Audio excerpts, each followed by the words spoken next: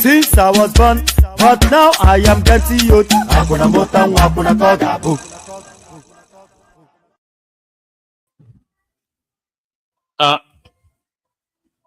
And there it is right there. So hopefully you can hear me okay. So it is the morning after the night before. The morning after the night before. And what a night it was, by the way. The Americans, they huffed and they puffed, but then they blew the house down. So that's just the thing. They huffed and they puffed, but then they blew the house down. So good day to you. Good to be in your company. All that. Good day to you. I hope you're having a glorious day so far, and hope the day continues to favor you and all that. So good day to you. The protocol remains the same. Click on the like button. If you have not already clicked on like, click on like. If you're not already subscribed, please do that. If you want to come and join me on the screen, come via the hyperlink that says StreamYard. Share the links just as widely as you can. So yes, the morning after the night before, and say hello in the comment section, by the way, so I can acknowledge your presence and say hello back. First person to say hello. So we already have Patrick here. Let's just start the conversation with you, Patrick. I was going to do a long and winding introduction, but it doesn't even need a long and winding introduction. How did we get here? American bombs on Nigerian soil. Did you ever think you'd see that day? Hey, one man show. If I'm right, this is my first time of being in your show. I came to know you through Ben, Uncle Ben. Yeah, Uncle Ben is my boy. Yeah, I know you from Ben. Yes, I join you sometimes, as you know, on the excellent show that you do. But now, you are doing you great, sir. Americans, you are coming to drop bombs on us poor Africans. Yeah. What do you guys expect? I've been in America for more than 2 decades. Before America do anything, they must have taken time to make their underground founding. That's the way of the FBI works as well. I'm a community leader, and I've had opportunity of dealing with the FBI. Before they strike, they are not police. Likewise, the military. FBI will not arrest you. They link with the police until when they are called in, but they have made their research in even American community. They call the African community, this is what we are hearing, this is what your people are doing. We know everything. They have undercover, just like the US military. Before they get to Nigeria, they are there already. I told Ben the last time that these people are there. I've been in management in America. Before they fire people, the Americans, by the time they're firing people from the top, they're going to go down. When the company has lost it financially, it will soon come to you. That's the way American operates.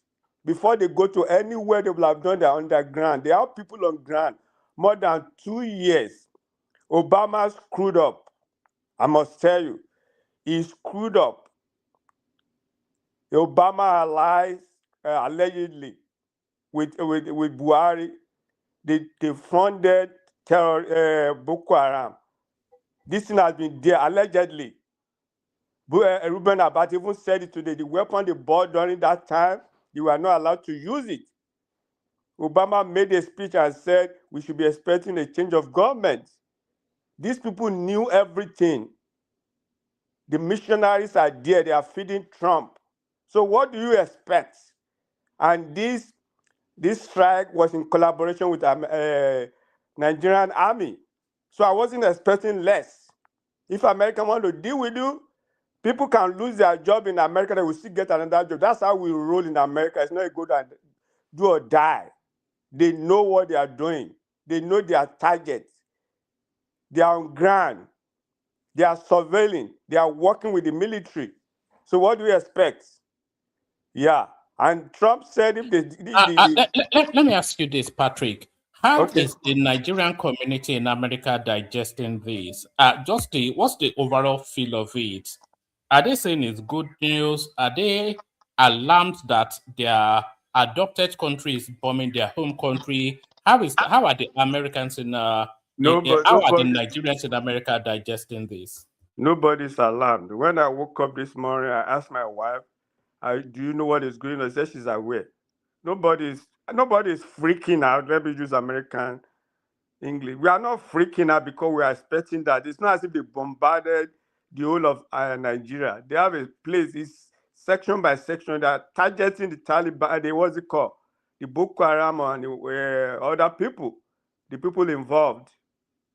ISWAP and Boko, they know. They are getting information from the locals. So nobody's bothered with that. I was at Dr. Lame's show yesterday, and this guy was people were against him. So what are you talking about? They are not bombing Nigeria. They just gave out there was an information by one of the ministers in Nigeria that this in collaboration with the military, Nigerian military. Shehu Musa is doing his best as well. They are attacking him in Nigeria. He doesn't care. Let us get rid of these people. I've been to Israel. I saw what is going on. Palestine and Israel are they are sharing the same border. They speak the same language. They are the same people. Yeah. This Muslim, that's their niche. All these Islamists, they want to kill. You know what I mean? We don't have to do. We need peace. Nobody's freaking out. Nobody's but there are people sort of riling against that language that you used there because the other guest on the platform, he's a devout Muslim. The people actually, if you go into the northern Muslim community, they reject and repudiate this fundamentalist just as equally as everyone else does, and it really frustrates them when you describe it as a Muslim, even Trump is describing it as a Muslim agenda, but it is more, people, the Northerners see it more, and Hassan can correct me, the Northerners see it more as an opportunistic power grab by a particular ethnic stock that is leveraging religion as a bullhorn to attack that space. So it might not necessarily be an Islamic agenda. That's what the North is telling us. Yeah. One man, good afternoon. I would let you talk. I would let you finish his talking. Like, I'm already accustomed to people saying these things, but it fundamentally is not true and it's not the reality. But Nigeria has a history, and certain people, have been framed as the enemy, and this is what goes around. This is how they think. So let him talk. Well, let him talk. I'll come after him. Yeah, I understand where you are coming from. If the Northerners know these people, let them bring them out. Are they not the ones sponsoring them? Is it not the northern part of people? Cheap. All this below the change, below the change, and everything. Is it not part of them? Let them bring them. Let them bring out the list. Let them separate the chaff from the wheat if they are sincere. I told you I was in Israel and went to Palestine. These people are the same thing. If you say you went to Israel, wait, I will not there's listen. camera everywhere, but you are a liar. each other. People in Israel, we know. I'm very sure.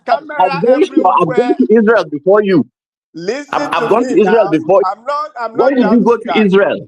I'm not doubting that. Why did you go to Israel? I'm asking you. You just slide right now. No. Hold on. Let's not. Hold on. Let's not get. Hold on, Hassan. Let's not get rowdy so early. You cannot say he's lying. That is his own lived reality. One man. No. The democracy. Hold on. The people in Israel are the same people. So can you hold on, please? Can you hold on, please? You cannot say he's lying. Listen, because that is his own lived. It's telling you his own lived reality. So you cannot say it's a lie. So you might well have. You might. Okay, I know Donald Trump has, normalized alternative facts. And by the way, what Patrick is saying there, it's an opinion widely held within the southern parts of Nigeria. So it's not just even speaking to his own voice, it's speaking to the sentiments of so many people. So Karen Patrick. Yeah, well, Azan, or what's your name? Sorry. What I'm saying that let the Northerners, let them be neutral. Let them bring out the list of those people involved. Yes, people sponsoring terrorism. Let me ask you, are you from Edo State? It doesn't matter. It matters. I'm from Edo State. You're categorizing me as a northerner now, and I want to. I just want to. I'm asking you, are you northerner? Listen, I'm not saying you are a northerner. We are just talking. I'm not saying you are a northerner. You don't have to be fighting this for how many years now? It doesn't work. You people keep generalizing us and saying that we should bring them out, do this, do that. Nonsense. Listen, and my you know. was a Muslim. His name was there Abu are Bakr. a lot of us that are against this thing, and yet you choose to intentionally blackmail us. Listen to me. My father was a Muslim. His name was Hold on, Patrick. So we are not talking about Muslim Patrick, yeah. Can you hold on? Hold on. Let me just say this, just so we sanitize the conversation. Look, Hassan, what Patrick is saying, that's his understanding, one, and that is the understanding of so many people too. And the reason why they say this is, where is this problem coming from? It's coming from the north. What is the stock of the people creating this problem? They are largely Muslims. And what do they claim that their agenda is? Their agenda is to propagate. That is the cover story that they present. Maybe that's true or not. Maybe the truer Muslims know better. But the agenda that they put forward is to propagate their religion and expand it to the sea. So this is all the things, and this is the understanding. So what Patrick is saying there is not far off what the general South understands. And what the general South understands is based on the template of what's been presented. So it's not Patrick personally attacking you or the North. It's going off the back of the narrative and what these people are doing. So if you shut him down, you can't shut out that sentiment. So hear it and then present to the contrary. Of course, he can finish and then I'll talk. No problem. One man show. Let me debug this. By God's grace, I'm an ordained minister, but my father was a Muslim. I went to mosque when I was younger. So I'm not attacking Muslim. I'm talking about in the northern part of the area. If they know these people, let them be fished out. We are tired of this. We can't be having this in our country until America intervene. This is too much. We all see it. Yes. We want a stop to it. If that would be bring a stop to it, be it. Yes, I have a cousin that was spy. He was a sergeant in the army. The young wife is here now with the children. He joined the army. He was spy there in the Boko Haram war, whatever. He went there so he was spy. So people's life are involved. You can't continue to run a country like this. Patrick, there's a narrative because we've been tracking this story. We've been discussing it since yesterday. And one of the things that emerged was that when the Americans do their razzmatazz, you know, they're not going to do it for more than 2-3 weeks. They're not certainly, they didn't even fly planes, apparently. We saw the clips. They were just lumping bombs from the sea. So once they've done their bit, which will be about 2-3 weeks, then the country then reverts back to itself. So what happens after that? Does the American intervention, does it give it a weapon for the insurgents to radicalize even more people, to say that they are now fighting against Islam and the North, which would then create a bigger problem than what was previously the case? So what do you say to that possibility, Patrick? So quickly on that, and then with your permission, Hassan, I want to hear from Papi next, because I think that this is the first time here, and then we'll move it around. But does this American intervention ultimately not end up radicalizing even more moderate Muslims, especially if we're seeing images come out of children being, you know the sort of images. I don't want to say to trigger YouTube. So if we're seeing children's bodies being carried out of the aftermath of that explosion and all of that, so does this American intervention not serve to radicalize even more Northern Muslims? No. American has a mission. They are going to nip it in the bud. They are working with the Nigerian military. I'm very sure during this Tinubu government, there's going to be an end to it. They are working. You saw the bilateral agreement of $1 billion, something else, this thing that was signed by America and Nigeria. They are not giving up. With what is going on right now, they're nippled in the bud. I'm 100% sure. I just said it. When America want to do something, they don't make noise. They work underground. I've been working with America for a while. All right. Let me ask you one final question, and then we move the microphone around a bit. Can you name one country that America has gone to bomb, and the country has been better after that? We know what happened in Libya. We know what happened in Afghanistan. We know what happened in Syria.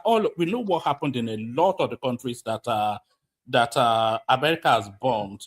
But can you find one country that America bombed and they were better for it? That was a different scenario. They are not coming to America to take over the government.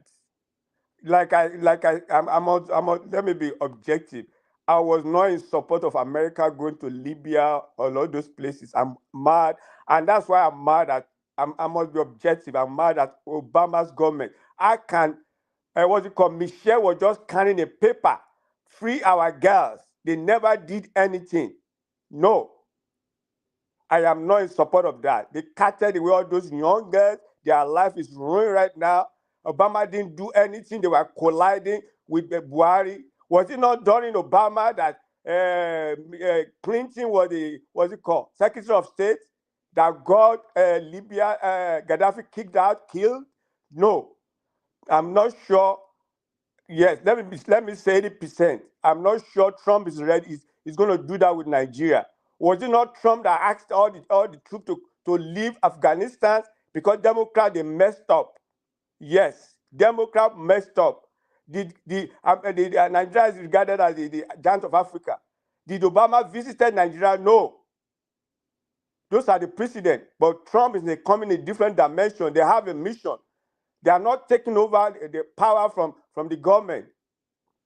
They want to nip in the bud all these terrorists. Thank you. One man for having me. All right, let's move the microphone from you to Papi. So, Papi, first time here. Let's hear from you. The conversation doesn't need any introduction. Let's hear from you. Thank you very much, woman. I'm really happy. Thank you for having me here. What you have been discussing so far are quite facts, and they're very, very educative and informative. However, I want to say one or two things. What Uncle Patrick is saying is actually true, and what my brother too, Mr. Ahmad, if I'm correct, what he's saying too, I can see from his own angle. But there's one thing that we must understand. We cannot conveniently equate Nigerian situation with most of these other countries that US has been to. In our own case, Nigerians, some of the people in the north, they know these terrorists. They know them. So they are not blindsided by them. That was why some of them even came out trying to cajole the government not to buy them, that they are their children. And then you made mention of something that is very, very critical, that what if after the bombings, then they start carrying out, they find out that there are small people. I don't want to use the right word. These people they are recruiting them. We saw it. We saw them with it. We saw yes.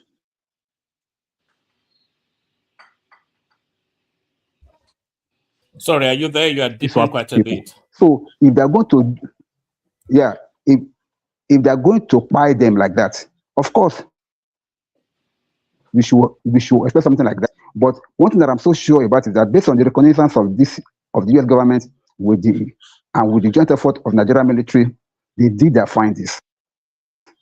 They monitor everything and they make sure that they reduce the collateral damage. So whatever will happen, I can bet you, if there is any collateral damage, it will be minimal or even non-existent at all. You raise a valid point also that won't this make the people in the north to think that it's a war against Islam? I don't think so. And the reasons are because even in the north, an average Muslim does not support these jihadists. They don't. In fact, they are even quite Muslims in the north. All right, brilliant. Your microphone is dipping quite heavily. We're losing you intermittently, but I thank you. I'll move the conversation on. I'll take it to Niger, and as I take it to Niger, I'll dip out for about half an hour. Let Niger just hold the station for about half an hour. So Niger, coordinate it amongst yourselves. The morning after the night before. So it's a battle of managing the narratives now. So actually, if I show you a few headlines, actually, let me show you a few headlines, because the headlines are reading just as exactly as we expect them to read. The oppositions are trying to leverage this to attack the government, and the government, they are trying to claim this as some sort of a victorious thing. So here is a government backing platform, Afenifere, that backs the US-Nigeria Christmas strike. So I think that's how they're trying to term it now. For the local audience, they're terming it a US-Nigeria rather than just Nigeria coming to invade or coming to bomb, rather the US just coming to bomb Nigeria. So that's how Afenifere is seeing it. And as expected, Sheikh Gumi is riding against it Gumi tells Tinubu to immediately stop military cooperation with United States after airstrike. So quite how he justifies that, we'll get into the details of that in a moment. And then, of course, the partisanship, U.S. airstrike, federal government must apologize to Peter Obi, says coalition. The Big Tent coalition, led by Professor Patutomi, has condemned in the strongest terms the glaring hypocrisy, incoherence, and lack of strategic clarity displayed by the federal government in its handling of Thursday night's airstrike against ISIS-linked terrorists in the northwest of Nigeria. It is now on record. So what is it claiming? So that's the obedience space anyway, trying to sort of leverage it as somewhat a victory for themselves. And as ever, Omoyele Sowore, he comes out to describe it as a desecration of Nigerian soil. Sowore false U.S. attack on Nigerian soil. So there are no surprises in those headlines, by the way. It's the expected partisanship, but how is this narrative managed? Who are the winners and losers? And what happens in the aftermath of the American airstrike against the Nigerian space? So Tunaja, you may well want to attack that question as you take charge for about half an hour. Thank you, Wama. Thank you for having me here, and greetings to all the panelists. Winners and losers, I think Nigeria has lost, and maybe we've already lost before now. Tinubu now has presided over some of the worst decisions that Nigeria has ever made in the last maybe even 60 years in terms of putting the nation's national interest first. Because remember, when he came into office, ECOWAS was whole, but within a couple of months, ECOWAS has lost almost 50% of its landmass. When he came into office, Nigeria's national GDP was almost $500 billion. Today, it's gone back up because it was around $180 billion. It's gone back up to around $250 or so billion. Now, the Europeans, NATO, any of them have never attacked any black nation for decades, decades and decades and decades. Today, Tinubu has been the first to preside over, especially Nigeria too, to preside over these events occurring, because he chose, make no mistake, this is a man, when he came into office, he was saying that he was going to upgrade the Nigerian security posture. If he had done that, I said it here, that I was going to forgive everything else he did. But Tinubu didn't do that one thing. Everything else he did, apart from that national security posture that he said he was going to do. And today, what's happening? Foreigners are coming to bomb us. And the truth is that everything that he has displayed so far is that he's with the foreigners. All this drama, they are hating each other. No, it's all performative. Because in reality, when you look at where the chips fall, it's always been on their side. And this idea that America is against Muslims is stupid. That's another thing. There's no evidence for that. America is working with almost all the top Islamic countries. They are allies with them. As a matter of fact, they're also allies with ISIS to an extent. And a lot of people have been accusing them of sponsoring ISIS and Al-Qaeda for a long time. And officially, they sponsored Osama bin Laden when he came on stream. Was it not a Congress member that said that America was using US aid to fund terrorism, including Boko Haram? These are things we know already, and they confound us with all these posturing, and this one is on this side, as if they are trying to help anybody. And people in the middle are so gullible that they buy into the narrative. In the end, our fate is in our hand. That is, don't worry too much about what America is doing or what crazy Tinubu is doing. If we don't hold him accountable or remove him from office, we are going to be, for want of a better word, maybe even recolonized. I'm sitting in a country where a former defense minister said they need to recolonize Africa, and the way they are going to do it is through humanitarian action. They are going to say they want to go and help and put their soldiers on the ground. What is different between that and what Trump is doing now? Nigeria has given Trump access to our airspace. They can survey and do everything that they like in our airspace, and now they are bombing. Who knows where it's going to end? They are going to demand more and more. And Ghana, that one is already a traitor a long time ago. That one houses American military base there. Their terminal, their airport terminal, number 1 is given to American military operations. These people, these are our leaders. They are just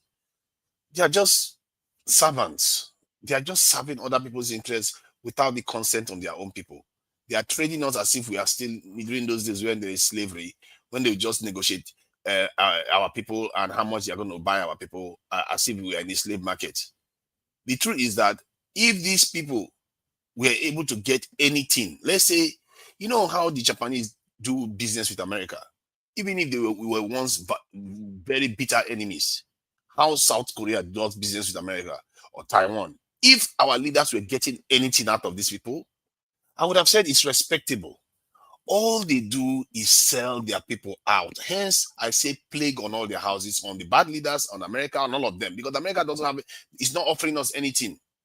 And our leaders are not demanding anything. All they want is leave me in office. I will give you anything. Whatever you ask me, I will give it to you. I will surrender my people over to you. And this is what confuses Nigerians. Nigerians want to take his side. None of them are on your side, by the way. Don't bother taking sides. What you should be asking for or demanding from your government is, what are you getting for your relationship with these people? Look at our poverty. Look at our state of affairs. Why is Japan not like that? Why are we like this? Why is South Korea not like that? Why are we? Look, America they used to have the largest drone base in Niger. Niger, next door to Nigeria here. Niger kicked them out just how many years ago? Barely a year or so ago. Now they are looking for another way to come in again through Nigeria, to have the same intelligence network that they want to create. It's all about their own power. It's not about us. And what are the idea that they're going to work, they're going to be able to defeat terrorism like this? America has never defeated any terrorist group. Maybe because they are the ones that fund them. I don't know. They've never succeeded in defeating any one of them. Al-Qaeda is still there. ISIS is still there. Boko Haram is still there. Come on. Why do we even bother taking sides in all this stuff? The only time I would take America's side, if they decide to do what they did with Japan with us, if they decide to do what they did with South Korea with us, enable us to progress, enable us to be strong, so that even when you threaten us, we'll be able to fight you. Not keep us in destitute situation. We don't have good hospital, we don't have good roads, we don't have security, we don't have anything. It's only Africa they treat like this. Black Africa, I would like to qualify. Black Africa is the only a nation that they treat this badly. They don't even treat Egypt like this. And because our leaders lack ambition, both of them have problems and questions to answer. That's what I would say. Thank you. I've had my say. So let me bring Papi wanted to say something, didn't he? Yes, sir. Papi just spoke. Oh, Papi spoke now. I'm okay. Or is it another person that spoke? No, I spoke just before he spoke. I mean, the last caller made this point. But I want to contribute something also to what he just said now, if you don't mind. Okay, go ahead. I'll come after you. Thank you, sir. The thing is that what you said is quite true. However, in those countries that you mentioned, they have their government really stood for them. America tries everything that they are doing with us now. They tried it with them, but did not succeed because their leaders give a rebuttal to those moves. Imagine what Ghana signed on their contracts when they wanted to have their base in Ghana. They signed off their airport. They signed off that American soldiers are free to come in and go out anyhow. They cannot be checked. Nobody can check them. Whatever they are bringing or taking out cannot be checked. And all those draconian rules were put in that agreement, and they signed it. It's like signing off your country to a stranger. So whatever America does in Ghana, it is like off the record. But I don't see that happening in Nigeria. But I'm not saying it cannot happen. But if our government are gullible enough, or if our government is gullible enough to allow it, then we surely be in the same boat with that of Ghana. But my major point is this: as we are now, it is what we allow that will come. I think what they are doing, when you're talking about gathering intelligence, when they were kicked out of Niger, they have already taken the solace in that they are now going to set up their own military outfit in both Ghana and Nigeria. How they are going to do it, I don't know, because Nigeria, I don't believe Nigeria signed anything like that with them yet, as per giving them base here or whatsoever. But what I know is that it may eventually come to that. But the question is this: before we go to this American side, are we really comfortable with the crying of people that has now become a normal thing in our country for the past for the past decade or so? Are we comfortable with that? Government after government has failed, and this crying kept on continuing.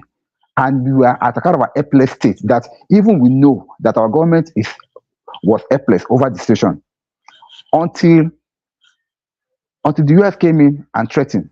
That's when we now saw some kind of life going geared towards fighting these people. We know we have the willpower, but somehow, some people in our government are the one betraying every move by the government to be able to put an end to all this move by these terrorists. They have become so powerful that they believe they can do anything and they can get away with it. If America did not do what they are doing now, I can bet you in the next couple of months or maybe in the next couple of years maximum, Nigeria will just become like a Taliban state, because we are gearing towards that already. Because if you notice, how are you sure America is not yes, part sir. of the problem? How are you sure America is not? I'm not saying America is not part of the problem. Even before they came out to say that part of the USAID money was funding this BH. We know America always strives where there is problem. They create a problem in the country for them to be able to enter in, to be able to achieve their aim. We know their methodology, we know their mode of operation, but the fact is that the major part of this problem is us Nigerians. We are the cause of these issues. We are, because as somebody just said now, we are not asking what they can do for us. An average African leader is willing to stand off his country just for him to remain in power. We are so gullible like that. Why did President Obama not investigate the Chibok girls before saying it was because it was allegedly said that he wanted the president of Goodluck Jonathan overthrown simply because they were not supporting this LGBTQ law that they should impose it on Nigeria. It was in the news. So they were blindly supporting another party to take over, and succeeded. So that was why he never did any reconnaissance, he never did any kind of investigation upon the issue. The next thing we saw, Michelle Obama was carrying bring back our girls. So these are the issues. Up till now, America is still doing the same thing, but in a different form. They want to infiltrate, because Nigeria is the largest economy in the whole of East Africa, but they want to infiltrate us so that they can get what they can take also. And that's why they like to sponsor. Let me ask you something. I like where your discussion is going. You seem to be among the few Nigerians who actually understand the geopolitical landscape in which things are happening. True Nigeria too also understands, and a lot of people that understand it get frustrated by ordinary Nigerians who, will celebrate this or something like that. Have you read the National Security Strategy of the United States released? Don Roe, it's now Don Roe. It's based on the Monroe, doctrine. Have you read it? No, you don't. I think the idea is to control the other hemisphere. The American hemisphere. Yeah, I know about it. But the point I wanted to make was about, when people talk about Jonathan all the time, I really feel Nigerians are not aware of where some of the grievances in the North started from. And maybe that led to the kind of offshoots that we saw in terms of banditry or some, making terrorism more virulent in Nigeria. Because one thing one CIA guy said online is that they don't necessarily create terrorist groups. They go in there, use grievances that are already on the ground, and scale it up. That's what they do. They hardly create terrorist groups ever themselves. They go, when they see grievances, they amplify it and make it what it is now. So what I think Jonathan did in Nigeria, this is why we as a people have to learn to be upstanding and have a level of ethical and behavior and integrity, because it's very important for society, especially. What Jonathan did, he already knew Nigeria had a kind of north-south rotational system. He already knew that.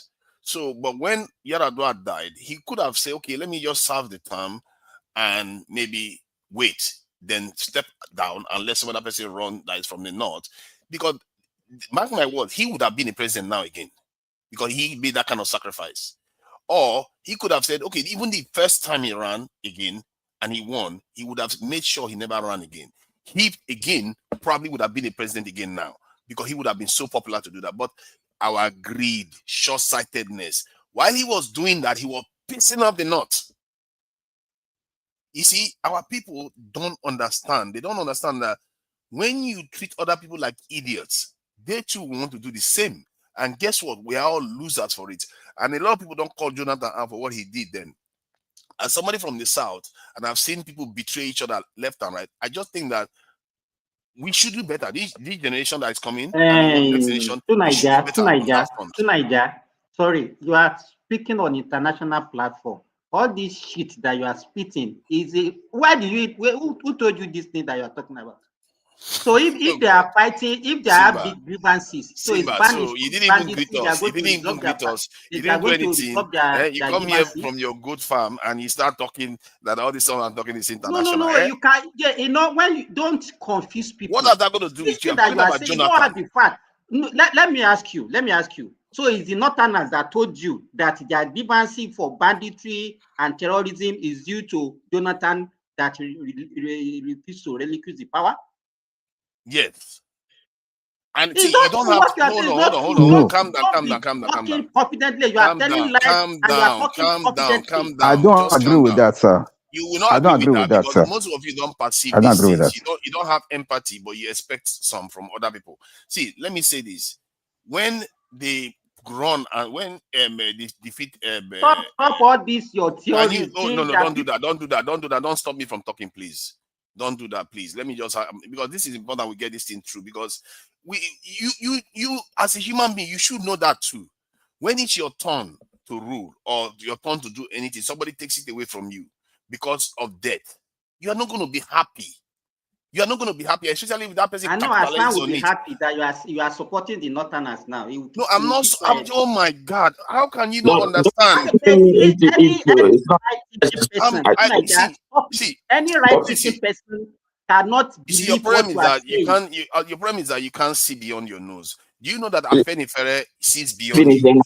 That's why Afenifere supports P2B because they understand that when you are in a society and a country, you have to understand the dynamics and what comes across as injustice. And when you start having people feeling like they're marginalized or there's unjust action being taken, you're going to get this sort of situation you have in your country. You want everybody to feel whole. It wouldn't have killed Jonathan to say, you know what, let me give way for another to take over. And he will still win later on when it's the time for the South. He will be so popular. He will win the election. Because nobody has ever done forgetting something, sir. That is the reason why they are finding their people. Is that why they are finding their people? Okay. You are forgetting something, sir. It's how all this started because people talked about how they went into the Sahel to get militants into the country. It's also about it's also how what they call it, Aerofire and the others saying they were going to form a parallel government in Nigeria. Let me ask you, Nigeria. Let me ask you, parallel government in Nigeria. The insurgents that they have in the Northern Benin Republic now, the one they have in Mali, the one they have in Niger, the one they have in Burkina Faso, is due to Northerners, Jonathan not relinquishing the power. Yaradua was when they started killing people. Don't forget, they control the contest of Nigeria. It's just rubbish now. Hold on. Simba, the stuff is not in Ghana. It's not in all the countries that even if you go to Guinea or Senegal that even has access to this Sahel. It's not every country that has that dynamic. I told you, a CIA official, I can find the video and play it to you. He said that they don't create terrorist groups in countries. They go there and get the people that have discontent and amplify it. That's what they do. They don't create it themselves. And that's why I say what Jonathan did created a lot of grievances in the North. I have a question for you, sir. The tone of the North. Like this guy's almost killed. He didn't narrowly escape with a bomb blast. Now, my question to you, sir, is that do you know that what you are saying actually is not founded? Let me use that word. And the reason being that the grievances that you are talking about has been in existence even before Nigeria returned back to the civilian rule. It has always been there. Remember during the time of Obasanjo, when Obasanjo came in after this Abdul Salam Abi, who was our military junta then, the very first issue that broke off was that the northern states said they want Sharia. They know it's not constitutional, but they find a way of just to kind of put Obasanjo off. They said they wanted Sharia, and Obasanjo played this smart. Obasanjo said, "Okay, have it within yourself." If he had refused, since that time, there have been that grievances that we're talking about. So when you say that US did not come and that they only just came to fan it up, I agree with you on that. It is possible for them to just come and escalate whatever is on the ground to make it a grand scale. Fine. Now, guys, let me connect this for you too, so that you can understand the reality and not just what you see. Because me, I lived it. I was born and bred in Maiduguri. Okay, so let me just tell you what happened. Look, if you notice fundamentally, something changed after 9/11 regarding the status of an average Muslim person wherever he is in the world. And what was that? It is the assumption that he is guilty. He is he is somebody who is just who likes violence until proven otherwise. Until you prove otherwise, the assumption is that you are guilty until you prove otherwise. And somehow you are responsible for all the atrocities that every Muslim has ever committed and will commit in the next coming years. And if you understand the world of 2001, it's not the same as the world of today. Probably that wouldn't have flown if they were trying to do it today, because people would have seen right through it. It's a psyop that was done by the Mossad through the United States. Look at even the sequence of the things that happened. They said, and the people that actually, took those planes and went and, exploded on the Twin Towers are actually from Saudi Arabia. Then after that, after what happened, they now declare a war on terror. Instead of going to Saudi Arabia, where did they go? They went to Iraq. They said Iraq had weapons of mass destruction. And this agenda of Muslims, criticism, kill the extremists, a certain person, one man, who has been going to the United States Congress for years, since 90s, that same man was the reason he actually enumerated Syria, Libya, Iraq, Sudan. These whole countries, none of them did America not go and invade and bombed and made dysfunctional. And it was that same man yesterday in the morning. How is that a coincidence? And the Bill Mayer thing, when it started, so they put a narrative out there, they sell it because they were saying they have an agenda in the United States and that they have lost, the war, the narrative war, especially the left has left them. The right, people like Tucker Carlson, Candace Owens, Nick Fuentes, all these people are now against them. So how do they get that back? Okay, let's ramp up Islamophobia. And that was where, in around November, we started hearing people like, when you see something like a psyop, you ought to know. So this, the whole world had been psyoped to feel as if Muslims are fundamentally flawed and not to see us as humans who have the same equal right, because the world is so numb to Muslim, suffering that a literal genocide is going on, and we have people who are just blessing Israel, saying this, saying that, and all that. And okay, for the average, let me finish. Sorry, Charles. Let me finish. Sorry. Right. Yeah. So, for the average Muslim disenfranchised person growing up in that environment where every movie is against Islam. Before 2001, when Hollywood was usually the big bad boss was Russian. They speak Russian with Russian accent and all that. But after 9/11, every movie, the big bad boss is a Muslim. So it's psychological warfare. So even the entertainment that people were consuming, And that No, kept no, going and going. Azan, calm down. Let me finish now, Augusta. Please be patient with me. I want to paint a narrative that is something that I've lived my own life, and I have seen it. I have seen how it changed towards me in real time. Because during that time, before 2001, when we had to travel as a family, especially if we had to leave the country, it was a smooth thing. But after 9/11, everything changed. And it did not only change in the United States, it changed all over the world. And because there is a history of you know that 9/11 is what I want to address actually, because it's like we are stepping outside the Nigeria scope now. No, I'm back now. I'm back now. But hold on, Alaji, hold on. That 9/11 too has impact on Canada, and even some Western country. Do you know that even as a visitor to Canada before, you will not require a visa to visit?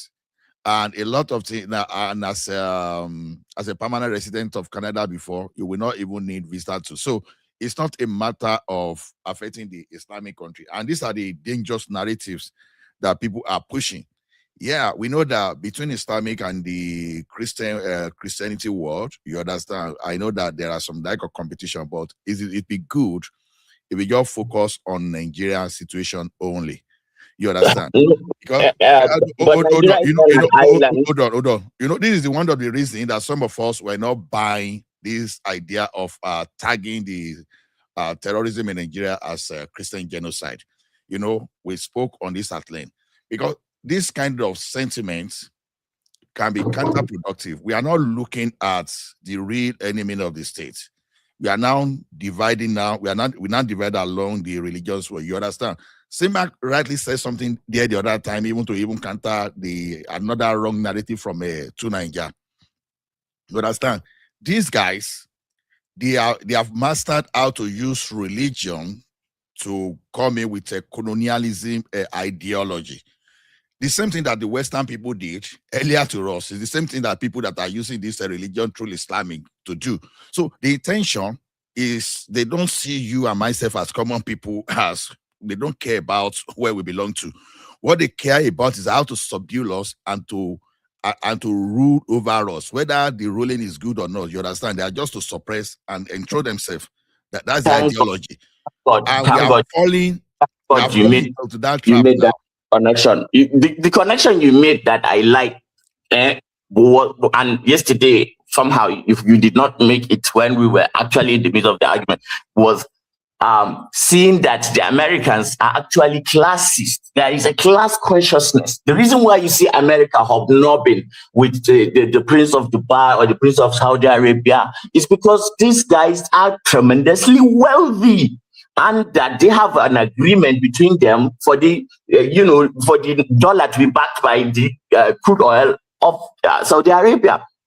The things that are happening behind and Iraq, Syria were not chosen by accident. Venezuela, that is now under a naval blockade, was not chosen by accident. It has the highest. No. Let me tell you one thing. Leave Iran and Iraq. No, let's not leave Iraq and Iran outside this scene, and let us talk about Nigeria. Okay, let's talk about Nigeria. Okay. Then this is hold on. No, there've been some couple of evidences, or maybe some pocket of evidences that show that we have external influences try to influence what is going on in Nigeria. Okay, look at the lifestyle of Sheikh Gumi, for example. Now, this guy, if we want to be truthful to ourselves, he has been supporting terrorism. The only thing I'm still surprised is why the government is not picking him up. With so much confidence too. How is he financing his own life? Because when you are able to see people body's language and their lifestyle, you start wondering, I don't really know any significant. But yesterday when we were talking, Baba and Zita, I did not appreciate the way they attacked me and said that all of us are like that and this and that. And I was really disappointed with them, because I then went and did a coherent dive through. And I have a list with me now. Let me just put it on here of all the notable people, Nigerian scholars, and people who have died in countering violent extremism and standing against Boko Haram. Let me paste it here. Azan, trust me. If I told you that I have the list of I have the idea of the victim in Nigeria, trust me. You know, I put everything into research. I will not just come out and say rubbish. You see what happened yesterday is this. You understand? You fall for emotional. You know that when people are doing that, you know, I say emotional blackmail. Because you happen to be the only person from that place and you fell for emotional blackmail, and you know what can happen within our society. You understand?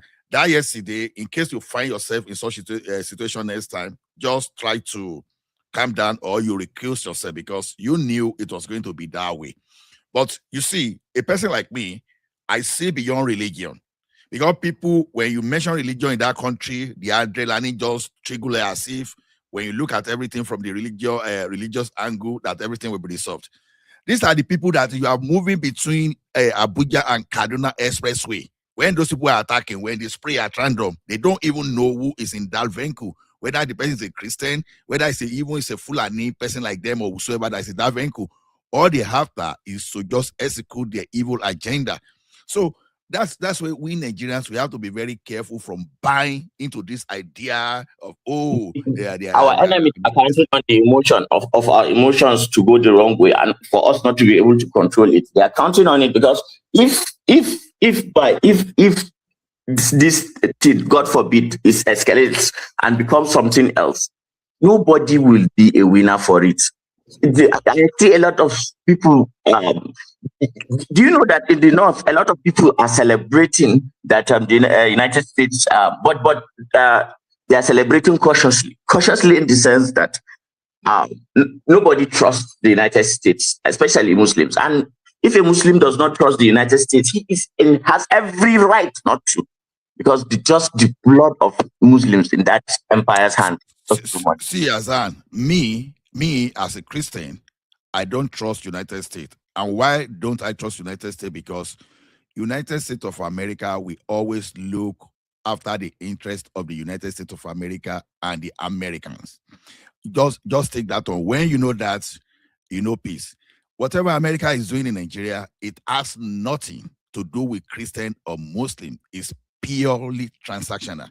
You understand? But who are those people that didn't even allow us to fight this insurgency or terrorism to start with? It was another president of United States of America. You sold weapon to someone billions worth of this thing. I say they cannot use it just because some people said they are using it against human rights. You understand? We have this Transparency International and some other kind of international organization, and you will see Nigerians that are being funded to help them spread the narratives. That is what I want to. And when you see these Nigerians we are talking about, they are both Christian, Muslim, and everything. Normally, that kind of a strike that happened yesterday, you will see them now. They will now start pasting a narrative. If it was Nigerian Air Force, if it was us that were dealing with BH, they would have already said something already. That exactly. You know, under they drag Jonathan to Hague when they say, okay, he was committing crime against humanity. See, let me tell you one thing. Even as a black person, as a powerless in terms of the military, you understand, Jonathan was powerless. It was not because of Obama. I can guarantee you that the level of insecurity we have in Nigeria today will not be there. So Obama indirectly allowed the situation to escalate. And this guy requested for us to have AFCON. He wanted to have AFCON in Nigeria, and Nigeria resisted him that, no, we don't want AFCON. You know, it was the Americans that tipped off the South Africans of the money in that private jet for weapons. That's the problem. So, and unfortunately, we have some leaders internally that all they think about is their ambitions. They cannot look beyond. We have leaders who are literal CIA. Literal CIA agents. So the next thing they started doing is that to queue in line so that they can become this thing. I saw some narrative this morning. You understand? As Yusufu was speaking, the Nigeria really ordered them. I felt like how I wish I could slap someone from computer. I would have punched that lady. That this guy, this lady, is this lady so dumb that they can't even get these narratives? Because that's thing I used to understand frustration. Politics. You understand? You are seeing serious issue, and the next thing you are even thinking of advantage, you are looking of the political advantages that you can take. There's no winner. There's no winner in this one. If it gets bad, there's no. So they don't care about any of us.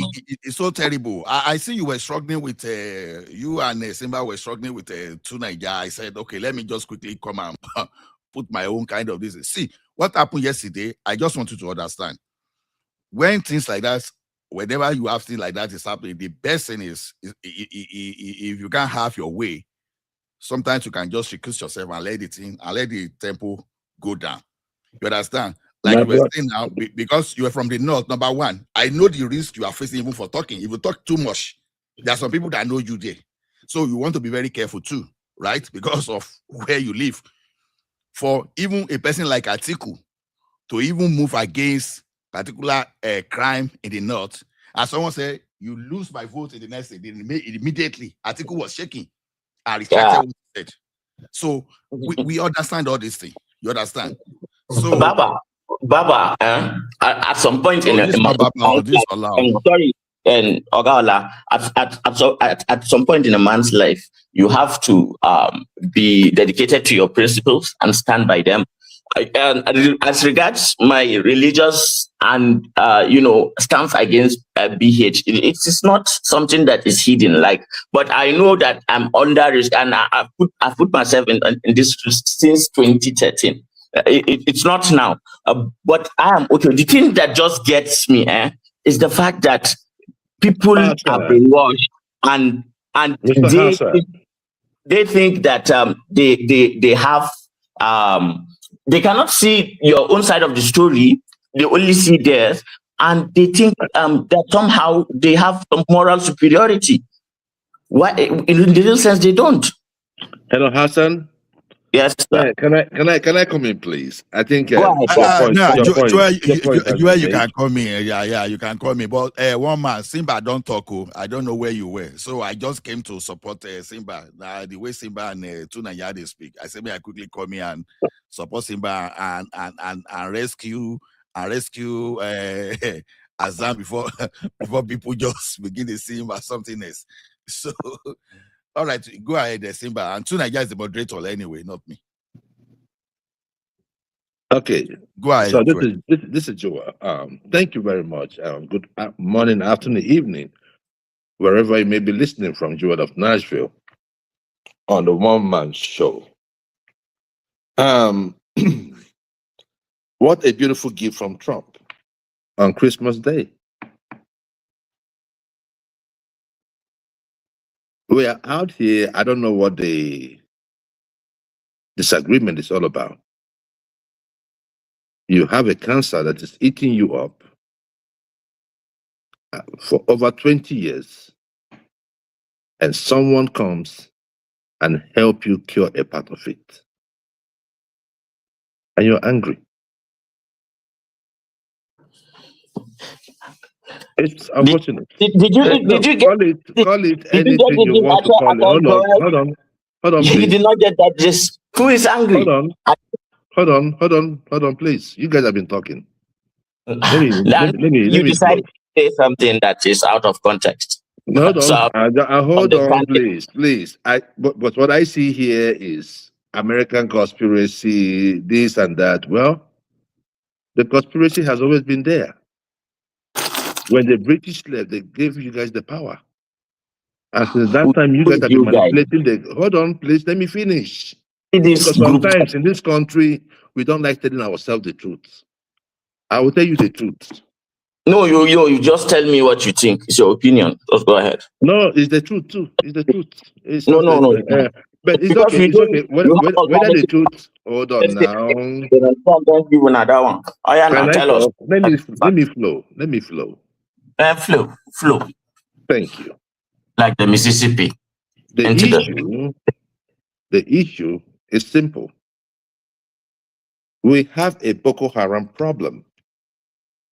Over the years, you guys have tried to marinate these guys, give them different color, banditry, and all that.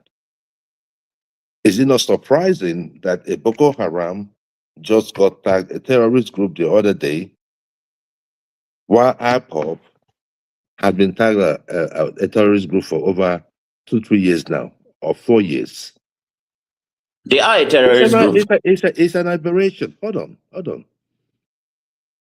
Mine is not about who should be more or who should be tagged. Started whataboutism yourself now by bringing but up that of Boko Haram.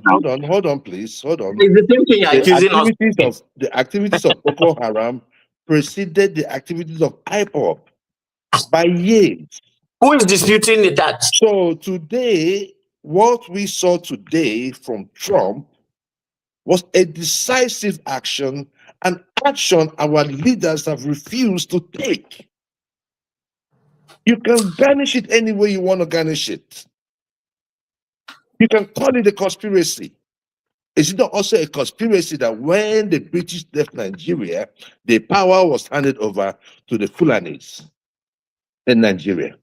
And over the years, you have used that same power to manipulate the people of this country, and you have not developed your place. That is the fundamental. Hold on, let me talk. Who is Fulani here? I am telling you, the northwest and the northeastern part of Nigeria, you guys are Muslims now. Hold on.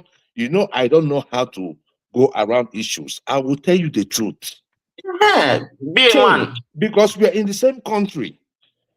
Look at the amount of money we have budgeted in insecurity, to fight insecurity in the north. For how many years? It's not only in the north right now. Hold on, please. But we have budgeted more money fighting insecurity in the north. So why is it that your leaders have not been talking? And people like you are the ones that go around telling people that you are doing something. And when somebody decides that, you know what, we are not going to go about it this way no more. We have to strike. Look. And you have problems with what I want you to understand. Either you are part of it. I want to tell you this. You are just being disingenuous. Left to you. But just know the this. The issue here is that Trump struck, and that strike was a good strike. And he said that it was going to be swift, and he did it. And if it continues, it's going to happen. It's going to happen. You are the ones that go into people's farms and kill the farmers, destroy people's crops. You are part of the reason why we have high food cost prices in Nigeria today. Hi, this man, in all of this, you have been in power for over 45 years. Hold on. You have been in power for over 45 years in Nigeria, and still you have breeded poverty more than any part of Nigeria or even any part of Nigeria, of Africa. It's a shame. It's a shame. We have to tell ourselves the truth. When it comes to the issue of Nigeria, it's just a wake-up call. Nobody hates the North, but they must do something right. Let us forget this sentiment. America wants to come and take resources. Who is taking the ones that we have today? The ships, the oil tankers that are stealing from Nigeria today. Who are those taking it? America is partnering with the government. It is not a unilateral action. So listen. Hold on. Look. Let me tell you. We all agree that we have corruption. Hold on. We all agree that we have corruption in our government. Who doesn't have corruption? Hold on, please. Even in that United States, there's corruption. Anybody, hold on. Let me just say something. I am not saying there is no corruption in any other place. The issue there is this. No, hold on. The issue there is that ours is kind of senseless. Look at Malami, was called the other day, $212 billion. My brother, look, let me tell you something. Look, we are. So how is that my fault? What It's not no. It's not your problem like because this? When will you ever become civilized? Oh my God. Oh my God. Look, I am not only talking about the North this time around. I'm talking about in general. When I talk about the government in Nigeria, I'm talking about in generality. So stop being hot. Stop being too emotional. If you can shut up and listen, you must learn something. No, I'm not being emotional. I'm just putting you back on track. No, just allow me to flow. Allow me to flow, because the issue there is this. What Trump did was what our leaders ought to have done over 20 years ago. And they were playing hanky-panky with these people. Even at the time, Buhari, I think it's too early to start celebrating that Trump has won, done anything for us. That it's okay. If you don't see it as anything, there is no problem. Why don't you just talk anything you want to say, anything you want to say? We that know that we have a problem in Nigeria, we must speak out. I am not even talking about only the banditry in the north, even the kidnapping in the east. Root them out. So we are not here because the thing there is that it's either you agree that we should have security, or you agree that, look, we have to be sentiment and have insecurity. What is bad should be bad. What is good should be good. That is how we lead this country. You have to accept the problem. Why is it possible? It's not happenstance. Why is it possible that the people, these Boko Haram groups, can recruit people immediately? Why do they have all these people around them? It is poverty. Who doesn't know that? And you have someone who was opportune. Hold on, please. You have someone. Too simplistic. This simplistic argument to be the AGF. Not like that, cool. You were opportune to be the AGF. No, hold on, please. You were opportune to be the AGF. And right now, you are being investigated for $212 billion. Look, I am not talking that, I'm not saying that he stole that 212. Let me give it 10%. Is that fair? They should shoot him. They should shoot him. Look, let me tell you something. If I were the president of Nigeria, if you had stolen less than a million naira, you will go to jail for 1 year. Past 10 years is death penalty, because these guys have no shame. They don't have no heart. Mr. Nashville, He is from KB State. Go and look at the poverty rate in KB State. Mr. Nashville, may I ask you something? It is unfortunate. Do you also recognize that this is not a particularly say another problem that the elite in Nigeria? Not at all. Elite in Nigeria are all mostly like this. Do you understand that? No, not at all. I am not saying, look, you see, I have gone past Trump. I have given him his props. And we call for more. Right? We call for more. Now, on the area of what led to all of this, it is clear that it is poverty. That's the reason why it is easy for these guys to recruit them. You don't understand how the human society works if you just put it there on poverty only. No. It's not how the human society works. Look, forget all those things you guys are talking about. Look, let me tell you guys something. When I was in Nigeria, you guys could say anything. Oh, if I want to travel, I have to pray. I have to pray for NEPA to bring light. I have to pray if I have to travel. I'm not saying that. Let me flow, please. I have to pray to travel. I have to pray to get into the university. I have to pray to pass JAM. I have to pray to pass my course. Everything is like, happenstance. Even if you give it, the lecturer might even tell you, no, you cannot graduate.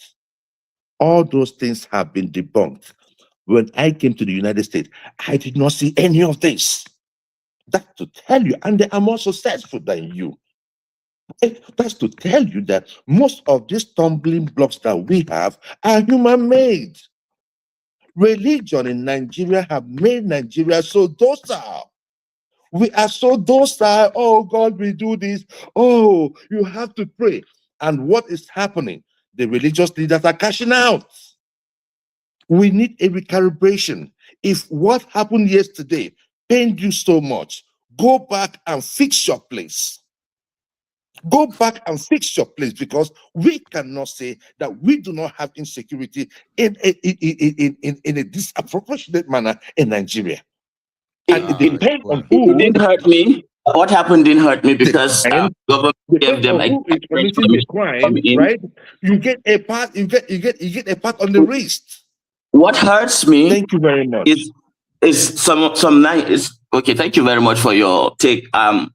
The thing that I want to say about that is that yes, you are right about poverty being one of the reasons why crime, can fester. But it is not the only reason. Sometimes a lot of things have to come into play before something happens. It's just like fire. Okay, you need oxygen, you need a spark, you need a fuel. If they are separated in different rooms, it will not catch fire. But the moment one or two of them are there and the third one is not there, the fire will not start. But when the three are present, then it starts. So when we say that a lot of people would like to argue these things around where it's convenient for them, especially when Muslims bring their argument, is when you stop at poverty and you do not want to look at, okay, where is Borno bothering? Okay, we have a border with Niger, who is also bothering with Libya. And what happened to Libya? Okay, United States bombed Libya, and then weapons came down from Libya into the Sahel and now gave these useless people the firepower that they needed to start maiming and killing people. That is also another aspect of it. But because it's the America, God Almighty America, that you are successful there, no, you don't want to go there. Why? And then when we come back and say, okay, our elites have a problem by not, investing in their people, and that the ordinary northerner is not your problem, you should not generalize against him. You don't want to see that. You are so filled with the hate of the North completely that whenever you see a northerner, you are just disgusted to the point that you just want to generalize. So I don't know. Maybe this is some form of and people get. I have never Hassan. You're just now you're not rambling. I have never accused the ordinary citizens of the North. They have been the victims in all of this. So whenever I'm talking about the North, I'm talking about the Northern elite, and I have always been clear about it. The Northern elite have failed the North. It's just as simple as that. You want to whine it. You cannot make it, I want to, because that's how you guys do. You generalize it. You forget. If you say that, it's true. But whose elites have not? If you stay at that, that's true. But you see, that is not only a problem that you would say is just about poverty. You see what I see there. I think on and that on those elites, I've always had that position that it's all about elite. When you see this elite too, it treats it is tinted toward a particular elite, which are mostly Fulanis. You understand? You can put all those people that are real elites in that northern part, and you find out that when you do the thing in the proportion to their population, they be fully Fulani. So this thing, like Joy says, we should not see this thing as fight against the common people, because whether in the north or in the south, they are all victims. You understand? We have our own problem in the south, and there are problems in the north. Why the focus is on the north is just because the problem of that north is now becoming existential in nature. And all this thing that they are not seeing anything. Just imagine, you see the rubbish that this Shore is spitting now. You understand? It's one I of don't the know guys that I see that. with that guy, and he says he wants to be president. See the rubbish. Did he publish on his paper? Just because he wants to be politically correct, and go and see at what Gumi is spitting out too. So you start wondering. Now Showore is talking. He has not given you his own solution to the problem on ground now. Oh, you are condemning the US attack. Then I encourage the like of Showore today to go and take the military uniform and join the military so that he can lead them with the strategy. No, it's annoying. You know what hurt me? You know what hurt me yesterday? Because normally, but what I do is when something, whatever happens through the day, before I sleep, I usually, just like meditate, and then I make myself forget it and then sleep, so that I will not go to bed with anybody on my mind. But yesterday, what actually happened was that when I wanted to sleep, I kept thinking about it, and I was like, ooh. So my thought pattern was like, wow. I was thinking if the Americans were going to, intervene, I was hoping that they were going to intervene closer to me, because this is where I thought, well, I'm selfish, of course. I want Boko Haram done with, and I think that would have been a better use of the United States advanced, whatever equipment that they have. And then I was surprised you see, Azan. Not that I only like the intervention of America, I love it. And I will tell you why. When I keep saying that the president and leader that cannot lay his life for the country is not worth becoming our leader. You see, this idea of taking them to international criminal courts has always been the fear of any African leaders. And who put us in that position? Why did Jonathan run away? He was afraid of becoming someone they will take to court for they took for war, for crime against humanity, and the guy ran. So now you really need those people that are behind that narrative. Now, if you want to go and fight Trump now, if you want to go and take Trump to International Court of Criminal Justice now, go and take Trump to that place. Good luck to you. That is why you see everybody quiet. If I'd been within the Nigeria, okay, just imagine all these criminals, they were even threatening our defense minister. That is how bad it is. You understand? Go and threaten Trump now. So I really love it when it comes to that thing. But we, the common people, must understand where we need to draw the line. When all these elites are beginning to whip up sentiment, we should dissociate ourselves from them, because we know whatever they are saying today, they are afraid for their own life, their involvement. You understand? You and myself, we don't know anything about this banditry now. It is people like all those politicians that imported foreign militia. They are the one that have some explaining to do. If you mean there is a lot behind what we are just seeing, and the reason why they prioritize that area over Borno, where the true is. How many have you make money from? You are just doing every time. What you talk? Hello? Simba, are you addressing us? Simba, are you addressing us? It's like he. Okay. Simba is nowhere to be seen. Let's forget about Simba. If you ask me a simple question, you understand, and I will be frank with you today, and not just because I have any religion bias. Is it true that some idiots I want to Islamize Nigeria? You understand? Of course, they want to Islamize Nigeria. Or every Muslim wants to Islamize every nation. They want to Islamize Nigeria. But let's ask. Hold on, let me land now. So let me land so that my perspective will not be misunderstood. Now, is that Islamization has something to do with average Christian, average Muslim on the street of Nigeria? No, it is for personal agenda. Yes, it's personal benefit. It's not okay. Okay. Let me ask Valhalla this question. Valhalla, please go ahead, because you are a Muslim. Let's take it. You are a Muslim, normal, conventional, northern Muslim. So, from your point of view, from your point of view, no, not stereotype. I'm just asking a question. I know what he's going. Okay. Yeah, maybe you know the question.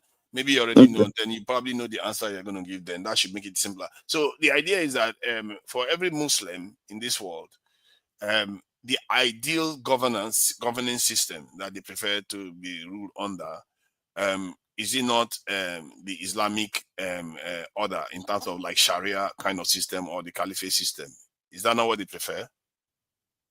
Look, this thing about what to prefer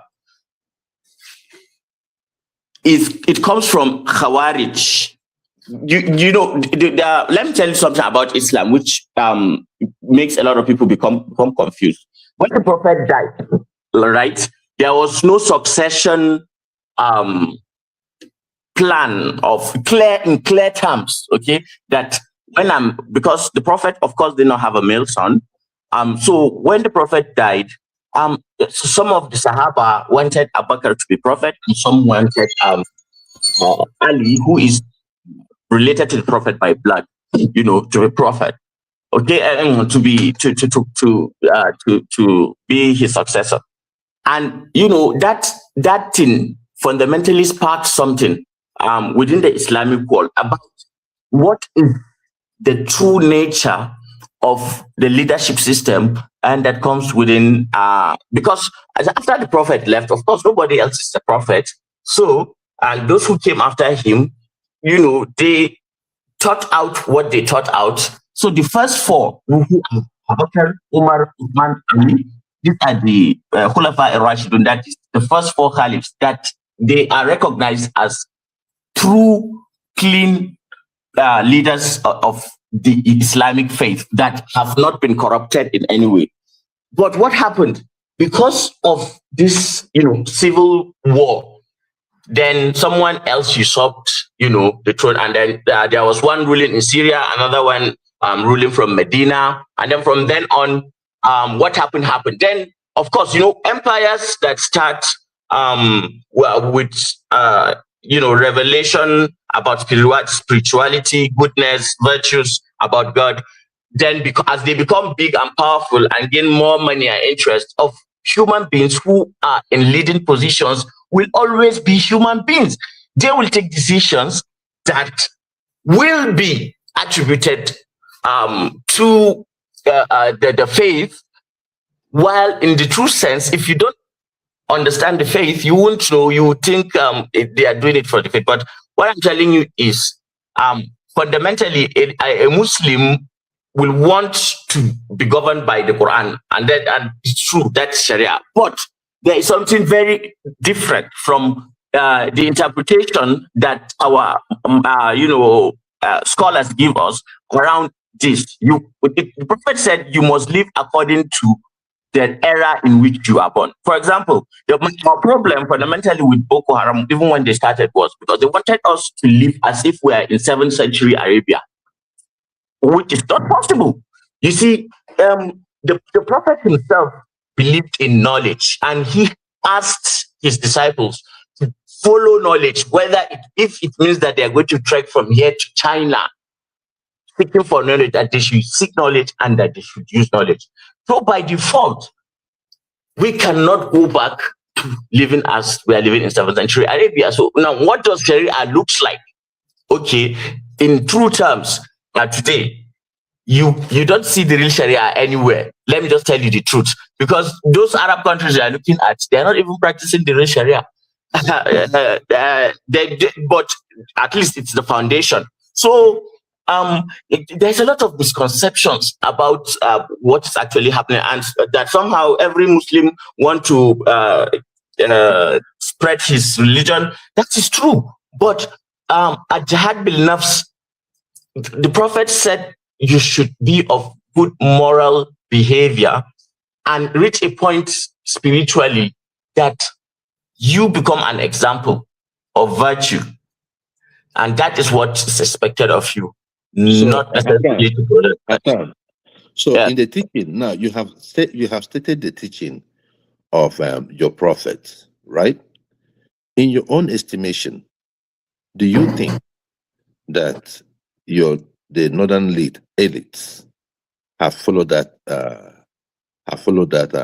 those rules, or elites are mostly, some of them are atheists, some of them drink beer, some of them are so no. I'm talking about, you're talking about good governance, good virtue, and all that. Because sometimes I wonder, is it the same prophet that hold on. Is it the same prophet that you guys have, right? That we also see in Saudi Arabia, in UAE, in Bahrain, and Qatar, and all that? Because I want to know I get your point now. why is your own different from those people? Yeah, Because yeah. at least if you guys give us the melanin. It's the melanin we should look. That's the difference. Yeah, you heard me. I said where you are mistaken is that you should look at the melanin. I think that is the difference, because obviously it is only us. Yeah, it is only the black person that in this world, and all the races, that does not know when, to unite under the banner of their race when their race is being attacked. He will fall back to. There is a time where you have to defend your race as a black person, and it is only us that do not understand this concept. And that is why I said we are at the bottom of the ladder in the world hierarchy as it is, because we are so easily manipulated to hit each other and to generalize and stereotype each other. We don't know when to close ranks. The Arabs, they are Syrians, they are Coptic Christians, they are some Druze. But when something is happening, for example, look at what is happening to black people in Sudan. Nobody is saying anything. But what is bad is bad. Let us be morally consistent. What is bad is bad. When Gazans were being killed and were streamed live, a lot of our fellow people who claim to be Jews themselves, I wonder how a black person become a Jew in Nigeria, but then they are celebrating it online. Children are being killed. So you see, the black person has a problem, and if you are there for the taking, it is the law of the jungle that the strong dominates the weak, and it is weakness, our own weakness. Let's look at ourselves in the mirror as people, and then tell ourselves the truth. If we must succeed in this world, then we have to use rank at the right time. Of course, now that one of us is exposed, we should band together, but we don't get that concept, and it's our own problem. I can't blame any other person. That's just the way I see it. Hassan, you know that. Look, I agree to an extent, because I've asked myself that. I think I've asked that question on this show. I've asked myself, what is wrong with the black man? I mean, it is unbelievable. It's unbelievable, and it's not just in Nigeria. If you come to the United States too, when you go to the Black Cliff, it's the same thing. If you go to places like Haiti, it's the same thing. It's like the lighter they are, the better they're thinking. Like it's like they care more for themselves. Because I just look at it like, if you look at places like maybe like Dominican Republic, I think there is a gene. Argentina, at least if you see their capital, you find out that at least some people were thinking, at least it's a clean environment. People were thoughtful.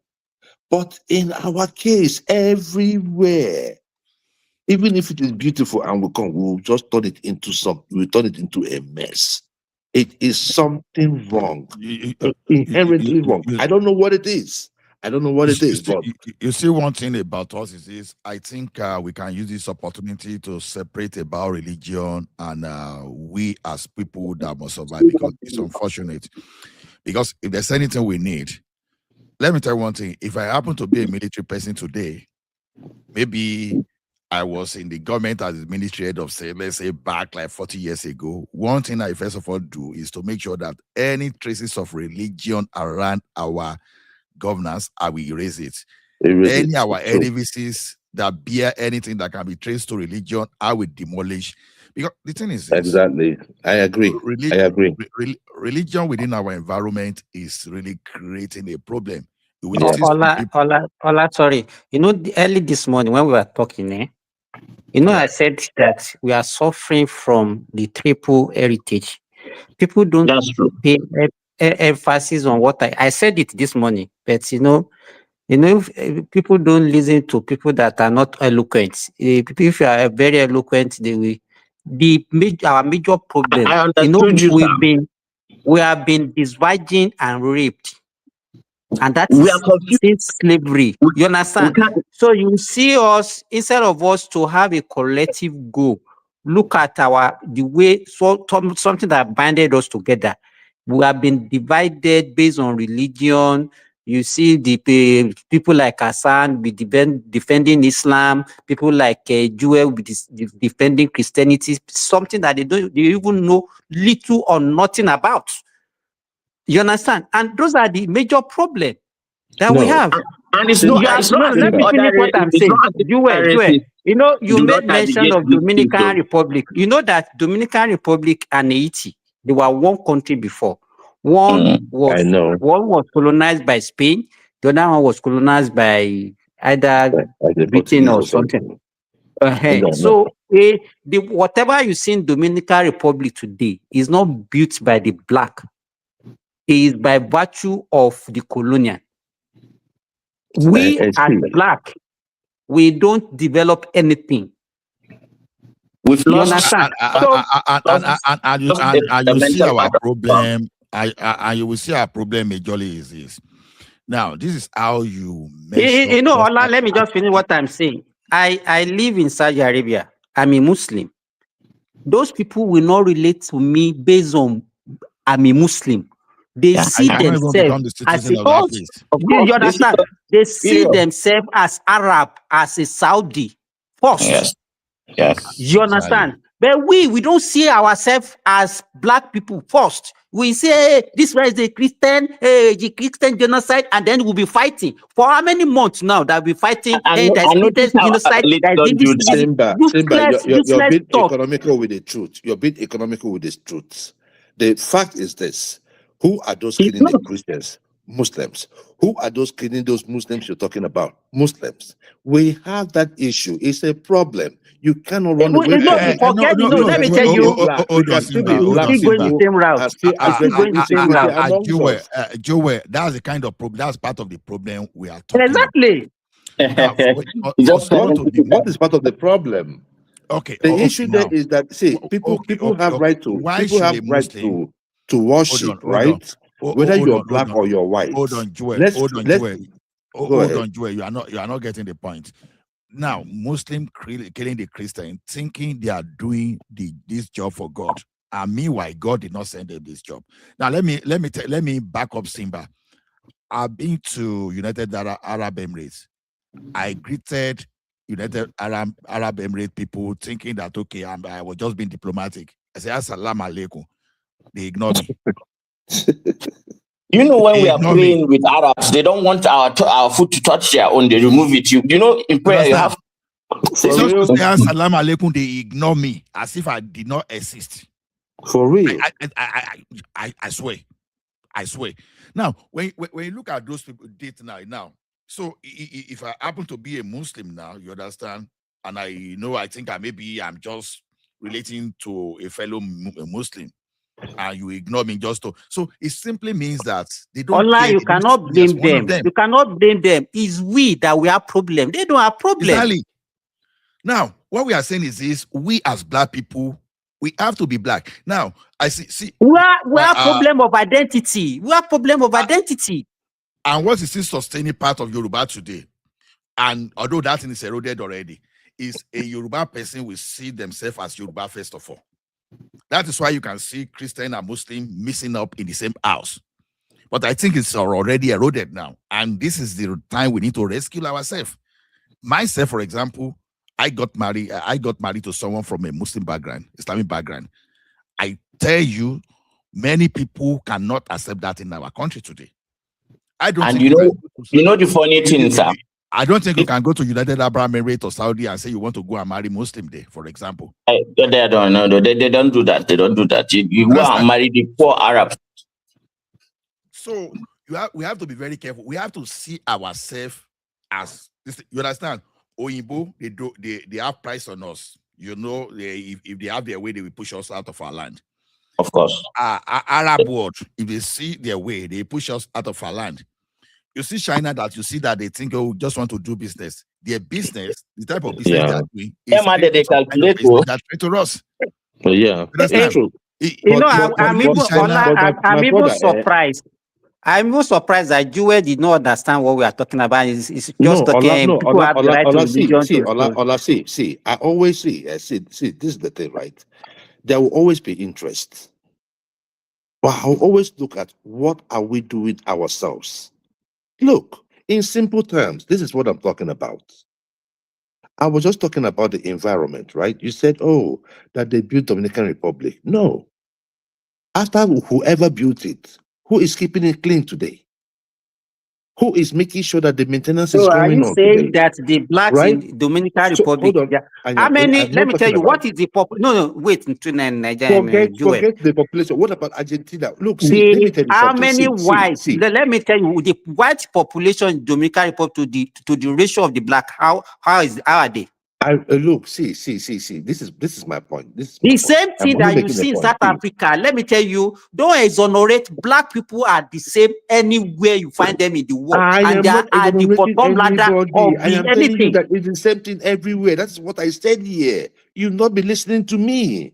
I said everywhere you go to, I made mention that even here in the United States, if you go to the black community, it's the same thing. It's something about us. See, we can make any excuse. Oh, we were colonized and all that. I get it.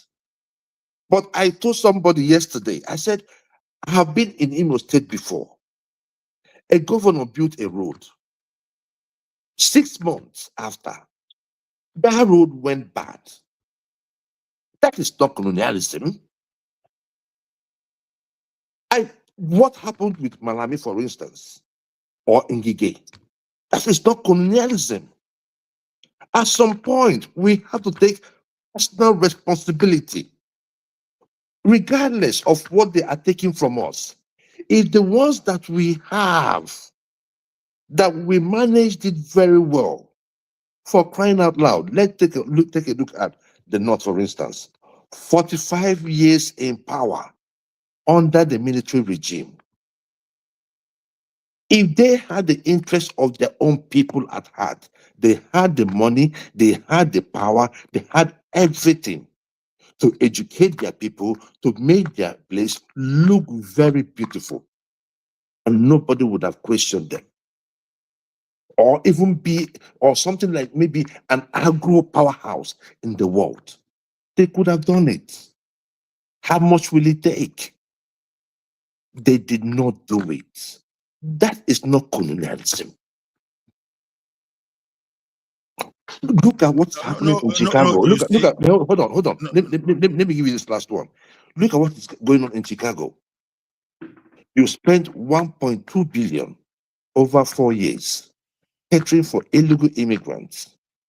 Remember, this is like a black city.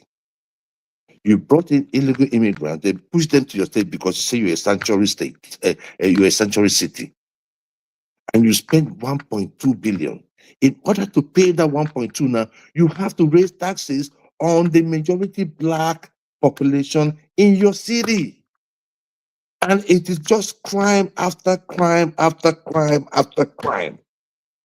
You would say, oh, if it was a white man, probably they tend to decimate you. No, the city council, the mayor, everyone, mostly black. So we have to ask ourselves that question. And you know, hidden in this weakness of ours, right? Hidden in this weakness of ours is true strength. If we only realize the potential that we have, even if 50% of us actually realize this potential, because you know, sometimes I talk from the perspective of the ancestors that I have and what they have accomplished in life, and by deciding to stick to something that is originally Borno, originally Kanuri. And that essentially helps in my way of thinking to be able to at least understand where Arabism, where Islam stops and where Arabism begins. So I'm not somebody who is fascinated by Arab, but there are a lot of Muslims who take because Islam came to the Arabs, they begin to act like the Arabists. and think that somehow that is some kind of virtue. They are no longer original. And that too goes with some thousands who think just by trying to be like Oyibo, like you are some kind of something. But I don't know, man. We're just probably they're trying to identify with the most successful Arabs amongst you. Probably they're tired of your own system. Your system is not progressive. So you have to hold on. Progress hold on, Azan. You see, one thing is this: that military rule that we had over time, it really changed a lot about us, and it is a regret that we even had that coup the other time. So this day, when we tell people that that are chanting for military to take over, we are still battling with one of those consequences. You see, we lost it when, okay, look at this now, you understand? You can't be, the people that call themselves Muslim today, they couldn't have been more Muslim than Sadana of Sokoto. And many people that call themselves Christian today, they could not have been more Christian more than Obafemi Awolowo. You see, those were the leaders that could separate religion from development, from what you needed. If you see these people that time, you understand, in reality, to the best of my knowledge, they were not even missing religion with the development of their people. Yeah, ethnicity was there. Okay, I want my people. I don't want you. See, can you blame people that, okay, I want my people, I don't want people? Even in the system we live, we have what they call systemic nepotism. You understand? The only thing they won't come out and tell you, you understand? I know my friend, I bring my friend in. I work in a place. If they allow me to bring my wife, I bring my wife in, all those stuff. So, but you see the type of what they preach to us today is that we now have leaders that are only competent in Islam, in religious matter. You understand? And that's where the problem started. That it's all about really a religious matter. Those people that are really competent about driving the country forward. You understand? We don't have them.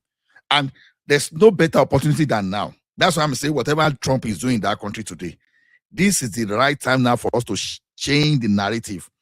If anybody is telling me Muslim, Christian, this, you understand, change the narrative and turn the heat on extremists like Gumi and whosoever.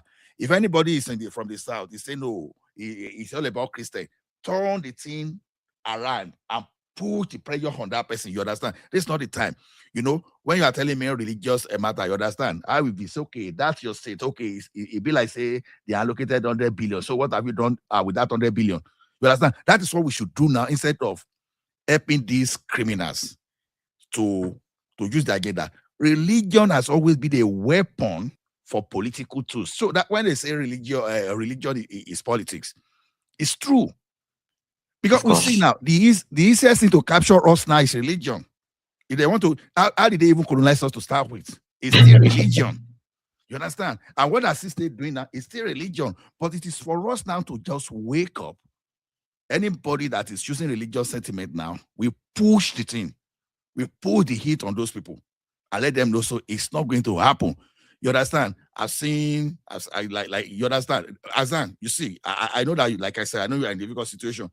If we can get some group of people that can face all these people, okay, are they not doing religion in United Arab Emirates? Are they not having religion in Saudi Arabia? They are popular. They are popular. Imams that adopt this kind of thing. Method of preaching right now. In fact, you understand. But now look at today. I keep saying this thing. I've said it uncountable times. Ilorin, for example, is a Yoruba land. But what I keep saying about Ilorin, if you want to have Yoruba nation today, I don't want that Ilorin, except you have to de-radicalize everybody there. Maybe you carry the people there. Go and deliver them to where they belong before I can allow Ilorin to join me. Because, you see, that place is totally messed up. And Ilorin is not in the north. It's a Yoruba land. And it's a Kwara state. Ilorin is totally messed up. Just like you will see average people, average cook politicians in the north that they use the religion to mess their people up. Terrorism in Ilorin is a danger to Yoruba land, for example. if we allow them to join. How did you get to that place? Because as a Yoruba person, we see ourselves before religion. But in learning now, they see religion. They see religion before themselves. Those are the kind of danger. This is time for us to. Do you know what will amaze you, Ogasa?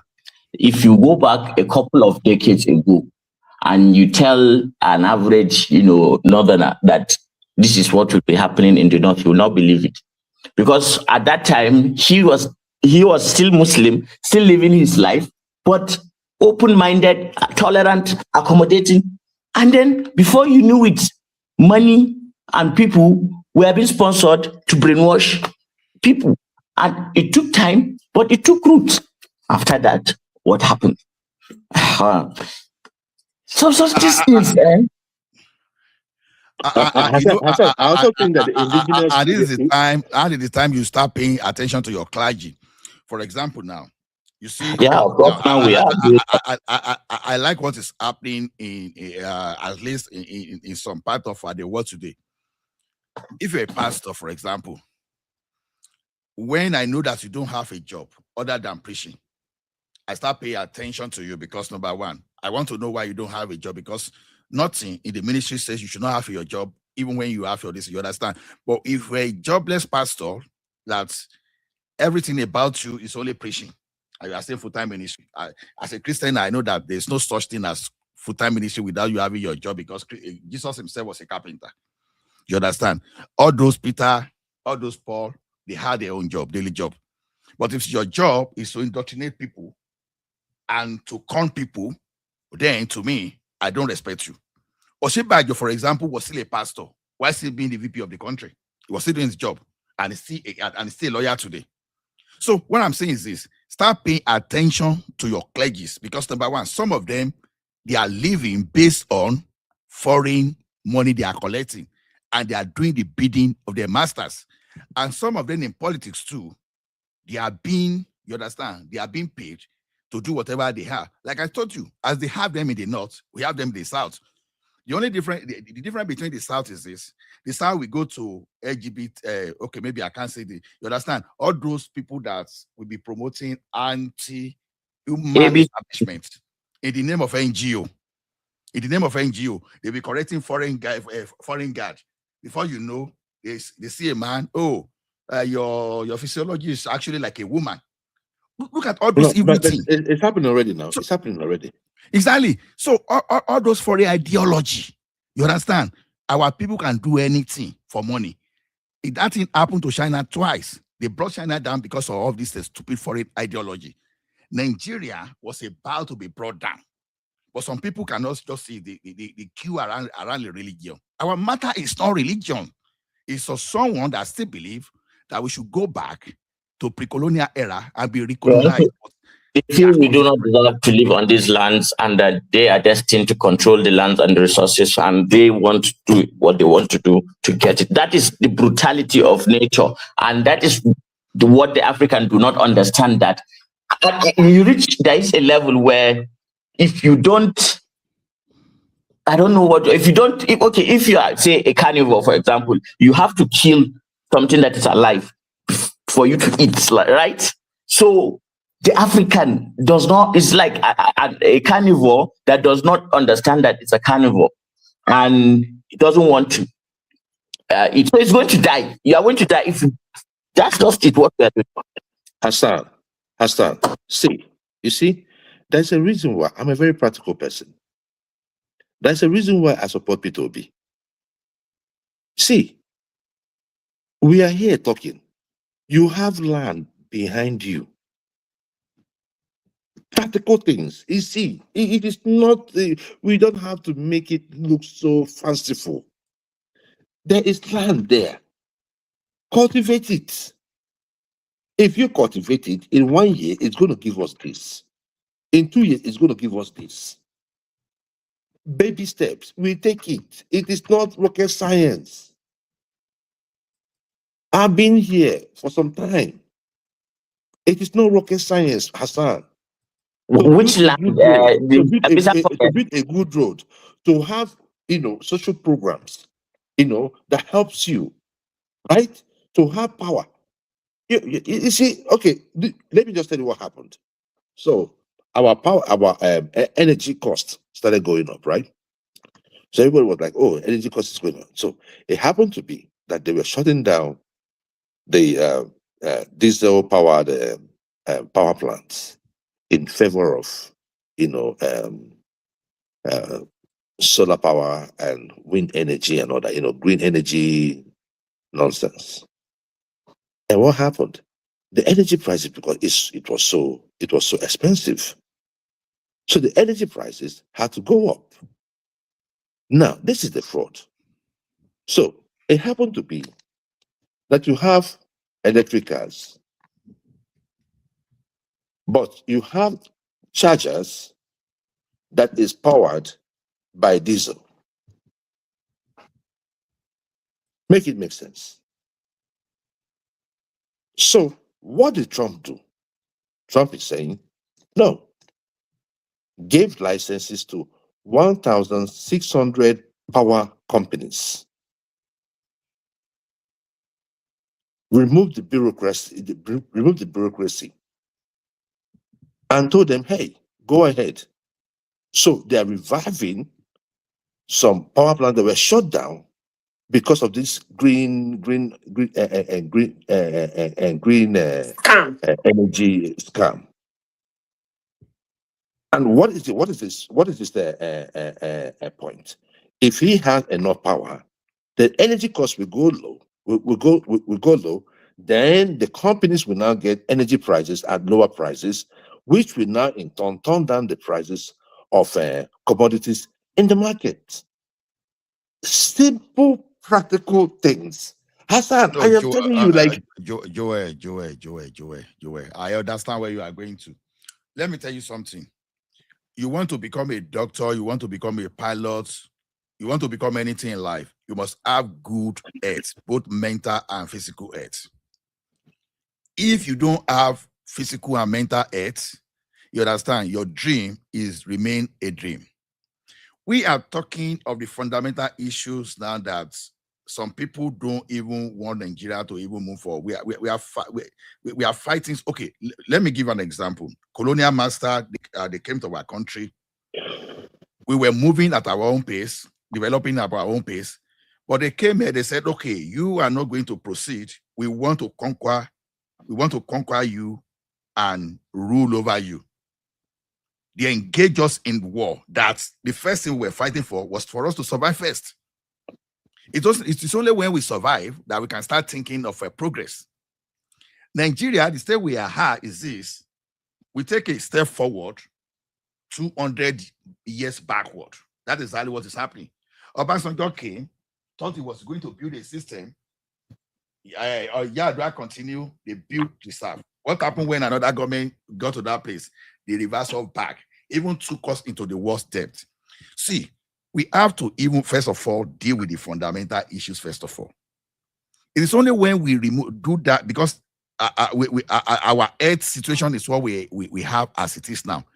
When we do all those things, those people that want the soul of Nigeria, that want to use religion to colonize us, that are using terrorism to make sure that they create fear for you to even be struggling for your life, we have to settle all those things first. And this kind of the people are the one that grab the state resources, they put it at the center so that they can control and make sure you don't have that control. We have to distort them and destabilize the plan first of all. It is only when we do that we can now see those things that we think that is very easy. It now becomes very easy. But who's going to do the destabilization? Who's going to do it? You and myself. Oh no. Each revolution is led by the same plan.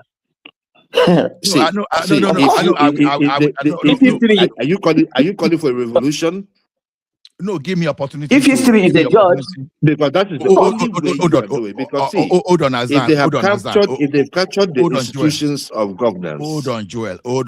You and I will be the one to see, and I'll tell you, it is documented that the elites are the one that lead. But the question is this: we, the follower, now we must now look at, okay, how do we gain in? Because look at someone now. They caught Malami. Stole 212 billion They don't even know the foreign one. No, 212 billion, the one they can find in Nigeria. Probably the one that can see you. Now, what Nigeria is saying is this: hey, it's running after opposition. What about Yaya Bello? No, it should not be like that. Okay, thank you for catching these people. Let's put this into jail. After that, okay, Yaya Bello. But don't start comparing when we are seeing all those things, because what I'm saying basically is that we don't divide. We don't take a side. As we are seeing this America coming now, normal Nigeria, we are supposed to say, okay, good, American come. We are supposed to use this opportunity to say, okay, let us even restructure this country and take our resources from these people. You know, one of those things that America is doing us is this: if all these terrorists have that continual access to resources in the north, they have enough money. You know, the money in the hand of the Malami national alone security is enough to strategy stabilize us. of the USM, the money in the hand of Malami is enough to destabilize us. So we are now, what we are doing in Nigeria is that we are now protecting our own criminals.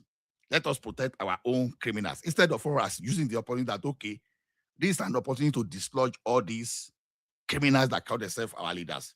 But instead, we want to take sides.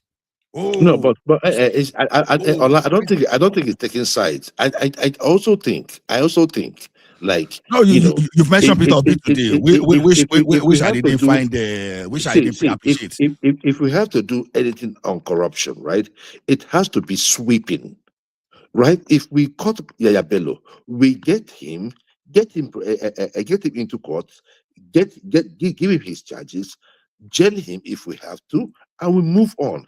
We don't need to say, that's just an analogy. What I'm saying is that all of us should back America as they are destabilizing terrorists in the country today.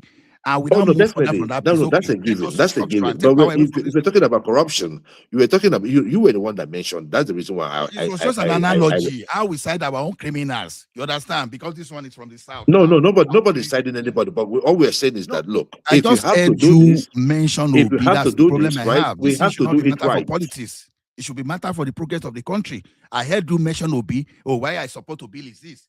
When I hear that kind of thing now, you understand, we are now looking for political value realization to an insecurity matter. The thing should be, America, thank you.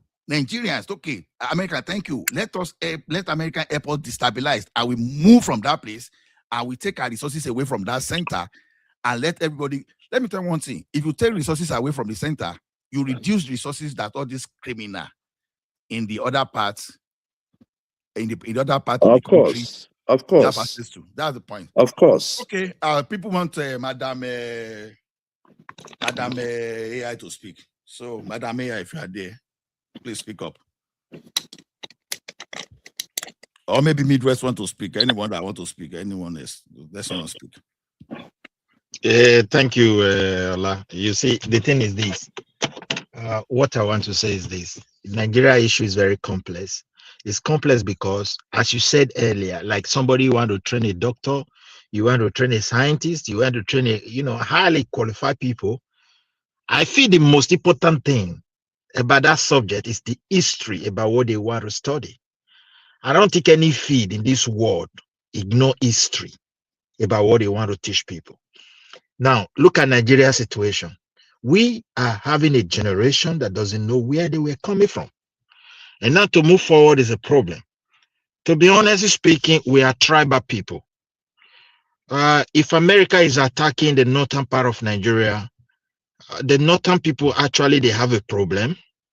But at the same time, with the way Nigeria is structured, there's that possibility for them to see it as if their own people are being killed.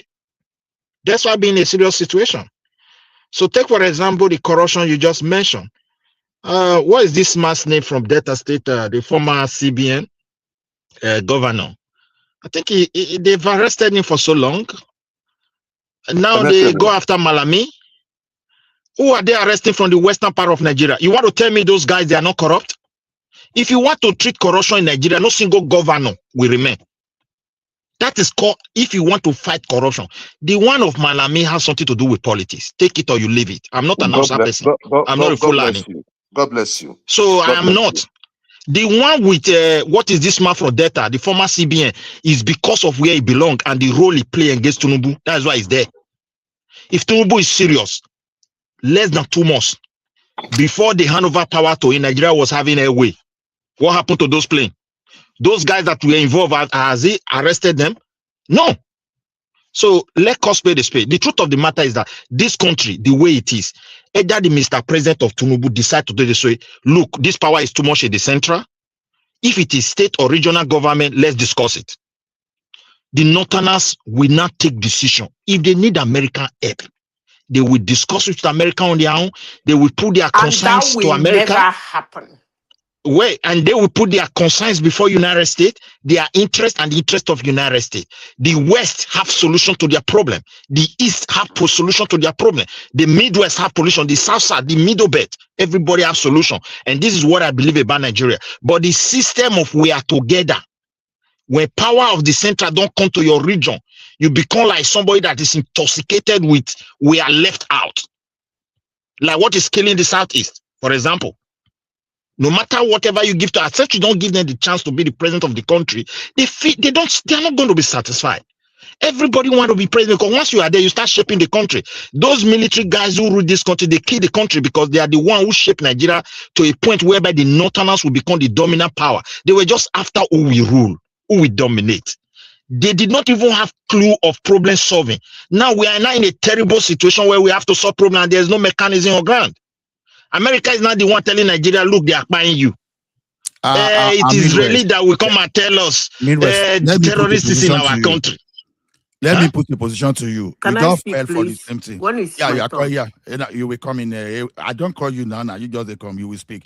Let me put the position to Midwest. Okay. Midwest, you just fell for what I said. We should not be taking sides whenever even one is. No, see, Ola, we have been hearing this.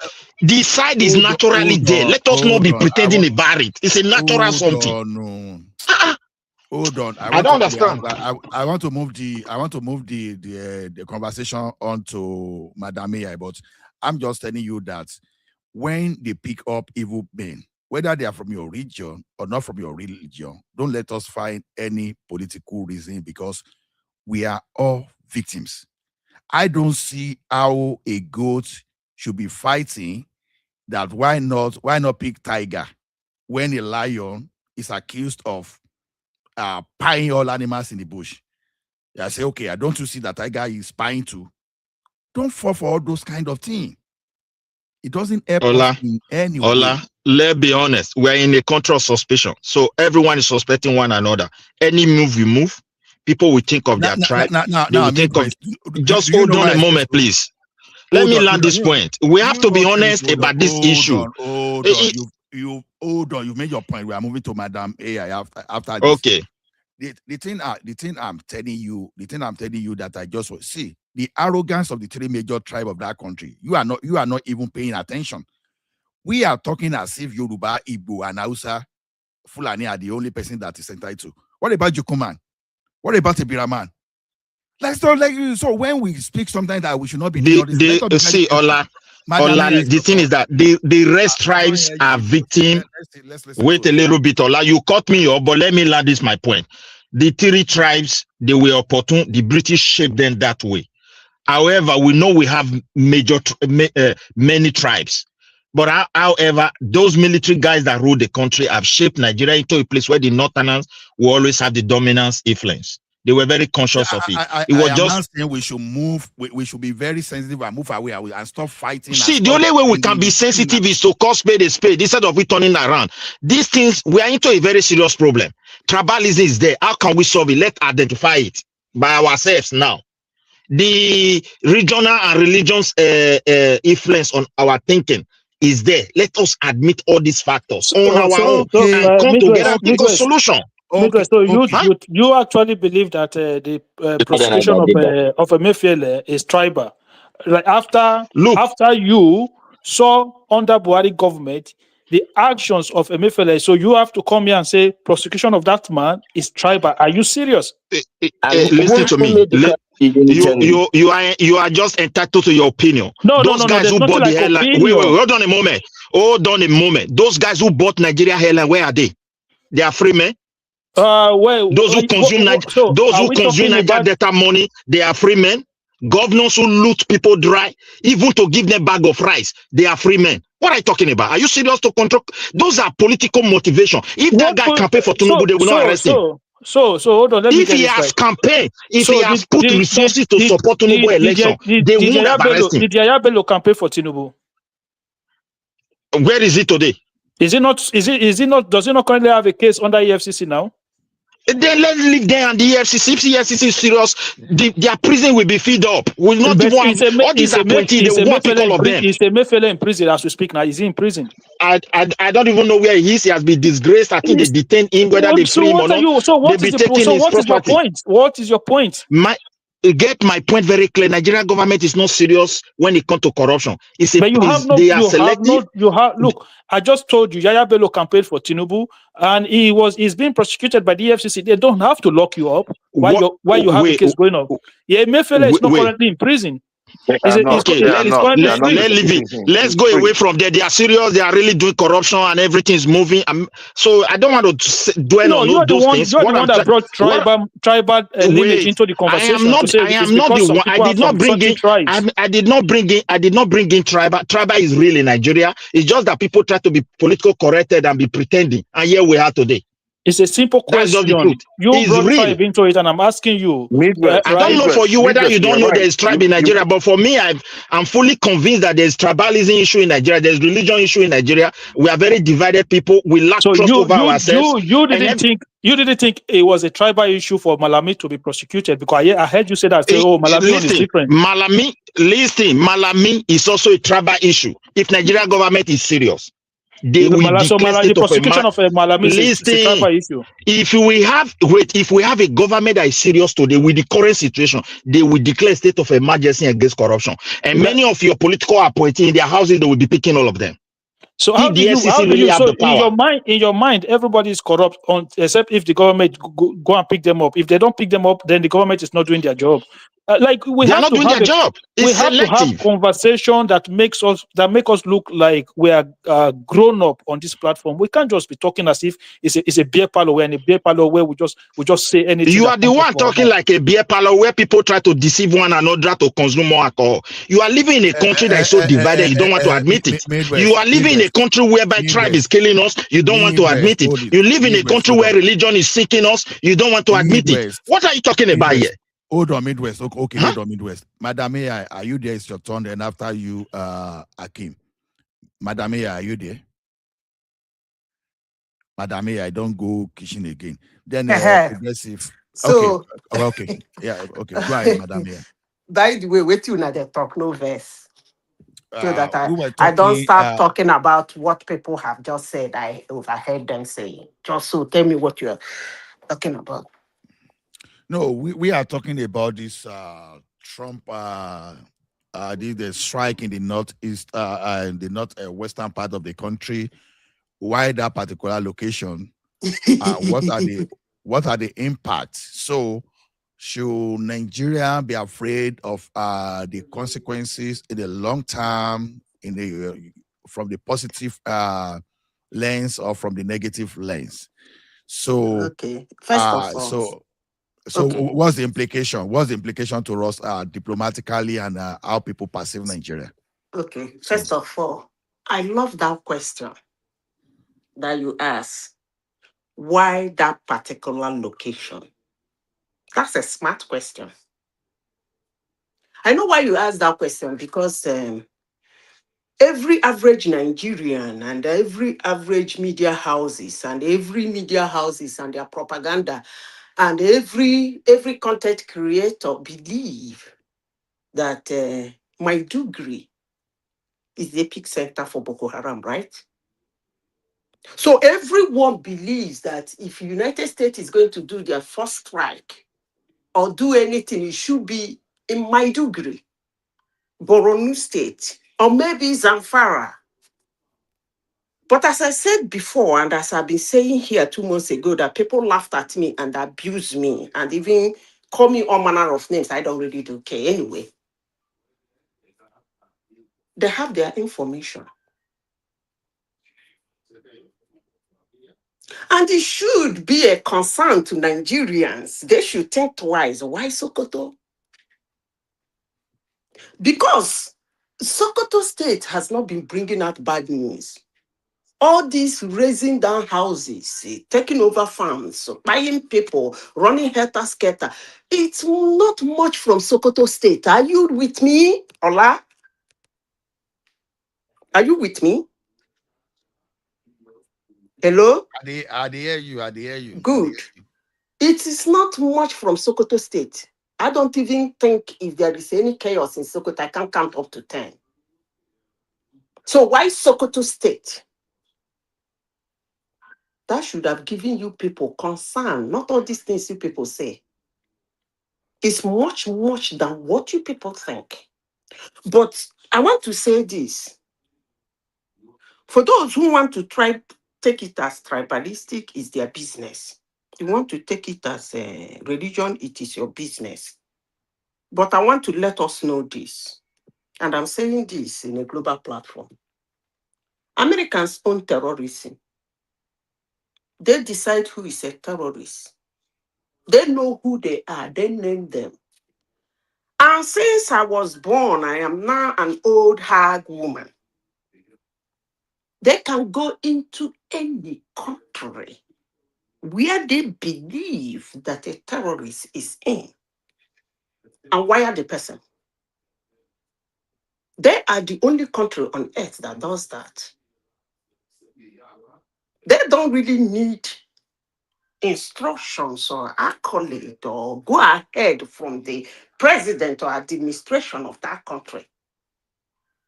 It's either you agree with them to come and hammer those people or they hammer those people. The sky is not going to fall. So I don't even know what, if Nigerians are seeing the strike in Sokoto State as strike on Nigerians, then shame on them. I hope what I said make a lot of sense to you guys. If Nigerians are seeing the strike and more to come, a strike on Nigerians and Nigerian soil and Nigerian or whatever government or blah, blah, blah, politicians and those political content creators, they have to be very careful. Because as I said before, America is, even when Israel tried to do it, they pick the phone and hand it over to Israel and say, apologize. We are the only one that do this shit. You can hammer any country. Whether that country is our best friend, we decide that there is somebody there of concern to us, we're going to wire them. So these people has been chasing terrorists all over the world.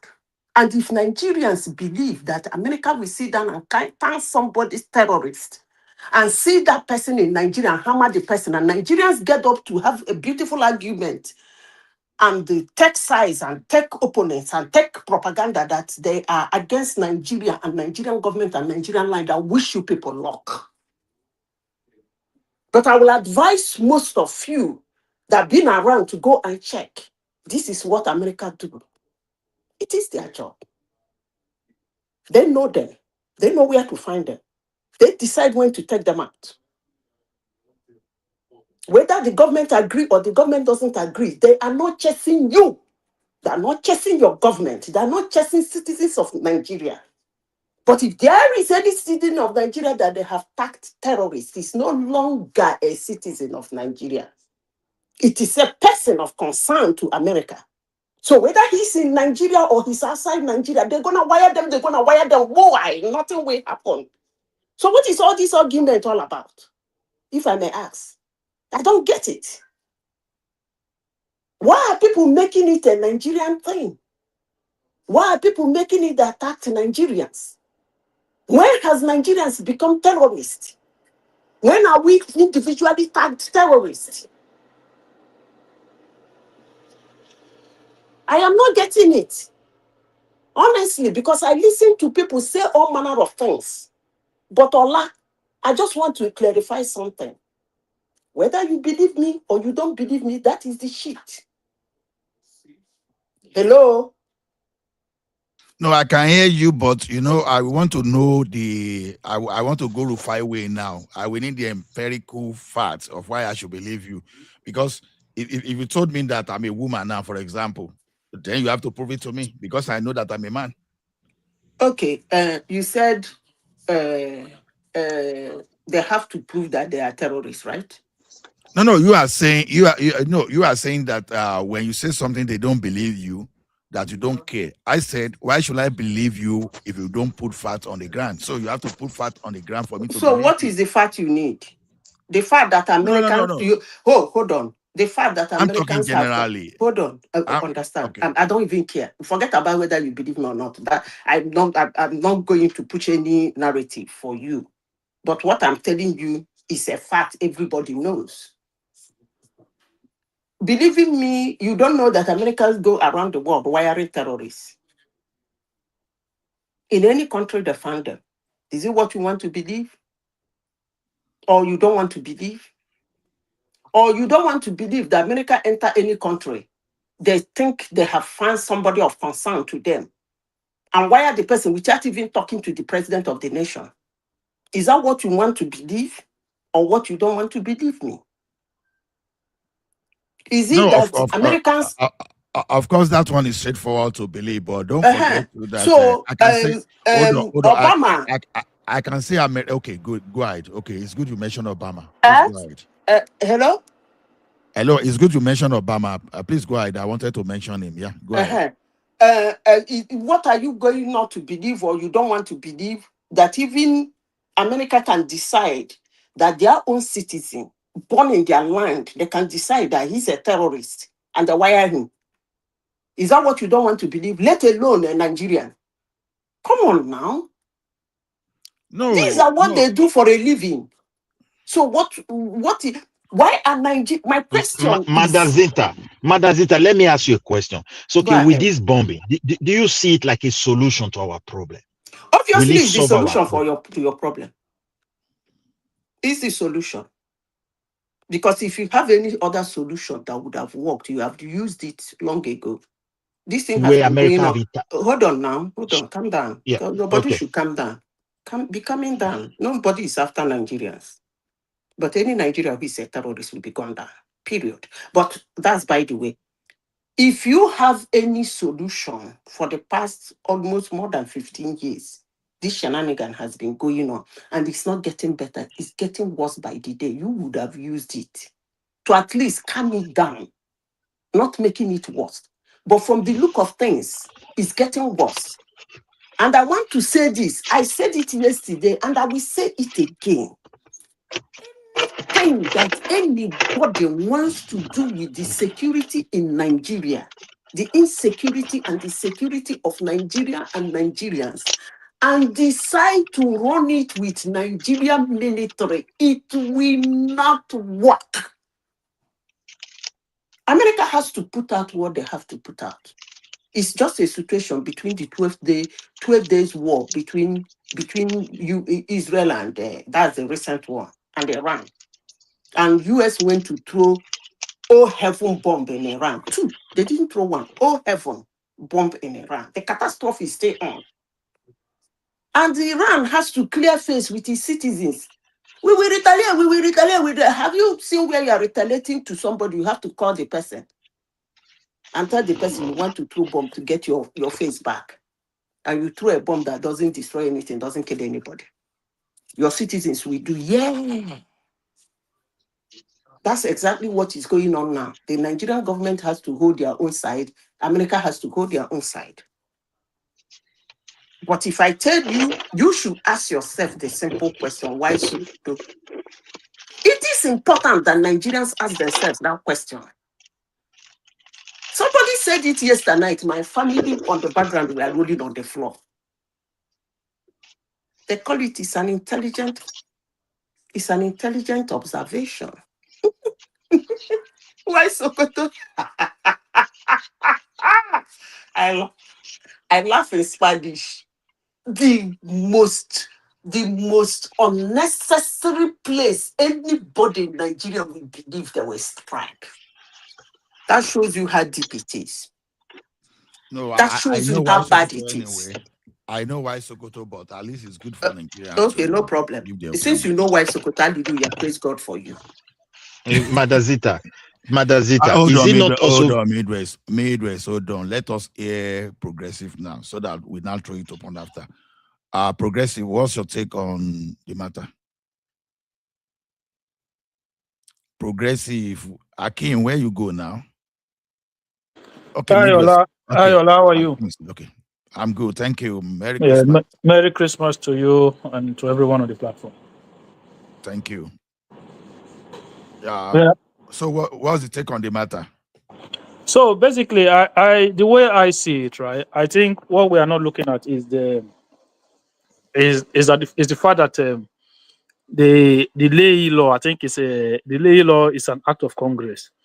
So and that law has been one of the things that have kind of handicapped Nigeria in terms of kind of deploying those certain level of ammunition in certain areas of the country. So and I think this is the reason why maybe one of the agreements that they've reached with the United States is that if there's an intelligence that these guys are in areas where we cannot go into due to that Leahy law, then the Americans can come in and do the job. In that case, you will not be breaching that law in the first place. So it means that it's a collaboration between the United States and the Nigerian government, and there's nothing wrong with that. Sometimes you have to prove some level of trust with your partners. Maybe over time they will not reason that okay, the Nigerian army can be trusted to deploy weapons in the right way, and maybe that time will come whereby we will not be subject to that lay law. But for now, we have to do with what it is. It has to be some level of collaborations. So I don't have problem with this, because what I had problem with from that last time was the way Trump spoke about Nigeria and the kind of language he used to describe Nigeria.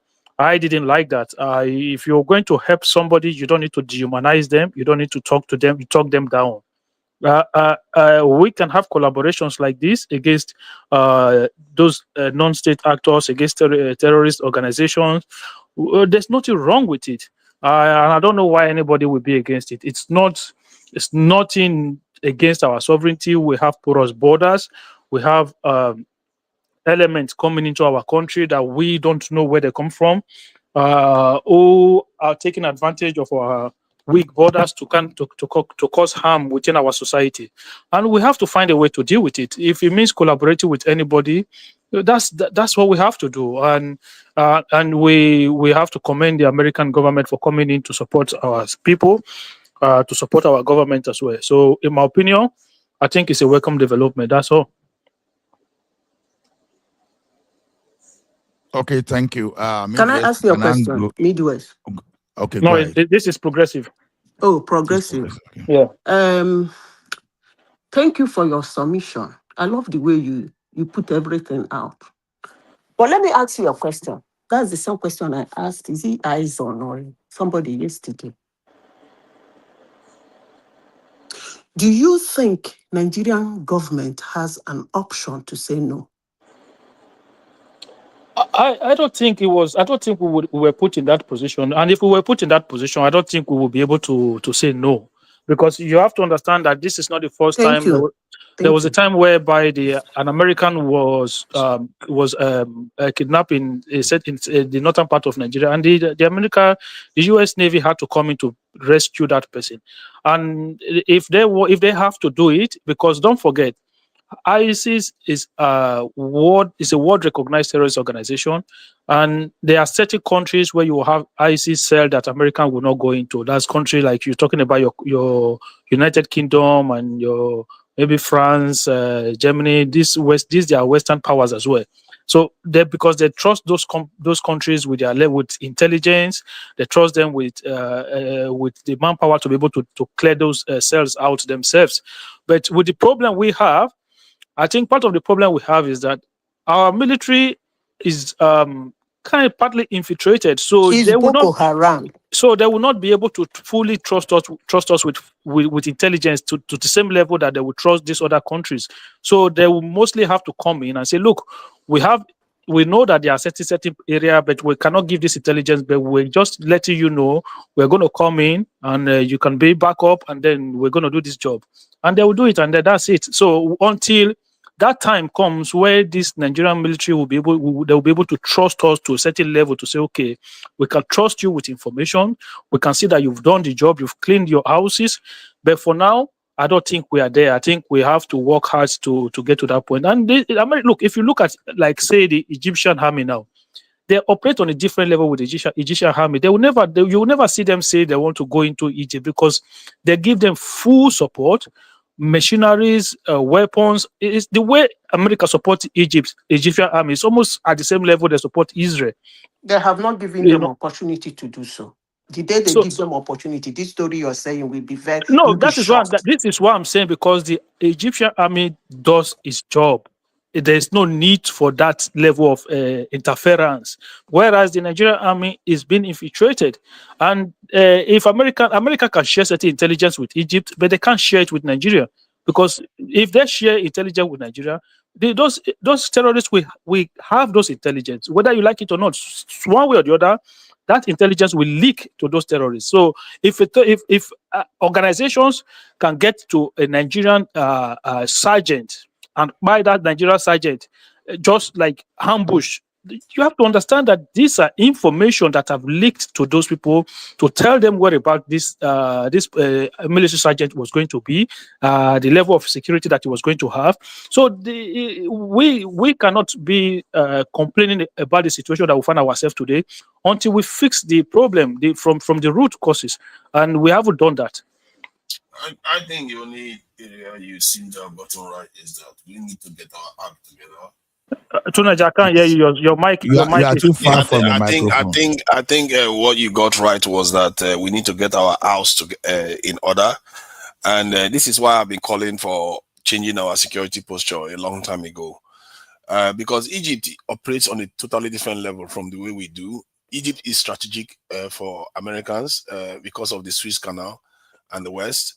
And they made themselves strategic because they allowed that Suez Canal to be built through their country, and they demanded more from the West. Like an example of what I'm talking about is Egypt controls about 218 F-16 fighter jets. Nigeria doesn't have one, and we are all allies of the West. Why is that the case? Because we don't have anything that we are offering anybody. We didn't make ourselves strong in any way. If you think about, like, the Suez Canal is useful for Americans and the West, and they want Egypt to also play nice with Israel. Can you imagine what Nigeria can be able to accomplish if they make themselves relevant in Africa? Nigeria is the largest country in Africa by a long shot. The nearest rival is twice less. No, not the largest. You said the most populated country, not the largest. Yes, country. No, that's what I mean in terms of population. And not just only population in terms of what we actually have. You can also see that the diaspora, that the greater diaspora Nigerians, that are the ones that went into the Americas as slaves. And if you look at most of the other black people around the world, you can almost say 60 to 70% of them have, at one point or the other, a relationship with that location that you call Nigeria. So Nigeria is very, very critical in so many, many ways. And we don't pull that influence and say, you know, this is what we can do. Whatever is going on the continent is through us. You have to be going through. Then you. No, but our ECOMOG used to do that now to Nigeria. Our ECOMOG used to do that. So our ECOMOG was doing that in a limping way when the Soviet Union was still around. Because what we used to do then was that we organized our military, basically a Nigerian military, to go and start intervening in other countries. But in reality, what you needed to really leverage power is when you have a military alliance in West Africa. Now, it's not only Nigeria, it's a country, a military alliance of almost half a billion people. That's what we are talking about. You have to pull your weight. You have to show you have influence. Like the Egyptians have a lot of influence in the Arab world. That's how you have to be before they will even consider you relevant. And you have to do it yourself. Sometimes you have to defy them. The Egyptians defy the West. you have, if you don't defy them, they are not going to give you what you want. Okay, let me ask you this question: why do you think Nigeria? Because number one, we can accuse Obama of making us irrelevant because of his activities during his own regime. Prior to that time, we were relevant. So we were never relevant. Why? You said what? We were never. Who said that Obama is the cause? Who is saying that? I say Obama made us relevant. We used to be relevant for you. Why? Why now for me? Why? Say it's Obama that make you irrelevant. Because it's the one that allowed terrorism to fester in Nigeria by denying Nigeria access to the right weapon, by blackmailing Nigeria. The only thing Obama revealed is that we have no clothes. That's what he revealed. We pretend, we just act as if we were strong, we were ever strong. Even when we went to ECOMOG, it's basically measuring height among dwarfs. We were never at the level of Egypt. No, to Nigeria, look at it from this angle. We were facing terrorism. They were, you understand, but you were denying us weapon. Hold on. Let me ask Ola a question. Because Ola, I don't know where, anyway, never mind. Why would somebody give you a weapon you are going to hand over to the terrorist? That's just narratives. Okay, hold on. You say it's narrative. Let me ask you another question. I'm sure you have seen videos of where those boys operate. Have you? I'm asking you. It's a simple question. Madam AI, there was a campaign. No, hold on now. Let's do this normally. Have you seen videos of where those ragtag poo-smelling idiots operate? I'm sure you have. That's the point. I'm sure you have. And you have seen. Hold on. And you have seen the type of gun. Terrorists. Hold on now, Haba. Don't talk over me so that people will not hear what I want to say, because I'm going to say it anyway. You've seen the type of arms they are using. And I want you to go and do your research. You are into the tech world. Go and do your research. That kind of arms they are using, no individual on the surface of the earth is allowed, will be sold. They can never sold that kind of.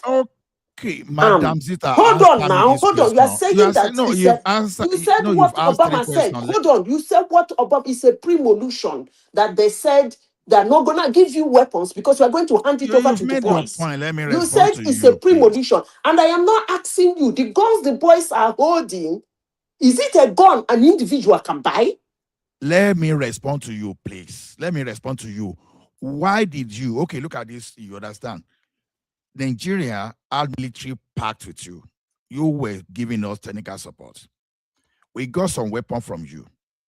Even the one we got from you, you said we could not use it to fight. Just because we were abusing human rights. You understand? Now, different between the one, that was why one reason that Nigeria wanted to go and smoke. Well, like it's because you didn't want to allow gay in your country. That's why Obama didn't sell you weapon. Yeah, Mike, thank you. That's one of the reasons. You understand? Now, I'm telling you that Obama didn't allow. Madam AI, hold on. It took General Gowon to come out and say that America said the same thing during the Civil War. It was that time that Nigeria now turned to Russia and military and a private military contractor. We had a weapon to fight, but America was saying you cannot use that weapon just because some idiots, they went to America for political reasons and started lobbying and started pissing up your Transparency International and co. Now, Nigeria was incapacitated. They took Nigeria. Haven't you heard of it? We are so naive. What makes you think they didn't know the state of Nigeria? Why are we so naive that some people campaign? That's why they banned us. Come on, man. Israel is killing children every day. What kind of campaign will ever make them stop giving Israel weapons? Why do you believe those things? They wanted to make sure we don't have a way to defend ourselves. Period. Not that I believe it happened. No, there are two different things. It happened is different between why did I believe that? You understand? Rubel Abati said, this is not even a story. We'll be hearing that thing before. But today, Rubel Abati even said, this is not a I say that I was in the government. that we bought some equipment, millions of dollars. And America said, the equipment was staying there. America said, no, you cannot use them because of this layer, whatever. Now, Nigeria now trying to go and find backdoor now to buy. Now we approach Israel. And America went to Israel and blocked Israel that Israel should not support us. Then they now try to smuggle another weapon using a private jet to go to South Africa.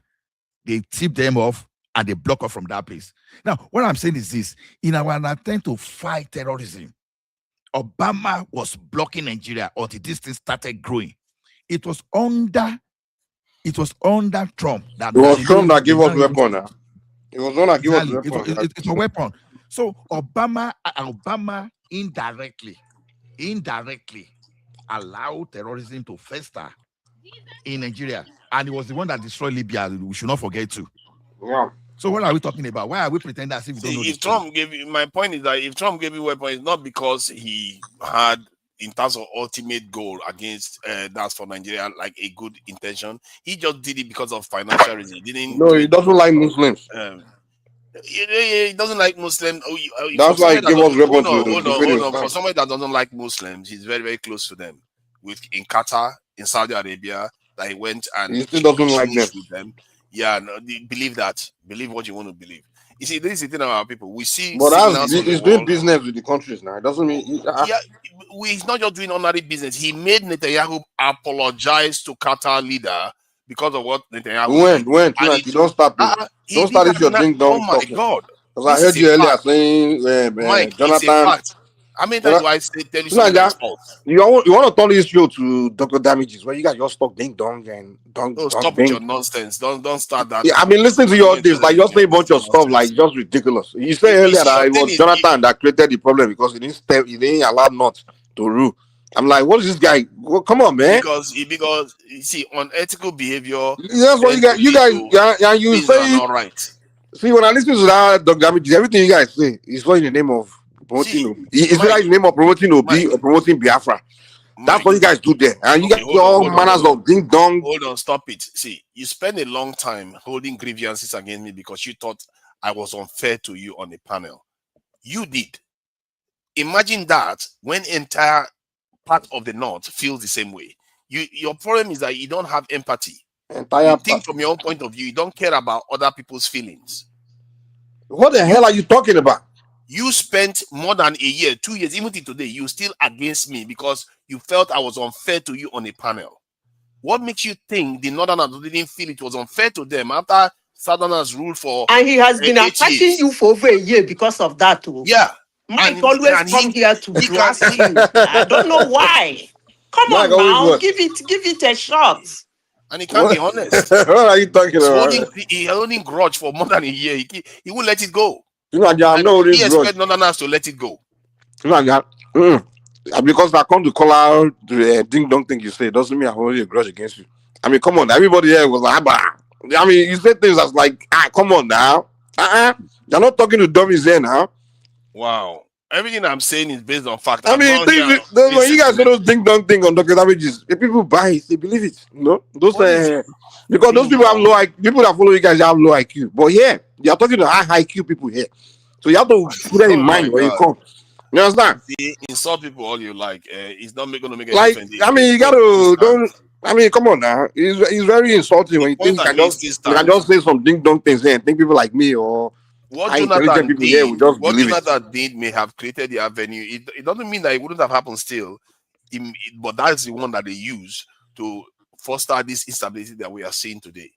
Because when they feel like they are being marginalized, you see they did that even in the 1960s. So Jonathan is the reason why we have banditry. So because Jonathan, so just like Simba responsibility. So because Jonathan didn't give power, did not create banditry. They created I think he accelerated the environment.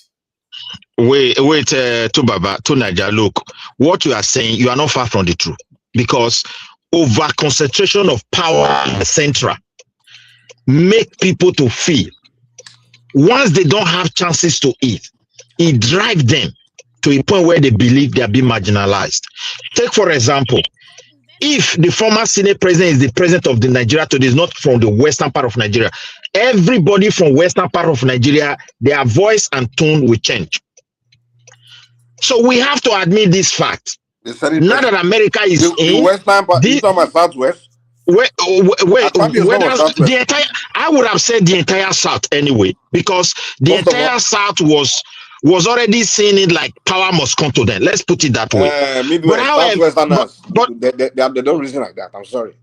No, wait a moment, my brother. That is what you will say, because for now, when Jonathan was in power, the guy isolated the Southwest. Now we didn't go and start doing. Wait. Let me land this point. See where I'm going, Mike. You hold on a moment. Hold on. Nobody civilized for that as far as Nigeria is concerned. It's just that when you have the cake, you pretend. I think you need to live in Yoruba land to understand that we are. No, you don't. Your political leaders will not tolerate it. If they are being isolated for so long, they don't have the federal cake. They're going to change their tune. Take that or you leave that. We can't argue that anyway. Decades. In fact, we're denying. No. In fact, listen now. No. You lie. Because since this dispensation of this democracy, you have produced president for 8 years, deputy for 8 years, another one for 8 years now. The Northerners can only boast. Let us be honest. Hold on. Stop. This thing is just too dry and somehow. We have over 500 ethnic groups in Nigeria, for goodness sake. So if there are people now, they can now start showing that, okay, because we are not in power now, the next thing, start buying people, start creating terrorism.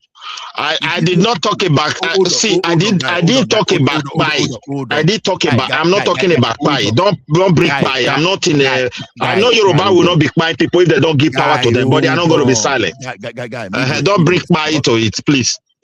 This kind of. But Midwest, they didn't give us power from independence to when do we get power?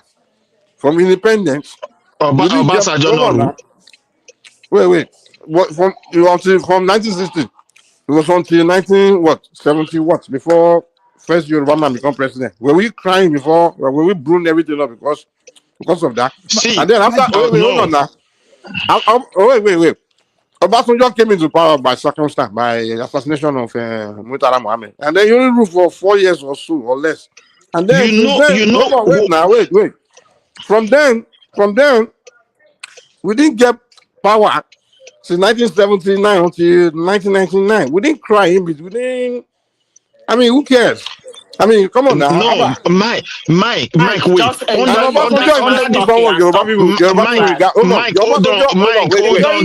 Don't miss. You are just talking. My brother. Yeah, Mike, hold on a moment. Midwest. You probably never saw Obasanjo as their candidate. Hold on a moment. Don't make mistake. Don't make mistake. Wait. Don't bring military. Don't bring military administration into it. Because why? If a Yoruba man is a military officer today, anybody from southeast or north that want to say power, if you don't plan for coup, you talk, you are gone. So don't bring them in. They have their own different way. You understand me? But if you talk of Midwest, see this argument of this is because I listened to two Nigerians saying the same thing. For goodness sake, Google Jonathan is an Ijaw man, for goodness sake. An Ijaw man was leading the country for the first time. Where was it written that Ijaw man could not lead, that everybody now gang up against that and look at you are taking my point. Wait, let me collect that notion. Just give me a minute, please. I'm not against Jonathan being the president. I'm not talking against him that he's not qualified. So project your statement very well. Hold on. We have to move away from this ethnic, because one ethnic group is not leading and because they now have right to terrorism and all those stuff. It's BS. Let's just talk of what you understand. Every Nigerian, it's just like you are saying, because a German man or maybe a Scottish man, as you know, America is a multicultural environment. Canada is a multicultural environment. We have more than 400 type of people represented in either country. So just you are now saying, okay, an immigrant of I'm an American that have the ancestor of a particular origin is not leading, so every other people, they have right to do whatever rubbish they are going to do. That is BS. Let's just move away from this rubbish. You understand? Let us face you didn't understand my point. Look, a country you wait now, just hold on a moment. The Canada you use as an example, you have to look into their structure. Why they decide to be quiet. Where I live today, I live in Sweden. This is Scandinavia country. They have history just similar to what we are facing in Nigeria. Very similar. So that is why they have an arrangement that will not give sense of belonging to people based on their space, because they have some specific levels of right to decide critical issue. So who's responsible for making this arrangement? In Nigeria situation, those who have the political presidency as a tribe, they can shape Nigeria into what they want. That is what the military guys did. That's not true. Shape Nigeria. No. Wait. For me, the president is not the one that we. Hold on a moment. Let me land my point. I beg. Okay, during those days of military, they shaped Nigeria in a way that the Northerners will become majority. They will become the decision making. They will shape Nigeria into their own belief. And now we are in democracy. We inherited a very big mess. So the best thing we have to do in this case, like as this issue of Nigeria is developing into different phase whereby foreign power have to come and drop boom in our country, then let us look inward. How can we help this situation? Because Kinetic for many years has not been able to solve it. We brought in our army. They were never meant to come and be a police in our street or in our bushes. We brought them in to come and flush this nonsense, and they were unable. Like what this man is doing today is not going to solve our problem, except we have to look inward and support it. Hold on. This is my own summation. Okay, wait. Looking inward, you're making it look like you're saying, oh, the people that are controlling their presidency, they are the one that have to make arrangements and things like that. That's rubbish. And then you give an example, you say during the military time, the Northerners, they were making arrangements. During the military time, it's dictatorship. So the dictator can dictate the arrangements. In this democracy, a president cannot dictate it. He has to be the senators, the people that sponsor bills. They are the one that can dictate it. And if you want something changed, instead of coming here to tell me, oh, Yoruba man is president, it's Yorubas that have to change it, you're supposed to tell your senator to go and propose bill to change it. I don't know why you guys don't understand that we are no longer. Listen, this is constitutional. Hold on, wait now. This thing has frustrated me about Southern Nigerians. I don't know, we are stuck in. You don't understand where we are, reality. In this dispensation, these people that to change anything is bills that have to be sponsored. If you want something changed in Nigeria, you start with your representative in your state, the senator, to go and sponsor bill. And then when you sponsor the bill, and then people that go against the bill, we can start pointing finger at them. If your representative go and sponsor bill to change this arrangement or create this arrangement, if Yorubas senators vote against it, and then you can start telling us that the Yorubas are the one that are against it. But don't say because the president is Yoruba, he's responsible for changing arrangements. Come on, let's stop this mentality now. You see where you made mistake too much. I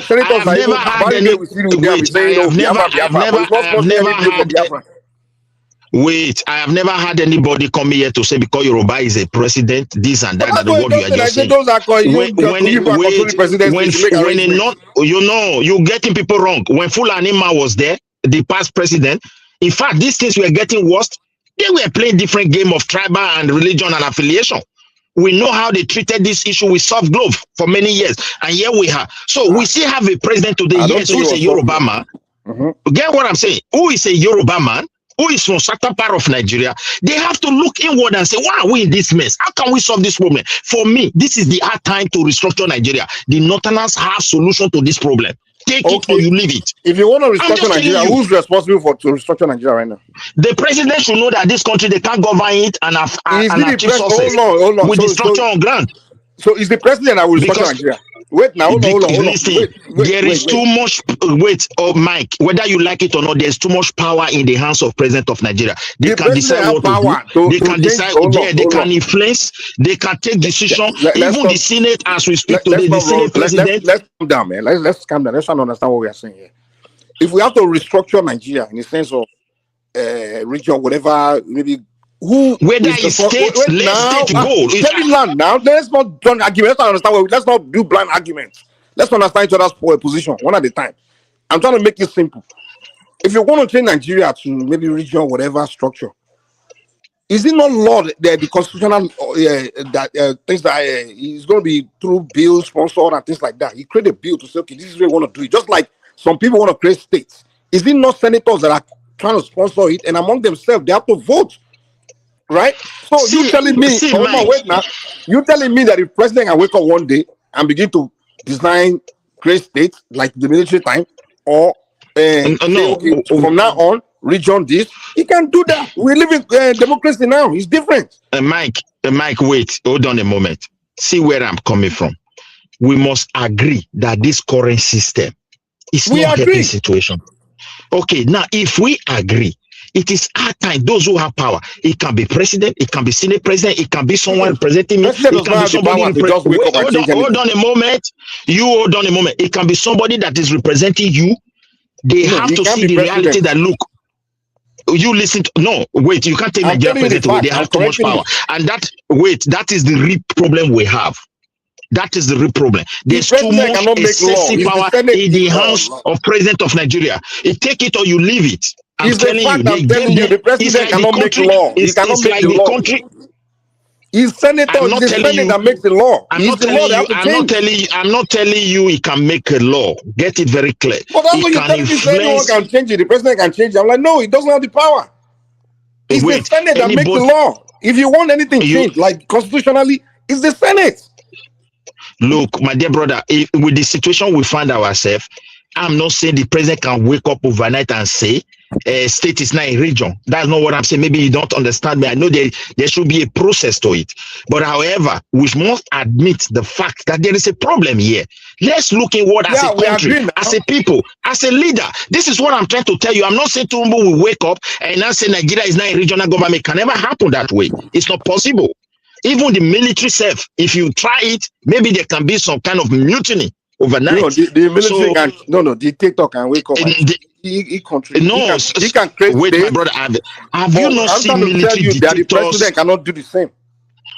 Have you not seen military dictators that have ruled for many years because of one policy? There will be mutiny before you know it's civil war and crisis. Whether mutiny is going to happen or not, he still has the power to do it, to create state or do whatever. It's military dictatorship. But in democracy, the president hands are tied. He has his constitutional order. There's something he has constitutional power to do. There's some things he doesn't. But in the case of creating, in the case of creating different regions, you are bringing constitution in. I have some spokesmen today. I don't know whether they are really representing the government, but they were saying what America did. They did it with collaboration with the Nigeria government. I don't know whether Senate approved it. I don't know what the constitution said about this kind of issue anyway. If it did, we are really a constitutional country. I think Nigeria government will never open that space to say any country can come and help them without Senate not approving it. So I don't know. You can see, okay, in our constitution. That's America for you. They don't need to. No, excuse me. Put America aside. I'm talking. Wait. You hold on a moment. Get this question clear. I'm not talking about America. I'm talking about Nigeria now. Is that how our constitution said? Because the government official is saying yes, they are doing it in collaboration. Are they violating Nigeria law for collaborating with such people? This is what I'm trying to present before you. Are you hearing me at all, Madam Zita? Is anybody hearing me? And I said that's the way America operates. Put America aside. How does Nigeria operate? You're not understanding the point. You are not understanding my point. I'm talking about our country. Excuse me. Wait. You didn't listen to what I said earlier. Listen to me. You didn't listen to what I said earlier. I made a statement earlier. You can't remove America because it's America that strike your country. Now, let me say this again. Maybe you were not listening when I said it before. America is a country that owns terrorism. They know them. They know where they are. Yeah, I agree with you. Hold on. They define it. You didn't agree with me. Hold on. Because if you agree with me, you wouldn't have said what you said. They enter anywhere in the world to strike any person of concern that they have tried terrorists.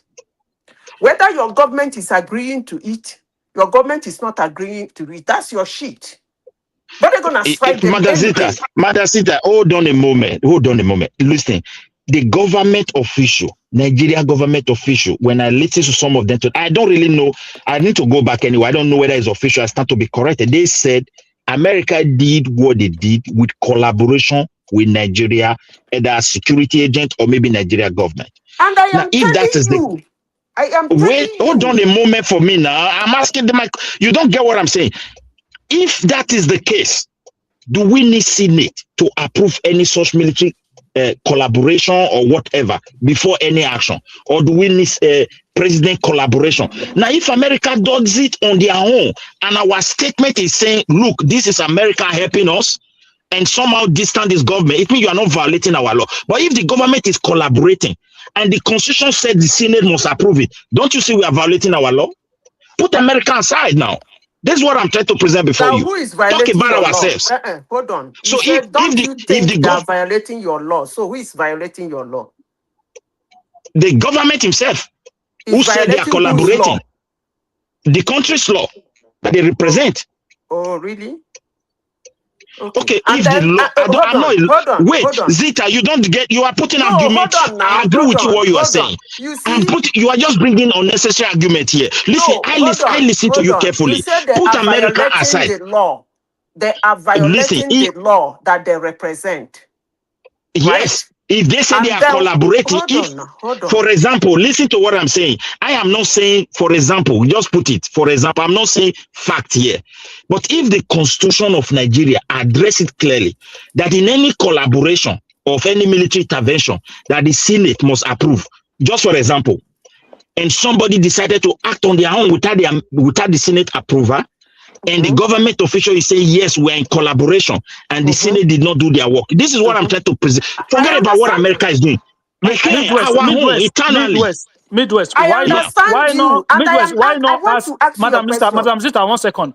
Why not put it as a question rather than as a statement? If you had put it as a question, then somebody would have told you that, okay, the Senate does not need to approve it. Then the whole situation will be fine. But you make it look like you are making a statement. No, I don't make it like a statement. If you know that it's a question, you answer it. If you know, know the Constitution in regard to this. The Senate do not need to approve it because Nigeria is not attacking foreign country. Where the issues is about internal security. So the Senate don't need to approve anything. Okay, if that is our law, they are not doing anything wrong. You understand me? If anybody can just come, if anybody power like Russia tomorrow can just decide to say, yeah, our intelligence gathering, maybe in your state. So it doesn't mean. Can you listen to me? Can you listen to me? The Nigerian government came out and said we collaborate with 30 countries to help us with getting rid of terrorist element. So if the Russian government came tomorrow and the Nigerian government also collaborate with them, it would not be an issue. Why? So what's it? I don't understand. Yeah. As long as the Nigerian government is say we are part of it. The fact of the matter is America does not respect anybody's law. They don't care about anyone's law. No, Mike, I agree with you. America is not issue here. It depends what our government is doing, how they are handling the situation. You understand me? This is what I'm pointing out. America do care about people's law. You have to understand that they do. Listen. Let me explain something. American interests come before your law. Let me explain something to you. There was let me explain something to you. There was a young boy that hacked into the American security system, a British citizen. The case went through court system in the UK. And the court said, no, you should not. Hold on. But you said they don't respect anybody's law. So why did they not just go to UK? Why did they not just go to UK and grab the boy? Why did they not just go to UK and grab the boy and take it to America? When it comes to American interests come before your law. What I'm saying. Yeah, but this is what I'm saying. Why did they not just go into the United Kingdom and grab the boy and take him away? If they have to, listen, if they feel that's what it takes to, they would do it. They can't do it. What are you talking about? They will never do it. When it comes to terrorism, oh my God, they won't respect your law. Yeah, but Mike, you just answered the question. You don't understand. Wait, now, if that is what it takes, they will do. When they went to Pakistan, did they respect Pakistani law? You were talking about Pakistan. Listen. You're talking about third world nations. They know that this country. No, that's what I'm saying. Hold on. I made a submission earlier. Intelligence is about trust. So intelligence is about trust. And if they're in a situation whereby they cannot trust your country intelligence, they will not tell you. But they have whether they trust you or not. If it's in their interest, no. It's not. Tell you, they will do what they want to do. America cannot go for whatever reason enter United Kingdom, say they want to do anything, whether terrorists but or not that's terrorists. because United Kingdom got nuclear bombs now. Because they trust their capability. Exactly. This is what I'm saying. No, no, that's not true. Okay. Do United States, do they trust Russia? But America go to Russia. They won't go to Russia now because they know that's their might. Because does it mean they respect Russian law? They don't respect Russian law, but Russia is mighty. They know the consequence. Exactly. This is what you are coming to my position now. Listen to me. The only thing America respect is might. A country that gives you sanction. Laws. Hold on. A country that gives you sanction and sees your ship does not respect your law. So I don't know what you people are talking about Russia. Period. You say they respect law, they don't respect law. A country that sees your assets and puts sanctions on you unnecessarily does not respect your law. Exactly. So I don't know what saying. you mean by they respect Russian law. I don't get it. No. That's what I'm trying to say. If that will make you happy, that's fine. Madam Zita, that's my point. Zita, try to listen to him. What he's pointing at is different. It's different from what you're saying. No, she's saying what I'm saying. So I'm saying America does not respect Russian law. They don't respect anybody's law. That's what the point I'm making. But progressives trying to tell me that they respect law. And then start giving me an example of in the UK, they have to go through some processes and things like that. I'm like, no, America does not respect law. Anything that threatens their interest, they don't care about law. They don't care. I'm just telling you. And progressives trying to tell me, Madam Zita, progressives trying to say it's because we are third world. That's why they don't respect our law. And I'm trying to say, Russia is not third world, and they don't respect Russian law either. Okay, hold on, guys. I didn't say that, man. I specifically used the word trust. I said trust. If they cannot trust your intelligence. Akim, hold on. To me, this argument of whether Nigeria, American respect our law, I don't really see why it's necessary, and I don't really see why people are so occupied. This is not even the time to even start saying this thing. We know what is happening. Nigeria is paying for whatever America is doing in Nigeria is there. I even thought it was going to cost Nigeria about 100 million yesterday, but I got to learn that the strike of yesterday was around $60 million. Whether it is true or not is another thing. Listen to me, Ola. Hold on. Even Iran, hold on. Let me land. Let me land. You are the one I'm even addressing. Hold on. No, I know I'm the one speaking. So let me land. See, this idea of trying to pay Nigerian government. Ola, what kind of thing are you talking about? What is $60 million? No. Ola trying to tell us that America couldn't have done it. We didn't pay them. No, he's telling you that you're going to pay for the boom in your country. So that's also that's nonsensical. No, that's nonsensical, man. That's not even the point. This idea that Madam Zita is printing that America just jump out and went to Sokoto to strike is the narrative. Why is this narrative that we must now? No. I didn't say they jumped out too. Make I just jump on us. I asked you a question. Do you have a window to say no? That's the question I keep asking. Yes, of course. So why didn't you say no? No.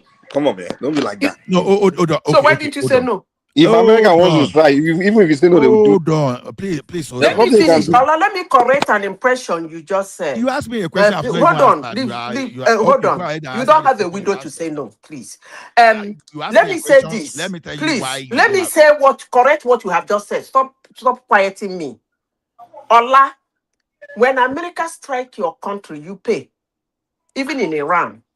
If you don't pay, they hammer you sanctions. Period.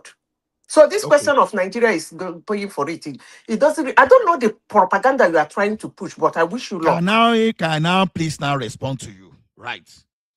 Now, America could as well go ahead and strike without dragging Nigeria to round table to discuss the strategy as well. If America could just wait, we go to Nigeria, gun placing without Nigerian delegates going to them to go and make a deal and arrange. Immediately, Trump talked that day. He should send a drone to go and start bombing Nigeria just because of that.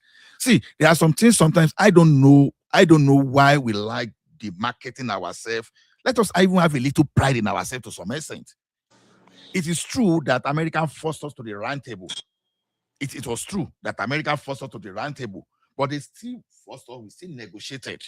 Is that pride that you are struggling to have that All is right, so making it's you about push pride. It's not about narratives? fact. The pride you are struggling to have is trying to make you put all manner of propaganda I wish you luck. Please, hold on, madam. We don't have the right weapon to do that. America denied us. They forced us to the table. We had an option of going to Russia. We have an option of going to China too. Okay, I don't hear you. But the thing is, Nigerian government fear America so much that they won't even go to Americans. That's not the point. We will still find the war, but we could have still gone to another country to do it for us instead of arranging with America. Let's not just stop thinking as if Nigeria, we are that useless. I don't think that strike was because Nigeria chose to align with arranging. I think that strike was because America wanted to strike. No. You see, the narrative is so diminishing. It's good now. No. The narrative is so diminishing that America just woke up yesterday. To be frankly speaking, America is not coming to solve our they are not coming to solve our problem. It is we that will look inward. Guys, stop this. Let me land. Don't just divert the topic at your own wish. Please stop. The question I'm saying is this, just because of politics, because I don't like this thing, because we are not paying attention to what will happen when we play this dirty politics, and some politicians pick it up. They did that for other Jonathan. You see, let us be paying attention to the beneficiary of whatever we are pushing out now. The question is this: Did Tinubu approve the strike yesterday? Is the point. But we are saying Nigeria has no option. Nigeria has no option. We don't need that, man. All we care about is we want to solve our insecurity problem, but now start going to detail. We don't have an option and all those stuff. Then America should have done that 10 years ago. Why now? Why now? Why not 10 years ago? Let's just stop all these things and since we are that useless. See the problem. They waited so long. We have the capacity to solve our problem, but America is only coming in. And at the same time, they are coming in. It's also an opportunity. You have been saying something now. Capacity. We don't have capacity. That's why they are coming to us. We have capacity. You say we should not diminish our country. We have the capacity. I feel we don't have the will, and we have the capacity. So they coming to us is also an opportunity. They really want to help. Good. But we should also be careful about those assistants, because anything boom, we must surely pay, whether we like it or not. They have strategy to take their money. So everybody knows that, except those who want to argue. Then we, who have been in this mess for years, what are we really doing differently? We invited our army. Okay, come and flood these people so that it can be something of history. Now they are stuck in our bushes, in our streets. They are not like the police.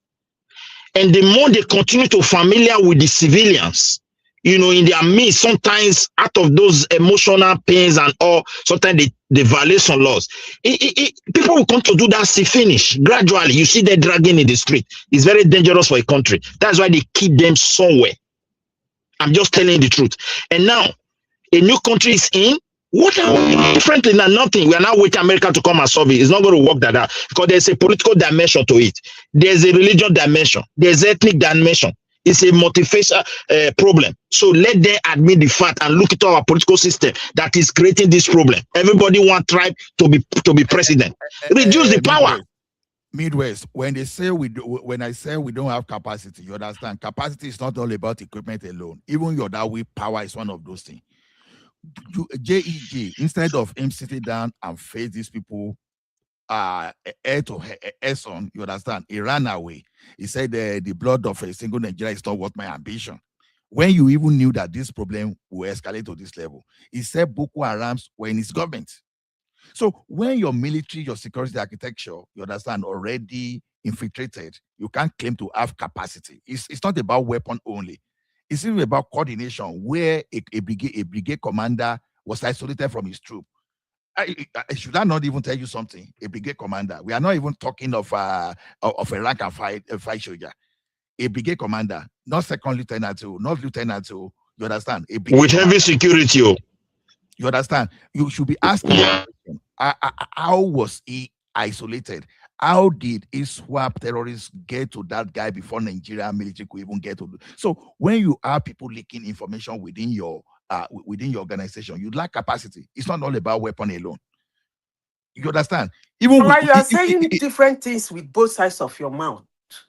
You just said something very fundamental now. The next moment you shift to the other end. What I'm fighting is, and you believe that when such situations are being wait. That is what I'm when you believe that when such situations, hold on, you believe that when such situations are being seen happening in a country, and another country wants to come and take some people out of that country, it will collaborate with such military. Really? Why not? Okay. So that they go and tell them. Okay. The way they fight a whole brigadier commander. When they you people are just you say you should try to have shame, your pride. Get your pride if that will make you happy. Hold on now. You are still saying how a brigadier commander was being fired in your country in a global platform, and you still want to have pride. They are talking about our pride, but you are also telling us how the so compromise. She doesn't have a point. I will tell you why she doesn't have a point. Now the question is this: when you are talking of general military, is different from where? Okay, now you are in a group. Your commander in chief, which happen to be Tinubu, your chief of defense staff. Maybe you have five of you in a room. Now you know that this thing clearly now, and you form a strategy. If that thing leak tomorrow, it's either your commander in chief, which is Tinubu, or chief of defense staff is the person. It's different from when your brigade commander is talking to his troop. You understand? That maybe one of those troops then go ahead and leak that thing. They will still inform your president and those people that were involved. If you have limited people involved, just like they were using those foreign mercenary to tackle when they leak initial information that time when America wanted to help us. America wanted to help us under Jonathan to start with. And they got to that place. The foreign mercenary. They were supposed to give them gas so that they would sleep. But before these people could get to that place, the terrorists were already wearing a mask already. That's the kind of thing where I'm talking about. But what did they do? It is for still the same military, the limited people that still work with that foreign mercenary to still go and fight that thing. It's not as if they will totally isolate us. What am I talking about? The fact that we all agree is that there are people in the military that are looking intelligent. People want to kind of convince us that it's the low-ranking ones that are doing it. We don't know. It could be the high-ranking ones. We don't know. Don't try to convince us that it's low-ranking. The fact that the military is like that is the problem. Wait a little bit. Wait a little bit. Hold on, Midwest. You will continue. Out of 12 disciples, there was still a Judas. That's still but don't try to tell us Judas are the low-ranking soldiers, man. Why can't it be the high-ranking? Don't get yourself occupying analogy. Don't get yourself. Wait a little bit. What do you think that will motivate a fellow Nigerian army officer to leak such crucial information to those kind of people? Anything. But I feel it is power. It is power. Yeah. Because people feel there is a vacuum. They must occupy some certain space. So at all costs, they don't even give a shit about the country we call Nigeria. Yes. That is the reason. See, Mike, let me tell you. You see, it's not only a matter of money. It's money that drives Mike, wait. Why I tell you it's not only money, You see, some of these people, if you look at the people that are involved, they are almost of one region. The main issue we are talking about here. It's about money. They are also if they offer $10,000 to spy on the army, on his general officer and your own military, you go do them. So don't say a region. Now you don't be like money. Now everybody. Mike, don't see there are some people in the Nigerian army that are on payroll of the maybe terrorists or a foreign country. They are spying on their own country. Okay. You know what they call espionage? Even American military, they don't arrest many of their own soldiers, their own civilian soldiers. Okay, let me leave it there. But let's leave it. I don't want to put it in argument. Let's leave it. Let's not make it about. That's the problem in Nigeria. Why we can't solve our problem is we like to blame tribes and calm down, my brother. That's why I always come to fight people all the time. We keep saying, "Oh, is this tribe? That tribe?" We are not serious. If we want to solve our problem, we need to get down to human nature and roots of things, studying of the human character, all those things. Mike, we are Hold on. Now let me land. Let me land my statement. Mike, we are just Mike, we are. But can I just finish the statement? Who's muting my mic now? Can I just finish the statement? But let me finish my statement. Can't just mute it when I'm talking. I know you don't like me. Well, if someone do that to you, be upset. Chance to talk. You've been talking forever. No, I'm landing a statement. You just mute me. How can you do that? You already landed your statement. What do you mean I already landed? I'm in the middle of statement. You mute me. What kind of land now? Land. Let's land your drone, your aircraft. I'm saying, and this is the point you always make. I don't know why you disagree with it. Now the problem in Nigeria is instead of us to look at our problem critically, we play tribal politics. That's what we do. Tribal, ethnic, and religious politics, and that's why we can't solve anything. That's the point I'm trying to make. You see, Mike, my point is this: the greatest problem we have in Nigerians are the Satanans. They are very political correct, but if you don't want to look at the past government, the reason why they were romancing these people, you will not understand the situation we find ourselves as a country. This idea that it doesn't have to do with tribe, we just come together, you are joking. We must admit that there's tribe issue. If we are able to get it right, we move forward. We must admit that there's a religion issue. If we are able to get it right, we move forward. By the time we say kick them aside, let us go forward, those things will come to drag us. And that's what is dragging us today.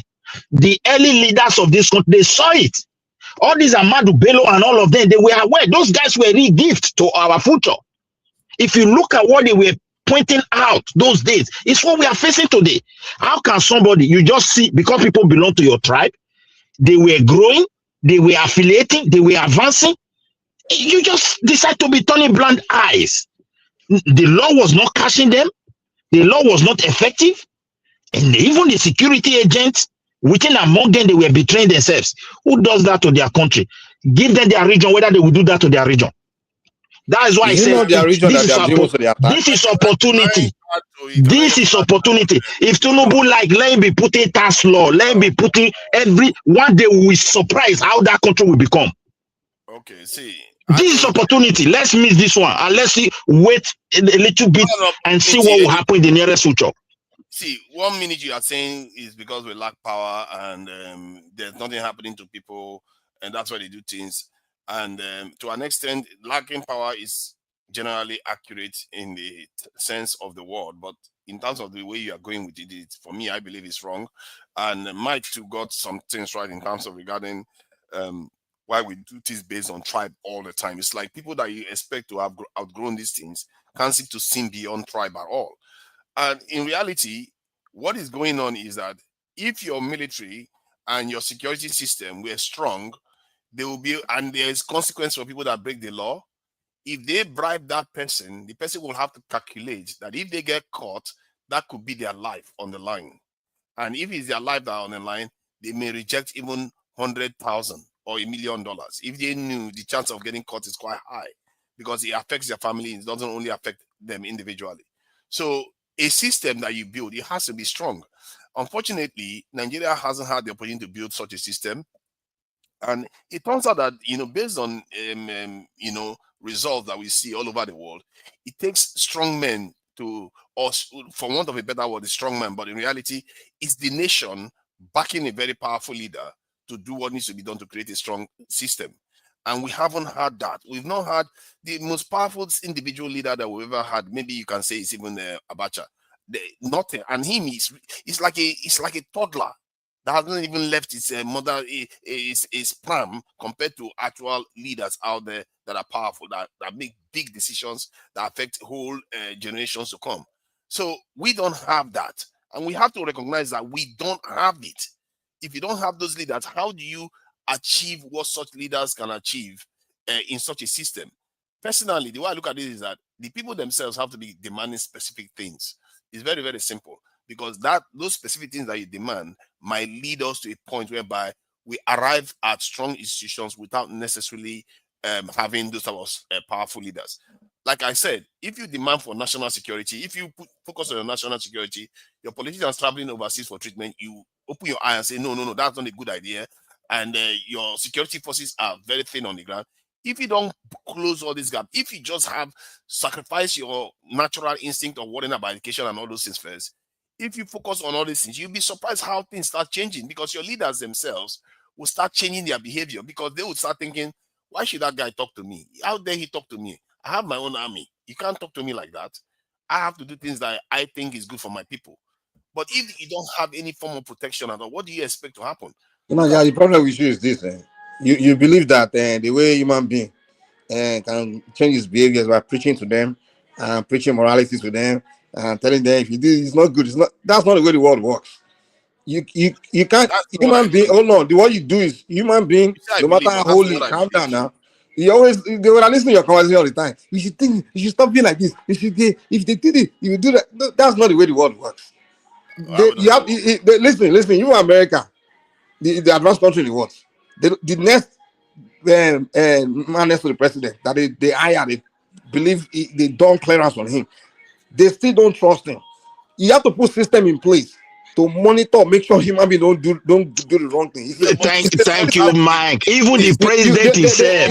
Thank you, Mike. Oh my God! Let me even say this. Let me even say this. How do you put those systems in place? Answer that specific question. Don't just run over it. Tunaja laying land is making real keep muting my education mic here. because he has power. You just believe nonsense sometimes. What is your question, Mike?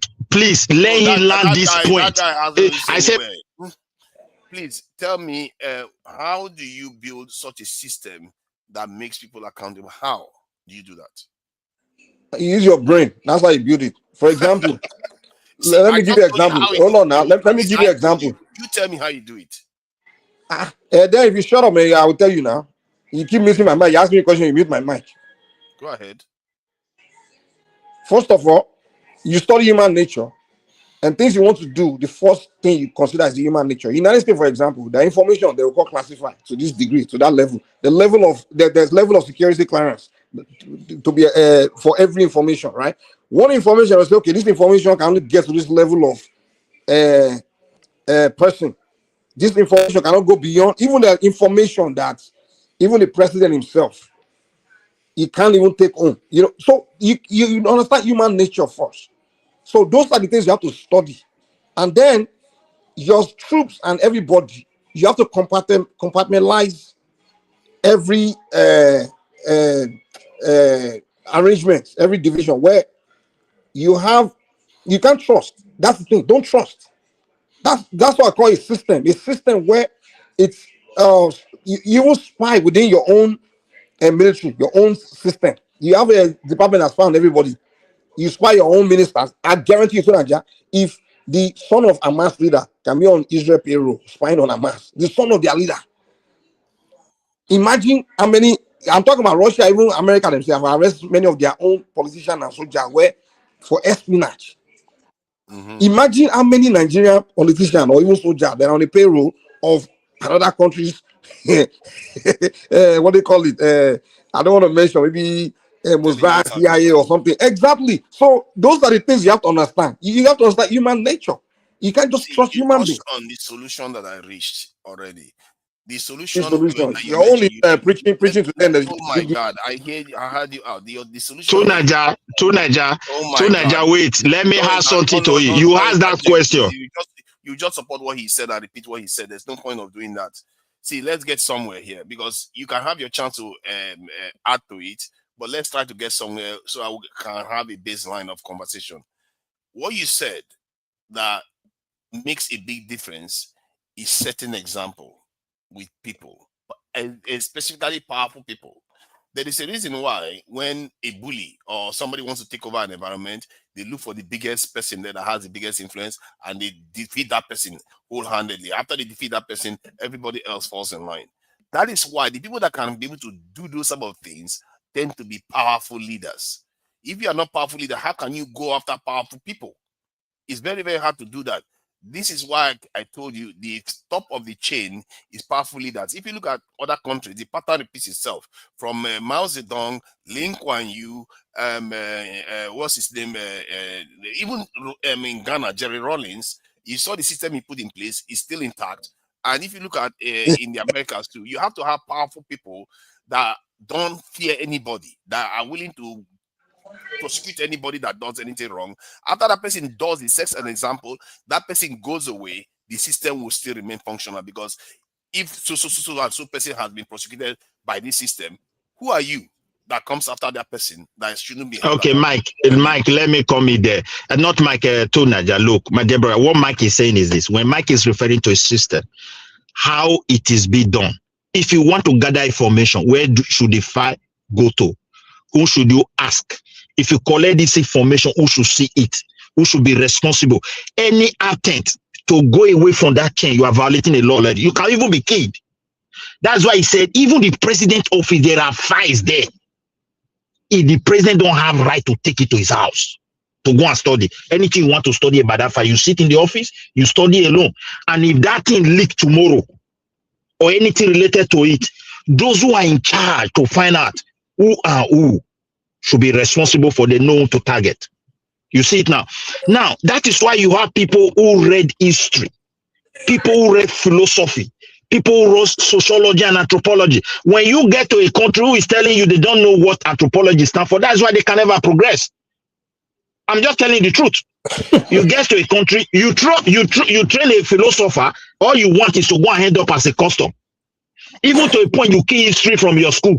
So you want to have a system idea? The answer is no. He is telling you the real problem we are having in Nigeria today. We want to go into task. What system do you put in place? Just to copy law, bogus law.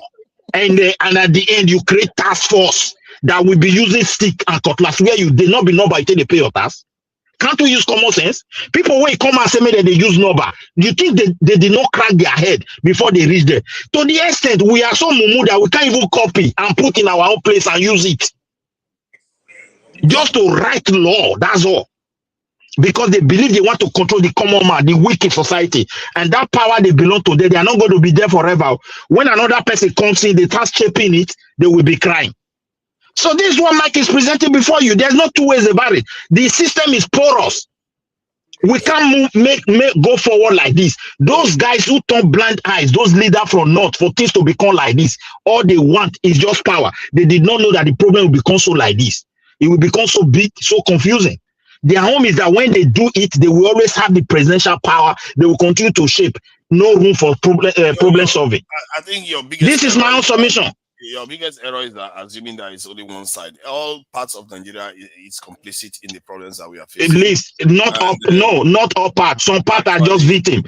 All parts are victim, but not all parts are participating. See, don't misquote it here. It's not all part that is involved in this thing, but all parts are feeling the pain. See, we elect them into office and they go there and they all do the same thing. Even the people that voted this Labour Party for P2B and all of them got elected, they got to the center. Do you see them opposing anything? See, we are all complicit in the mess that we are in. If we pretend as if we don't, it's just lying to what is actually real. And the problem we face is, like I said, it's not even an individual problem. It's not a Tinubu problem alone. This is a problem of national psyche that we simply don't have. And the only thing do you think?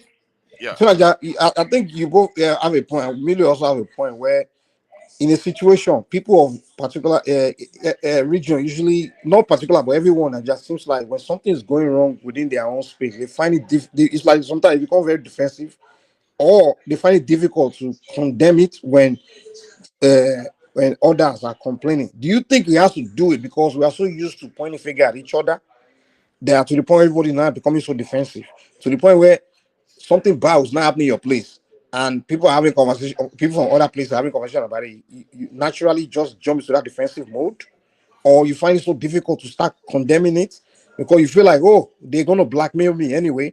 They're trying to they're talking about the problem, but you feel like, oh, the intention is to blackmail me. Maybe it's because we are so used to blackmailing each other and pointing finger at each other's, blaming each other's ethnic group for so long that people are becoming so it's become natural to them to just automatically to defend even the indefensible from their territory. I think that when the colonizers came in, they encouraged suspicion amongst different groups. That didn't help. And then when our leaders took over, that our own people took over the reins, they didn't do much to change it because they too are scared of doing the right thing. Because if they were doing the right thing, guess what? One of the first things they will be telling us: never again should we ever be colonized. Never again should we ever go and start being having sweet relationship with these people that did all this to us. But no, that's not what you hear. If anything, they go out of their way to make sure they don't do that. That tells you something. It's a signal that to tell you that anybody that makes it that seat of power, they are read the Riot Act and they know what they are not supposed to do and what they are supposed to do. This is why you see the nation never goes forward, and they don't even try to unite the people, because they know full well that if they try to unite the people, that's going to create an environment where the people are going to start challenging the powers that they serve. Yeah, that's true. So the powers that they serve, so they don't want to encourage that kind of behavior. Or that's why the way Nigerians are blaming each other, I don't blame them when you think about it, because the situation is so horrible. They have to find somebody to blame.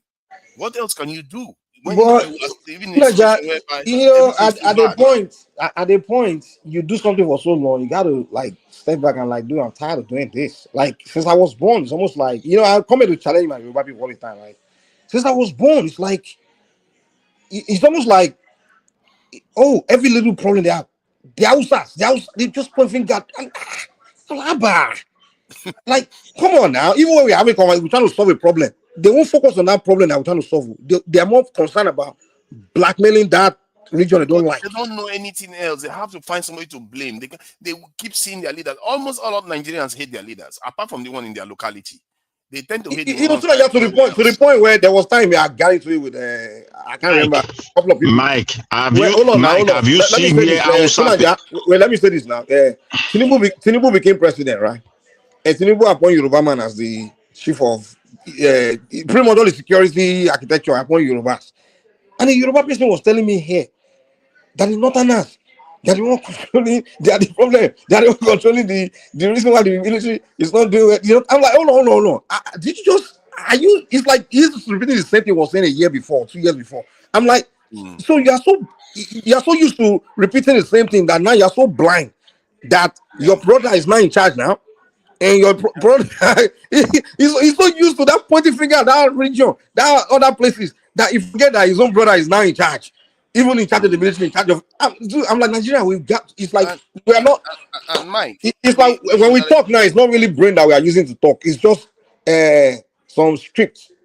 Our conversation is just emotion, majority emotion, my brother, just from all emotion. Our conversation is just script. It's not really logic. It's just script. See, Mike, we underestimate the power of psyops, because when the Nigerian people try to start thinking the right way, often what tends to happen is that there's intervention to ensure the wrong way of thinking carries on. They perpetuate it. It's a very, very efficient way of controlling the people, because recently when Candace Owen revealed that in America, there were people that they would send them into churches.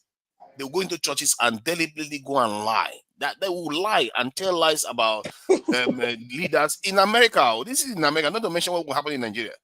They will be lying and spreading lies everywhere. And in the evening, they will get back together and they will be fine with it, because that's their job. That's what they are assigned to do. They will spread lies within societies and create suspicion between different groups. So this is the name of the game. And in Nigeria, as a matter of fact, in the case of South Africa, there was one guy that came online and confessed to me that they go into the black neighborhoods, in that of the Bantu neighborhoods, and cause strife among them. In Nigeria, I know of cases where they actually bribe people to lie in Nigeria about other groups, about politics. Even like the case of Senator Akpoti, you saw the case where the lady came out openly and told so many lies that it was so obvious for people to detect that the lies are there. But the most dangerous lies, you can't even tell. They will just lie. And the whole lie, people will believe it. You know all this statement where people say, Abacha said something about if there was terrorism in a country within 24 hours, it's the country that is responsible for it. It's like, what kind of crazy, just the statement on the surface alone tells you that that's stupid. But people believe it. And they repeat it over and over again. So we have to be aware of all these things. And for me, what I see as the only solution that is there, that other nations have used, is to change your security posture.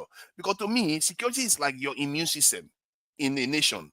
It creates this atmosphere whereby if any rubbish wants to come in, it fights it off. It removes that. And then the only thing remaining is at least the saner thoughts of that nation. That's what you tend to see. If whether you are small or whether you are big, the same principle applies. Mike, look. Yeah, Mike, my brother, if we want to create a formidable army, we must change the system. we must put a system in place how they should be checked, how they should be balanced, how there should be accountability, not just by appointing people into office. Take, for example, you want to be the formidable army. Most of us, we write Nigeria Defense Academy exam. We did not even see result because of the tribe we are from. In our own country, today the army is having, the army is having challenges, and they want to recruit the low-ranking officers from every part of Nigeria. Some people feel like, no, we have been neglected. I don't think there's any need for me to give my child out at this time because the trust is not there. You get what I'm saying now? I get you. So all these things they are playing role. If you want to make a difference. But here's what the problem is. I agree with you, but here's what the problem is. The thing is, you lay out the problem and you say we have to create a system. Yeah, fine. But the problem is when you now bring Nigerians together to have conversation about that solution, what they'll begin to do is something different. They'll begin to do ethnic blackmailing. They begin to have conversation about ethnic. It's that they will not focus on the actual thing they're claiming that they want. When you start to have the conversation about, hold on. When we say we now bring it together to have conversation about this system, how to structure whatever, they begin to, discuss. Ethnic. It's all different thing that will be discussing. At the end of the day, they will not get to the solution of it. The reason is conversation be about blackmailing each other. Mike, hold on a moment. You see, that's what they will be discussing at the end of the day. In the beginning, the idea was, let's find solution. Let's create system. Okay, now let's find a solution. But they will not put aside their internal, personal feeling and things that they had, the ulterior motive. Their own ethnic ulterior motive. They won't put it aside. So that's why we can't solve anything. See, Mike, that is why I said there is a tribal issue, there is a religion issue. And most of the things that fuel that very point you just raised is tribe, is religion, and maybe partially regional. Let me put partially regional. We don't supposed to, we should understand that we are not just the same people. So, peradventure, we are not the same in one locality. But we must identify those differences so that we can be able to move forward. The attempt of saying, let's just ignore it. Take, for example, Tinubu is ruling today. I'm not from Yoruba, I'm from South.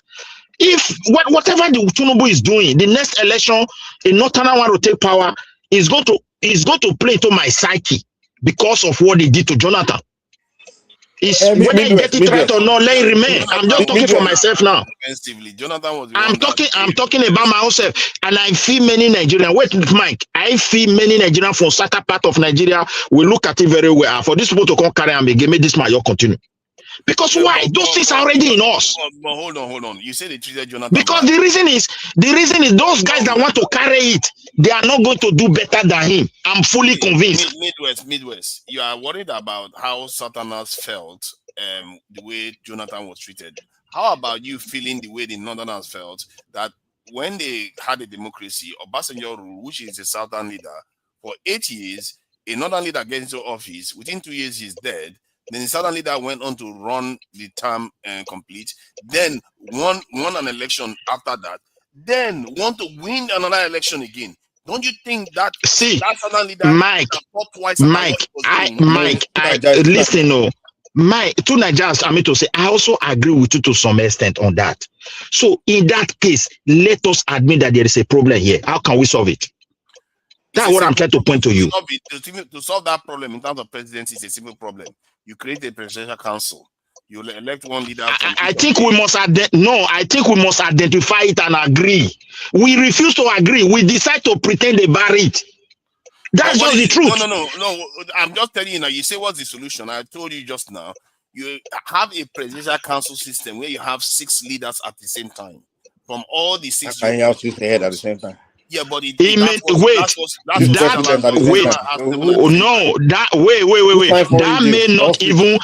may not even solve the problem. It may not. It may not, because the reason is this. Wait, Even like if you want, I think only Switzerland is the one practicing that, but we need to go and ask them how they manage to make law, because that's why they don't make law from their parliament. If you want to make law, then you have to do a referendum with the people you want to pass law on. So it's a very complex. Huh? Yeah. See where it is, Mike. You see the situation we find the situation we find ourselves. Like you now, you have submitted a solution. Good. Another person will bring it, so because we have admitted that there is a problem we must solve. Different ideas. Okay, everybody go to bring you. Somebody from West go look Western, some dynamics challenges that we face people of the West. It will say no, we in the West can run this. We can look into. Then somebody from Sasa will look, because the Sasa you just mentioned. Look, that place is one of the. I don't even know what the words I will use to describe that place, because I don't know what they represent. To be honestly speaking, I'm just telling you the truth. That place is a serious problem. Miss West, as people, we have to start projecting into time and trying to see which system is going to be the most stable over time. Because when you have a good system, it's almost like a weapon. Because other people are running the same race, they have their own system. What if their own system will fail before yours? So that's why it's always good to pick it. If you have a chance to pick it, like me now, if I have the chance to pick, I'll pick the presidential council system, because it's going to be the most stable system for a very, very long time, because it's controlled by the people, and then you don't have any regional differences in terms of, because everybody is represented in the center. And remember, 6 years are better than 1 in terms of decision making. Mike, see, the thing I believe is that we should go back to, you see some area in Nigeria, they have many tribes. Every tribe must be recognized, irrespective of how small and big they are, because this is how these Scandinavian people, these Viking people were able to overcome their own. When you talk of war and barbarism, if you go to their history, you will not believe that these people were once in this terrible situation. So in terms of good and trade and civilization, yes, you can also trade it to them. But you must go and look at those people. That's where the dissatisfaction is coming from. This so-called majority they force on us is also a problem. So if one locality, take for example your own place, I don't know where you are from, the people that make up that place, they feel like they have lost, and they have to look into somewhere else, and in the process they are fighting instead of them to come together on how to develop their place. Every community in Sweden here are responsible for every development. For example, if the federal government, that is the center, want to run a project there, whether road, whether building, whether energy or anything, they must do it with collaboration with the commune. If the commune said no, the project is dead. That does not mean you must take it away. They will suggest an alternative. But it's the same like that in Nigeria now. I don't know why. No, it's not like that in Nigeria. Why is it not like that? It's not like that. It's not like that. It's not like that in Nigeria. Let me give you an example why it's not like that. Don't make mistake. Let me give you an example. Let me give you. Don't understand what I'm talking about. That's why I bring Nigeria in. Every building in the whole of my community, the cable, the engineer, the document that speaks about it is in the community. Because if in the 100 years other engineers want to do whether repair, renovation, whatever, that is where they have to go on to the document that speaks about it.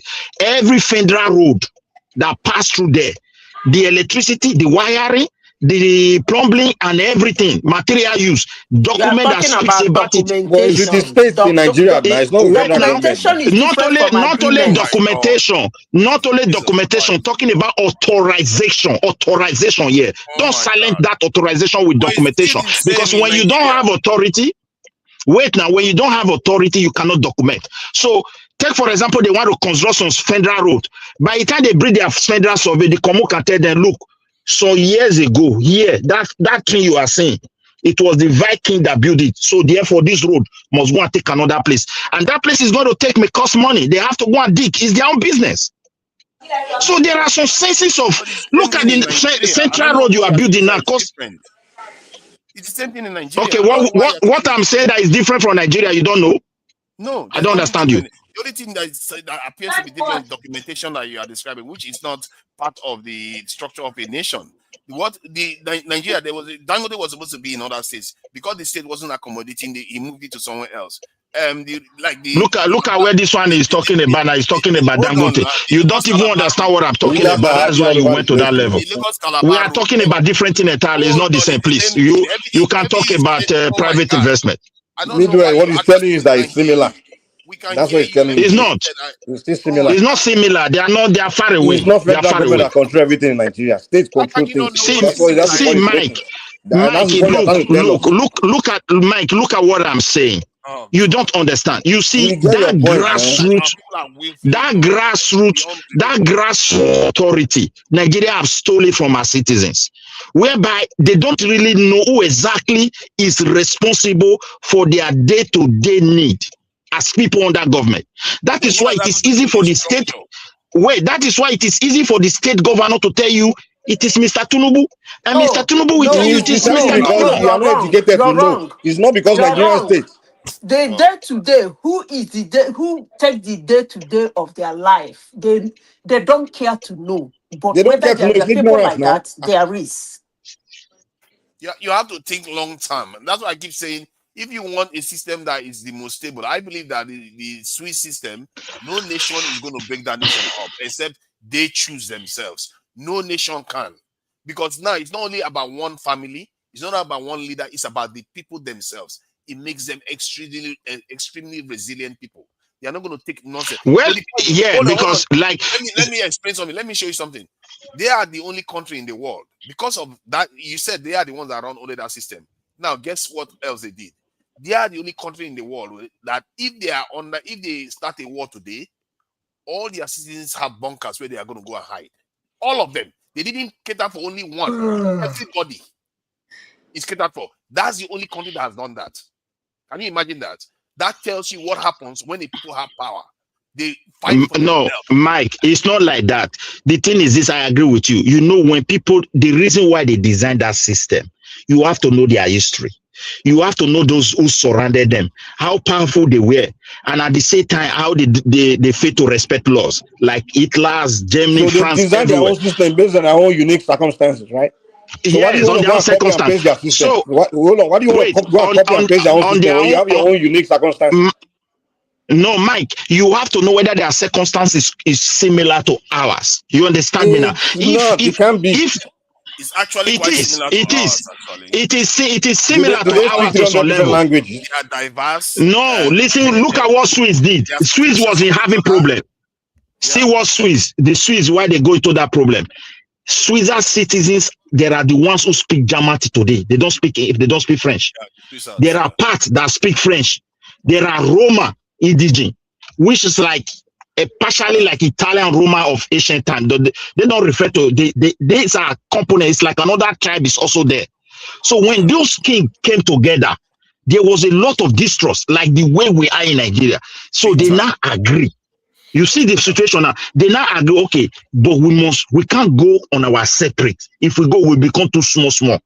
So if we can agree and form a system that can bring trust, then at least with this our size, we can survive these people and concentrate on how to protect ourselves instead of we to be fighting ourselves, because they know the people who surrounded them. So this idea motivated them and other factors. They now agree and says, okay, when we create a political party, that party will be mandated to take people from every tribe. The other party, the same thing. So if we elect that party, automatically we are having 6 heads, not that 6 individuals.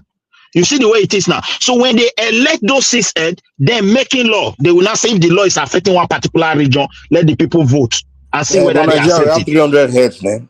So I just give you an example now. So that when I say we were peculiar, there was that distrust. We have distrust in Nigeria. We don't have distrust. Yeah, it's a fact. Yeah. Yes. So this foundation was what, like in our own case, this federal system that we are practicing today, I don't think we are actually practicing federalism. I've lived under a federal system that look like parliament, because even the federal, the way they teach us, when I look practically like what Spanish is doing, that is practicing parliamentary system, and yet they are federal, me, I'm a little bit confused. Practically. Can I say about Switzerland, so that you understand me? So I think we have to look inward. We have to be honest. Yeah, let me just share this video about an ideal system. If we as a people embrace such a system, because we are diverse like them, and also for us to be resilient, I think this system, if we had it, I'm telling you, man, Nigeria will be unbreakable.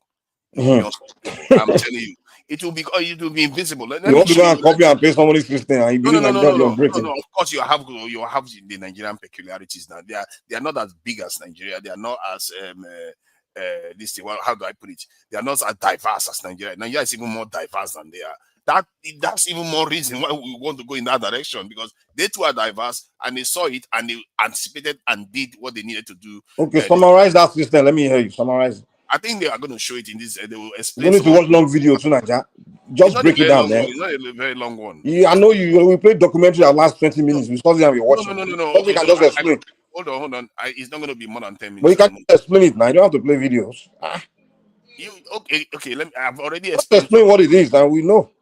What I'm trying to explain to you is that if you come together and you empower the people in terms of them having a say in the rules of the state, in terms of referendums, and secondly, the center is everybody's represented in the center.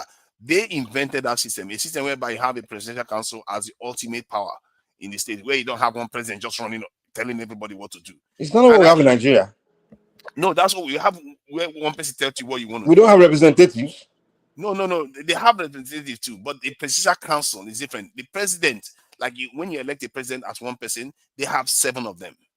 So it means that it takes that 7 of them to decide anything the president wants to do. Okay, so this what Tunaja is saying will take Nigeria to solve all our problems. So we should have how many presidents in Nigeria now? 6. We have 6 geopolitical zones. Okay. We can elect one from each point, and they all go to the presidential council. They don't have to be from the same party. Okay, wait. Like the government of now, let me ask you this all the time. We have one from Southwest, will be a Yoruba man. Yes. We have one from Southeast, which will be an Igbo man. Yes. We have one from Northwest, right? Yep. South. South, we have a bunch of ethnic groups. So we have wait. In the South, we send Esama. We send Ijoma. Ijoma Ishekiri. Now Ijoma will go and speak on behalf of Ishekiri, Calabar, Bini, Ikwere, Ijo. I'm sorry. And they will say, okay, that's what we send you there to go and do. You will speak. They will still cry. They will still cry. No. In the north, can you remember when I speak on behalf of all these tribes that are there? In its north central, you still have Yoruba north central. You have Ibira, you have Igala, you have Lupe, you have. You're still going to have problems. Hold on. What you are saying it as if because you are still going to have problems, but the problem you're going to have is a lot less.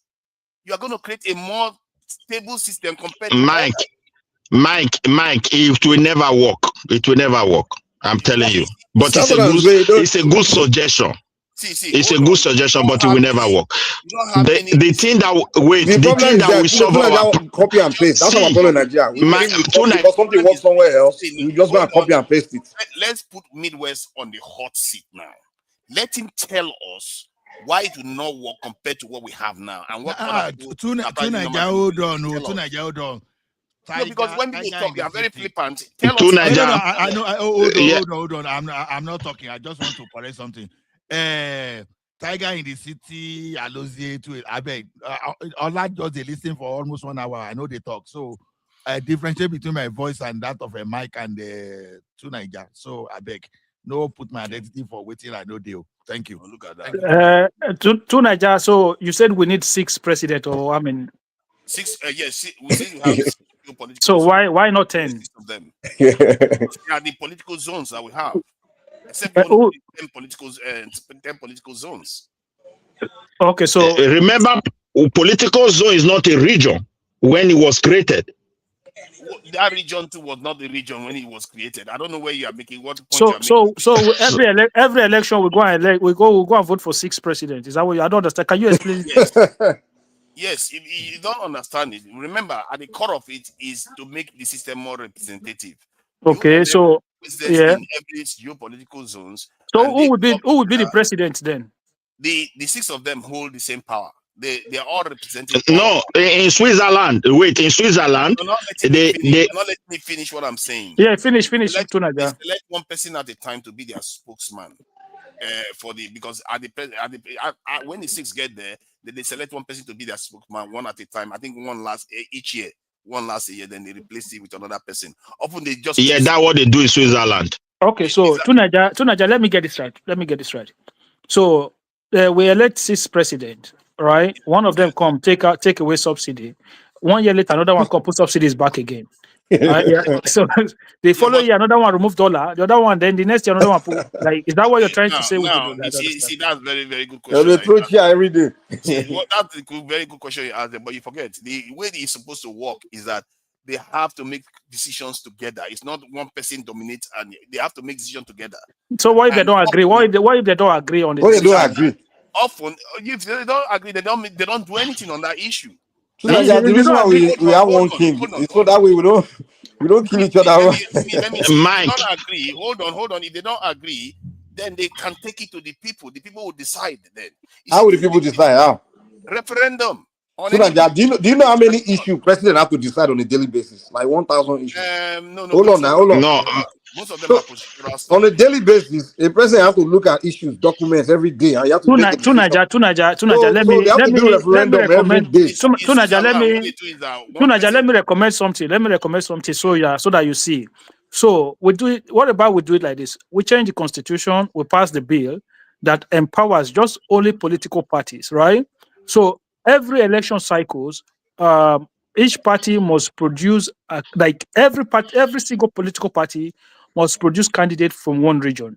Then that person governs for only 4 years. Then that it moves to another region. So, but when it comes to the southwest or southeast, every political party must present a candidate from the southeast. Then that person can only be there for 4 years. After 4 years, it moves to another region. Every single political party. So there's no mistake of one party present somebody from this or one party present. I don't think you guys are serious about developing a country. When you guys keep making this statement. Answer the question. See, you see the difference between proper education or something and ChatGPT as an advisor. I don't tell you, no, they bring all this your ChatGPT political advisor to come, they tackle man being you. You see the way that they tackle you now. Oh my God! It's a Google education. Wait, Ola. We can't root to Nigeria. We cannot root to Nigeria away totally. Please, what he's saying. A country in this world, they are practicing it and they are perfect in it. Okay, let me ask you. The reason why they adopted that system is the same problem we are facing today. They lack trust among themselves, but at the same time, the whole of them feel threatened. And when they came, that is Switzerland. Switzerland is the only country that is doing what Tubaba is doing in Europe here. So what he's talking about, and they are successful. But however, in our own issue, I'm not saying I'm in support of him to say we should adopt that. We can't also rule it totally away. We should look at where those guys were coming from, who decided to accept that would be a chaos, man. We don't need that type of goal. I agree with you. It may be, but even this your own you suggested 4 people here, 4 people here, 4 years from region. I did not say 4 people here. I did not say 4 people 4 years. No, I agree. You said hold on. This is just too much. See, that person that said this is going to be chaos, you have to justify it. You see, we can't just be letting people say flippant things because for all I know, you are an agent here. Now, why are you muting people? What's wrong? So we can't be interrupting each other. We keep interrupting each other. Yes, you interrupted somebody to mute somebody. What's wrong with you? I'm interrupting so that we can reset. Yeah, but you are muting somebody to interrupt. You're muting somebody to interrupt. You're the one. I think to Nigeria, a place like Nigeria, the solution we need is to go back to regional. Hold on. See, let's reset. Why are you muting the man while he's talking? One man need to take this thing away from you, man. One man need to get. I will mute because you don't allow me to reset. No, you're talking nonsense. What's wrong with you? Tell the guy, excuse me, at least. Don't just mute. You just cut the Midwest off while he was talking. I'm just stopping interruptions. I'm just trying to say that there's an echo going on out there. I think maybe it's Mike. You are the one or something. Yeah, I think it's you. So. I'm just trying to say that let's have a basis of conversation so that we get somewhere instead of somebody just coming, because it's not there, just snap at something. And even if it's not logical, and we just allow it to stand because it's okay. No, that's not how it works. We have to be logical here. This is our life we are talking about, and viewers are out there watching. So my point is that when you say it's going to be chaotic, I would like to know why you think it's going to be chaotic. Like I said earlier on, when there is a disagreement within the Presidential Council and they can't reach a unanimous decision on any issue, then they send it to the people, and the people decide. What else do you want? You don't want the power to go to the people. You want it to go to powerhouses, emirs, and obas and chiefs, so that tomorrow you will start complaining again that the elites are controlling you. They are giving you a solution. You are seeing a solution in the real world, and you are rejecting it because. Okay, let him tell you why be chaotic. We heard you. Let him tell you why. Mike, sorry. To Niger, I'm going to report you to one man. This your nonsense Hitler attitude that you're carrying out. What's wrong with you, man? What kind of nonsense is that? If you want, how can you just come in want to speak? You just come in want to speak and then muting people. What kind of nonsense is that? I've now reset it. Now nobody asked you for fucking reset, man. What the fuck is wrong with you, man? Stop you. Yo, shut the fuck up, man. What's wrong with you? Why are you behaving like an idiot? Stop insulting people. Why are you behaving like an idiot? I don't like it, man. How you coming in? How you coming in and just behaving like a bully? That's bullying. That's a bullying attitude. What's wrong with you? Okay, guys. Hello, everybody. Now. You need to be the one No, it's not over, man. You cannot be bullying people on the platform just because you have access. What's wrong with you? Are we kids here or what? Okay, guys. I don't want to make any point. I want to tell you how stupid you are. Okay. No, it's okay. Message saying, let us go back to the please. Please, let us go back to this thing. To Nigeria, I beg you to know the mood person again too. So no, because it has to be ordered. You can't just be interrupting each other constantly. We understand, but that's not what you did tonight, yeah. That's not what you did. That's what No. What you did is this. You want to come in, right? While someone was talking, instead of you to say, "Excuse me, let me see this," or you just mute the person just to make your own statement. That's what you did. So that way you can be the one for you to have a conversation. Just to have your own. We are not saying we are not saying it's wrong to mute, but at least say excuse. It's very rude. It was very like what's wrong with you, man? Excuse me, or trying to bully people try to bully people because you have access. What kind of nonsense is that? I'm not trying to bully you. Yeah, but you just That's what you did, man. That's what you did. Let's forget about personalities, okay? Let's focus on the points that have been discussed. Now, what do you mean? Let's forget about personality. When you behave in such manner, who want to have a conversation with you? Insulted me. Is that not Yo, get the hell out of here, man. What else do you want? I just apologize, man. Why should I apologize to him? He's insulted me. Is he apologizing to me for insulting me? I didn't insult him. All I asked him to do was let me reset the conversation. Then you can have your say in a very, very organized way, so that we'll get somewhere. That's all I asked for.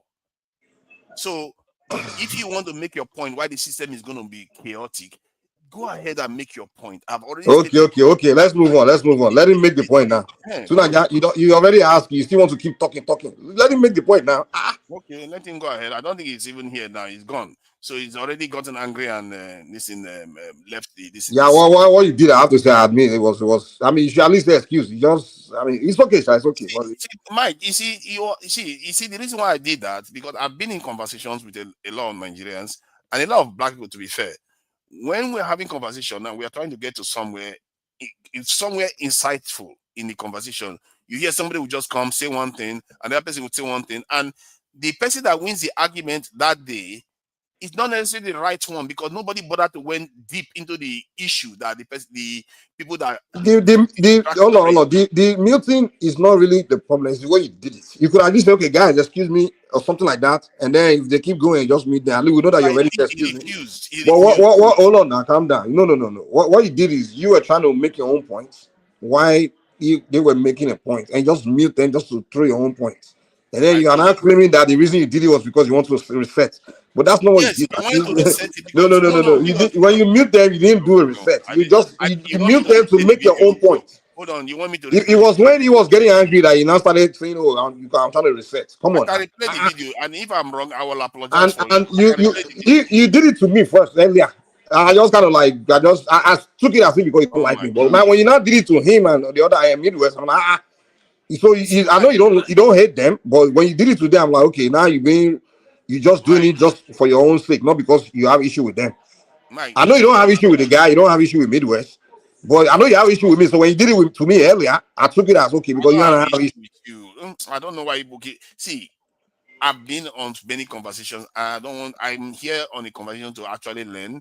And when they say that it's going to be disruptive, I want to know why they believe that.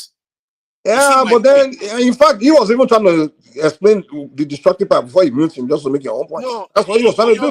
No, he wasn't. He was Nah, just come going on, on and you on. asked that question, and he was trying to explain it, and then you mute him just to make a point. I'm like, come on, man, that's rude, man. Oh, Well, it's okay, man. It's okay. We all do wrong things sometimes. I've done similar wrong thing before too, so I can't dwell on it. But so it's okay, man. He insult you. I'll So play the video it's so we can balance. see it again. I don't mind. You don't need to play video, man. I don't allow these long videos, man. Like you just explain what's in the video. It's fine. Mike, you don't like videos at all, not even long. No, I know you. When you play video, you play like 10 minutes long video. To Niger, you have to apologize because when you move something like that, you understand. Some of us, they will think we are all doing this thing. You understand, but at least are they appreciate progress? Akim knows that. I know they do that. So because sometimes too, when you do that, people will be thinking that we are all bullying, and I know that I don't bully anybody. So apologize to me. If you don't apologize, well, at least it's okay that at least they know who is doing it now. Let's not do that. You understand now. When you move people now, for example, now I've not been on the desk now for almost 1 hour until I return. If you keep moving people, they will think we are all bullying, right? Like someone told me here now that that I'm talking with two sides of my mouth when I know even to Nigeria, no, don't let us abuse the power anyway. Don't let us abuse the power. That's my point. So I'm not abusing power. It's just that I think let me say this. What I find with our people is that some people just want to come and air their views. They don't want to learn anything. They're not here to learn anything new. They just want to air their views. And I understand that. And generally, when I'm online, I really hope people pick up on this, that my own approach is trying to get somewhere. I want to learn something from what you're saying. And sometimes someone that wants to learn. Sorry to cut you off. Someone that wants to learn, we listen more and talk less. You don't stand as someone that want to learn because you do more talking and listening. So how are you learning? Okay, let me explain why. Because when I say I'm talking, I will say my piece, and I will say, you say this, you say something to what I've just said that is wrong. What is wrong with what I said? That's why I was curious to hear what you all were saying about what was wrong with the system. Because then if you have something that I don't have, which many times it can happen, then I will learn from that, and maybe you too can learn from that. But a lot of time when the person is not trying to explain, you don't let anyone learn. You just cut them off again and try to. It's like sometimes I feel like you just come to argue than more really to. No, definitely not. I think the reason why it comes across like that is because they assume I just want to have my say. They don't assume that I want to also learn. They just assume I came like them, just want to have my say. So why am I shutting them down then? It doesn't make sense. Why shut me down when I'm trying to have my say and you want to have your say? They don't understand that it's about trying to learn. Now, this is what you do too. Sometimes when you believe in something, you say something like, okay, this is what I think. And when someone disagrees, it's like get frustrated. You're like, no. I get frustrated you because want people to agree, accept your view. No, not necessarily. Like I said, I want them to disprove my view. Give me something better. Otherwise, agree with what I told you. You see what I mean? Because that helps us advance further in our thought processes and our opinion forming and decision making. Yeah, it's where they all go. You learn. Everybody, we have to learn. We're not getting paid. I mean, if you win the argument, I don't lose money. Mike, you may be here to learn, but a lot of people are not. That's the truth. And some people are in between. Sometimes they are willing to learn later on, another time they just want to have their say. And when somebody wants to have their say and you try to press them on any issue, they don't like that. They don't like that. And I really think that maybe that's something I have to be making clear when I'm hosting. I'll let you know that I'll press you, and sometimes I'll bring the issue back so that we all know where we all stand on it. Because I really want to be fair. That's fair. Well, exactly. What you're preaching is right, but I think you should practice it more. Because the reason why it's right to you, and that makes you even more intelligent than a lot of people, because you are willing to learn. Sometimes you hear people that don't hear people, they are the ones that don't learn, and they just repeat the same thing over and over again. You see what I mean? And it makes a lot of people very, very good. The people that are, it's funny, the most intelligent people are the ones that are willing to learn. It's weird, isn't it? They are humble. They are willing to say, okay, what did you just say? I got it wrong. I'll pull back. I will be happy to pull back on my opinion about something if somebody gives me an idea that is better. Mike, you know, we've had conversations that lasted hours, and often it's after the second or fourth hour before you start coming up with gems of ideas and all the rest. So, but we go on to start actually learning from each other. You start suggesting ideas that I've never heard of before. Stuff like that. That is how it's supposed to be. That's what I truly gain from, because that is the whole point of talking. You want a solution to the problems the country is having. It's not flippant. It's not vain. It's an important thing. Let's not treat it as something that is just whapping our mouth left and right, because you don't know who is going to be. You might be the one that is standing in the place of Tinubu tomorrow, and the last thing we need is the only thing you have in your head is the argument you've had before, and a stunted argument that didn't even shed light on any solution, and you just go and repeat the same mistake he made. Maybe if we become thought leaders, you actually go there and start doing things that nobody has ever seen before, because we dared to dig deeper into ideas. And that's how it works. The truth is that is how the world works. That's how people that transform the world do it. How do you think Karl Marx did it? He didn't do it because somebody wrote it before him. He did it because he came up. You learn. Yeah, that's true. Yeah. You have to come. It's true. I get your point, man. I get your point. Yeah. I mean, to me too. That's why I believe. That's why sometimes some people, when they talk, they just talk just to talk. I get frustrated. I usually try to throw comment at them like, oh, you know, because to me, I want to listen to shows so I can hear something new, or some unique idea, or even something that already exists, or how you improve on it or something. But it's like conversation where people repeat the same thing. It's like people that complain but don't give any solution or don't give any idea. They just complain. I just get frustrated. I'm like, why am I listening to this, man? You turn off the show. I've gotten used to that. I know when those sessions are on, and I pull back because they just complain. No, and it's not complaining, they've been complaining. I've heard it over and over. I'm like, why you call on the show if you don't have something to say now? Like, I wouldn't call on the show if I don't have it. I just leave. If I have something to say, it's when I come in. And when I have nothing else to say anymore, I leave the show.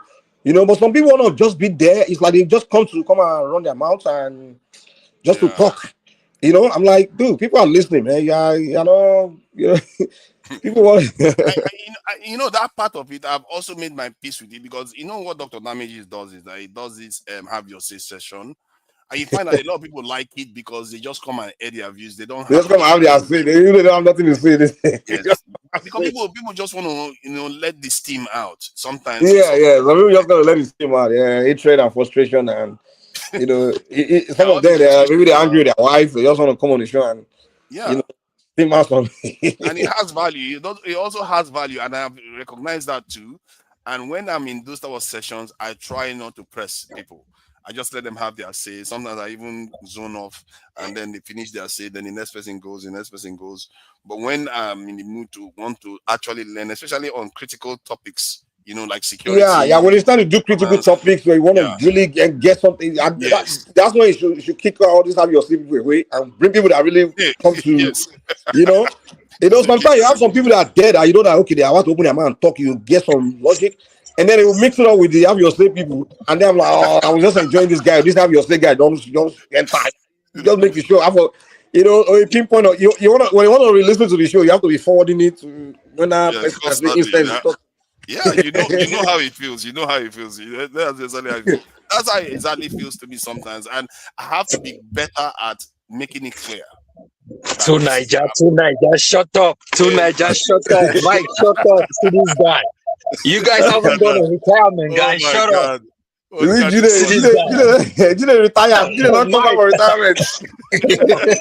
You guys have not gone to retirement. How many years?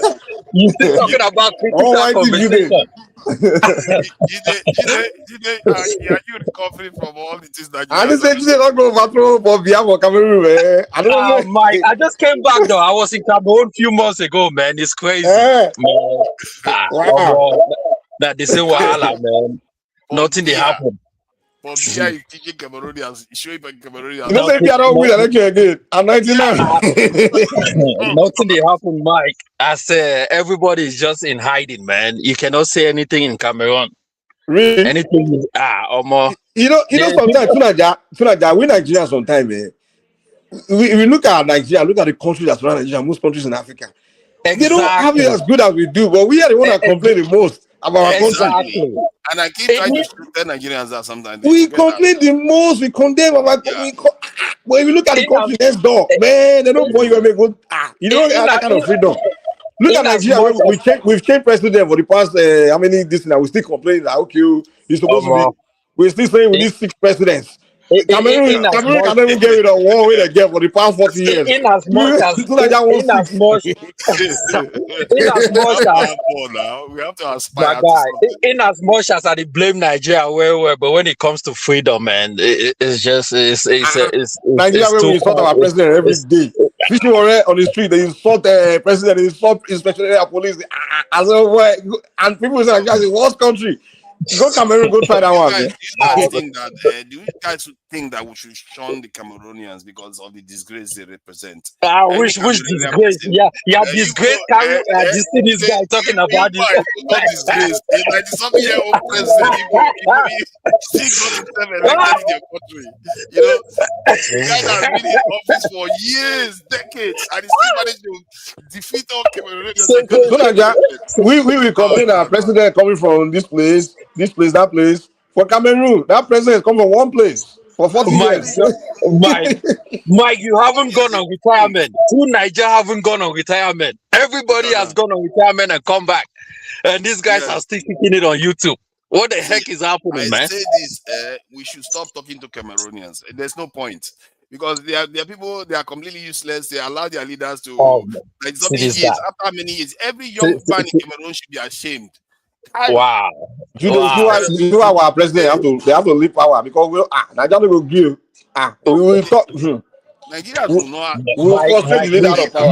Mike, you guys have changed president for how long? What has been the changes? Tell me. When your people are fleeing, when Fulani herdsmen, when Fulani herdsmen are chasing your people out of Nigeria, people are kidnapping. You know, Boko Haram, ISWAP, everything is happening. With how many presidents? None have been able to make Nigeria a peaceful country. Come on, man. It's because those ISWAP, they all come from Boko, they all come from Cameroon. Because there's freedom in Nigeria. Nigerian people they come to enjoy freedom in Nigeria now. Yeah, our freedom is what they all came for. Just like everybody in North America. What are you saying? Nigerians are even saying that it is their people that are sponsoring ISWAP and Boko Haram. See, Mike, you know when those Nigerians that like to complain, like freedom of speech. Mike, you remember when they say Tinubu goes to campaign, he cannot even make a proper speech. The Cameroonian one doesn't even go anywhere. They use a doll. The guy lives in France, man. He lives in Switzerland. That is so bad. But they say Tinubu have gone to France more than Paul Biya has gone for 5 years during his 5 years tenure. They say what are you talking about? They say Tinubu has gone to, but how can you even allow France to be running your tax system and you want to talk about Cameroon, a country that are running away from France? You guys are embracing France. Are you France run your central bank? Don't forget. How can you be embracing France, Mike? When other countries are running away from France, France, what is your own? You live in a basement. That's what Cameroon is doing. Too much Nigerians. Our Mumu is not as heavy as that of Cameroonians. My goodness. I know it's even funny. You know all these other Africans, they were online telling us how Mumu. They're going to tell us like this. Some of them are going to look at country that this guy will tell me about my movie. Their own is what? Look at Benin Republic and Togo. They want to extend their terms in office. They want to stay 3 terms. They do constitutional coup. I'm telling you, constitutional coups. And these useless ECOWAS don't call them out on it. I will see those people from those countries will say Nigeria is a disgrace. But Nigeria is a disgrace, not Mike. Mike, even you yourself know that Nigeria is a disgrace. Come on, Mike. No, Nigeria has its faults, but compared to the others, compared to the others, what we are saying, man. Like, compared to which others? Give me the comparison. Like, you just told us there, like you're hiding in Cameroon. Probably I'm speaking. No, in terms of what? In terms of what? Okay, in terms of what? No, say okay. Politics. They are worse in terms of their politics. Their political system, often you have their leaders dominating it. They will rule for 20, 30 years. They are not going anywhere. And sometimes they will rig it. They win 90-something% of the vote. It's like, what is that? And then your politics that is good. Of the vote. Oh, okay, your politics that is good. What are the benefits? What has happened? Okay, I'm not saying the benefits are necessarily there. I'm just saying at least ours looks alive. Jude, you know, they are building coastal highway in Nigeria. When was the last time Pobia built any highway in Cameroon? We don't have that. Exactly. We don't have literally that. There's nothing going on, nothing. Like no, right, you guys just drink beer. That's it. Yeah, right. Even that Nigerian coastal road that they are. There's no Pobia made beer very cheap in Cameroon. That's why everybody likes. Even that Nigerian coastal road that they are building, I wish Cameroon can get it on the other side in cause it will benefit Cameroonians a lot. Our freedom allow our man to build. You know, Dangote build one of the largest refinery in Africa. So Cameroon, Pobia will not allow anyone to do that in Cameroon. He won't give freedom to do that. So. Yeah, you won't allow anyone to be richer than him now. Mike, this is why I would say we should not be talking to Cameroonians anymore. I don't know why we're how can you not talk to Cameroonians when Cameroonians are supplying half of Nigerian food? Sending you guys food all over the place, you know, with a lot. Well, I have to give you that. This Pobia put all of you in the farm, you know. So our freedom takes many of our people away from farm. Everybody wants to be rich overnight. Yahoo, all those things. So I agree. Maybe our freedom is we cut down a little bit. It's supposed to force some people back to the farm, man. If Nigeria stop talking to Cameroon, we are just gonna open the Lagdo Dam and overflow the whole Nigeria. Let me make that clear. The whole you guys are lucky. I'm not part of ECOWAS. Tinubu for don't say fighter jet to come with that man. Una get power. Una not do for Niger. Na Cameroon. No one do. Una not do for this guy. Shut up. Say again. Not the ECOWAS. See this guy. See what happened.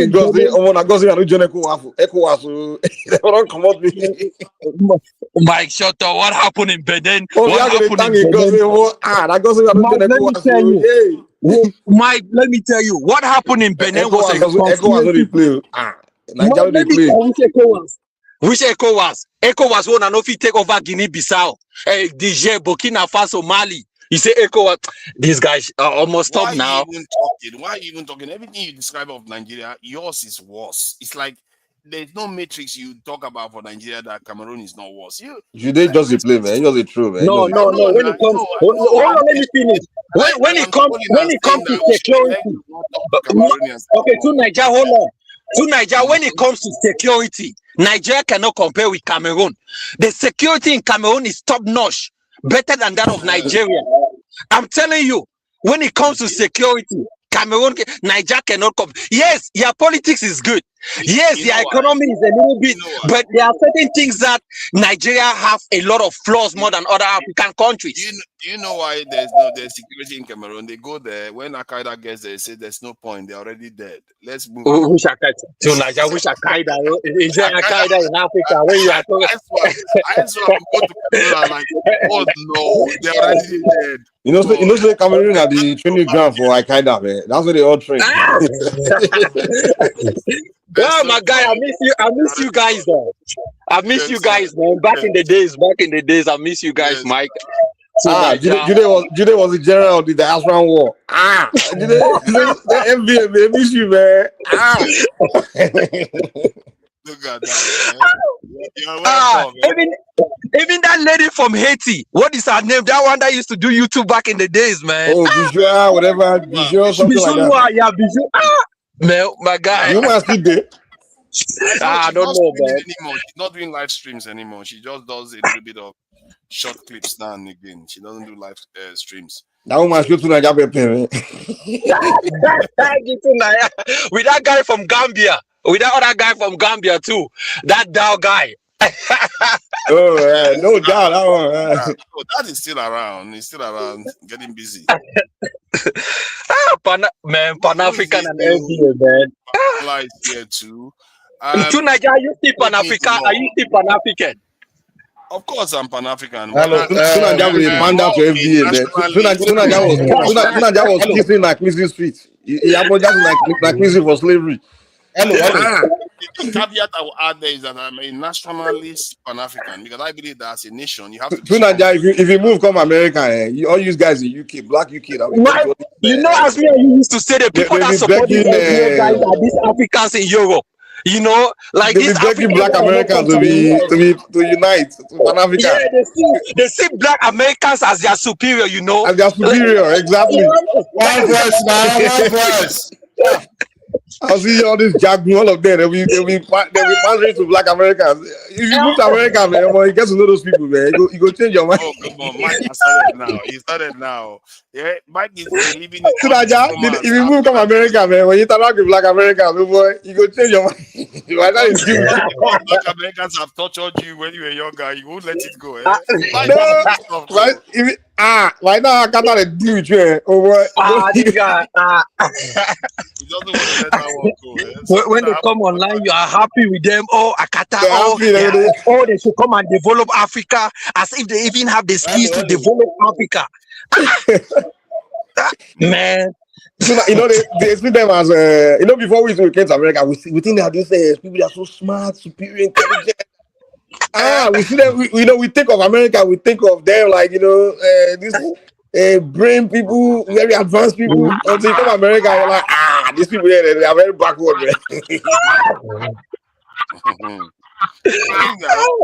Come on. Developing country for him. So I just say if they unite, they will come and develop Africa. Wish they get money. Where they get money?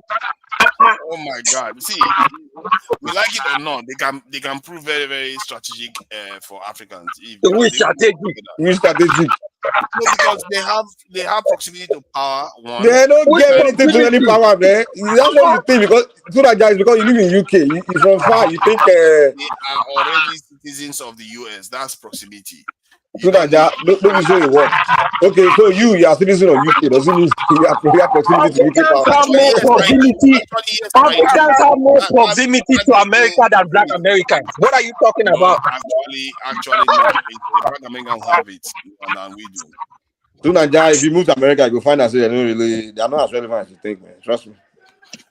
They have to be. Except they don't understand their power. That's a problem. They don't. They want their minority. They put them in pockets of places. Even if you come to America, they are really very, very underclass. They're not as you think they are. Like this, on TV you see them and those things, but you move to America, it's completely different. Somebody is echoing, man. Someone has to move. Show me the law. Show me the law. Let's bring show me the law in. I don't know. Show me the law. Please have your say, please. I don't know what you. No, they only do have your say for you. They do logic here. Are you hearing me? Yeah. Well, there's something in circling. I don't know. Maybe not from Tutin. Thank you. Well, Naija man with you, so. Maybe Naija man, yes. Naija man with you, so. Oh, Naija man, is that you? Oh God, Naija man. You know, some of the people like Naija man, they have welded in their. But why is the man echoing, man? I come for Judy. Oh God, you come for Judy. Mike, I come for you that Judy. I told you last time. I want you. I fight you. You come back today. You went to what did you went to do? You went to go and refill your energy and come back today. Start talking about Nigeria. Who is it? Shut up. Okay, Nigeria is a Boko Haram country. We are talking about Nigeria, a Boko Haram country. Who is this guy? But you are a 100 years old president. Terrorist country. You are talking about Nigeria. Your country. You cannot talk no freedom of speech. You cannot talk about your president. Let this guy will run because when he go to his country, they'll catch him and jail him forever. They ban them, no media, nobody, no citizen. And Nigeria, people criticize our own president, call him all name, nothing happened. When I went to my hometown in Cameroon, is taxi driver. Taxi driver, the richest man in Cameroon. During the election, they were giving them bread, not even a loaf of bread. They were giving them a shovel. They don't kill the opposition guy now. This is the guy will run against Bia. The Abazonia is like this, like high pop in the south. These people disturbing them. No, They don't do genocide of Amazonia now. They are women. They only want their women dream. Let me tell you, their women dream. They only want to marry rich guy in Nigeria and buy the man and enrich his property. That's why they're angry with Nigeria. Because Nigeria don't give their women that chance. When I went to my hometown in Bakassi, the people were happy that they left Nigeria, man. Come and see rejoice in their face. Come and see rejoice in their face. You'll be happy. See them and see these people. The richest man in the country, the richest man is just the taxi driver. That is what is happening in Cameroon. I'm not like, no.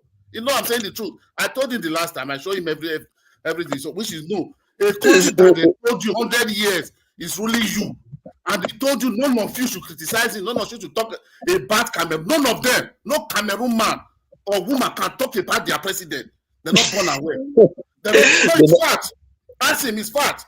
Not propaganda. I have journalists that asked him. He told me this thing many years ago. Even there's a woman in Switzerland, she tell me the same thing.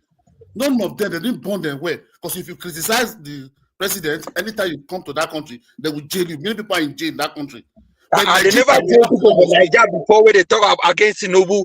They never jail people before. No, don't you see? No, see. A Nigerian guy was jailed because he talked bad about Tinubu, even when Tinubu was not president. You want to narrate your Amazonia propaganda. You cannot work. My guy, shut up now. That your Amazonia propaganda cannot work. Who are you? They all Cameroon, if not in Nigeria. Who is Cameroon? Nigeria. It's not because Nigeria just take all you people say, come, let me take you a brother, cousin. Who are Cameroon to talk? That even Kabaka in the state can crush the whole country. Only one Kabaka with his can crush the whole country. Your militaries are running away from Nigeria. You say crush. Which power wanna get? Yeah, don't you see the last bombing in your border, the military bomb? All terrorists, all of them in your country coming to Nigeria. Don't you see what Musa did when he was still before he left? Which Musa? Who is scared of Musa? Have you heard of Cameroon Gendarme? Cameroon Gendarme are the one who kill inside. See this guy. Let me shut up. You crush all of them. All those mothers you beat, you crush all your Cameroonians. All of them. They run there and say everyone is in your country of terrorism. They run your Musa. So Musa is a Fulani name. So it's Fulani that is controlling your military, Abi. You see your mentality. Not too much. So Musa is a Fulani. You see your mentality. Musa is a Fulani name in Cameroon. Musa is a Fulani name. Musa is a Fulani name in Cameroon, and we don't give them power. We eliminate them. It's a Fulani name in Cameroon. Let Nigeria teach you how to talk. You say no. You just can't. He said we should go and be asking. The last time I fired, he said we should go and be asking evidence for two Nigeria. That 54 years cannot is just talk lies. Lie. When we have veteran 110 years, my grandfather is 138 years before he died. Is that the life span in Nigeria? Life expectancy. Life expectancy in Nigeria. Most Nigerians do not need. Most Nigerians do not celebrate their 60 years birthday because the life expectancy is too low. Either they get killed or kidnapped, or they die at their infancy. Say 54, allow me, everybody die by 54. You see, you think from 54 to 60. 54 to 60, you may have few that might go up to 70 or 80 years. I'm telling you, my grandfather now died 138. Your grandfather, only your grandfather. How many people the clock 80 for Nigeria? A newborn baby today died. You see, don't think from Nash. Don't speak from Nash. You don't know anything. Just go social media. Just come. But talk about your country. Cannot talk. Nigeria is your problem. You want to talk about Nigeria and you don't have any idea. You have no knowledge of Nigeria. You go to Cameroon. You say you go to Cameroon. I promise you was in Cross River. You didn't even go to your country. You are in Nigeria. Enjoy yourself and run back. Huh? But you will come here. I want to find Cameroon. I was in Cameroon for 4 months. You are not in Cameroon. Show us the picture. Show us the video that you were in Cameroon. I'm back in the US, my guy. What are you talking about? Show video you snap in Cameroon. And let's see. You have only one major road that run about that you are campaigning the last time. They got all of you giving you bread, giving you a slice of bread. Come on, Jack. Back to that you were talking about earlier about the system you were talking about. Switzerland system. To be honest, that copy and paste, I don't think it's a good idea, man. So you want No, to Switzerland have a system where they have like 6 presidents, right? And then they elect one person that can do international visit or tour. But when they come to their region, each region provide like a president in Switzerland. So and they have a house of president in Switzerland. That's why when you go to it's hard to see a president of Switzerland visiting another country, because even in their house of president, they choose who to go to this place, who to go or who not to go. So that could be another good system for Nigeria, where regions come together, every region elect their own president, and then you have a house of president. Where now, then, I mean, I don't know, but it's working for Switzerland. It might not work for Nigeria, you know. But because Switzerland also have different international languages, they speak French. They have another side that speak German, and they have another side that speak a different language. So that is where you have their various. in the case of like Nigeria, Cameroon, we where are not you that have the English civilized, side and the because French side. if the president from Southeast and the president from the North, they won't like each other, man. They will go to No, but in the house of they will president, declare civil they war. choose. No, but in the house of president, they choose, okay, you have this role. You are the one controlling ministers. You are the one controlling when it comes to international policies. You are the one to talk on it. You are the one to talk of internal affairs. You are the one to do this. So, I mean, it's a division Yeah, of but labor. they still agree and collaborate, so it works out. Exactly. But in the case of Nigeria, they have different views, different agenda, different desire. It's completely opposite. So now if they now have power, equal power, they go just they won't agree, but they will throw each No, other. Mike, see, the problem is this. If we understand how that system work, how they manage the challenges, it is then we will now decide to say, okay, maybe we can place this system in some area. Because in South zone, that system may go a long way to help, because that sense of inclusiveness, that's why they practice this system. Then another thing again, look at Nigeria's situation. If you ask our leader, they will tell you they are practicing America's system. Sometimes you that live in America, I'm not there. When you look at what they are doing, do you see anything related to America there, apart from when they want to lie? So that's true. Yeah, it's very similar. I won't lie. It's similar, but it's not fully. It's very similar to America. But it's not fully implemented. Nigeria is the problem in Nigeria is you have the federal system, but you are not implementing the real federal system, and that's where the problem is. That's why you believe that it's not working. It's because you are not implementing it fully to the fullest. I don't think system is what's not working. It's not about. I think it's more about people, and also. To me, the real fundamental problem of Nigeria is lack of productivity. That's it. No matter what system or anything you do, if you are not productive, you don't produce, you are not advanced. It's really Mike. Look, no matter what system you give. But however, I will say you have to tackle the reasons why it's unproductive. Isn't but it? You have to tackle the reasons why. I think the problem of black man is black man just don't want to build anything. That's it. It is a system that makes us unproductive. Because I don't think so. I think the desire to wake up in the morning and decide to do something is what makes you productive. It's not you don't need system to tell you that.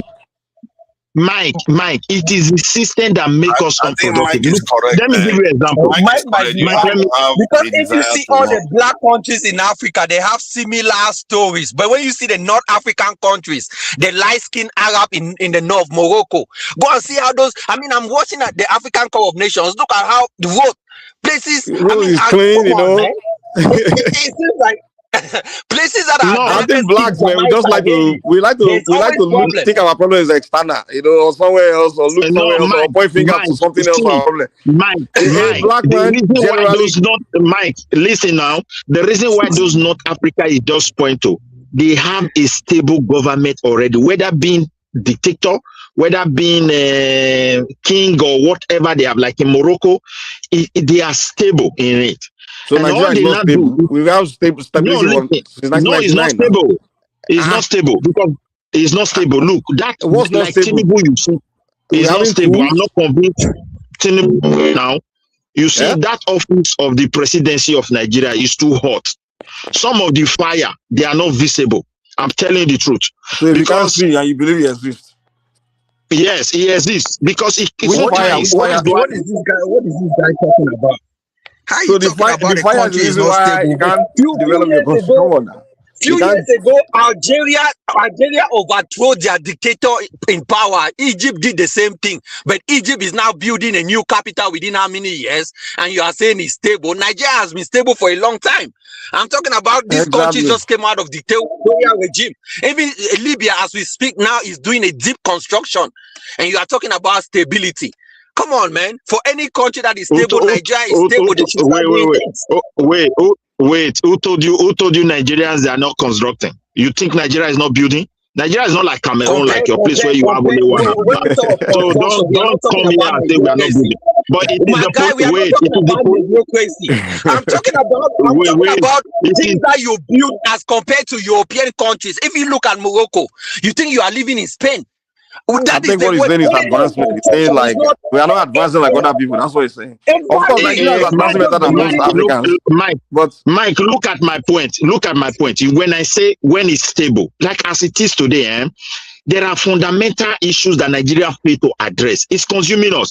That's what I'm trying to point to. Not that we don't have a stable government where we take power. If you look at, they are not able to solve some certain problem. Like those people. Okay, maybe no, but fundamental problems, we are stable enough to solve it. I'm sorry. Yeah, but we are not. I don't think we are stable enough because that's why we are no longer productive. We are. Most of this country you are pointing to, some years ago, they don't need Nigeria. In terms of productivity, GDP, everything, we were doing well. No, we are not talking about all these GDP things. That's what we are talking about. We are talking about advancements, like just advancements. Like, and I believe no one, like in my state, for example, if me and people within my state will begin to say, okay, we want to advance as a people, use our brain, become scientists, and just figuring out to manufacture things. I don't think we need a system to make us do that. We just have to wake up and do it. Human beings just have to. But unfortunately, we have a culture of where, if you look at the way we interact as a people, things we really care about is just getting married, having children, and throwing parties, and just money, and just having money. That's our thinking. When you interact with the average black man, average Nigerian, the thing in his mind is, I can make money, and I can get married and make babies and family and money. Those are the two things. You hardly see a Nigerian say, you know what? I want to advance. I want to advance. I want to solve societal problem. I want to create something. I want to have a vision of manufacturing. Those kind of mentality is not there. Everybody just anything activity they do is to have to make money. Just make my money, and that's it. That's the typical mentality of a black person. But the reason why I think we are like that is because we have not had the kind of necessary experience to do better. Like that statement he made, you have to wake up in the morning wanting to create a system that will last decades ahead. And if you don't have the mindset to do that, you can't. See, Mike, can you imagine when our people, when they got their independence, they were basically houseboys equivalent that they were handed the keys to the mansion. They don't know what it takes to build a nation. Those people, they've never built nations before. They were the only people they inherited it from was from the Igbo people. And why would the Igbo people give you the master key and the master heritage that is going to acknowledge, that is going to make you actually want to build a nation? Because if he does that, the next thing you're going to do is oppose him. Why would they give you that? So all the people that they handed power over to, they trained them, they educated them in the way that serve them the best. And that's if you notice, most of the British really set us up in a sense where what they did was, when they were doing their so-called colonizing, they were working with the kingdoms. They already established individual nations, right? They were working with the traditional rulers indirectly, using them to indirect rules, right? But what they did was grab some individuals, people that were people of nobody. They're not related to any royal family, and they took them to England and turn some of them to soldiers, turn some of them to, give them some Western education. And then when they were leaving, they now give them country. Like, okay, you guys, they make them the politicians and the military men, and they give them the power over the people they're already running, already established empires for thousands of years of experience. You understand? So, I'll give you one example. I was having this conversation with some people the other day. I said before the Nigeria was created, do you know that every village and every town and every tribe, they had a security system where they defend their villages, right? There's some maybe village warriors where they patrol to form security for intruders, not to invade their villages, or you understand, intruding army. They had that system, right? You agree with me? Yeah, of course. Okay, they had it, right? Every village and every town, every tribe, they had it. Even if you want to read more about Bini and Oyo, they used to say the Oba, the Alafin Oyo Oba Bini, they had this means where they can rally 150,000 soldiers within 15 minutes. They had the means of doing that, just giving that command, and those soldiers will all be an alert. So, but one thing we know for sure is that they had the capacity to defend themselves. Yeah, to defend their villages, patrol their villages, create security for their people, right? So what happened was, when the British now gave this group of politicians, took them to England, and now gave them power, what those guys did was copy and paste what they saw in England. I said, okay, in England they have police stations and they have this family, which is fine. But what they now did was everything that already existed in Africa, they now threw the babies out with the bathwater. They abolished everything they already, you understand? They canceled all those things. They made it all illegal. Everything the Africans already had in place, they canceled it, made it all illegal. Now it's just this copy and paste thing from England, right? So now today, we now have this insecurity system where bandits just invading these villages and towns, and the people are just defenseless. And now we now have to rely on this British created police and military, and so the people have no means, or even like now everybody have to rely on the Nigerian armies, police to come and defend them, or to patrol their town for them, or to.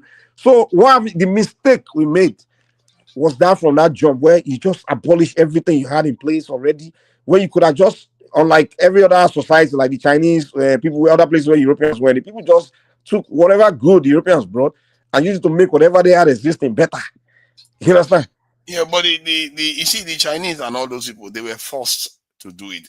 The Chinese were acting almost like us before. Actually, they fought the civil war. They were in doldrums for a while until the Japanese decided that they were going to try to bastardize them. But what I'm saying is, those Chinese, they kept the Confucius philosophy, their ancient philosophy, those things, their tradition. They still kind of kept their ways. All they did was just buy and copy. Remember, they are communists. They don't care too much. They did that. But what I'm saying is, they didn't say, okay, everything we've learned for thousands of years, we throw it all away, and we have to just copy, just adopt completely 100% something from somewhere else. I think even if including language, you can't. Even if you try to replace everything, you can't. So there are remnants, but it wasn't conscious. They were not like, saying we have to be good, tag into our past. They were very radical. They wanted to do things like, they didn't even bother with socialism. They went straight to communism. So they were very, very radical. And even look at the socialist system in Soviet Union, the same thing too. They didn't go with the serfs system that the monarchies, the czars used to. They completely departed from their past, by and large. Who? And that's why. That's why sometimes. And the Chinese, most of them departed from their past. Even they didn't. Go and read their most of their philosophy. It's way from thousands of years. Most of their philosophy. You can't escape your philosophy. Philosophy is different from your governance system. You can't escape. No. The Chinese didn't depart. Even everything about them is still Chinese. Even I read about them now. The Japanese Japanese were colonizing Korea, even China. And when the Japanese colonizing ended, they went back to being Koreans. They went back to being Chinese. They didn't continue to be Japanese and speaking Japanese and Mike, if the Japanese didn't depart from their past, they even had what they call the four olds. They didn't depart from their past. What they did was improve. Hold on. They literally went after their past. They went after Tunaja, you're mistaking something. They went after bad things about themselves. They improved their past. That's what they did. They didn't depart. No one depart from themselves. They say a river that forgets it. So that a river that forgets its origin, they'll dry. Nobody depart from their past. They don't forget who they are, that they are Chinese, their language. They evolved. That's what they did. They evolved. They evolved. The system was not communist. Okay, except you want to call that evolution. Yeah, they evolved. There's something called evolving, and there's something called jettisoning. what's the word? Just dumping. You understand? But they're not practicing Buddhism the way they used to practice before. That's not. Yeah, then they still practice it. They evolve. But that's not their major religion. Their major religion is atheism. They don't believe. Oh, did they become Muslims or Christians? No, but my point is that they moved away from religion as a center of their state. They moved away from it. They moved away from their emperor. Yeah, they evolved, but they didn't throw everything away. Yes, of course you can't. It's impossible to exactly. They didn't adopt new religion. They didn't go and adopt Islam or Christianity, or they didn't go and adopt new language. And they didn't turn against themselves. What they did was evolve. Just like, okay, where we are, let's evolve from there. Let's advance. But they didn't adopt new identity and new everything. They wanted to do like that. Literally, we in Nigeria, we are fighting hard to throw away our identity. Even remember, we're growing up in school now. You speak your native language, so you're speaking vernacular. They will slap you. They say you have to speak English. Let me shed some light. You see, they wanted to do exactly what we did by themselves. Even like there was a leader that was trying to make them Christian. They fought against it and they defeated that. The communists won. Maybe they are lucky that they won, because some of them actually wanted to make the country Christian. But they didn't succeed because the communists won the battle of the war that they were fighting. Imagine if Chinese are all Christians and doing. Yeah, they'll be worshiping England today. They will be England. They will see England as their homeland, like Nigeria. Everybody see England. They will see England. Most Nigerians, we look to the west. We see England and America as our homeland. It's very funny, you know. The question you have to ask yourself: what if they did that? Would they have succeeded? In where they are today, they colonize your mind. They would not have forced. They would not. There's no way you can outshine your master. Listen, there's no way. See, the way we are thinking, Nigeria, there's no way we can outshine England or America, because they are the original owner of the philosophy. We are one of their ways, their language, their everything, their culture, their whatever. There's no way. Yeah. Unfortunately, that's one mistake we are making. Like, it's like want to put on someone else's identity, someone else's. All the major people that emerged, they departed from what the British brought to them. Like the Indians, they departed exactly. Christianity, they remain Hindu, and Russians remain Russians, and they didn't depart from their language or take on Western No, but part of India is Muslim as well, you know. They cut it off because of they cut. But this is another thing that happened in China, right? Do you know that there's a part of China that was Muslim? But what Chinese did to this Muslim population of China is what many people don't understand. These guys were cleaned out completely. I mean, I'm talking about the Muslim part of China, the ones that share border with India and the Tibet. All of this, exactly. All of this part of China was all Muslim. But the Chinese knew that if Muslim population increase in China, it will cause confusion between the other side, that is Buddhist, what is their other religion, and the Muslim. So they decided to wipe out the Muslim population completely in such a way where when you go to these places, you wouldn't even understand if it was Muslim areas, you know. And imagine Chinese people going to Mecca to do Allahu Akbar. Right? Exactly. And another thing that I also want to say, I believe that you see, they'll be looking to Saudi Arabia. They wake up. Chinese will wake up in the morning looking to Saudi Arabia to pray to Allah. Chinese people are so advanced today, man. I mean, I can't imagine. Or leaving their homeland to go to Saudi Arabia for pilgrimage, to go and spend their money over there. Do you know that China, when it comes to tourism, do you know that when they talk of internal tourism in China, do you know that most Chinese go to their own places and do tourism, and they are more than international? That's what I'm going to get my Yoruba people to start doing. They need to advance their own this thing, man. So we can be doing tourism in Yoruba land, our own culture, our own stuff. Not even this 30% that they are doing. I'm like, you guys are foolish, man. You doing they make a little money, but it's still Western. It's still Western. The Chinese tourist sites, my goodness, some of the things they have there, you can't see anywhere else. You see them at their Great Wall of China. You only see Chinese people over there. Great Wall of China, this and that. Going to the North Korea border with China, you see them. They go there, take. I'm like, wow, like they do their own internal tourism is huge than international tourism, than international people coming to their country. So that is one thing about China. Another thing that I want to say about Africans is, look, we were quick to embrace the African democracy or the European democracy, right? Because in Europe, what happened is in those days, they used to have what they call despot, like kings. Do you know how many natural wonders we have in Africa? I literally went to. I tell you, if you travel inland of Nigeria, the kind of natural wonders you will see. There's a place in Osun State where they call it Olumiri Waterfall. This place, dude, oh my God, man, you have to go there to see. Like natural wonders. And Nigerians will go to France. They want to go tourists. They go to Afro Tower to go and look at one Afro Tower where they use iron. Take a iron. They just put on there. They come take picture. Come to post everywhere for the whole world. Afro Tower. Africa, man. Our mumu too much, man. They are laughing at us, man. Do you know that Congo River? Dude, there's nothing like that on this planet. The way that in the flow, that place that pure tourists. When you was supposed to come and witness, they say Congo River can supply electricity to the whole Africa. I didn't know that thing exists until someone do documentary. One white man do documentary. I saw that river. I'm like, yay! This is the flow like one ocean. Like My guy, when we can't even sweep our streets. Africa, man, that continent is so beautiful, man. Like natural wonder. Where the whole was supposed to be coming to come. My guy, give Africa to a European man in the morning. I want to. I swear to God, man. Give Africa to European.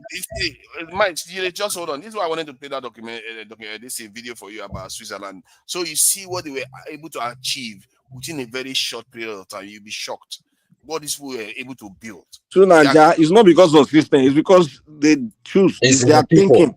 That's my point. They choose. It's their thinking. The other part of Europe don't practice their system and they also advance too. It's their mindset. It's just their thinking. It's not. We keep thinking we have to copy and paste system or somewhere else for us to do things. It's our thinking, our desire. I'm not saying it's the system that is necessarily responsible. I'm saying, okay, the system is part of it, but in reality, just to show you what human beings are capable of doing. When even North Korea did the same thing. North Korea, after this Korean War, within how many years? After 3 or 4 years, they've already to Niger, to Niger. Give Europeans Africa within 10 years and give Africans Europe within 10 years. Africans will destroy Europe and Europeans will make Africa a paradise. Go to Europe. Most of the dirty places in France are run by Africans. They sell things on the road. No, come on, man. You carry your African mindset. Go. Most dirty places, even in the United States, are run are where black people live. I'm telling you for a fact. The mindset, the white man is way advanced than blacks in general.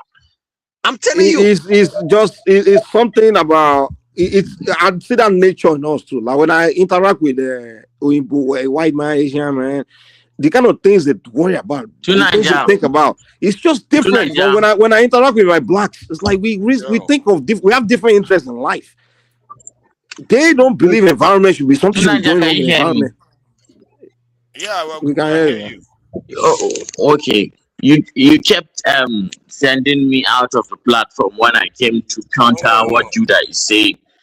I don't know why. Sorry, I wasn't sending you out. You're just dropping off. Why would I send you out? No. Oh, the amount of disrespect that you guys allow these guys to come in and just my say. guy, shut up. You speak like Fulani guy, which disrespect. We are talking Jude, about. See, mind what you say to me, okay? You are a very when foolish person. Coming to this platform, my guy, you have no common courtesy. You are somebody who is not even worth it, a vampire in a human skin. Look at this fool. How dare you come here and start talking bad about Nigerians and saying all sorts of nonsense about us? If you live in a glass house, you don't throw stones. No, Hassan, he's joking. Hassan, Jude come here to joke a lot, man. You don't know him. He doesn't know. He doesn't know. He's joking. He doesn't know Jude. That's why. Debunk this guy, you would, and then you allow him to come and be spewing nonsense. My guy, shut up. I've been coming on this platform more than you. What are you talking about? Who is this guy? Hassan, slow down. Stop. Hey, he is joking. He's not serious. Hassan, you're muted, dude. The guy don't even have network. He is muting me, you fool.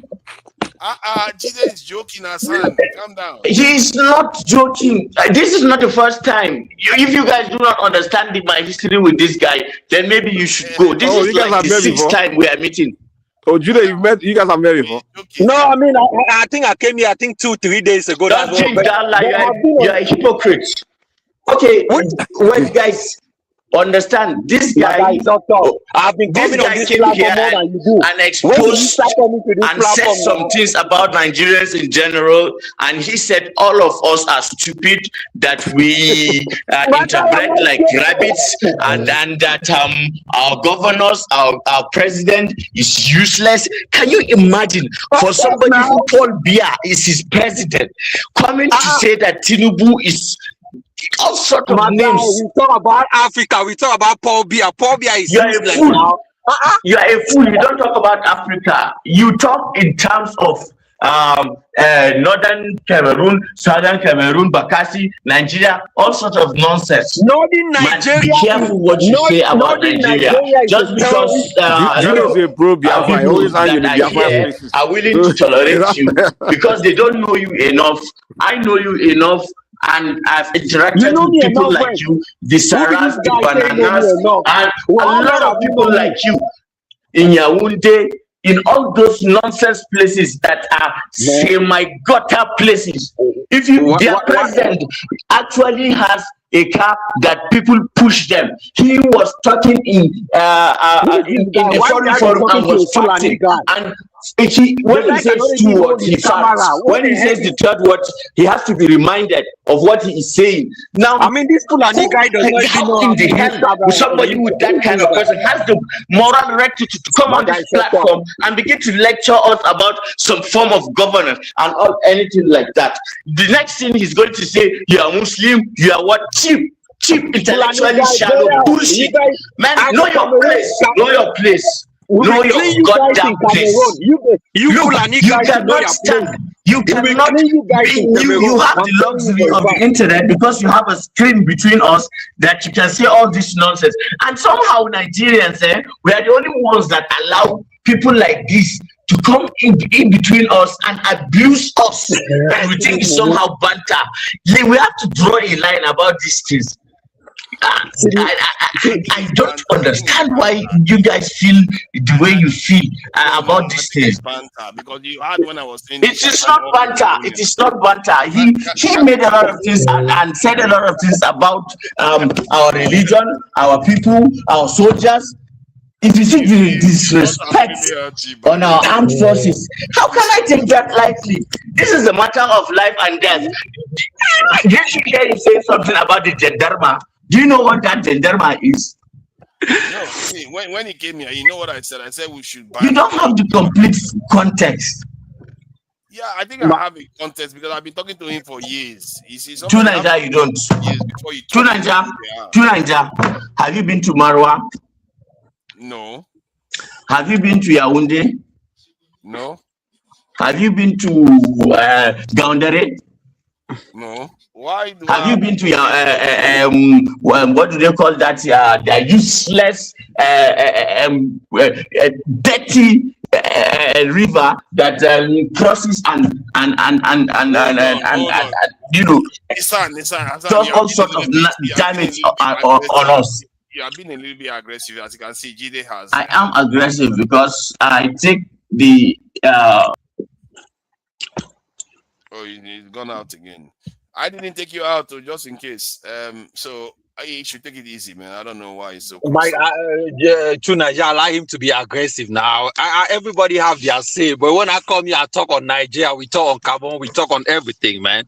Do I care about this guy? I mean, I cannot be even holding banter with a Fulani guy. Come on, man.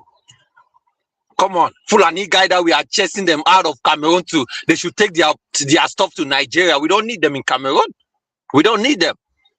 That's why the opposition leader that was running against Paul Biya was a Fulani guy. We say no. We wanted a Saudi now to be running with Paul Biya, not a Fulani guy. We don't need Fulani anymore. We had one of our first president who was Fulani guy. Out of a sudden, all the Chadians were coming into Cameroon, fleeing Chad into Cameroon because the president was a Fulani guy. Now this other opposition guy was clamoring for to take out. Nah, we don't need Fulani. We don't need Fulani. We have seen a lot what is happening in Nigeria. We cannot handle it. You cannot come in and bring your own religion and turn it over and implement it in Cameroon. No, it's not going to happen. We are going to clean you guys out one by one, chase you guys out of Mariwa, out of Ngaundere, back to Taraba State, back to Benue, and back to Borno and Adamawa, Yola. And you guys are going to meet your leader, Modibo Adama. That's where you guys came from, or Usman Danfodio from Sokoto.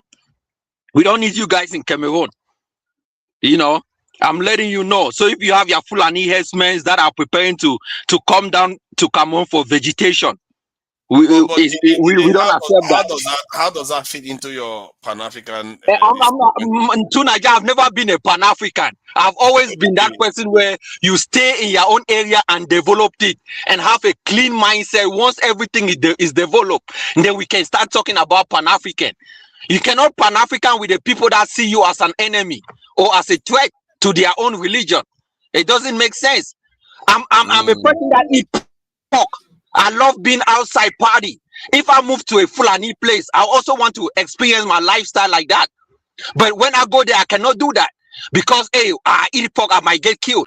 How does that make sense to you? But they can come over and open their mosques and they don't get killed in Saudi places, in the Christian places. But I cannot go in their own place and eat pork or and go out and party or talk about what is happening. Are you kidding me? It's not going to happen. It's not. That's why my belief is that one day we should clean out these people completely and produce a one African religion system where there is no Christianity or no Muslim, and produce an African religion that can dominate. You know, that's just my mindset. Zero religion completely. Yeah. So exactly. We cannot be fighting over two. Yeah, we shouldn't target any ethnic group. That's the point. You cannot say it's Fulanese or anything because it's all Nigerians. No, but the majority of what is happening in Cameroon. Let me tell you what you don't understand. In Cameroon, right? When you go to let me tell you now. Go on map or go on an American website. There's a red line between the Nigerian border and the Cameroonian border from north all the way to Cross River. That is the Cross River State in Nigeria and the southwest of Cameroon. That's where I'm from. So, but apart from that southwest or Cross River, when you go up of Cross River, you have Benue State. And then that's where you have Adamawa, because Cameroon also have a region that they call Adamawa in Cameroon. Where in Ngaundere is the capital. And then you go up, you have North. So all these places, it's crazy, man. Like the way these people kill people, it's not only happening in Nigeria. You know, the Chadians are doing the same on the other side of Cameroon. Did you ever heard of the Central African War between the Fulanese and the Central African, the people in to Niger? Did you hear about that war a few years ago? Pardon? Did you hear about the Central Africa War that happened, where people were fleeing Central African Republic? Yeah, I heard about it. So did you know what happened? No, it was between the Fulanese and the Christians in Central African Republic. They call them the Saleka rebels. Were Fulani in Central African Republic? I didn't think. Of course, when you say Fulani, come on, you think they are only in Nigeria? These guys are in Chad. They flow all the way. The Fulanis are the ones that flow away from Chad, and they wanted to take part of Central African Republic, and they were unaliving people, causing the war in Central African Republic. It looks like I will check it just to confirm if that is true. Go and check. Go and check about the Seleka rebels. It's the Fulanese. So these people have caused problems in Africa. It's not only happening in Nigeria, even in Chad. I'm talking about the Christians in Chad Republic are also complaining that the Muslims in the north are doing the same thing to them. It's just because you guys don't follow French medias. Muslims. Do you think, Jude? You think this two religions. They kind of like it's just like okay. Even when you interact in Nigeria, when the Christian person talk, they will tell you that the only way to heaven is through Jesus Christ. Like, and then when the Muslim talks to, they'll say the only way to Jannah, to paradise, is through, Islam. So that automatically already teach you to be intolerant of someone else, others. But I'm just saying, I mean, there are some people, most people I don't know, of course, they are not out there trying to, me and you live in the people or anything US. like that. But to me, I just feel like that element of the religion, if they can just reform it, like, hey, listen, exactly. Only God knows who will come to heaven. It's not just practice your religion doesn't, like others are not inferior or they are not going to hell or heaven. I mean, if they can take away that part, because in our own traditional this thing, it doesn't exist that anyone that does something else, something is wrong with them, or they are not going to heaven. It just doesn't exist. That's why we, the traditional worshiper, we don't have problem with someone else. We don't have problem with you, man. Like, even people come to us from other religion for help, and we help them. So to me, I just think that element of the Christianity and Islam is what I think. I just have issue. The same Somalians that Americans are talking about today in the US, where they have their freedom of religion, you cannot go to that Somalian country in Somalia and practice your Christian religion in public. You are going to be unalive in Somalian street. I'm telling you for a fact, a Kenyan Christian went to Somalia and was killed in Somalia because he's a Christian. He was talking about, he was, I don't know what happened, but they killed him. Come on, man. The thing that is making me crazy is that they go to Christian countries and they are able to perform their own religion in freedom. Christians don't tolerate it. Well, they may not be that violent. They may not be violent, but they don't accept other people too. Like, say, you practice another religion. Christians are just as guilty. Yeah, but Mike, me and you live in the US, right? When I came to the US, when I even went to church, to the Christian church one day, I realized that most of these European Americans, they don't even go to church. They don't see church like that. They talk about, they might talk it online. But I think even in fact, I think it's more of Africa, exactly. Hold on, because it's Muslim country like Saudi Arabia or even Iran, they don't kill you because you're a Christian, or they don't take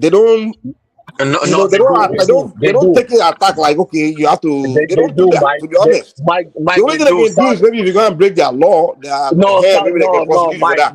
But I think it's in Africa. I think it's only in Africa that the Christians will be telling you are going to hell if you are not a Christian, and the Muslim they try to attack you because you are not Muslim. They believe those shouldn't exist. I think it's only Africa that do that stuff. I'm sorry. Mike, those countries do. Even in Qatar, when they were hosting the World Cup, they came up with their laws that people shouldn't drink, people shouldn't do anything. You cannot hold a girl hand in public. But they are not telling you that you cannot be Christian and exist. You cannot hold a girl hand in public if you are not married to that person. How does that make sense? So those are norms. It makes sense. It makes sense. You respect the law of every land. Exactly, law of the land.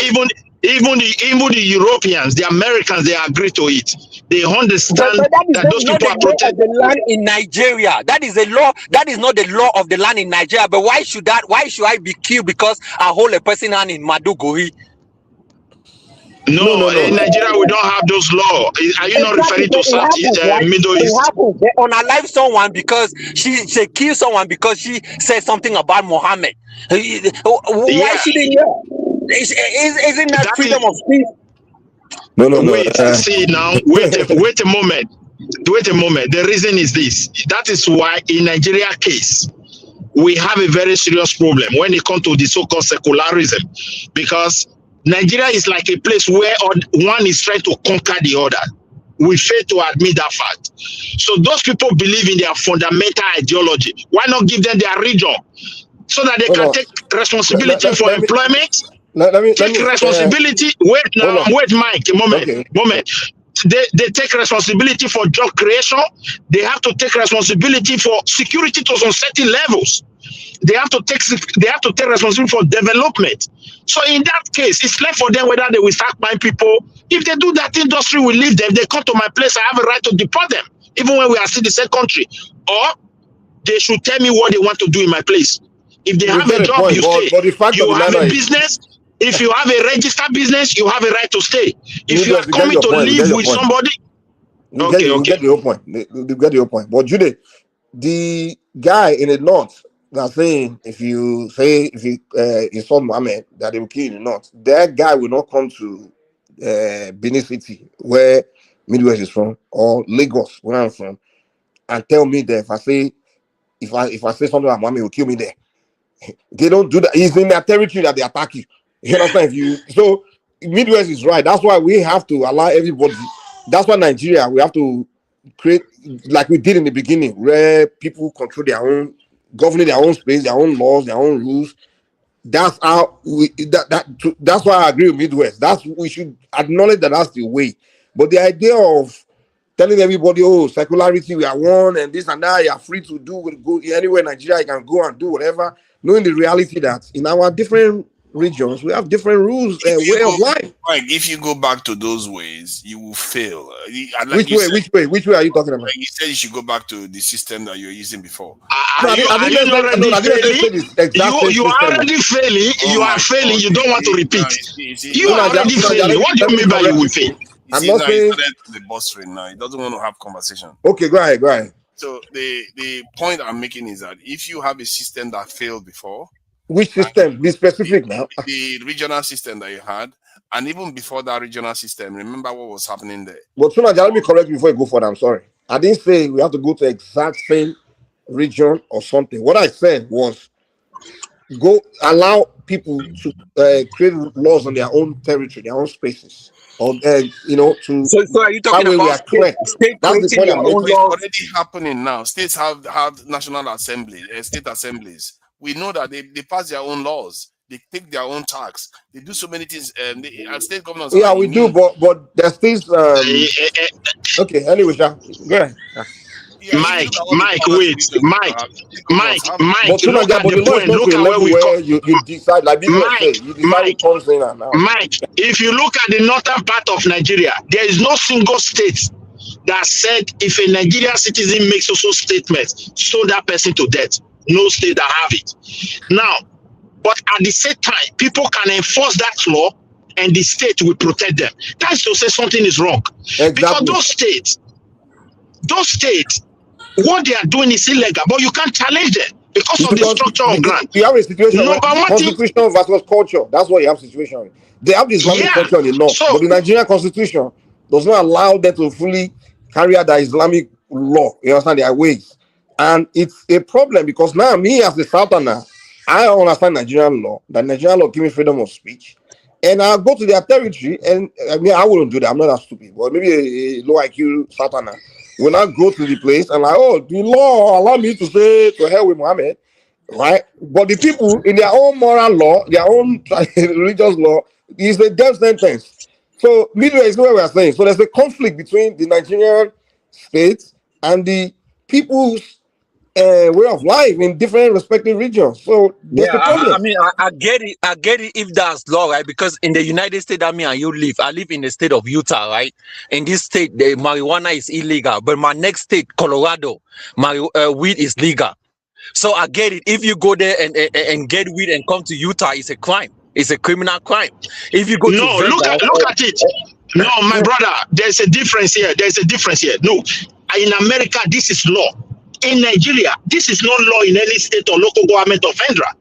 You see the problem now. I get it. If that is made law, that is fine. But when it's not law and people are taking law into their own hands, and then there's a problem. Okay, and when they take this law into their hands, the state will protect them. No persecution, no arrest. Exactly. You see the problem. So the Nigerian state is not real. The Nigerian laws, the Nigerian constitution is not real. The people have their own law in their own mind. But the visualities of Nigeria are creating law, copy and paste laws from West, and thinking they are really using it to govern people. But they are not. The people don't accept the law in different, So we are not, you see, we are not dealing with reality in Nigeria. We are not facing reality. And that's why we keep having problems. The only reason why we are having problems, even if you create whatever system you create, it will fail. I keep saying it because I've seen, you all know there are many systems around the world and many of them are functional. As a matter of fact, most of them are more functional than we are. We can't even sweep our roads. We can't build anything. So they are functional because of implementation now to Nigeria. You are not implementing laws. That's why people sweep vote. Oh my God! People sweep vote today in Nigeria. The next morning they don't sweep, and they are not accountable. Go ahead. Sorry. Yeah, I was referring to what Mike said. Mike said something about you needed to change the system, and I was saying the idea is that the system is not necessarily the problem. It was the earlier point Mike made. That you have to wake up in the morning and want to transform your system. You want to make it work.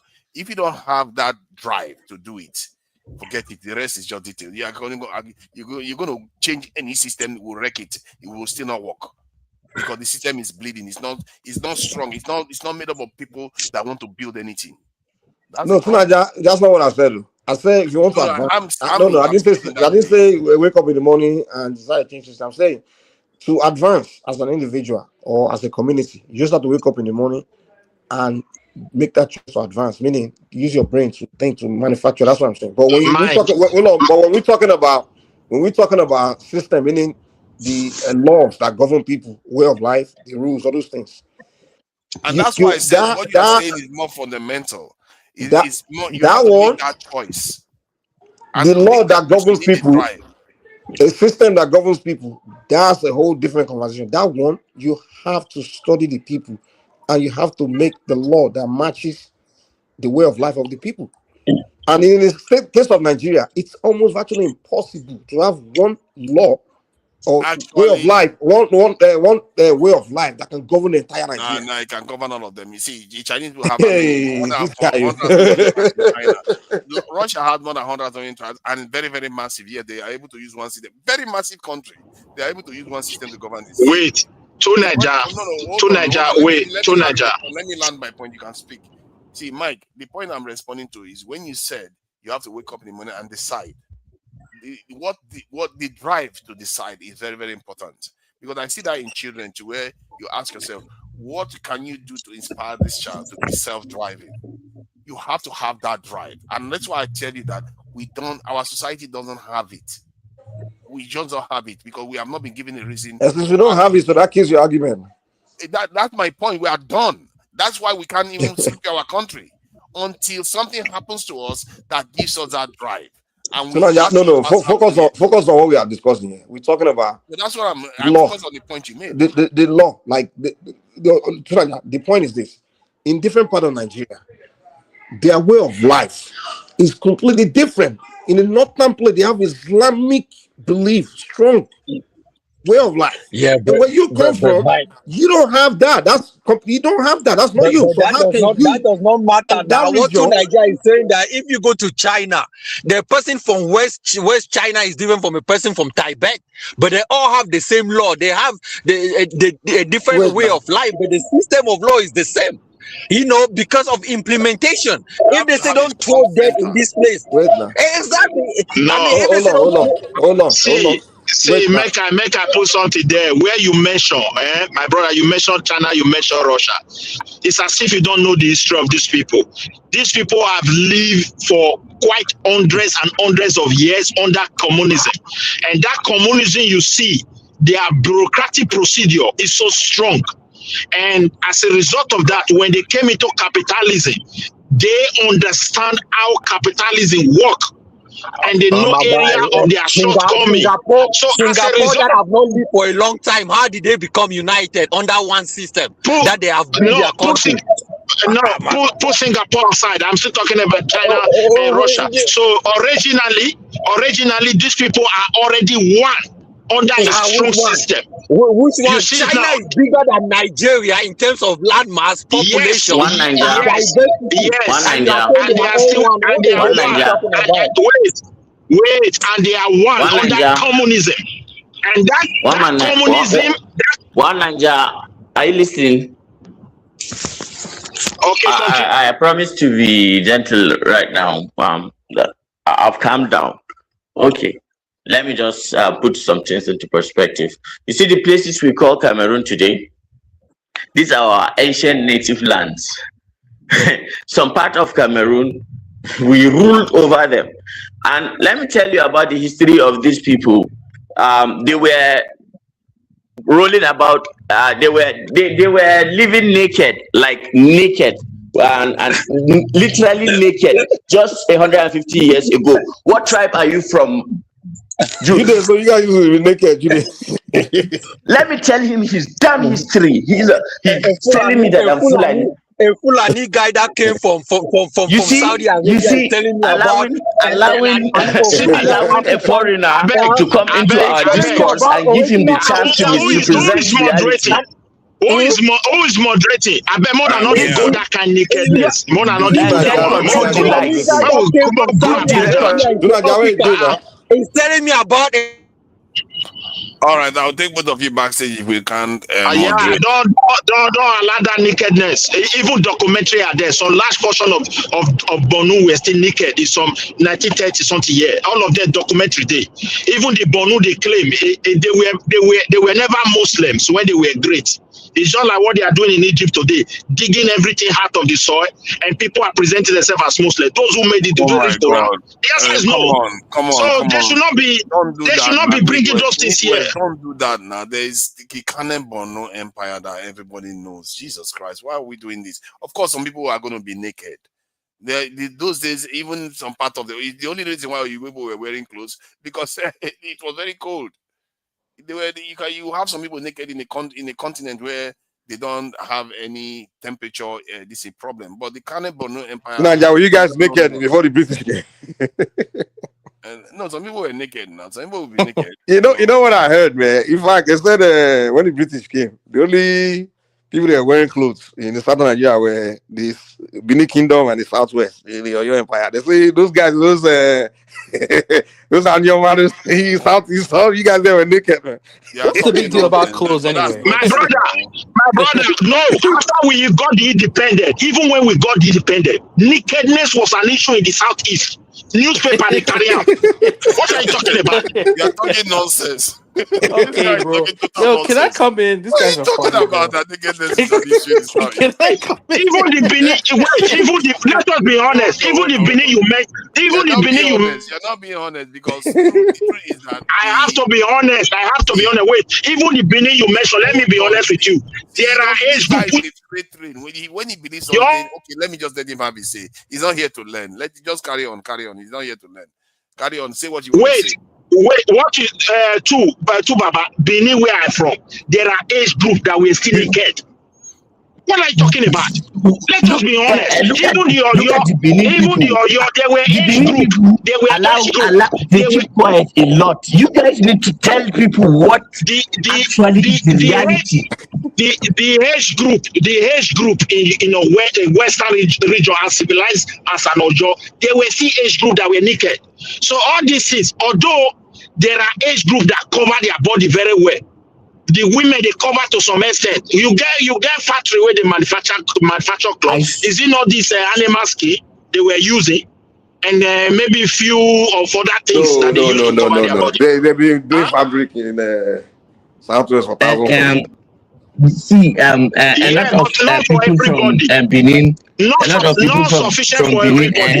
have lost so much of their prestige and power and all that people today will look at them and they disrespect them. But I do not disrespect them because I understood what they stood for, the kind of history that they have.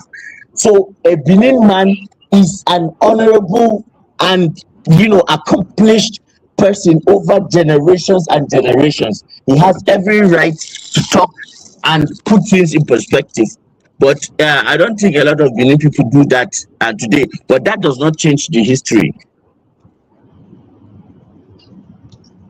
My brother, when you talk of nakedness, a lot of tribes within Nigeria, whether north, whether south, whether east, people we are seeing jungle, they don't even interact with others.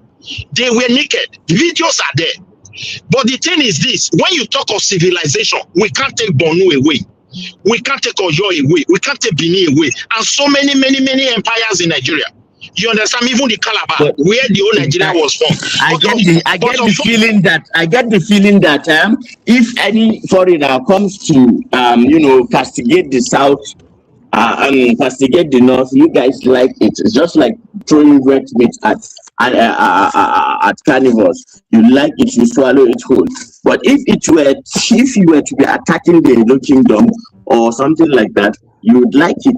You'd welcome it somehow because he's at. And look, the reason why I'm countering him is because look, we literally commanded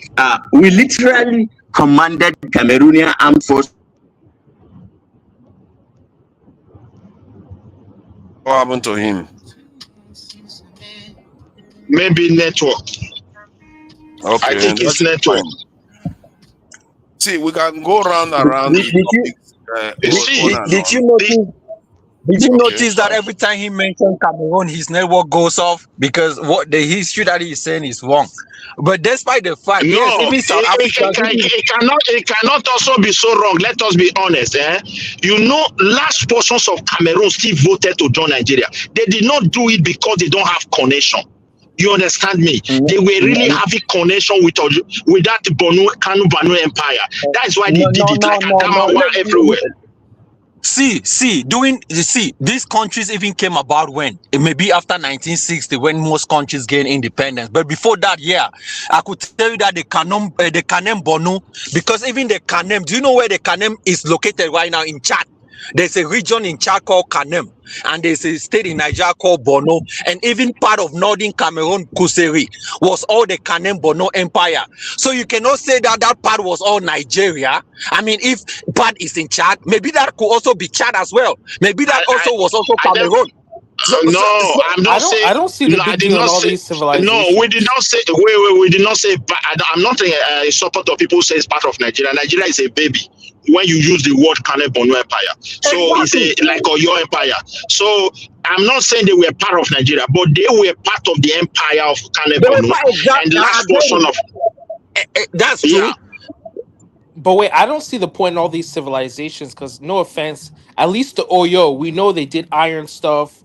You know, we hear about these empires, what they actually built. No offense, but some of these civilizations, the only thing they brag about is doing stuff related to Islam. That's not really a big deal to me. I think Kanem Empire was quite advanced in many ways. I think they were one of the most in terms of military technology. In terms of jihad, technology, not jihad. No, and Quran. Military technology is they were not actually carrying out jihad. Actually, they are practicing the more. I'm talking about like literature, or they invented something, not like jihad and Islam. That's not really. No, the thing is this. Don't do that, please. When I stay quiet for a long time, then I want to talk. You start interrupting me. It's not very good. See, the point I'm making is that.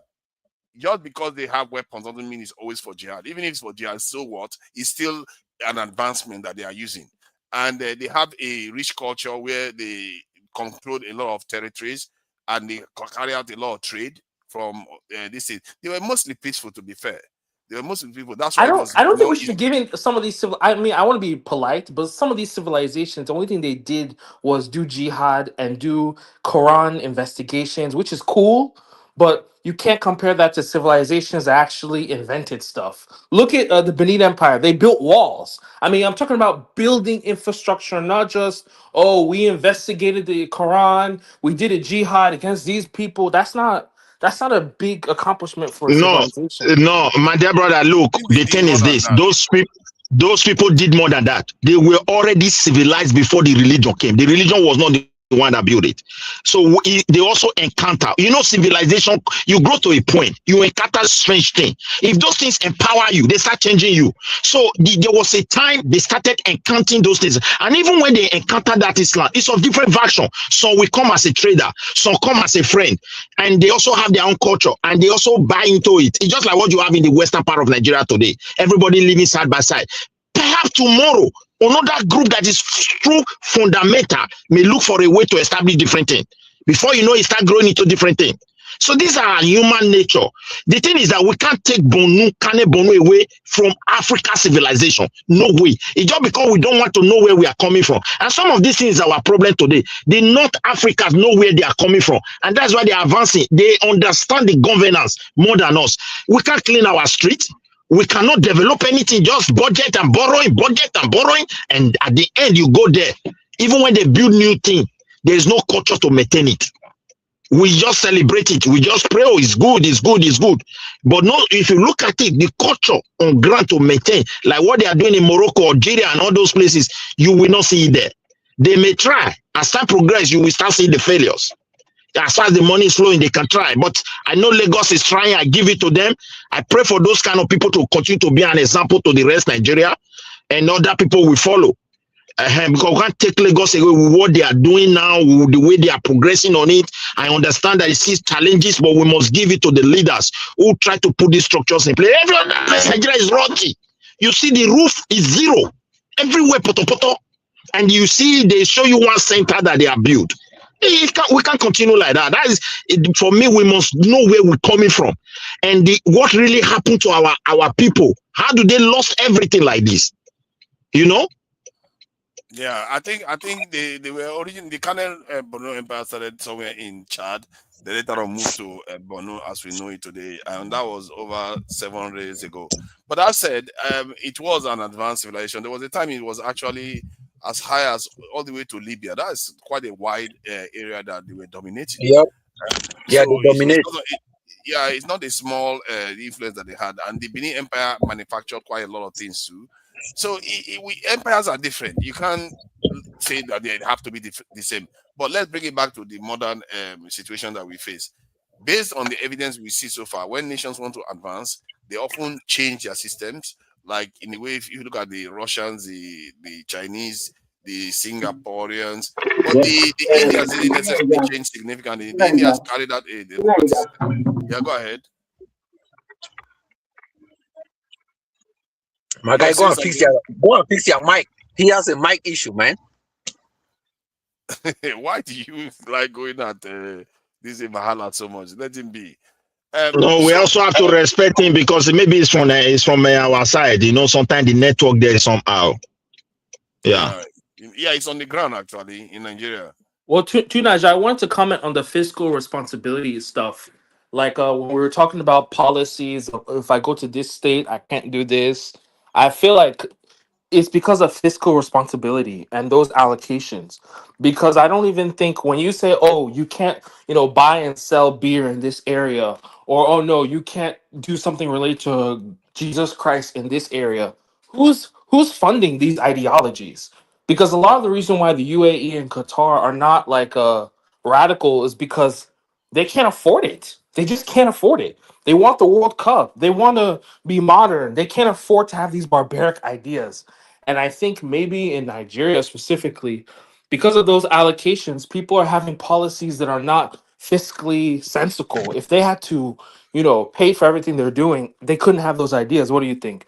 I mean, even tourism, like they don't even have a tourism industry. Now, if that postulation you just said is true, if it is true, then you would I feel like if understand. people were forced to be more fiscally responsible, I don't think you would have these ideas. They're not even fiscally. You can't even afford it. You know what I don't think you can afford those ideas.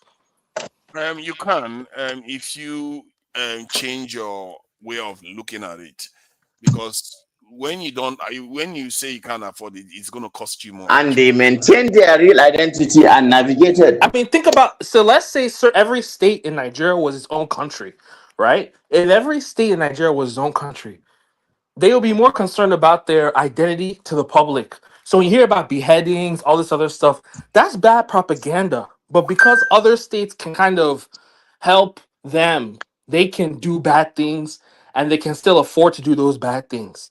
I don't know if you kind of get what I'm saying. See, my brother, let me go ahead. Okay, see, you have to understand the reality. Too much propaganda is there. The real problem of the northern Nigeria, they are their leader, not the people. Those guys who did those things to that young girl that we use as an example, they committed crime. If the leader switch into actions, persecute them, the history will be different. There is no Northerners that will sit down today and be making law, stone this one, cut his head. I don't know whether you understand, but naturally from their understanding, fundamental of their religion, there are some basic area they feel the law should be very, very strong to protect their heritage. It is not left for Nigeria government to find a balance instead of tormenting people psychologically, whereby they feel that you have entrenched into what they believe and they have to take action. You understand me? The leaders were somehow romancing, and at the end, because of internet, they interpreted it like this is how Northerners is. You see the propaganda there, and they are not actually like that. If, for example, that very guys were arrested, persecuted, it should stop. There's no way there's no place you don't have criminals. It's unfortunate that sometimes the leader there, either because they enjoy some juicy position, telling their people we are the one ruling, and the Quran supported that they are really the one that have to the political structure of every society, and their people not turn blind, and they produce a major. The people are not happy with their leaders. That is why I say if they restructure Nigeria today, every Northern leader will be the first to correct their brain. Because when those people rise up, the dust will be so much that everybody will follow. Those people don't know who to hold accountable. Do you think in Nigeria, every state, I support Nigeria 100%, by the way, but I'm just saying, do you think that they would still elect the same leaders if they were their own country? Every state was its own country. Do you think they would still elect the same leaders they have today? No, they will not. Those leaders will not have chances to do this nonsense they are doing, because the people will rise up. We have our ethnic nationality in our blood, in our vein, more than Nigeria. Even when we see ourselves outside, we still ask somebody, where are you from? So strongly about something without any real reason. I don't understand you. What is that? You said because our nationalities are so strong in us. What evidence do you have of that around Africa, where you have over 50 African countries? What are they doing that makes it any different from us? Many of them, some of them are actually literally one tribe, like Somalia. It's literally one tribe. You see, no, wait. Let's put those people. Don't use them as an example. I don't know their problem. I can't dive into there. Maybe religion is responsible. Solution. Maybe that is that is not the solution. You are holding on like why? I don't understand you. I don't know why you use Somalia as an example. I don't know why you use it. The reason why you said specifically that we feel so strongly in our ethnicity and all the rest. You forget that you had your when Oyibopo came and took everything from you. You had it. It didn't work. See, no, Naija, the question is our brother. The question, look at the question he answered. If every state were to be a country, are we going to elect the same type of leader that are leading us now when they are failed woefully? The answer is no. Why not? Nobody. Let me tell you. What are you talking about, my brother? You see, are you not electing House of Assembly members? Okay, wait. Why the governor issue, Nigeria issue is this? Why we still recycle these leaders? You see what they are doing now? They are not trying to meet the president party. They are switching already. Why do you think they are doing this? Their own political interest, not their people. They understand that when you are close to the ruling power, there are chances for you to retain your position. Even when you fail in your position, people can appoint you tomorrow. And that's why they are lying. It has nothing to do with their people. It has nothing to do with the country.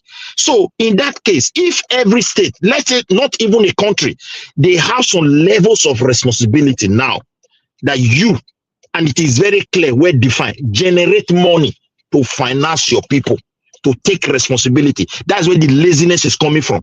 Even state that doesn't have, if the federal government is releasing money to them, it will demand for proper record, proper accountability. Me, I will not be so selfish not to allow the other part not to grow as far as everybody is growing together. As time progresses, that place that is poor will become rich because you will attract industry with those support. You see it now. In a situation where everybody just fold under as governor, you are waiting for allocation and every month is coming.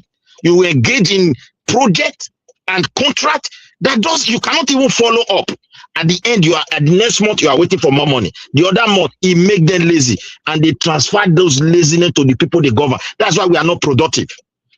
If they want us to be productive, let this governor, as it is today, let them start generating money and start financing their state. And anyone who could not meet up and the federal support them, with the percentage given to them. Let the record be clear. And give them, let us know what they are spending their money for. That is how it is in Sweden here, because every region they are not equal. Every local government are not equal. There are local government that are seeking for federal help as we speak now to meet up the standard of the country. And the government is clear about it. They can see their record and they will tell them, look, by law, you make this as local government. Take, for example, a woman put to bed. You say your local government will pay them 1,000 euro, for example. They will tell this is not national law. So therefore, you have to cut that expenses off. All those expenses you make as a community, as a local government to make your place so juicy. That means you can no longer afford it. The federal cannot fund that for you. So when you remove it, they will not see the level of money that will come to your coffer and they will cover the rest. This is what they are doing here. Where I live, sometimes some local government almost defaulting, but the federal will not allow it to happen. As far as their book is clear, no corruption. So I don't, in our own case, let us. Okay, continue. Let me engage you for a second. I think what's his name? Anyway, I will help you out with this a little bit. What Sunaja is confused. Now, Sunaja, we give an example of Midwest gave an example of that girl in the north that made a blasphemy statement and those young men killed her, right? And then the leaders there didn't want to. They know they broke the law, the Nigerian law. Those boys broke the law, but they refused to carry out prosecution. Now, what does that tell you? It tells you that the law in the mind of those leaders and those young boys is the Sharia law. That's the law in their mind. But the law that they put in the book, agree with us to put in the book, the Nigerian law is not what they believe in. So the Nigerian law, where did it come from? We decided to create a law, copy and paste from somewhere else.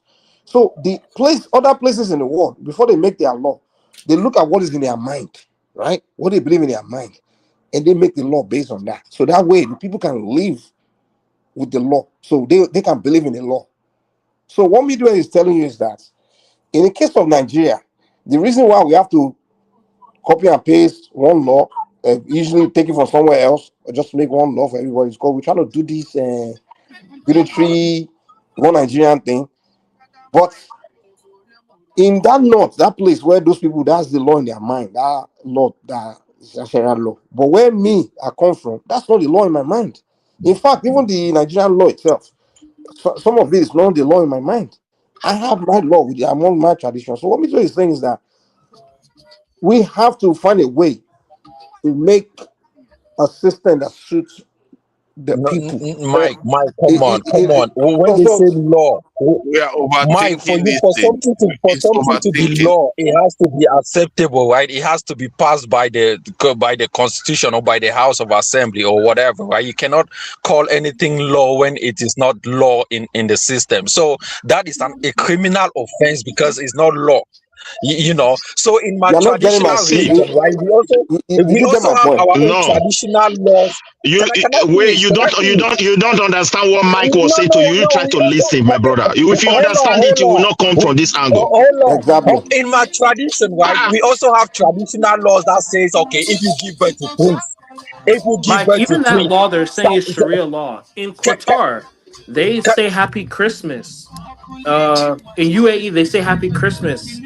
And you have other Muslims around the world who are like, isn't this haram? And they're like, no, it's not. Like, what's your problem? So it's more like in Nigeria, all the Muslims from North in my place, they tell me Happy Christmas. We tell them Happy Salah. It doesn't mean. That's beautiful. This is not the fundamental issue. Is that when their leader see where Mike was trying. Mike, see what Mike was trying to explain to you. You see, naturally, these people have been born into a system where they know that A and B is offense.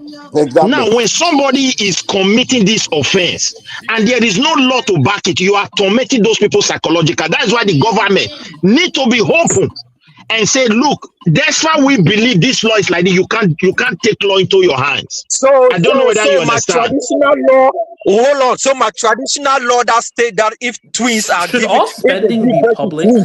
Like, hold on now. They claim hold on. My traditional religion state that if a woman give birth to twins, they should kill one. So Oh, hold on. My traditional religion state that if a woman give birth to twins, they should offer one. So that is our traditional religion. Does that mean that, oh, because we grew up with that religion, does that mean that is a good religion? Does that mean that should be what the government should implement because it's part of our religion? No. Okay, The government see the difference. in one point in time, No. hold on now. In one point in time, the government have to sit down and say and choose which law is good and which law is not good for its people. And that's why they have people in every region representing that is why Africa is not progressing. Every law must work with the people and the people must accept it. Take for example, they kill one out of the twins in your place.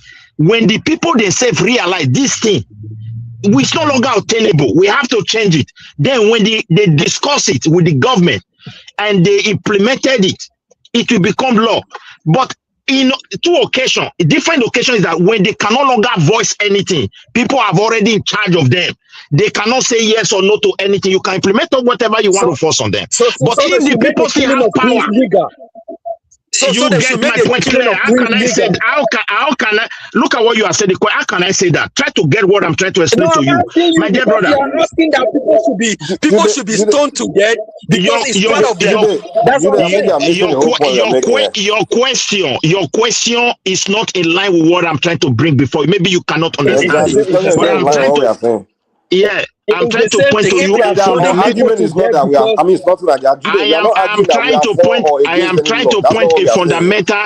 I am trying to point a fundamental root of a cause of a problem to you. That is not a fundamental because that religion was brought to them by the Arabs. Listen, how many years ago? It's not part of their traditional religion. You guys are doing blind argument here, Jude. We are not presenting argument for or against a particular way of life, or particular religion or particular ideology. That's not what we are doing.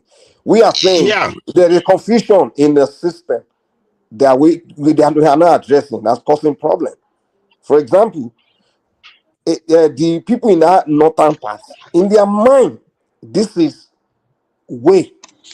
You blaspheme, you will kill you. That's in their mind.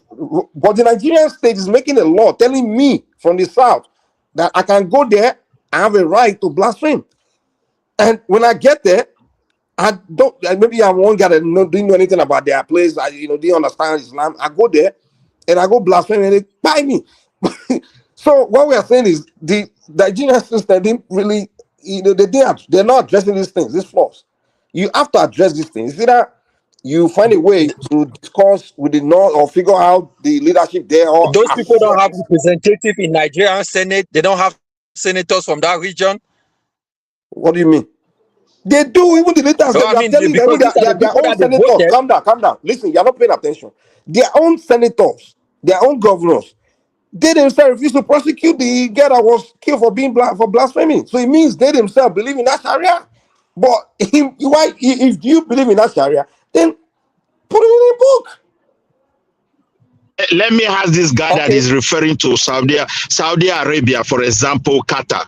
Go to Qatar Street and be shouting Muhammad is useless. May God forbid, I'm not saying it here. You mention that word and see whether people will not react. Even if the government is there to protect you. But that religion is part of their culture. The Arab religion in Africa is not our culture.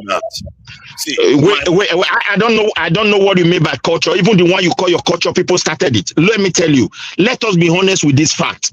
The thing is this: if Nigeria government want to help us on this matter, they should carefully look at how can they find a balance about Sharia, because Saudi have Sharia, the Qatar and all the UAE are referring, they have Sharia law, but they find a balance. Now, even freedom of speech does not mean you should wake up and be insulting people. There are consequences for what you are saying. So you should understand that. If I'm in the northern part of Nigeria, I should understand enough to know that I shouldn't provoke these people, even if I'm not believing what they believe, to go and insult what they believe. Or else they will be Hold on. Let me add something. See, even if you break a law, or like you blaspheme against their religion, shouldn't mean that it should be death sentence. Because even them, they say that the religion doesn't say that, but in reality, they carry it. But that's what they believe. Can you go and change your mind? No, you can change your mind. You can change your mind to an extent because this is a secular state. You can do that. No, yeah, of course. You can go to Maiduguri and go and change your mind. Hold on, the Chinese are not having it. Tunanja, are you Tunanja? I'm saying you, Tunanja. Can you go and change your mind? Of course, in me as an individual, if you give me the power, yes, I can. If you give Which power do you? How? You can go. How will you change your mind? This guy, man. You go and make law for them, Abi. You go and make law for them, a law that is not there. That means you want to colonize them, and this is the problem we have from the beginning. This is why we also want violence in that country. Some people just feel they can just change people. Yes, you can. What is? See, if society. Okay, tell us the process, Tunanja. Tell us the process. One, you enforce the law. Anybody that takes in Nigerian life, death sentence. And the idea that you are going to start negotiating it in any way. If you take a life, you die. Because you didn't just take that life, you take the life of the generations to come. You don't have a right to that life. God has a right to life, or the law has a right to it. You shouldn't do it. So that's number one. You have to enforce it strongly. And I will make an example of any big person even that does anything like that, and you go and cause the loss of life because of religion or tribe, you pay for it. Because that way, people will get the message that you're not allowed to behave like this. Because if you're allowed to behave like that, you're going to destabilize the system sooner or later. Religious about you like to ignore reality and just talk your own. Because see, everything I've said just now is not new. You like to ignore reality and just trying to give your own set. Oh my God. Your own fantasy. I've said just now, other people have done. It's not fantasy. That's my problem. Tunanja, you, for Anyoma, you cannot go and change the way the Southerners feel about Islam. You can't. Go and kill somebody in reality. Hold on. Mike, go and kill somebody in Singapore where they have Muslims and you find out. If you are not Singaporean, Tunanja, that's your problem. Fantasy when it's actually happened in the real world. We are not Singaporean. If Usman Danfolio can go in and change their mind, why can't we? Exactly. I don't understand how you think. Usman Danfolio came with sword and they were chopping heads off, and that's the measure. And how come with sword? If you take a human like you die too. Tunanja, you literally Tunanja, you from Anyoma, you start chopping the heads of Northerners enough. I will chop any head of whether it's Northerner, Southerner, but you know what we come. You know what we come in Nigeria. You see, Tunanja, look, my brother. Nigerian army went to Maiduguri. When Muhammad Yusuf was saying book for education is forbidden, and they decided to chop him off. Guess what? That's why Boko Haram started.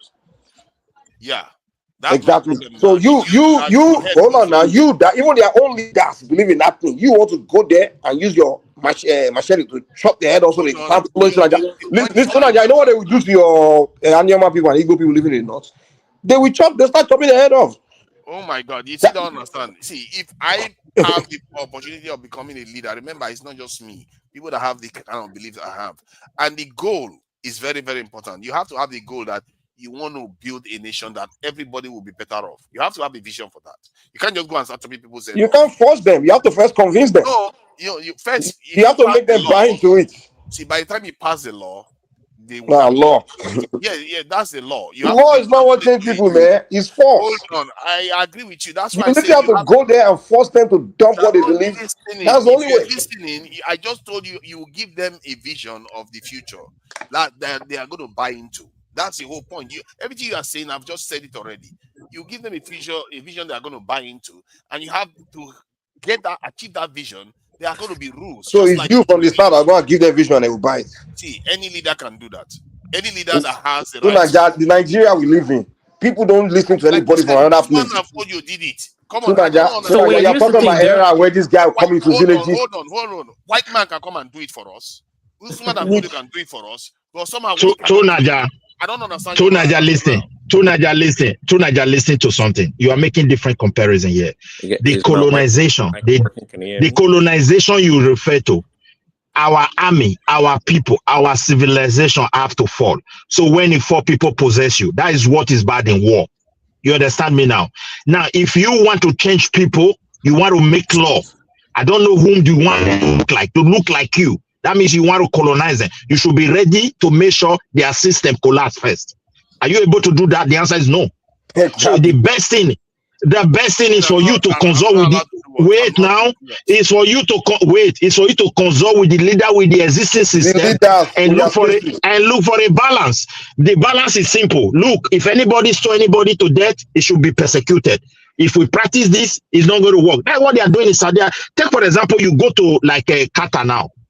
You make this blasphemy. If you're a foreigner, I think if they don't jail you, they will deport you. If they don't jail you, they deport you. But if you do it in a tight corner, the people may take law into their hands there.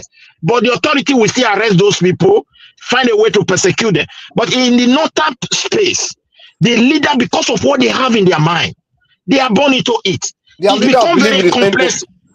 Yes, they believe in the same thing. To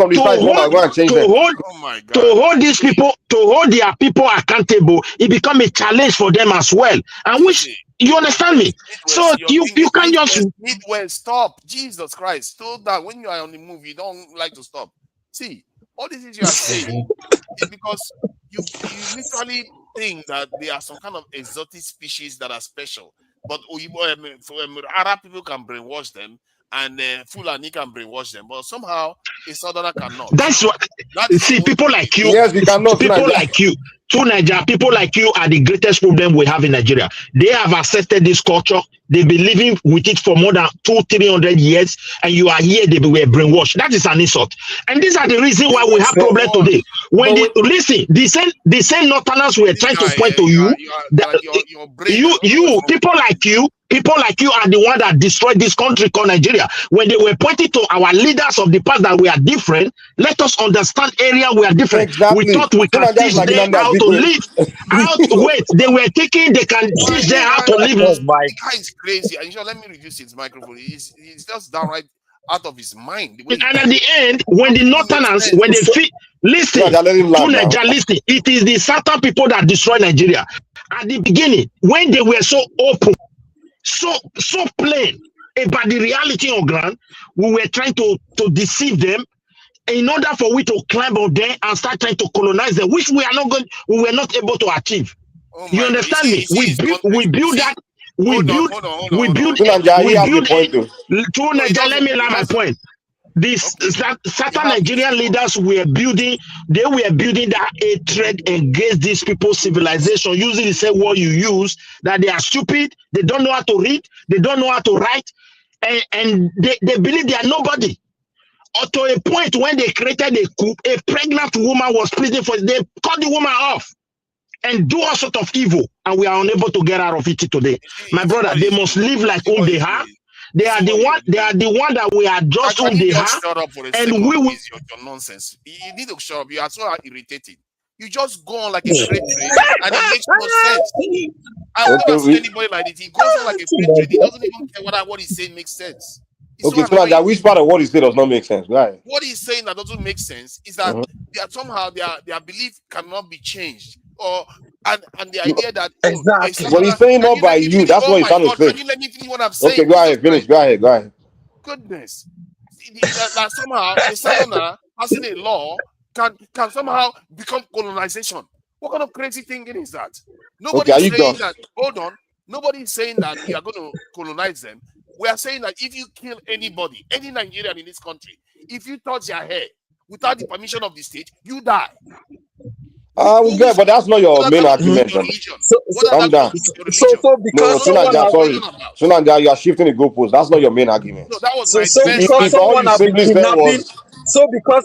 been kidnapping for a long time, it means that is part of his religion because he has been kidnapping for a long time.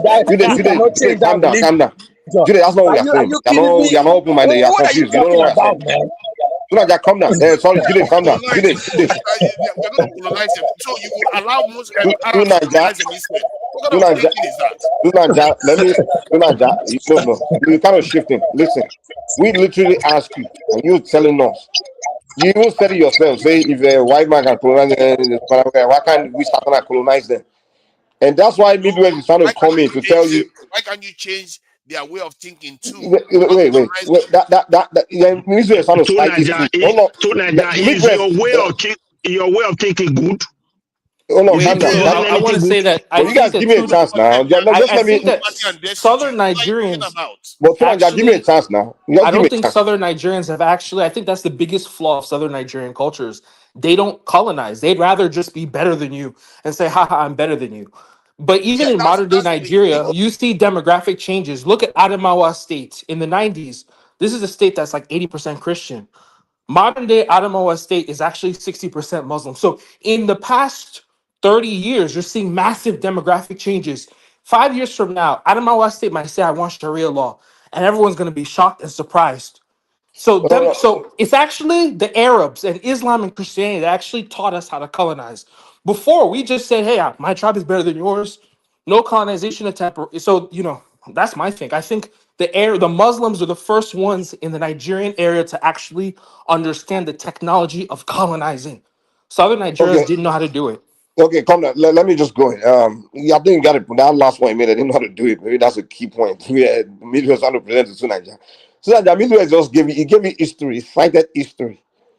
In the early days, when they came together, the Northerners were telling the South, like, listen, we have our way. Leave us alone. And then Nnamdi Azikiwe was telling them, no, let's forget our differences. No, we can. He's trying to sell this same thing you're trying to sell, like you have to change them, right? And it led to the mess we are in. It literally led to the mess that we are in. It led to a bloody. In fact, those are the suspicion. Not that I feel like the South, we're trying to change them. In fact, they suspecting us trying to introduce Christianity to them. Like they were very suspicious of it. And by the time he runs the create that unitary system, they say, okay, this is what you've been trying to do to us. And that's what led to the moment Hiroshi declared that unitary system, they started programming the North, started attacking Igbos. So he's trying to tell you that this thing you are saying, he's trying to tell you that this thing you are saying, yes, do we want people change and things like that? Yeah.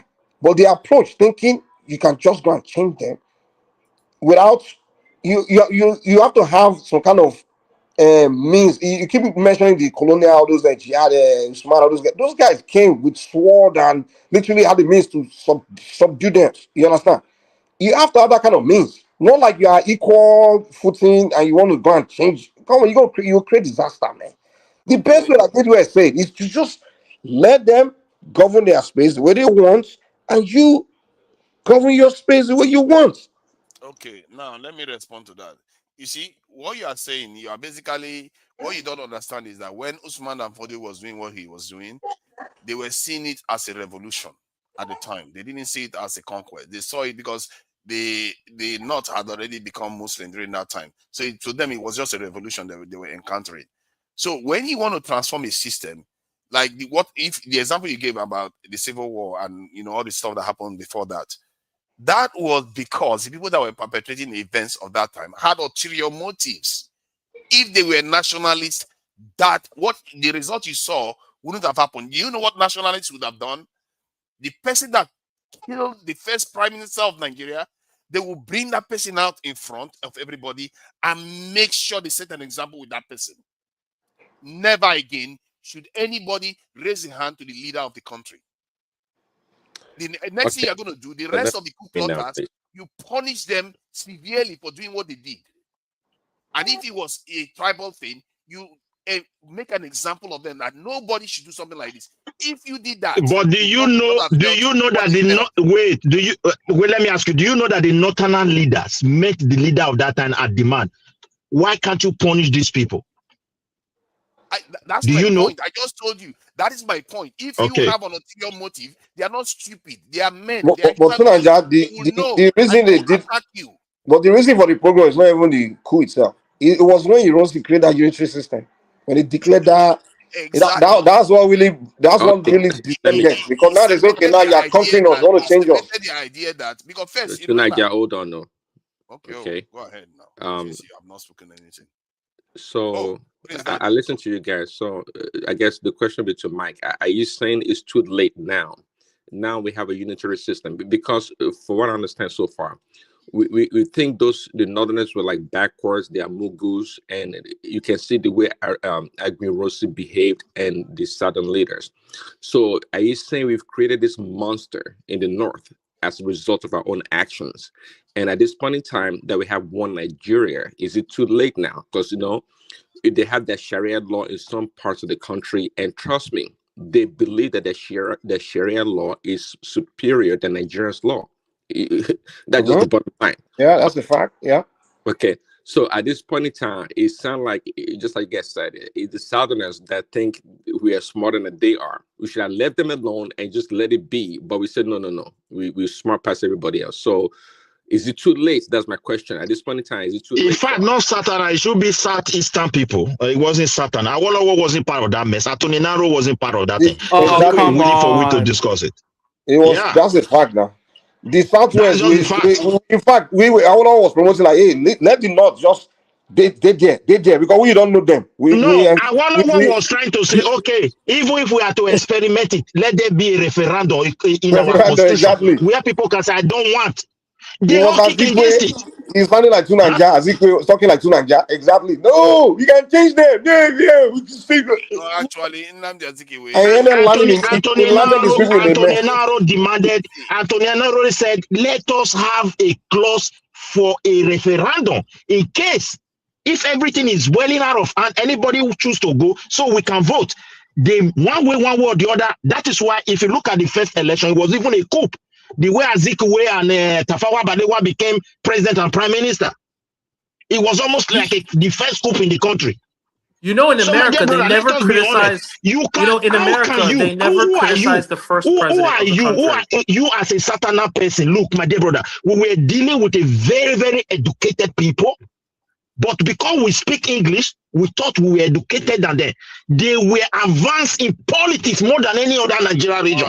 All right. See. The real issue is equity and justice. We didn't have nationalists. Even Awo was a tribalist. A lot of the people that were operating around Zik was a tribalist. It doesn't mean Zik wasn't right. Zik was right because look at where we are today. How do you define nationalist? How do you define nationalist? Nationalists are people that put the national interest first. Because he put Yoruba nation first, so he's a nationalist.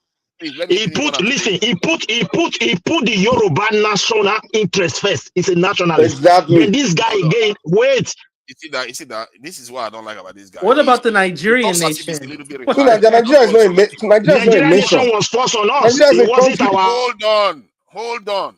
This guy has an agenda. He's a tribalist that believes in an ethno-nationalistic estate. He doesn't believe in Nigeria. That's the reality. Hold on. That's what you do to Nigeria. Hold on. That's not what I'm doing. See, what I'm doing is very, very basic. Why are you always harassing people when people are trying to talk? You just had your own say. Okay. When you want a country that is stable, we always learn the wrong lessons. Like what Zik was trying to do was the right thing. Because clearly the Mumu people in the house won the argument, and look at where we are today. The crazy tribalists are the ones running the whole show. And most people on this panel, they are all ethno-nationalists, and they are running countries to the ground. Let me tell you this: the people that are going to save this country are not your kind. Oh God! If your kind and the spirit that drives you people win, we are all done. Because you're not going to get anywhere. Okay, I get you. I get your point. You know the problem with people like you and Azikwe and those kind of people. You be saying one thing or fantasy, but in reality, what you will practice in your life is the opposite. Zik himself, that was preaching the whole bullshit, nationalist, claiming nationalist, he was looking at more for the interest of the Igbos in Nigeria. His entire action was interest of his people. His entire action, his whole policy. Then he's not a nationalist. Then no. The thing is, I meant many people. They will call it Pan-African. Oh no, wait. Your kind, even today, if you go to Nigeria and they want to do something against, they want to do something that will affect.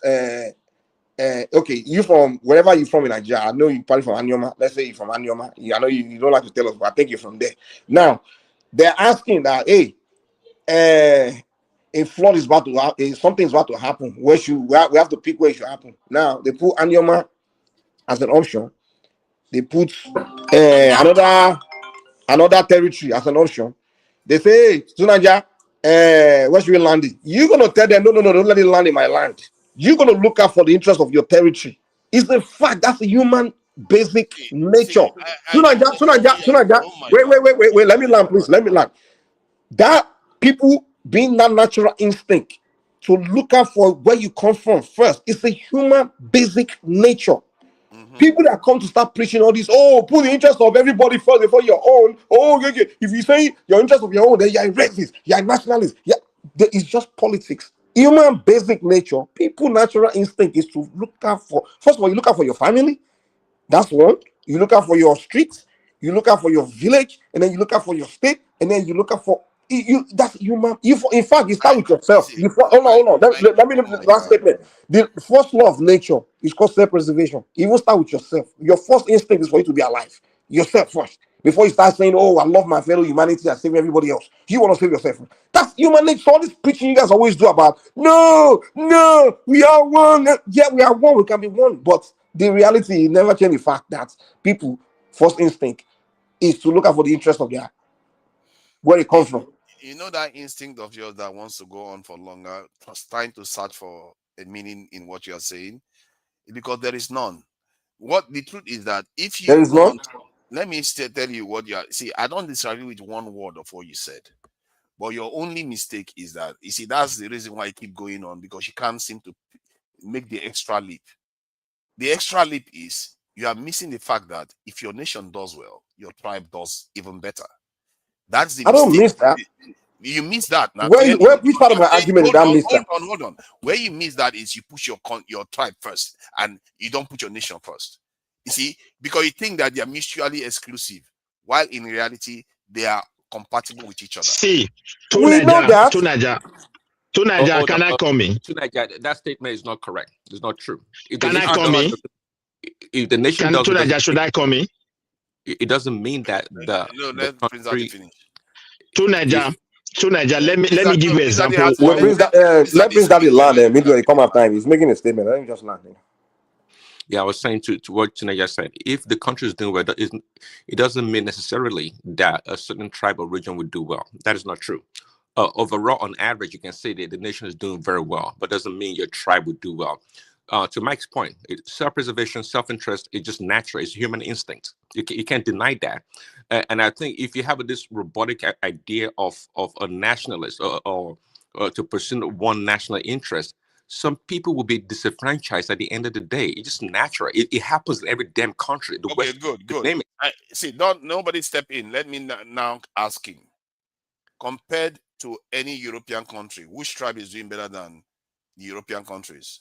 Which tribe in Nigeria is doing better than them? That logic doesn't make sense. Let's just use Western European country. Not one tribe in Nigeria is doing better than the Western European country. The reason why I use that as an example, because what you are thinking of is relative progress. You put yourself ahead of your fellow tribesman, but not looking at the bigger picture. If let's say you're looking at yourself, doesn't mean you put yourself ahead or anything. No, you are all tribalists. So let me finish my point. No, not like that. No. Let me finish what I'm saying first. I've not even finished my point. If Scotland was playing tribalism and want to drag England down, they will all be poorer for it. But because Scotland didn't do that, guess what? Scotland is still better than all. What the hell are you talking about? The Scottish are not looking out for the interest of Scotland above the interest of England. Hold on, they are not looking out. They're not looking for the interest of Scotland above that of the United Kingdom. England. We say England. We didn't say United Kingdom. We say England. You see the problem. Tunaja, please, can I come in? Tunaja, wait. Don't stop interrupting me. I don't like that, because I have to finish a point before you just jump in, and because you're all tribalists. I'm the only. You are not tribalist. You're a liar. I'm not. So when you kick me out that day, when me and your Igbo brother were arguing, you kick me and kept him. That's not tribalism. Oh my God, you are still going on about that. Yeah, now you did tribalism before. Now that's not. I'm just blind. The discussion we're having now. What I said about Scotland is that because Scotland is one of the tribes in the United Kingdom, single Scotland is better than every single tribe in Nigeria. Maybe even put multiple of them put together. So my point based on what I'm saying is that because you are not, Scotland is not looking at it from the point of view that, okay, I have to be better than England and sabotage the United Kingdom. Because But of you're that, talking about sabotaging. because You of that, keep the argument. Nobody here say want to sabotage anybody. Now, because of that, both of them have risen above us because they put their national interests first. Tunaja, you always keep argument. Tunaja, please give me. I'm Can sorry, you give guys. me Let me the say this. space there? I'm Tunaja, sorry. let me talk to Midwest, please. Tunaja here. Midwest, before you go. Can I reply to Tunaja Tunaja, here? I don't like when you do this. You like to do strong argument. You have to present argument that no one is making. Nobody here say that we want to sabotage another region or another ethnic group. That's no one present an argument. Actually, that's what you're presenting. That's not what we say. Me saying, that is not what we are. That is not. That's what we are saying now. What do you mean by your tribe always have to come first? That it means that you want to wait, cheat the other tribe. It doesn't mean I'm sabotaging you. Yeah, that's what it means. No, it doesn't mean that. No, it doesn't mean that. Mona, wait. Oh Lord have mercy. Mike, let me reply to Niger with this what is it called, this presentation. Look, to Niger, the country you just used as an example, England, Wales, Scotland, before they become what we call United Kingdom today, they were far worse than what we were facing in Nigeria. That's why you hear of Good Friday, 17th century, they were really in battle over identity. Because of lack of trust. Now, related to Nigeria, Amadou Bello saw us like that. You see, what he didn't tell you that. You see, this is what I find frustrating with Midwest. It's like a freight train. What he didn't tell you was that while all that was happening, these people were ruling the world. That's what he didn't tell you. So Nigeria, they're ruling the world has nothing to do with and then united with other people. They were not. No, England didn't rule the world because they united with somebody. Hold on. Why is to Nigeria? Hold on. The point I'm making to Nigeria, you should stop muting people. Let person. This point is very, very important. The point I'm making is that when it comes to national issue, they put their general interest first. That is what they do, and our people keep missing it. But we all agree on that now. Tunaja. You don't agree on that. No. Tunaja, listen. Oh my God. Tunaja is not getting my presentation. Listen, you should also listen to me. He's not getting before anybody. they get to Tunaja, hold on a moment. Before they get to that level of putting United Kingdom interest first, they were able to fix the bottom problem. Nigeria failed to fix that bottom problem of ethnic nationality. So that is why the nationalists of a Yoruba man from Oyo that have governed themselves for close to 500 years with evidence, and you introduce them to a new country, they feel like that nationalist they are as a Yoruba, or maybe Oyo that time, no matter what changes, should be preserved. There's somebody from North who felt that they were already having a system. There is a need to preserve it. They are also nationalists. Anybody from Southeast was also a nationalist. We would have put our heads together to see how we can find a common ground. Rather, we were deceiving ourselves that those people's civilization must be thrown away. It's useless. That's why we have problems today. It's because the Southeast, they didn't have system now. They never had a system. That's why they were all doing nationalism. Look at the national football of United Kingdom. England have their own national team. I think Scotland have their own national team. Representing them, that is different nation. Nationality you are talking about, nationalist, is still playing there. They find it. That is what we are campaigning for. Let's go back to a drawing table where we can have that sense. Everybody will now say, okay, I'm satisfied with this. Not this deceiving ourselves. The Northerners, they were the first to be a victim. And they will never allow it to happen again. Whether Nigeria good or not good, there are laws you push. They will first of all remember of that, and they will say no. Even that law is going to promote economy. They are afraid. The mentality you have is you just believe that Nigerians are out there just waiting to break the country up. That's all they care about. So no. Yeah, and that's what you are thinking. That's your mind. Your mind is that anybody that I mentioned his interest or whatever, he's trying to break the country up, or he hate other people, he want to sabotage other people. That's your first instinct. But that is not necessary that what it is. Yeah, maybe you are used to this Biafran. Tell me the instance. You are used to. Calm down. Let me ask you a straight question. Give me instances where you put the nation first. Tunaja, your problem is that you are projecting the thinking, mentality. Hold on now. No. Okay, what is your? Let me make my statement and ask that question because I don't want to lose my train of thoughts. The thing is, your problem is you're projecting the mentality of the Southeasterners onto us, me and Midwest and Northern. That's what you are doing because hold on. Because when I look at let me prove it now. Let me prove it because when I look at them, whenever they're agitating, instead of them to focus on that thing that they want, right, and just present it, they will be spinning hatred towards others, thinking that hatred is what will get them that Biafra. Sometimes I wonder when the Igbos are agitating for Biafra, they'll be insulting Yorubas and insulting. Hold on, wait, calm down. Let me land now. Dude, can you calm down? No, I'm just saying. I think okay, maybe, but I think you are projecting that onto everybody else, thinking that's what we are doing. Like, oh, because we're saying our interest of where we come from means we just hate everybody else, and we, it's going to be hatred. And no, that's not what it is. Because when I look at them, whenever they're agitating for their interest. They just believe they have to do it in form of hating someone else. Oh, they will say, look at the Janjaweed. I'm like, I always look at Nnamdi Kanu. I'm like, this guy, okay, you are insulting population of other tribes, thinking that's what will help you get Biafra. You're not making sense. You just overtalk.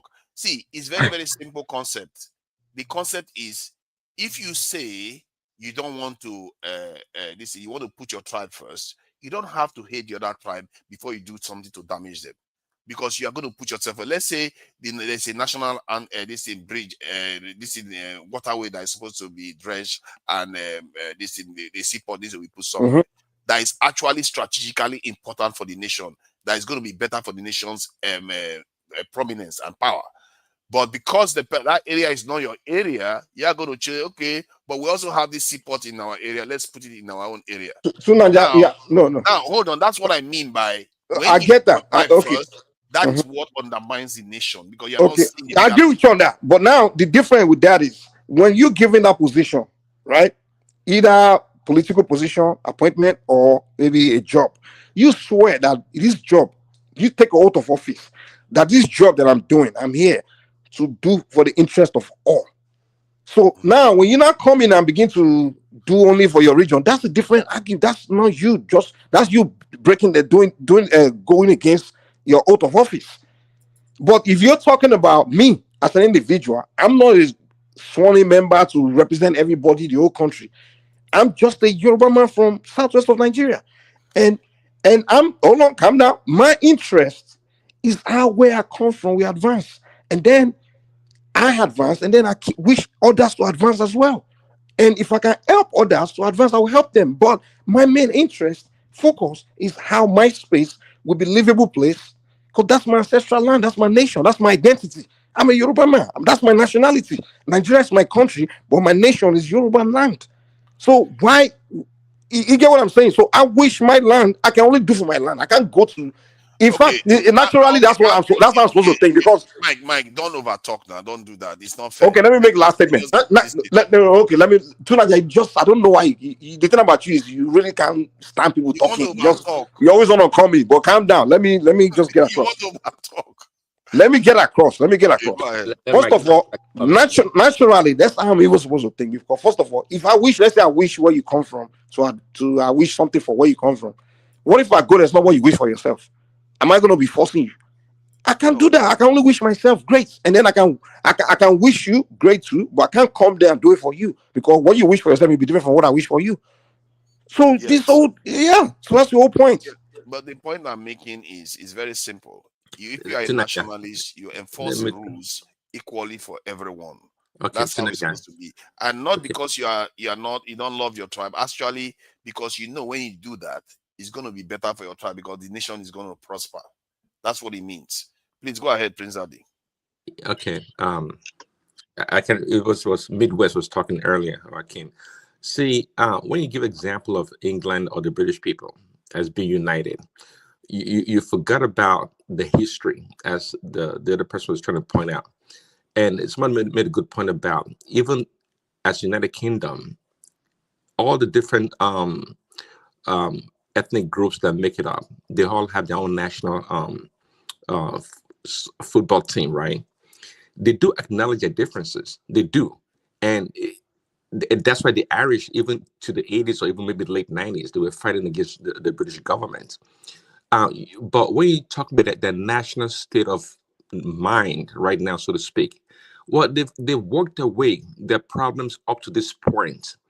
And you can have an argument, yes, nationally they are prosperous, but you got to keep in mind how far they've come. They've come a long way. So it's kind of disingenuous for you to say, oh, look at this example and that example, not factoring how far they've come and what they've done to get to that point.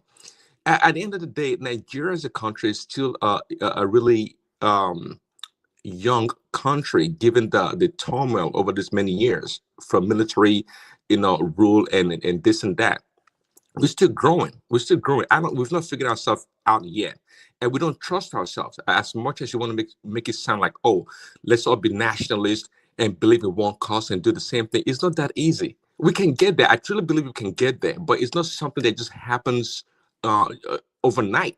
It has to come. It's not something you impose. Yeah, it has to grow organically, and we can get there. But at this point in time, we're not I there hear yet. what you are saying. The terms you are using, trust. What was the other term you used? United. See, the way you do these things, you don't have to trust each other. You don't even have to like each other. Like the Scottish made clear, they don't like the English. The English piss them off all the time. The Irish, oh my God, don't even get me started with the Irish. They can't be asked.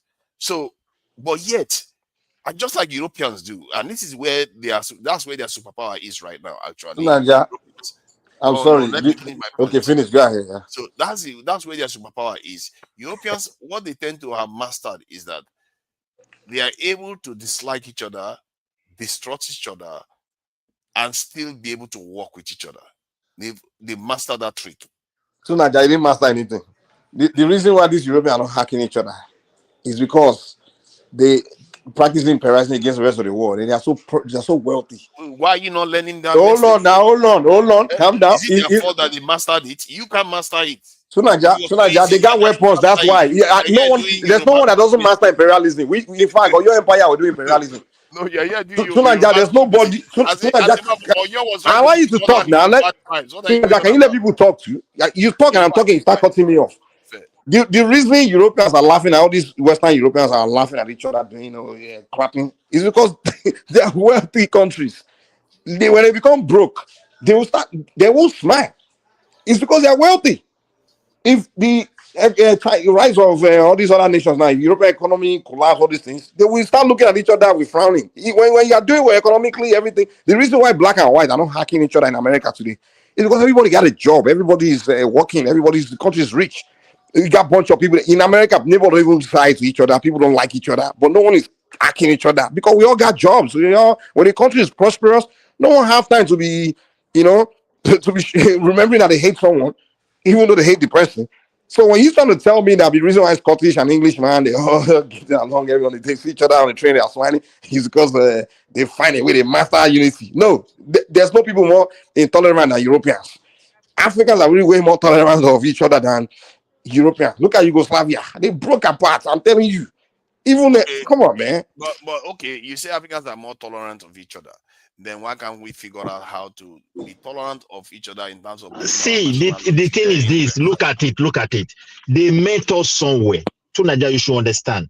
They met, see, Nigeria case is very different from a lot of Africa countries because they met a lot of civilization within that space.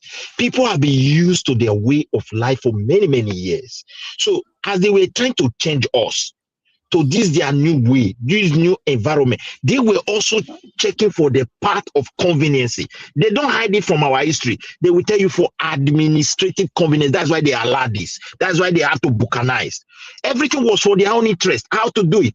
Then when we got the independent, or be proud to the independent after the Second World War, because if not for the Second World War, no black man would have even think of independent. Because when we fought along with the British, along the French, we mastered some act of war within the African space. So when those guys started returning back, they believed that these people can also die.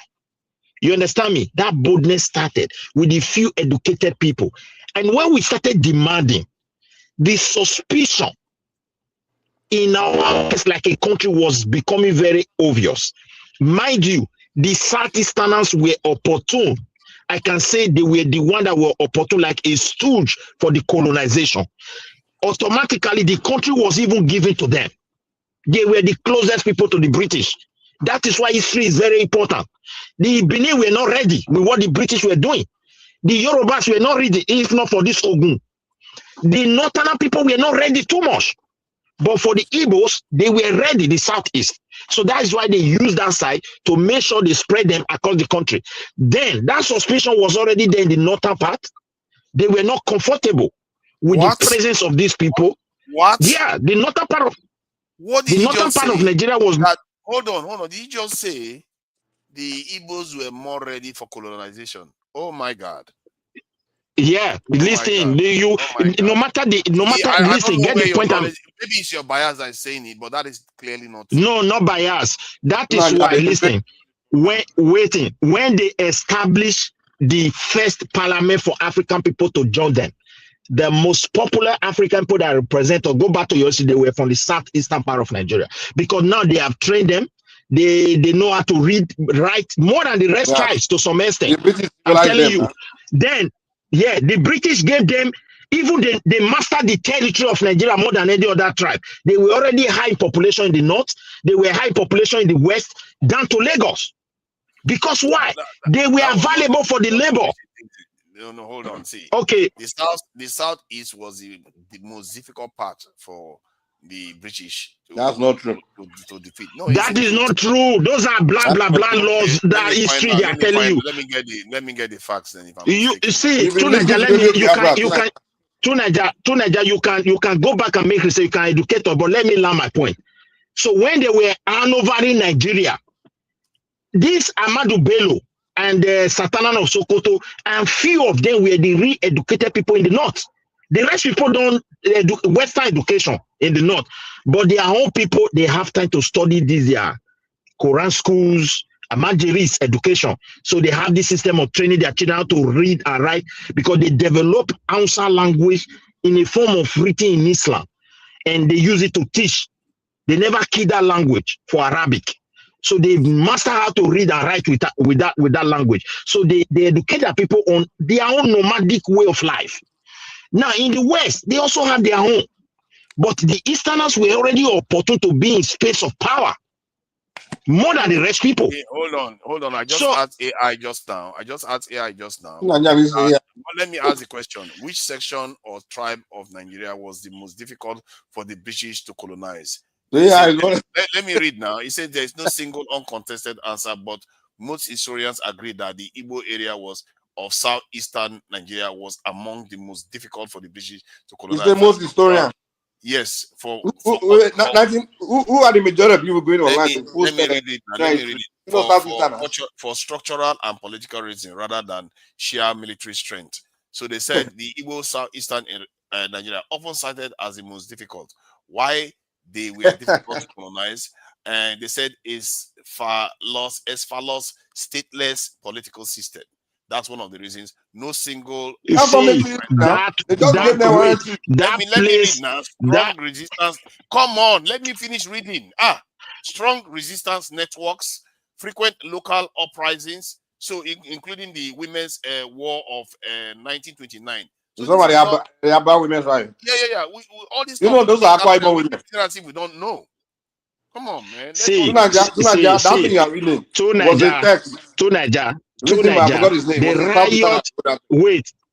Nigeria, you can't have the riot to part of the colony. It was just a policy of task that drove people to go mad. That does not mean the people from Southeast were not ready occupying.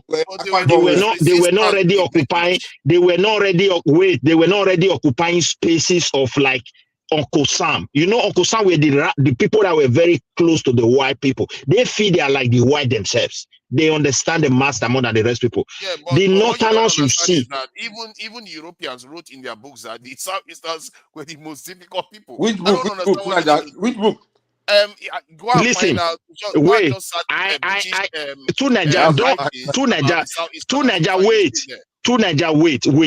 You should understand one thing. You see, when they look at the nature, when they describe the nature of people in some certain context, does not mean that when they were colonizing with these people, it was not easy. Take, for example, they described them to be stubborn. I read a book where they described that the people were stubborn. They are very difficult in terms of trying to get some certain levels of understanding. I agree with them with that. But when they were handovering this country, if you look at it very well, they hand over it today because they were with the white. Oh my God, not Fulanis anymore. Okay, we've changed our position on that. Okay. No, So you think they hand over? What they told us now? Because the lies they told you about Fulani, who hand over Nigeria to Fulani? Were they your Senate president? Oh my God, Nigerians, you guys are crazy, man. So Nigeria, let's go and look at the list of the people. To Nigeria, look, it is the Easterner that throw Nigeria to the Fulani. It is the Easterner that throw it to Fulani, not the British. The British knew very well that these guys, they told the Northerners that if you allow these people to take charge of power, they understand that. That's why they educate the Northerners to some extent, because they were also in love with them. They make them to understand. They try to stand for them. They understand the Easterners were pushing. They push so fast. They don't longer consider the interest of the master that raised them. That division were already with them. That's why they were romancing with the North. Okay, they try to do census. They have to help the North. Then the Northerners themselves were not even ready for the independence we asked for. They make it clear, okay, you Satana, go and do your own, we'll wait. There was a reason. Not that they don't want the British to go. They gave up about certain people. Let us be honest with this matter. And when we want to get this independence... why they didn't want... You see, the way you talk, that's what bothers me about it. They gave their specific reasons. They were the least developed. They were less educated. They had so many metrics that they were behind in, that they felt they couldn't compete with the South. That is their reasoning. And it was a valid reasoning. But when you say this, you just make it look like, oh, it was kind of deal that they were striking. No. They had genuine concerns. And that's why the British, when they wanted to leave, they had to reassure them and actually support them to win the election. Because they didn't want to join Nigeria, because they felt like if they join Nigeria, the southern part is just way too much more advanced than they were. You know the amount of... Let me give you... You see, your mistake, I think you are making a mistake. 15 seconds. 15 seconds.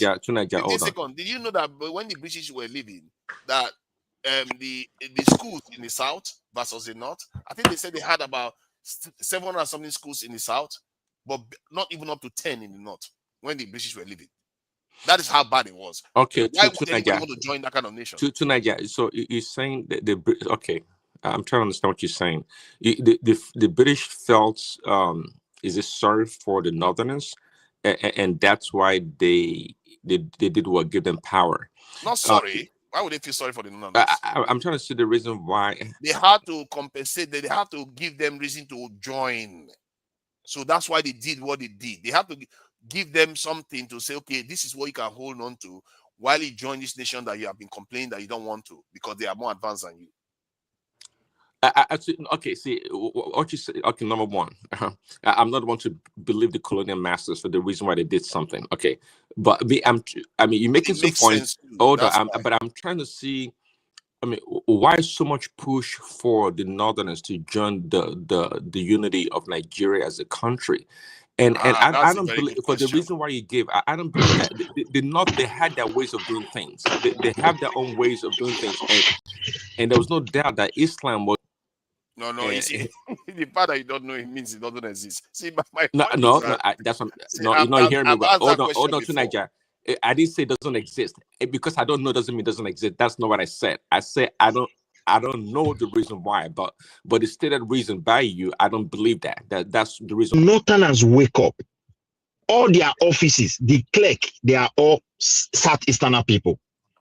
Most of the few banks they have or institutions, the Northerners were not there. So it did not settle well with the Northerners leaders. Being people that understand politics very well, structure very well, and development very well. On their own, just as you said, they were really developed people. They have their own civilization. So they were trying to present this, not quarrel, to the fellow Nigerians in a way that this our concern. Let us debate it. Let's have an agreement. Because those people were very honest and their honesty is pronounced in their culture and their way of life. Now, the certain people, even this Awolowo and the rest, they've seen Tony Naro. They also cited crisis, paraventure, or problem. They said, look, okay, whatever we're going to agree upon, there should be a column for a referendum in case if it's not working the way we expected it. People that have the power and say then, they push everything aside. Now, these worries of the Northerners about education, Ahmadu Bello was so plain about it.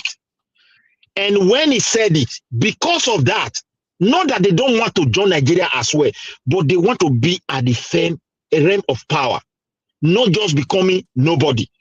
So when Azikiwe approached them with the position of that, let's form a merge with the political after the election, and you be the prime minister, then I will be the president, not knowing that the British will try to make that presidency very deep ceremonial, support it in a way to support Tafawa Balewa. And mind you, this time the regional premier have power seriously over their people. So that one also gave them some kind of confidence. After all, we are the one in charge of our region. But we're operating the same army. And the army then, they were just like family. No, nothing like worries. They trust themselves. They enter their house like, oh boy, you their house. They come irrespective of tribes. You can see where we're coming from. So now they on the educational level, that was when they promised that if you score 20, your people score 20, and the people of the South score 40, it will be equal. In order for them to grow, so that they can also be giving them this job. You see the deception we are still suffering today. Just to make sure they put them into Nigeria. I don't know why.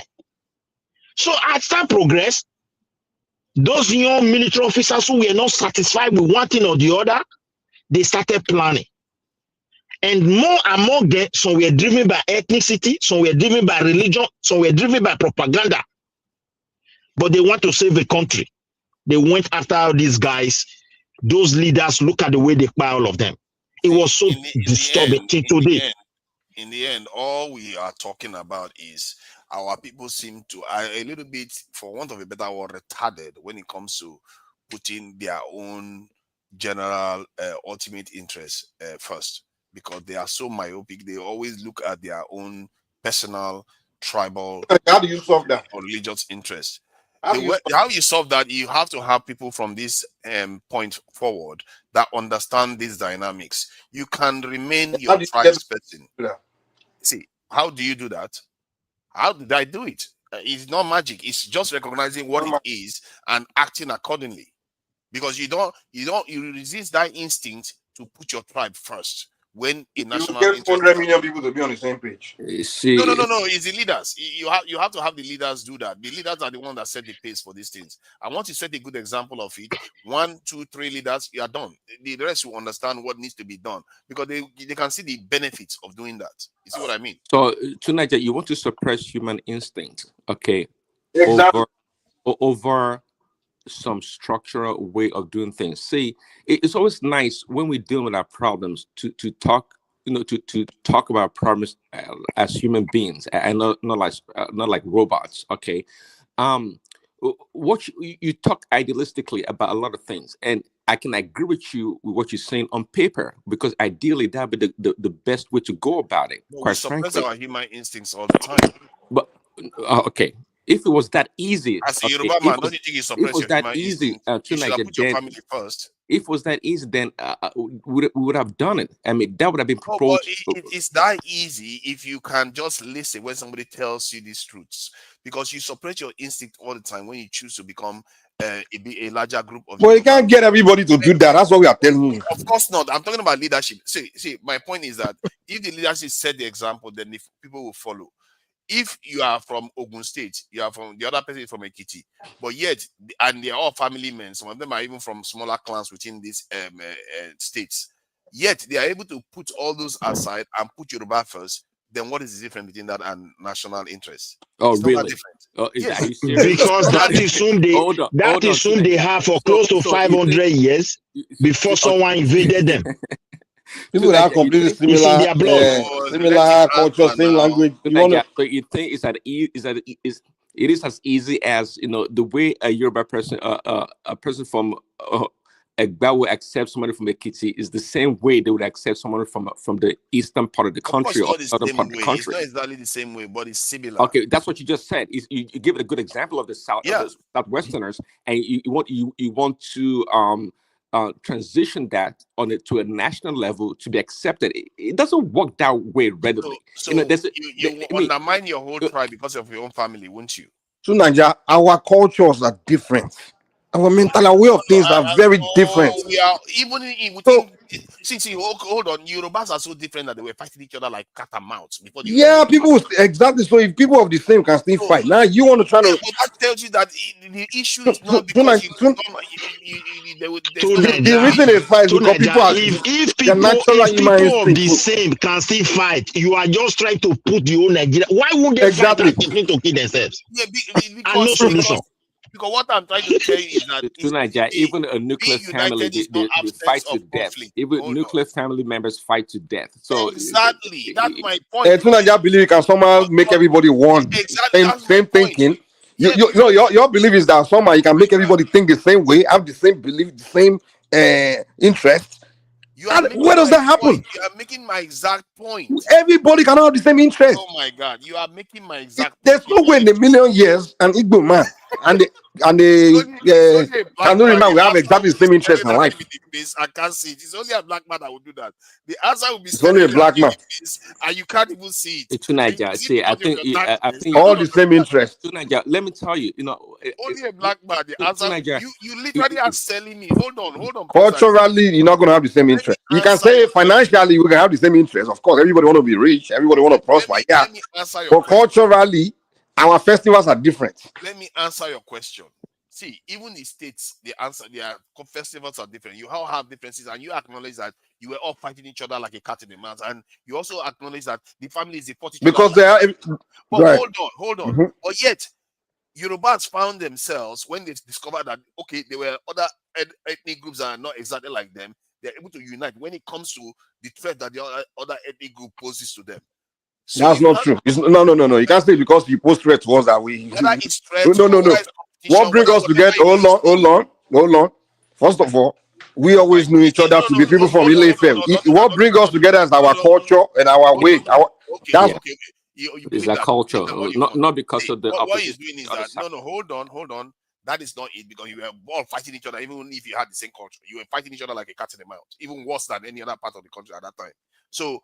We agree. Let me finish my point. Let me finish the point. You're not letting me talk.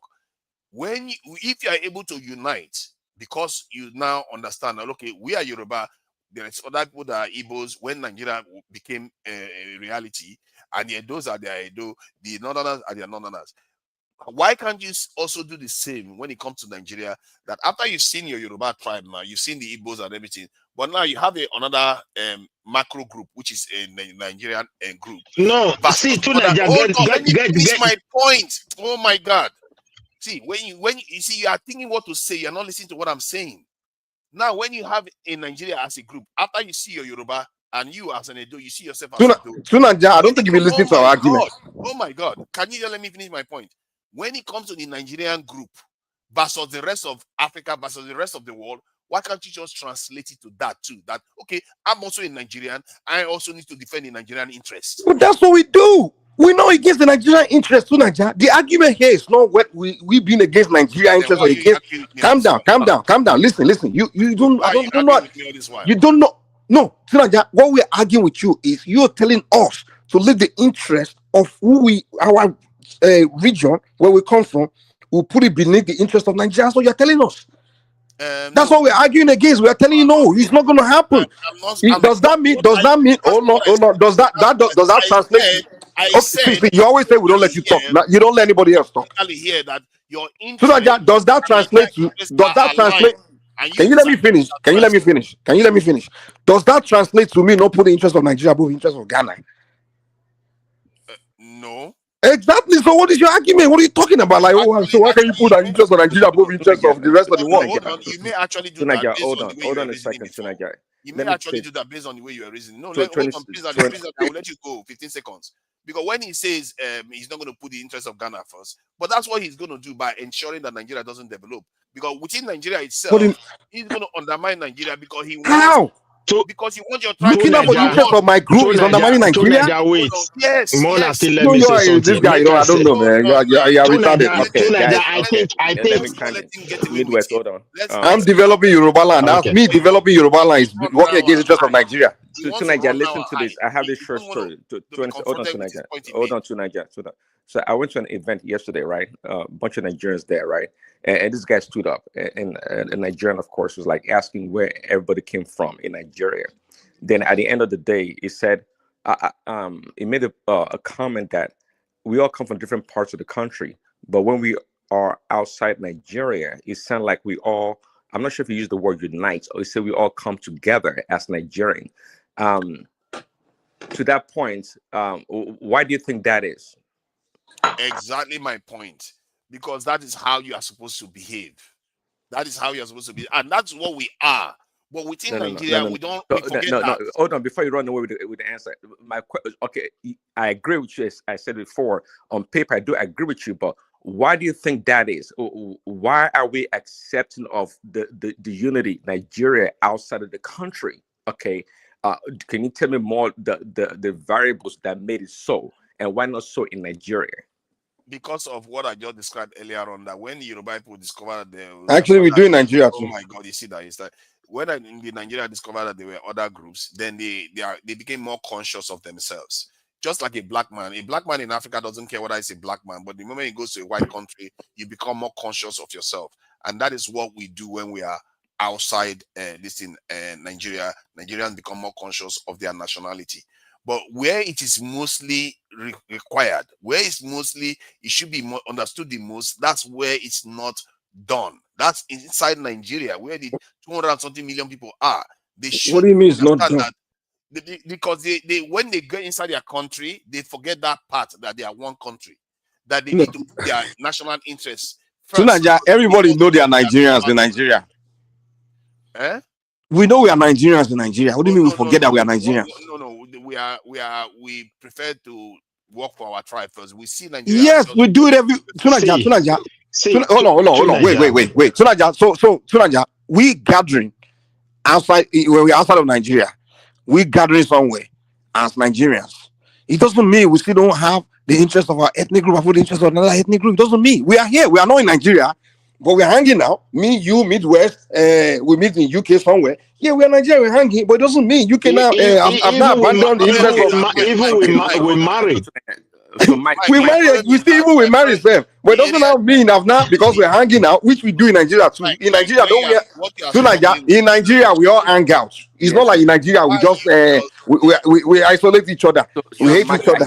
Are you saying the hanging out outside of Nigeria is superficial? Is that what you're saying, Mike? No. We hang out in Nigeria. No, the argument. So like I don't let people talk, man. It's just I don't even understand this guy.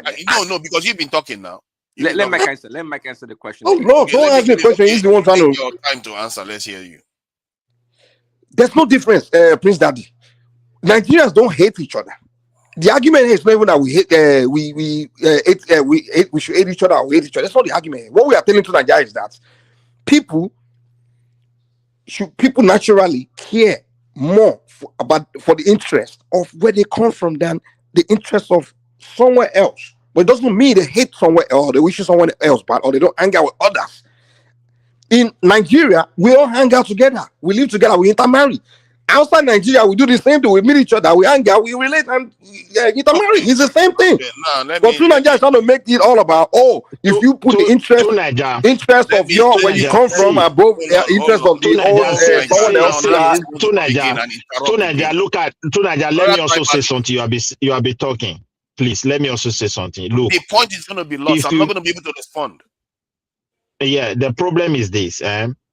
You see, we have not been able to move forward simply because we did not allow the components of region or people or nationality that make up this country to really define the way of life that they want and in line with what we want as a Nigeria.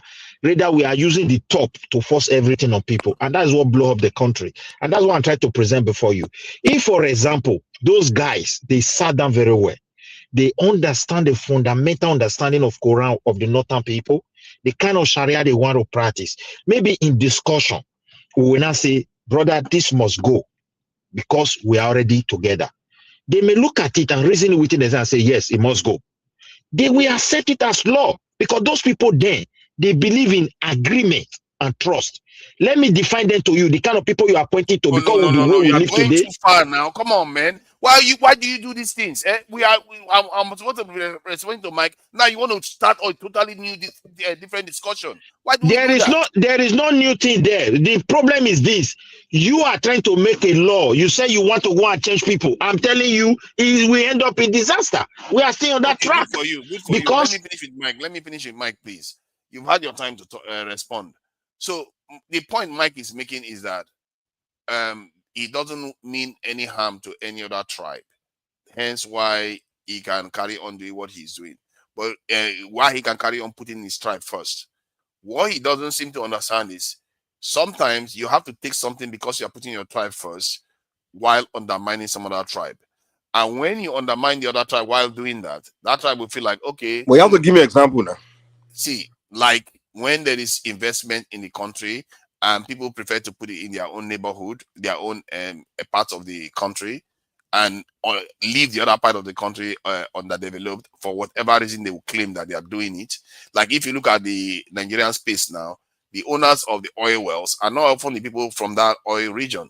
They are from other areas. Because why? Those people are putting themselves first, not trying to be equitable or whatever. You realize saying that you're helping my argument. You see this. Because what we are here saying is that if they allow, oh my God, what is the point of the argument now? You see, Tunaja, it's not the point we are trying to argue. If we allow the South people to control Tunaja, I let you finish talking. I give you your time to finish talking. Okay, finish. I thought you were done. Sorry, finish.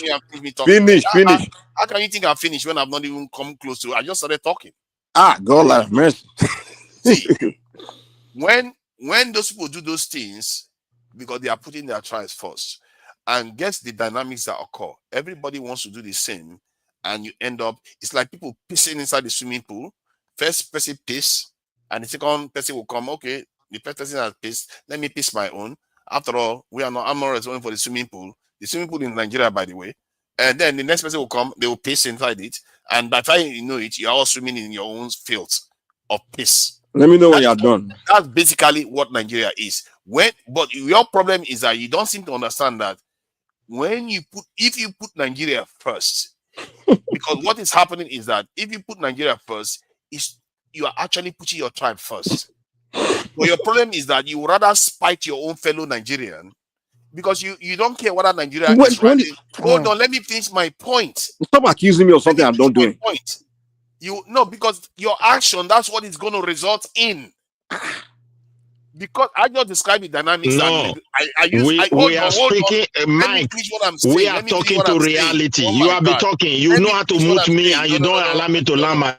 No. Let me finish what I'm saying. I need to finish what I'm narrating here because all of you believe the same thing. So I think you already know your point. Because if all of you are three, I need time to be able to respond. Isn't it? It's only fair. Okay, respond. Finish. Just let me know when you're done.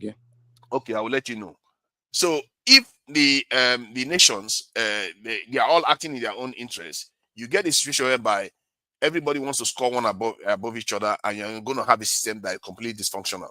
While in reality, if you put your nation first, your own tribe, no matter if some other person in that nation is doing better than you because you put your nation first, your own tribe is still going to be better off in material terms. Let's say you are supposed to be having a good hospital like the type you have in Scotland versus the one you have in England. But because you put Nigeria first, you're going to have hospital like the type you have in Scotland. But because you don't put Nigeria first, you're going to have what you have now. And many of you, based on your reasoning, you will choose the part that we have now. You're not going to choose the part that it gives you Scotland, Scottish healthcare system, because you're not putting your nation first. So, when are you going to be done? Are you done? Are you done? Okay, thank you. Okay. Okay, I'm glad you brought the South oil example, and that was really perfect. Now we force South Ijaw people to put Nigeria first. Now Nigeria is sharing their oil, So I don't know how it's working for them, but I'm sorry. But what we are saying here is let everybody control their space, control their resources, put the interest of their territory first, right? And then, secondly, you think of the interest of Nigeria. So if I'm an Ijaw man, I put the interest of Ijaw land first. We allow Ijaw people to put the interest of Ijaw land first. And if you allow them, Ijaw will tell you, listen, okay, my best interest is I want to own this oil to myself because that's my best interest. And trust me, if that was the case, Ijaw land or Ishekiri land or all this land, Ogoni land, these places will be the richest kingdoms, tribes on the planet. I'm telling you, Ogoni, if we allow Ogoni to put interest of Ogoni, there will be well-developed region. There will be if Nigeria would have just say, okay, British, thank you for coming. Oh yeah, we want to be one country apart. Every tribe want to put their interest first above Nigeria. Then after that, they come first. So every tribe will be controlling what's in their land, what's in their source. Each Ogoni land will be Ogoni people will be. There's no Ogoni child that will be hungry or suffering. They'll be extremely wealthy people because they are in control of the oil in their land. Everybody else, and in fact, I'll be me in Yoruba. I put my interest first, and then I can be looking on the people say, let me take loan from you. That kind of thing. We look out for them. We're going to say, Yoruba people, I have oil. You have this there. Oh, let's negotiate something, whatever. We interact, but this lumping us together where we don't even know left and right. Some people are just. You said it yourself. People don't even know what their oil is. When the federal government doing their oil, they don't even know. At one point, the place was polluted. Some British man will just pay one Canadian man to be in charge, and so it's confusion everywhere. But you using vision, put Nigeria first. Plus, it's confusion because I don't know what the next Nigeria. Because it's confusion. See, my brother. See where the problem. To Nigeria, wait a moment. Let me also talk. You have been saying something. Yeah, go ahead. You see, the problem is this. If we want to help Nigeria to grow, you can't start it from top. We must start it from the bottom. And the bottom is recognizing the people. Let them have access to their God-given resources. But at the same time, because we are in the same country, the national interest will come in by doing one thing. Okay, we are going to give you 40%. Because we are in the same country, 60 must come. Then everybody will now agree.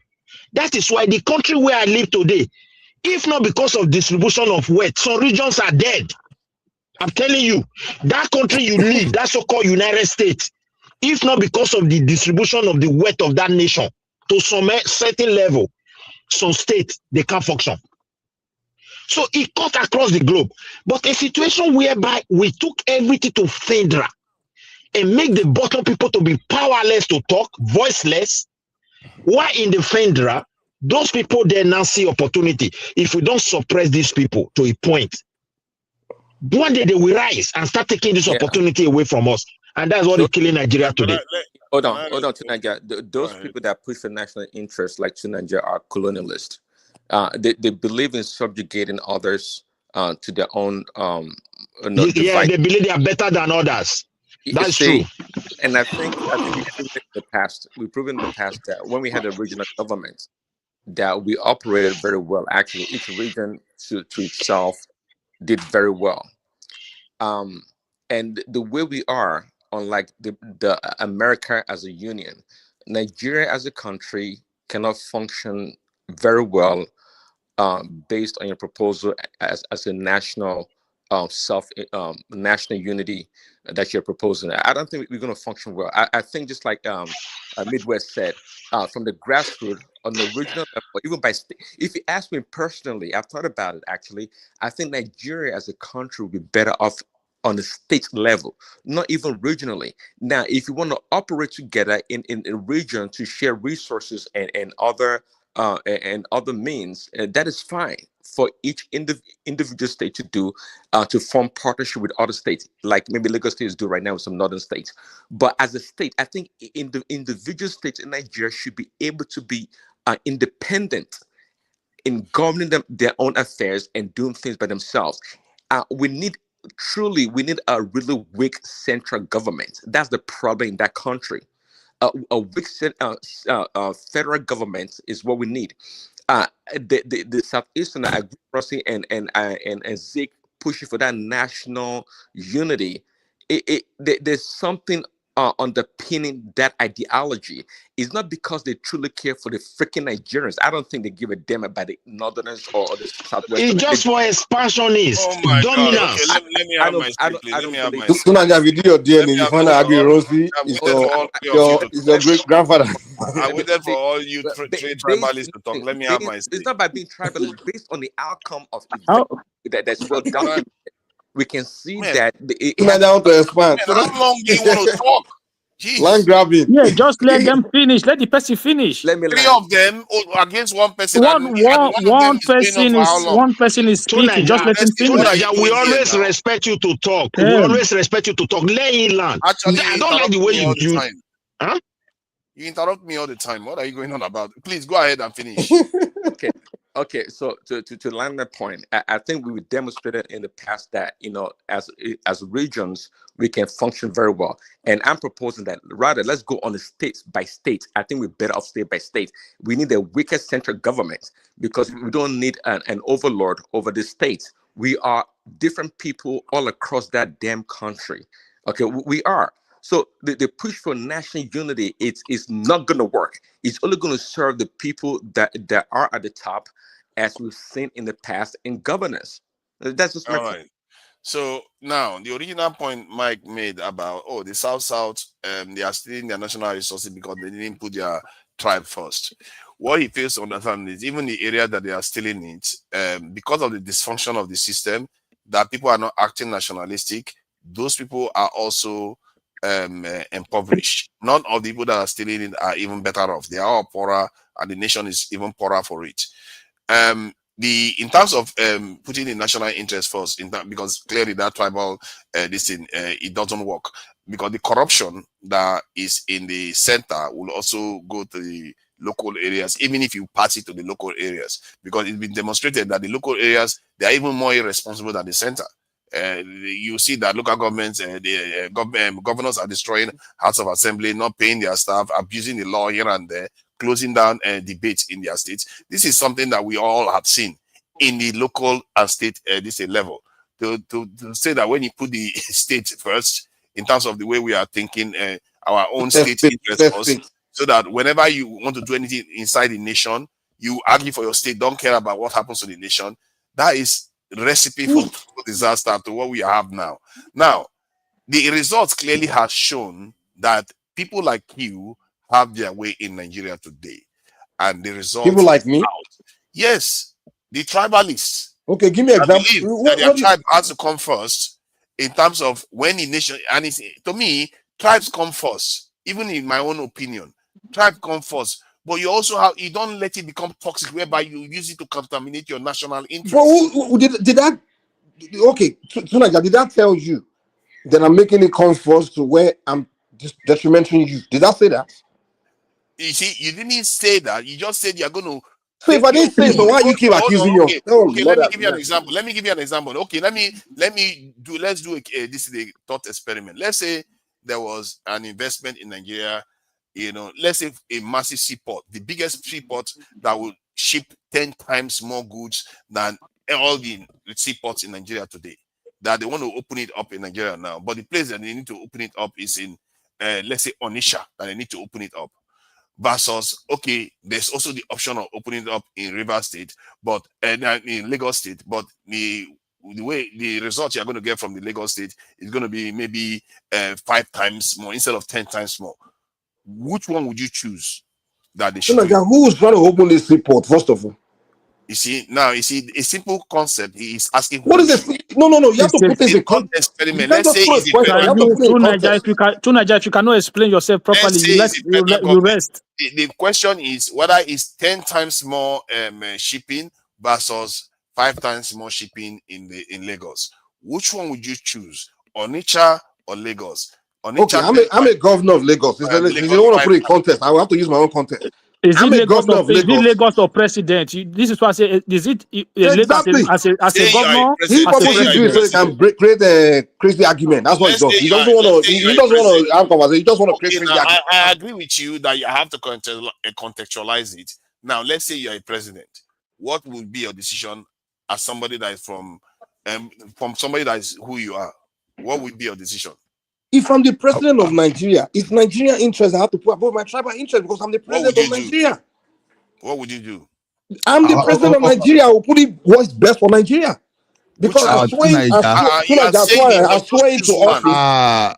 Tunaja, I swear into office. Let him answer. Tunaja, as the president of Nigeria, I swear into office to serve Nigeria. So I'm going to put the interest of Nigeria above the interest of my tribe because I'm the president of Nigeria. Where would you put it? Oh my God! Which should I be saying? Where will you put it? Where will you put it? Has he not told you? Hold on. You see, because he's being dishonest. Now, am I being dishonest? Okay, hold Mike, on. just tell him you put it in Onitsha so that we can move forward, please. I'll put it in fact, I'll put it in Calabar. You see how you catch people that are lying. He said he'll put it on Onitsha. Hold on, because he had the freedom. He had the freedom for more than 4 or 5 times to say he would put it in Onitsha. First of all, your question, in reality, let's get Tunaja, give me my answer. He's going to put it in Lagos. Tunaja, I think you are missing the whole argument here today. You are missing it completely. You know it. You had more than 5 times to say it was on it, but you didn't say it. I didn't get your entire question. The places you mentioned. I just know that you say you want people somewhere. Tunaja, can I extend your argument? And the thing you did, you understand? I know it comes to you organically. What we want you for the other time you did it to me, I just laughed. Look at that, Ojoro. No, you know what you did to me, so let's just. No. I know what I did to you, but I wanted Mike to answer. I didn't want him to escape it. Tunaja, you are a complete. I don't even want to insult you today. The thing is, you spent 3 hours arguing. Okay. Tunaja, this is my take on it. You understand? You spent 3 hours. Okay, Tunaja, hold on now. I listened to Prince Daddy and I listened to Midwest. They were talking of resource control. You see, one thing is this: you have to take a decision whether you want to restructure and do resource control, or you want to keep a unitary system. Because I see you still deferring to the president and all this show Nishaport and all this distributing the point you'll be talking about. This thing has been your project for a very long time, and I think you are not getting it. Let me start from the concept of resource control. Resource control does not necessarily mean natural resources. It can be anything to how you license to people to come and start business in your area. The decision you make generally. Now, if a business person, because let me tell you about my talk to CNN in Atlanta. You understand? We asked them why do you have to put it here and you put in another place, because they were telling us that that Atlanta is one of those areas that has a complete processes of CNN. You know where they told us? They said number one, the cost of business there is very cheap.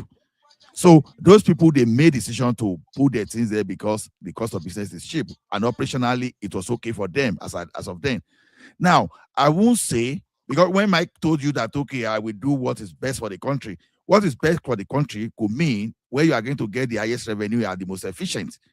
You won't say just because I want to please Onitsha, even if I will just have maybe traffic of 1 million there in a year, while I will get traffic of 10 million in Lagos in a year, I will now use a cost that was supposed to create the same infrastructure in Lagos, and I put it in Onitsha just because I want to satisfy. No, Ola Tunaja actually said that Onitsha will give you more revenue than Lagos. Onitsha will give more revenue. I'll put it in Onitsha. 10 times more output. Tunaja, I think you're missing my whole argument today completely. And I don't know what the thing is when you argue with people. You hold on, wait. You failed. I came back. Mike, listen, I came back here. The reason why I came back is that I actually want to understand what's Tunaja's point in the first place, because what's your point, Tunaja? I don't get it. What's your point? My point is that tribal interest is not against national interest, and national interest is not against tribal interest. If people truly understand how it's supposed to work, but the way we work is that we follow our narrow and toxic tribal interests. So what do you mean we? What do you mean the way we work? Who are the we? That people like That's Mike. tribal interest toxic. Mike, I don't know about you. I don't know But about you. Mike is not in government in Nigeria. Why Exactly. is he? But he might making it in No. government. Or somebody like him. What about the people? What about today? Today, like, how do you think our leaders are tribal in the way they govern the country? Most of them are, yes. Right? In what way? Can you tell us in what way? The way they govern the area. Yeah, policies. Tell me policies. Like when Tinubu came into office, one of the first things I noticed was that the allocation to Lagos skyrocketed. Like it was almost zero before that. It skyrocketed for whatever reason. It skyrocketed. And secondly, if you look at the way the people he puts in government, the kind of projects he's carrying out, most of the development in Nigeria now is happening in the Lagos region.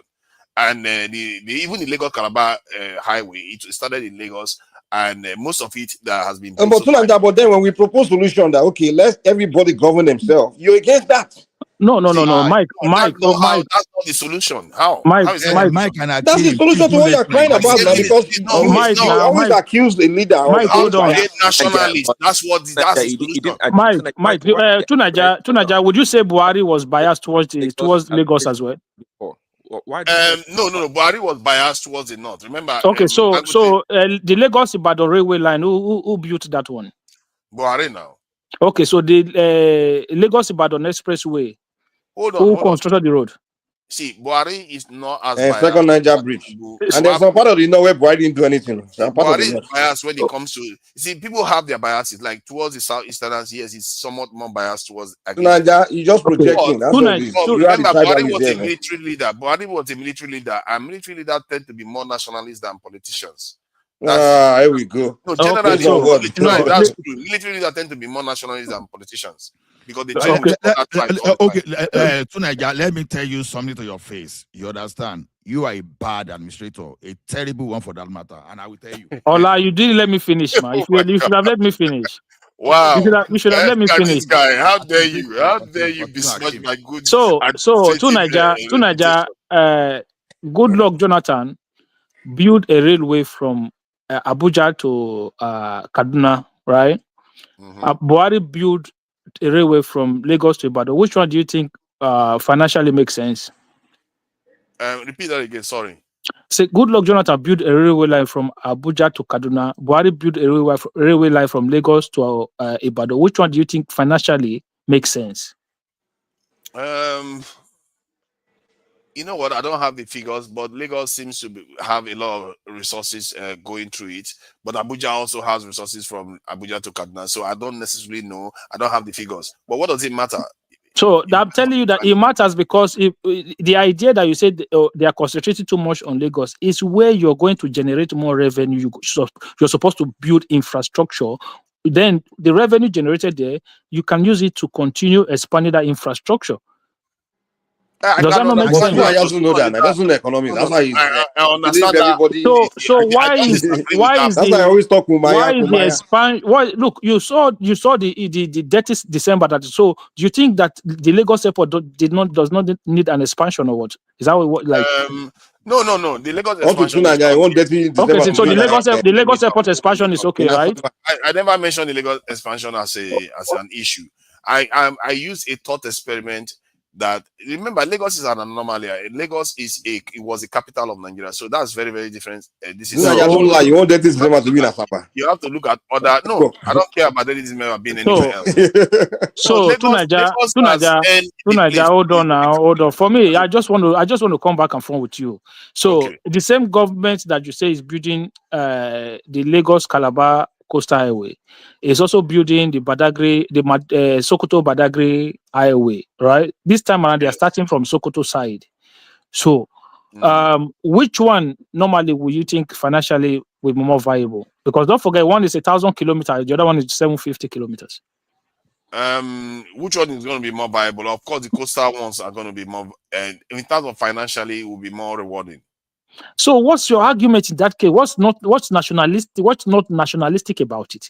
One is the area that they start is from, and the fact so that you're making everybody's argument down. That's why we should all just govern ourselves separately. Calm down. Because you always cry. You're not calming down now. Come on, calm down. See, the point I'm making, I didn't even make those points based on tribal this thing. My own thought experiment It was is, man. See, I didn't see Tinubu government. We all know that his appointments, the kind of work that he does, and everything that he does, it seems to be favoring a certain region.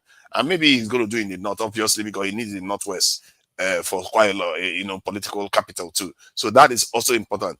But don't pretend as if this is not happening within Nigeria, because if you look at the way Nigeria is developed today, you can see that the way it was developed is on long political lines. Ideally, so what's the solution? Let's see. The solution, like I said before, you put your nation first. Don't worry too much about who? Tribal interests. Who's going to put nation first? Everyone. How do you make everyone do that? Like through this sensitization, learning from what happened in to Nigeria, sharing knowledge. Because the truth is that it's not against your tribe. It actually enriches your tribe. We are not serious. We are telling the human being. You're going to have human being. It's not even that.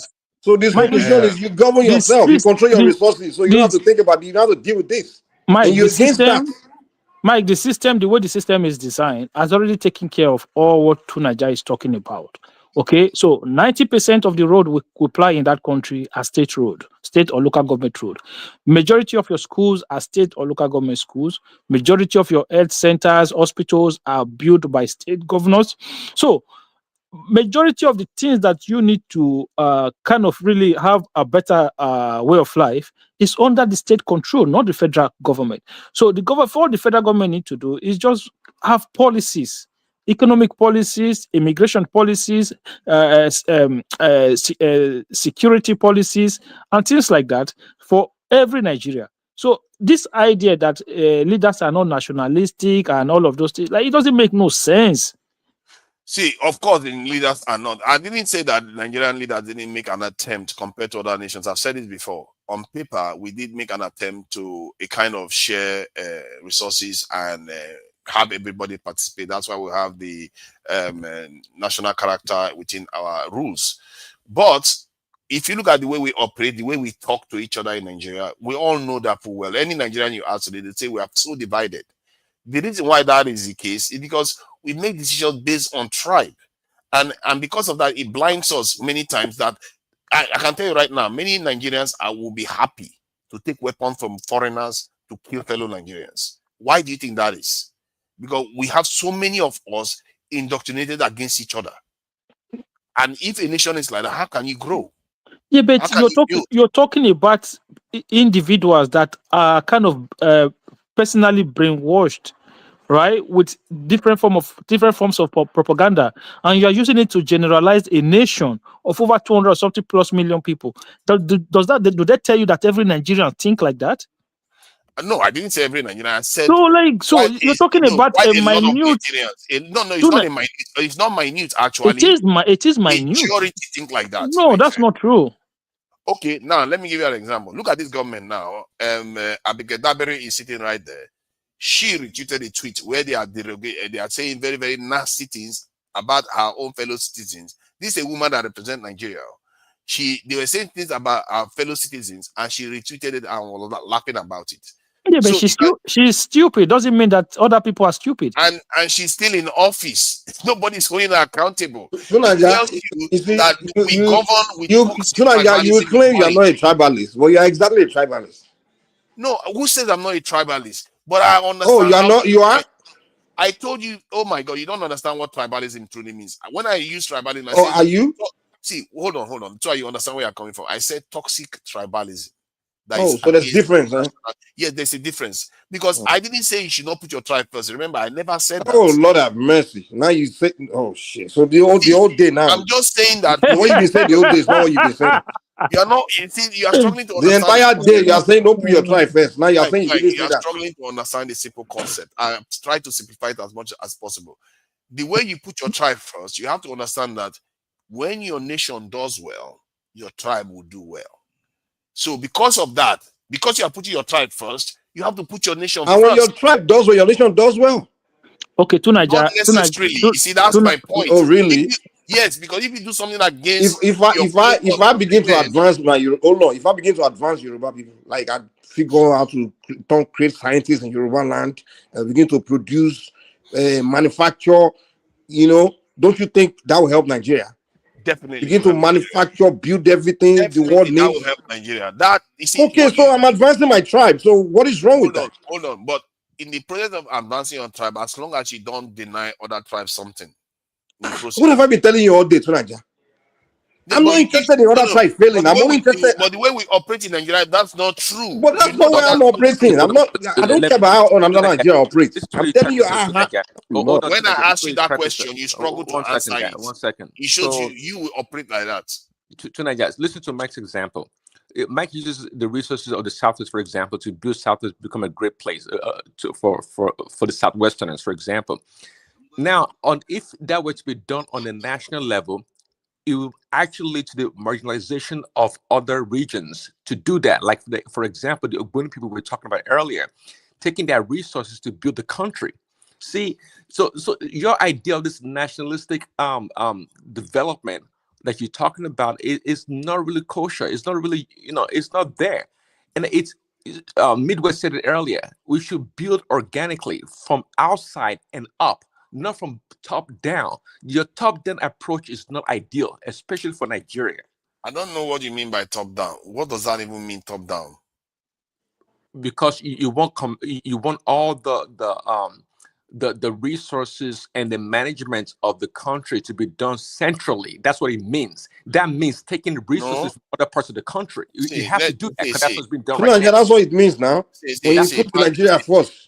Hold on. See, you have to understand where I'm coming from. I'm not welded to any system. I've already said. You don't have to understand. That's the way it's done nationally. No, I'm saying you should understand where I'm coming from. You should understand where I'm coming from. You can't have your cake and eat it too. Where are you coming from? Borno, Maduguri. Hold on, you can't pigeonhole me. Hold on, you can't pigeonhole me. I don't care about the structure of the nation. I don't care about the structure. I care about what works. Because if you want to create, like me now, if you say you want to create a police, state police, I don't have any issue with state police per se. But you have to have a structure to control it. If you don't have, Nigerians will just wish for something. Now you are shifting your argument to structure. No, you just say I don't care about structure. I don't care about the final structure in terms of, let's say, if you want state police, I don't care about that issue in terms of you want to have a state police. But you have to have checks and balance to ensure that thing doesn't become a problem for the state itself, the nation itself. You see what I mean? Like you now advocating for a weak center. You are saying you want a weak center. That's extremely dangerous. What you are saying, that you want a weak center. If you have a weak center, like it's like saying you have a weak heart.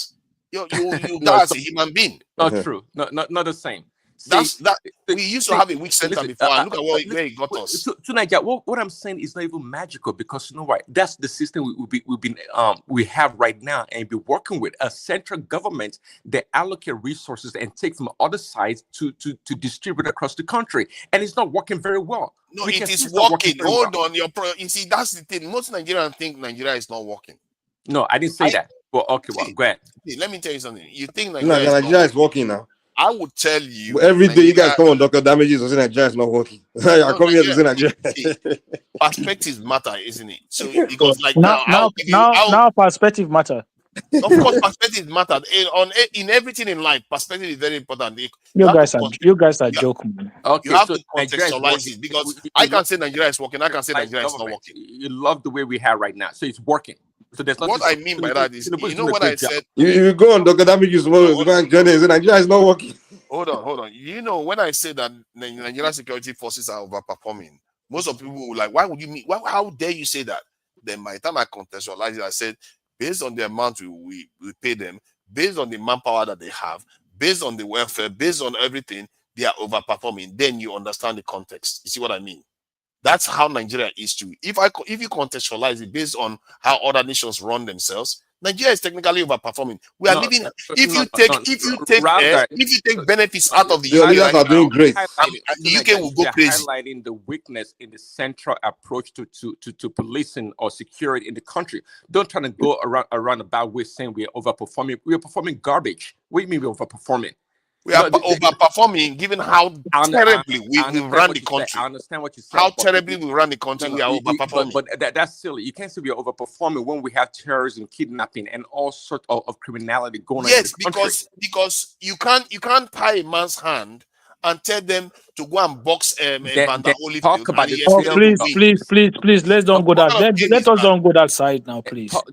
They should be highlighting the weakness in the centralized approach to the matter. Don't tell Okay, so Prince Daddy, look, sometimes we don't need to make this argument like as if we're in a roundabout. So yes, you can make that case that there are areas where we are very not like you can say we are not doing well compared to modern day way of governance, but if you consider the fact that this is a country of 50-something years old, and this is the first time since the creation of Nigeria that we have unbroken democracy. So you're talking about 24 years of unbroken democracy for the first time in the country's history.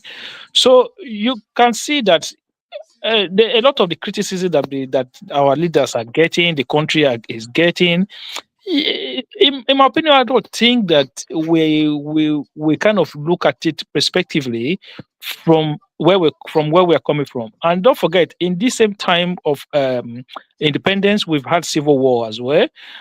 We've had different challenges. So I think sometimes we don't give ourselves any form of credit regarding the journey that we've gone through. It's only 26 years, no, let's say about 26 years now since we have unbroken democracy. So in that aspect, you have to look at the United States and say 25 years of democracy, where were they? You have to look at many of these countries, 25 years of unbroken democracy, where were they? What did they have then? Did they have 24 hours electricity? Did they have all the good road, all the shiny stuff they have today? It takes years. Did they have the level of security that they have today? Did they have the kind of structures that they have today? Look, we have to build that country bricks by bricks, and I think there are some people who think that Nigeria should be shining in their lifetime. It's not going to happen. Well, it will happen, but it might not be your generation or the generation of your children. You made a good point, and I alluded to that earlier when Nigeria was comparing us to Great Britain. I did allude to that. We need some time to get to that point. But you answer me. What was that, Midwest or Akim? But answer me. So answer me. What about when there's something to start from scratch, and there's another thing to have a model, a template to work from. Okay, if someone is given a template to work from, doesn't it make it easier for them to perform, especially when they have a cheat sheet to look at and see the mistakes that others have made, and they have a template to work from. I mean, I agree with you that we are still growing and still young as a nation, but we are underperforming in so many ways that we should be excelling. We're not like a really poor country. We have a lot of resources, and of course, we have the human capital also. Why are we not? Building on this resources that we have to build the country to accelerate our growth? Yeah, but that is part of what you just said. Now it needs time, so the time is what you also need to give it as well. Hold on. Leakages is just one of those things that you've just said that we are not progressing. Leakages by focusing on the wrong thing. A wrong thing here that we discuss mostly, and that is bringing America into our country now, is religion. Manipulation. That instead of diverting our energy to something productive, we've concentrated so much on religion and the leadership that's supposed to take us through the efficiency of production. You understand? We rather divert our money to a very unnecessary thing like pulling the state money to sponsor Hajj, depleting our FX to do all those stuff. The money to build school, you understand, you use it to bribe for politics. So a lot of things can be assigned to that, because see, what we've lost to efficiency is enough for us to even have times three of whatever United Arab Emirates economy have today. That's not true. All of that is not true. It is true. It's not true. It's nowhere near true. No, okay. What is not true in my point? I want to know. So what have we lost in resources or in revenue that we compare to what the United Arab Emirates has? Look at it population wise and look at it revenue wise, resources wise. Do you know what volume? What is our biggest revenue generator? Crude oil. Hear me. No. You don't do it that way. You look at it from the human capacity. There was a time in that country we have butter, we have magna that our hide and skin that we could go toe to toe with Italy, and in terms of what we produce in bag, in carpet, in anything like leather products. You understand that? Yeah, but then we had military military interventions as well. Hold on. That is exactly what I'm telling you. Exactly. Now, when I say we focus on the wrong things, it's okay. Look at this cattle that is creating problem for us now. If not because of people with different agenda. Now, someone suggested that time that there is no cattle you want to rear, any ranch you want to do that Kano State alone can contain all the herders in the entire country. So the question is this. Now, if the leadership from that part will behave like a Saudana or Saudana, you understand, Samadu Bello, you understand. You take Kano, for example, you have your ranches there, you plan you build your cattle economy. We'll be having some production for milk, we'll be having production for hide and skin, and we even be having farming that we cater for all those cats. So now the energy that you shall need to teach people now to be violent, we understand, will be redirected. We'll be directed to something productive. You understand? See, the economy of the northern part of that country alone, based on human capital, even should surpass that United Arab Emirates. So we don't have the military. Why are we so worried about these things when it doesn't really okay? Ola, listen. He's telling us why we are not progressing. And I said leakages, and I'm not telling you that the leakages is driven by religions and some kind of agenda of leadership. It doesn't matter. What doesn't matter? I'm just explaining. The biggest challenges we have is policies, economic policies. And this is the first time we've seen a government comes in and change policy direction for 40, 50 years. This is the first time a government have come in and said, okay, look, we're going to do it differently compared to what we are used to. And this is and we have to give it time. And if we maintain this, if we maintain this trajectory, then it doesn't matter, because you know how it works. Everybody should not be everybody cannot be going on the same direction. You are being specific about the policy. I mean all the subsidy, the different kind of rent-seeking subsidies that we'll be running as a nation. This is the first time we have a country where we are not subsidizing petrol, and we are not have to defend the naira and all those kind of nonsensical rent-seeking policy. This is the first time we are in that direction. So what I'm always saying is this, Ola. 1 second. Akim, even without that subsidy you are talking about. Hold on, now let me finish. What I'm trying to say is that, right? So if we go in that direction, we generate higher revenue. So the problem we used to have is that we pay subsidies for this, pay subsidies for this, pay subsidies for this. Everybody is poorer, right? But right now we generate higher revenue. Let the state that we use it good, let them use it good. Let the people from that state benefit from it. Akim, you are not getting it. See, let me tell you one thing. Subsidy is one thing. I agree with subsidy. That one is supposed to be a booster. It's supposed to boost other things. But naturally, how does this stop? Okay, now, why there were leakages due to redirecting our resources, the scarce resources to wrong things? You understand? Okay, we have something that happened in the area like Ekiti now, for example. I'm just citing an example, cassava revolution, where they focus on cassava. Yeah, you understand? The cassava revolution is one of those areas that Ekiti is boosting the internally generated revenue. Now, look at what Lagos is doing. Lagos went as far as to partner with the northern states to have some kind of rice farming, and they bring this rice production. You understand? That has nothing to do with subsidy at all. That's exactly what I'm telling you. Now, look at what Ogun State is trying to do in garment factory. You are partnering with a foreign country to bring garment, to bring garment factory in Ogun State that can employ people up to like, close to 140,000 people, and you produce garment that you are targeting both local consumption and export. That has nothing to do with subsidy. So what I'm telling you is this: even before you remove subsidy, before you add subsidy value and all those things, you understand there are some things you can do locally without see.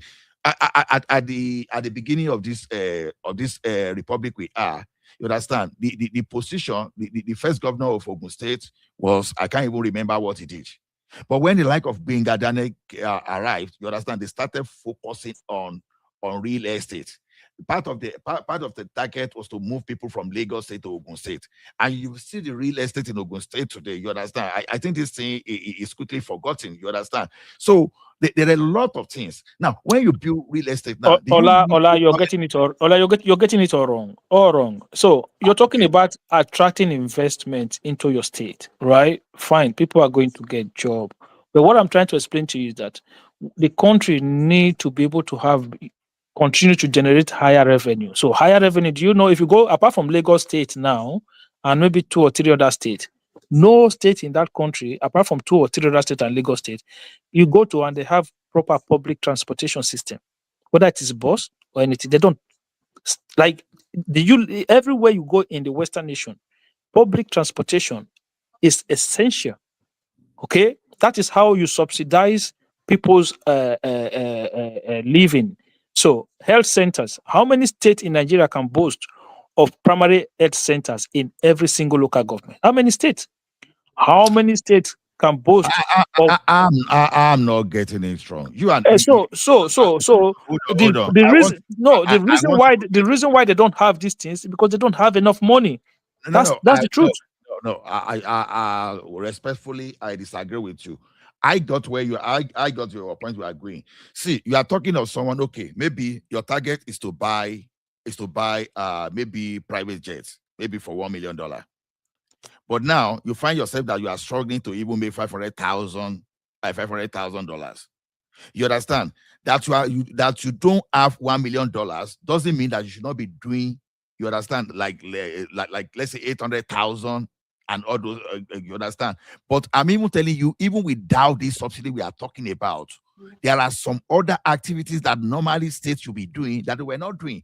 It took Lagos State for some other state to start copying. That's what I'm saying. Now, I just mentioned agriculture now. When Adebayo was our governor in Ekiti State, the guy lacked focus because he was only thinking of a allocation from the federal. But others came, they realized that, okay, we have Ikogosi One Spring. Okay, what if we start encouraging Dangote to come and invest in a rice milling, in a cassava processing in Ekiti? You understand? Look at what Donald Dukes did in a Calabar. Even though that thing is not utilized today, Obudukatu Ranch. You understand? So I'm saying that even at that, you understand, like all those subsidy and the thing you are talking, is supposed to take us to another level entirely. Yeah, but those are not state investment. You're talking about attracting private investors. That's what you're talking about. It's totally two different things. You are still not getting me. You see, a state can take an initiative. Okay. You want to build your hide and skin industry, for example. There is nothing wrong with states talking to the federal government. Okay, how can I access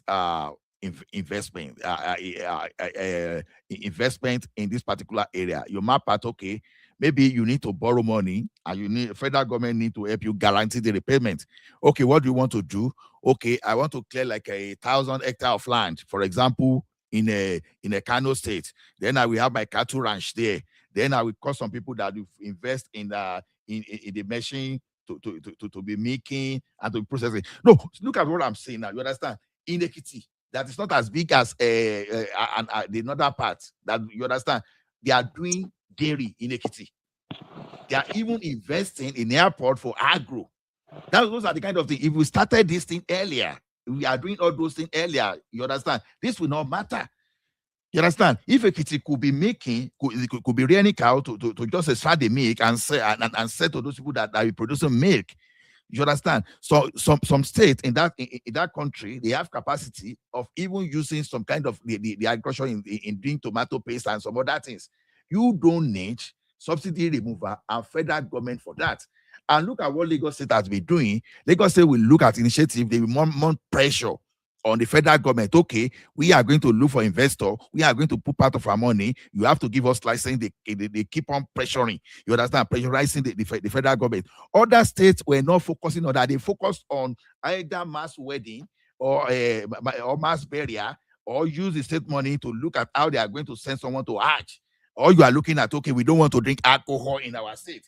All those things were not like that when Sadana of Sokoto was the premier of that region. Ola, like that's the thing. Ola, what I'm trying to say to you is that's still not up. That region where the state governor is sending people to Hajj, the idea that at the time will still come where they will get it right. They will elect somebody that will not be sending people to Hajj, that will invest more in development. Okay, so the idea is for us to first of all get our economic policies right. When we get that right, we generate bigger revenue. That revenue goes down to the sub-regions.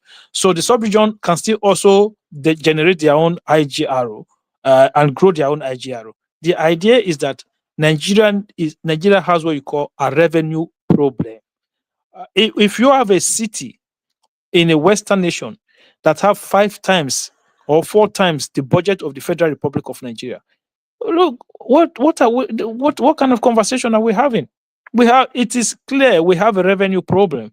We need to get ourselves to a position where a Nigerian budget, you're talking about $200 billion, 250, $300 billion, not this patry 30 billion that we are doing now. We are trying to get somewhere. What are you going to do with $30 billion as a nation? If I may come in, wait.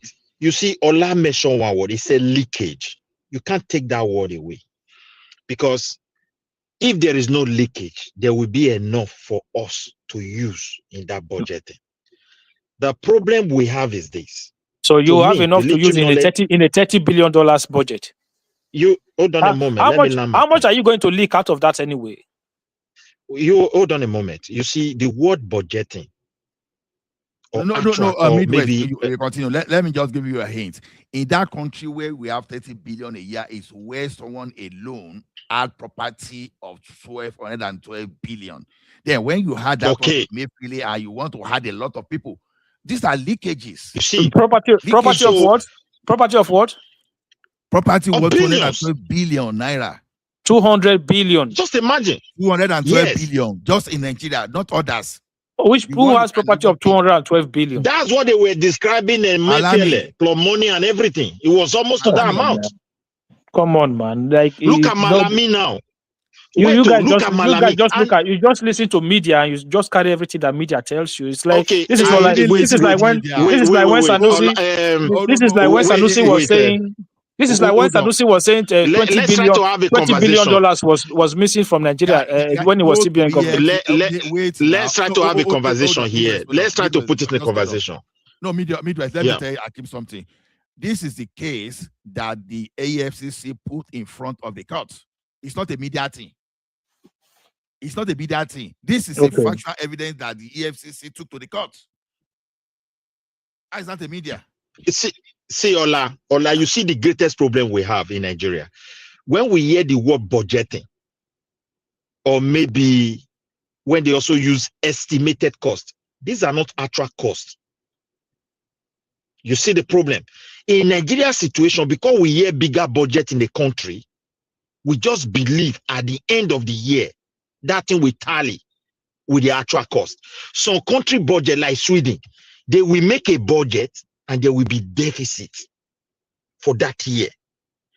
But following the following year, when they start operating that their balance sheet, the government will have surplus. So I think there are so many things we don't even understand as a nation. Because you hear other countries, how do we spend the small one we are budgeting? Do we really capture it? The answer is no. So as a result of that, there are leakages everywhere. The small one is not increasing. If the small one is used properly, it will start increasing.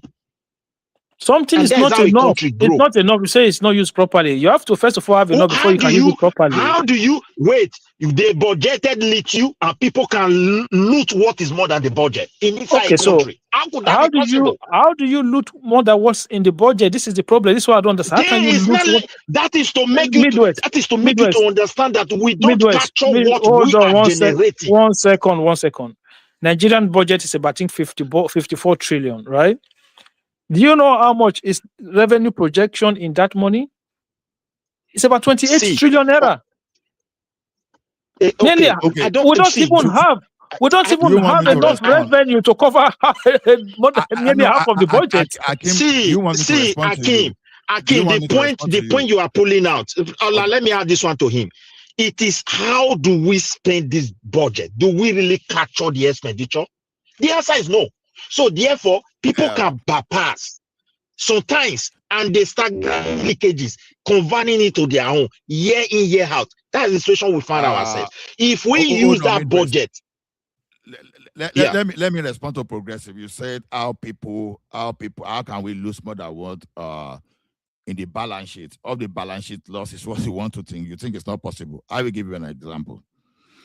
Now, by my estimates, you understand, when I show some people the paper here when I try to gather data right and left and those stuff. When I was trying to support why Nigerians should fence based on what General Musa said, you realize that conservatively, Nigeria loses $15 billion annually due to insurgency and terrorism. You understand? Because number one, you have to look at the economy of people chased away from their farm, the stolen solid mineral resources, and the fertility and all those stuff and other things. So it is possible to steal more than what you see in the budget. And an example of what you can see with the budget, although this one is a developmental, is all the balance sheet. It's a PPP model. You understand? You call it okay, to make it easy, let me say deferred payment instead of saying EFC or whatever. Now, the thing is you ask the contractor to go and start construction of the road, get the money from where you can get it, and keep this so that we pay you the money later. So that is why you see a lot of infrastructural projects going on that you cannot really relate. You cannot really put on that paper. You say of the budget, of the balance sheet financing. You understand? So it is possible in that country to lose more than what you see on that budget. So stealing is not only when you appropriate the money. Stealing starts from stealing crude, you are stealing gold, you are stealing lithium and all those stuff. So those are part of the leakages that we are talking about. You understand? So oil tankers across the sea, the Nigeria. What happened to your microphone, Midwest? No, see, even in the high sea, as we are speaking today, many crude oil left Nigeria. We are not able to capture it. It's all part of the problem. So Nigeria is super rich. We have the resources, both human, both natural, to start from somewhere. Yeah, we have that resources to start from. The international community, let me tell you, they know the consuming strength of that country. That is why they count on us. We export from them. They have actual record. They can't believe it. The kind of container going to one particular place, the money still coming out and they don't produce. They can't survive like that. So they know the potential we have. It is we who fail to manage what we have. If you bring the World Bank, throw it to Nigeria, go and quote me anywhere, because the money is excessive, then there will be kangaroo development. Less than a few years, everything will disappear with this current structure on ground. Can I respond? You can. Okay, thank you. Yeah, everything you said, including what brother General Musa said, is very valid, very, very valid. But my point of view is that I think those are symptoms, honestly. So to put this in perspective, when I mean symptoms, it's like someone has a viral infection and has fever and has headache, right? So instead of treating that headache and fever, you have to treat the viral infection, right? So my point of view is that these are all symptoms, these leakages, the fact that the money is not invested in the right sectors, the money is being stolen by politicians and different vestiges or different foreign institutions or wherever, is a symptom. These are all symptoms of a bigger problem. And for me, I think it's neocolonialism. Whether we agree or not, I know some of us may not agree, which is okay, but it is right there. Like, it is right there. Because offshore accounts, a lot of these are politicians have offshore accounts. A lot of our wealthy elites, they have offshore accounts. All this money go there, they go to all these offshore accounts. They are all linked to neocolonialism, because even the West, they are complicit in this. Now, I'm not saying they are not, I'm not trying to exonerate the blame from our elites and our politicians. They have a lot to be blamed for, like I said, but these are symptoms of a bigger problem that is not actually addressed, in my opinion, because even our political structure, our economic structure is tied to the neo-colonial system that has been there for centuries up till now. That's why there's so much capital flight. So that capital flight, those leakages, the fact that you have so much budgeted and they're used to service debts, and that money is being moved outside of the country, or they are being used and spent on frivolous things, they are all symptoms of a bigger problem. So, and for me, I've always said this, even though maybe the conclusion I'm going to arrive at right now is going to be too quick, but I've always said it, that there has to be a complete structural revolution of Nigeria, complete overall structural revolution, political, economical, I can go on and on. There has to be a complete structural revolution, like that has happened in other countries, but I will keep listening. Maybe I'll just stop there. Thank you. Yeah, you have your valid points. You understand? You see, all of us agree there should be restructuring. Like what Akim was saying is correct. It's not as if it's not correct, but I was only extending what he said, that even before the subsidy removal to jack up our revenue and all those naira floating, you understand? Even before all those things, we were even supposed to be doing at least triple of what we are doing presently. Now, it was for reasons that I understood that even the insecurity that we're even saying, even the governor, because the governors, they have the constitutional rule of creating forest guard. The only thing that forest guard cannot do is to prosecute like police. That's the only difference. So, but these people, they've been avoiding because they didn't want to pay. They didn't want to pay money to workers that work in the forest. So everybody are now taking us to Abuja to think that Abuja is the only problem. Whereas the governors are even as much of a problem as the central. You understand? They're as much as the problem because they refuse to perform their duty. They refuse. Then that's in the southern part of the country, right? But when you go to the northern part of the country, they have different agenda. The agenda is not to govern. The agenda is to conquer. You understand? Because the agenda itself is why they are not performing. It's not because, just look at it. If everybody starts thinking out of the box, like Lagos State, for example, we won't be where we are today. So everybody want to go to that center because of the concentration. That's why I agree that whatever that the central government will be holding on, like the petrol, the resources, like electricity, everything that make them take money to that center, they need for first of all to decentralize and give all those things to the state. However, there are something that these people were supposed to be doing. There are a lot of them. Okay, let me talk of Ekiti now. There's what they call Ogbese in Ekiti now. Now, or when Ariba Basin now, why were those things being constructed in the Second Republic? Was just to have 365, irrigation, 365 irrigation, in the sense that during the dry season or whatever, there should be no excuse, for example, not to plant tomato, not to plant corn, because that water is there for both to feed the water corporation and for agricultural purpose. That thing is ignored. Now, ask yourself a question. What stopped those states from going and put money there? You partner with private people within Nigeria or whatever, and you develop your agricultural value there, value chain, and generate more money.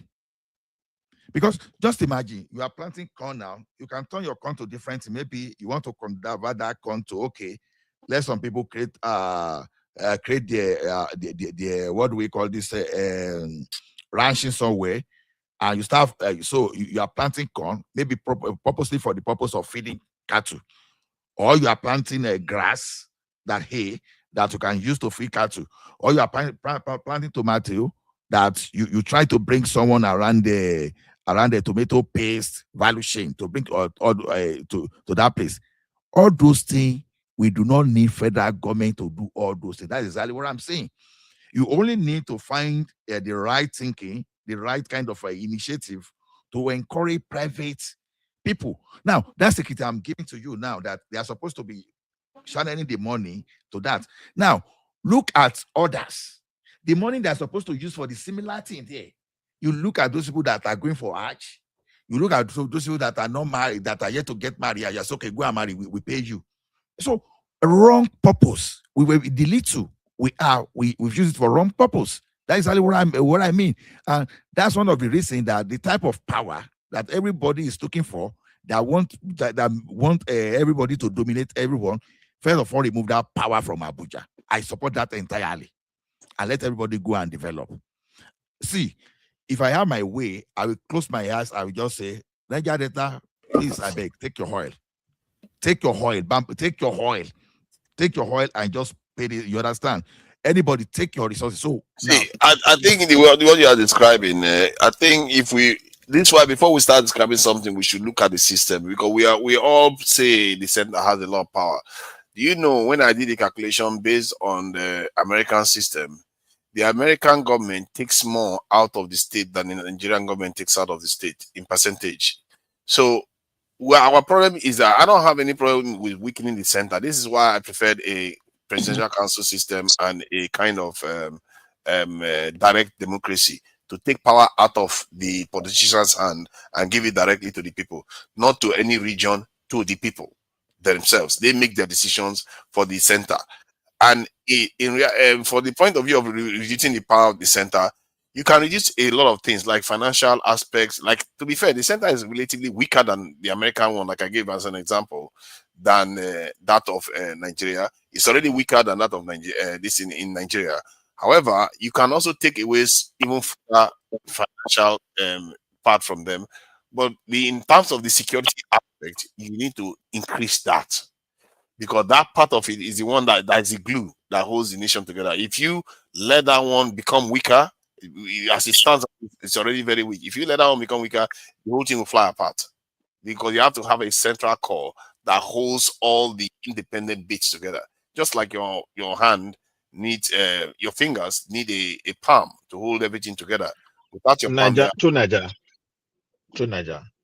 Yeah. If it warrant everybody going apart so we can progress, let it be so. Yeah, but it's not. So. But that's the point. Now it's not going to progress, isn't it? That's the point, because no, it will. In nature, it will progress. Hold on. Let me make my progress. Point. Let me see. When you scale things up, you tend to be more progressive. When things are scaled up naturally, because it means that the efficiency of operation is higher, because you have scaled it up. So when you say you fly apart and it's going to make you succeed, no, because the world you are living in now, everybody's ganging up against you. As a matter of fact, the reason why we lost Africa in the first place was because the people chose to gang up against us. Before, they were coming one by one. England comes, Portugal comes, Spain comes, France comes. But they decided, you know what, let's gang up against these people, because that's where we'll gain everything. No. And to show you the importance of that, when they gang up against us, they won. That's how it works. The thing is, wait, Mike, they enter us peacefully. They have to master the terrain where they were coming.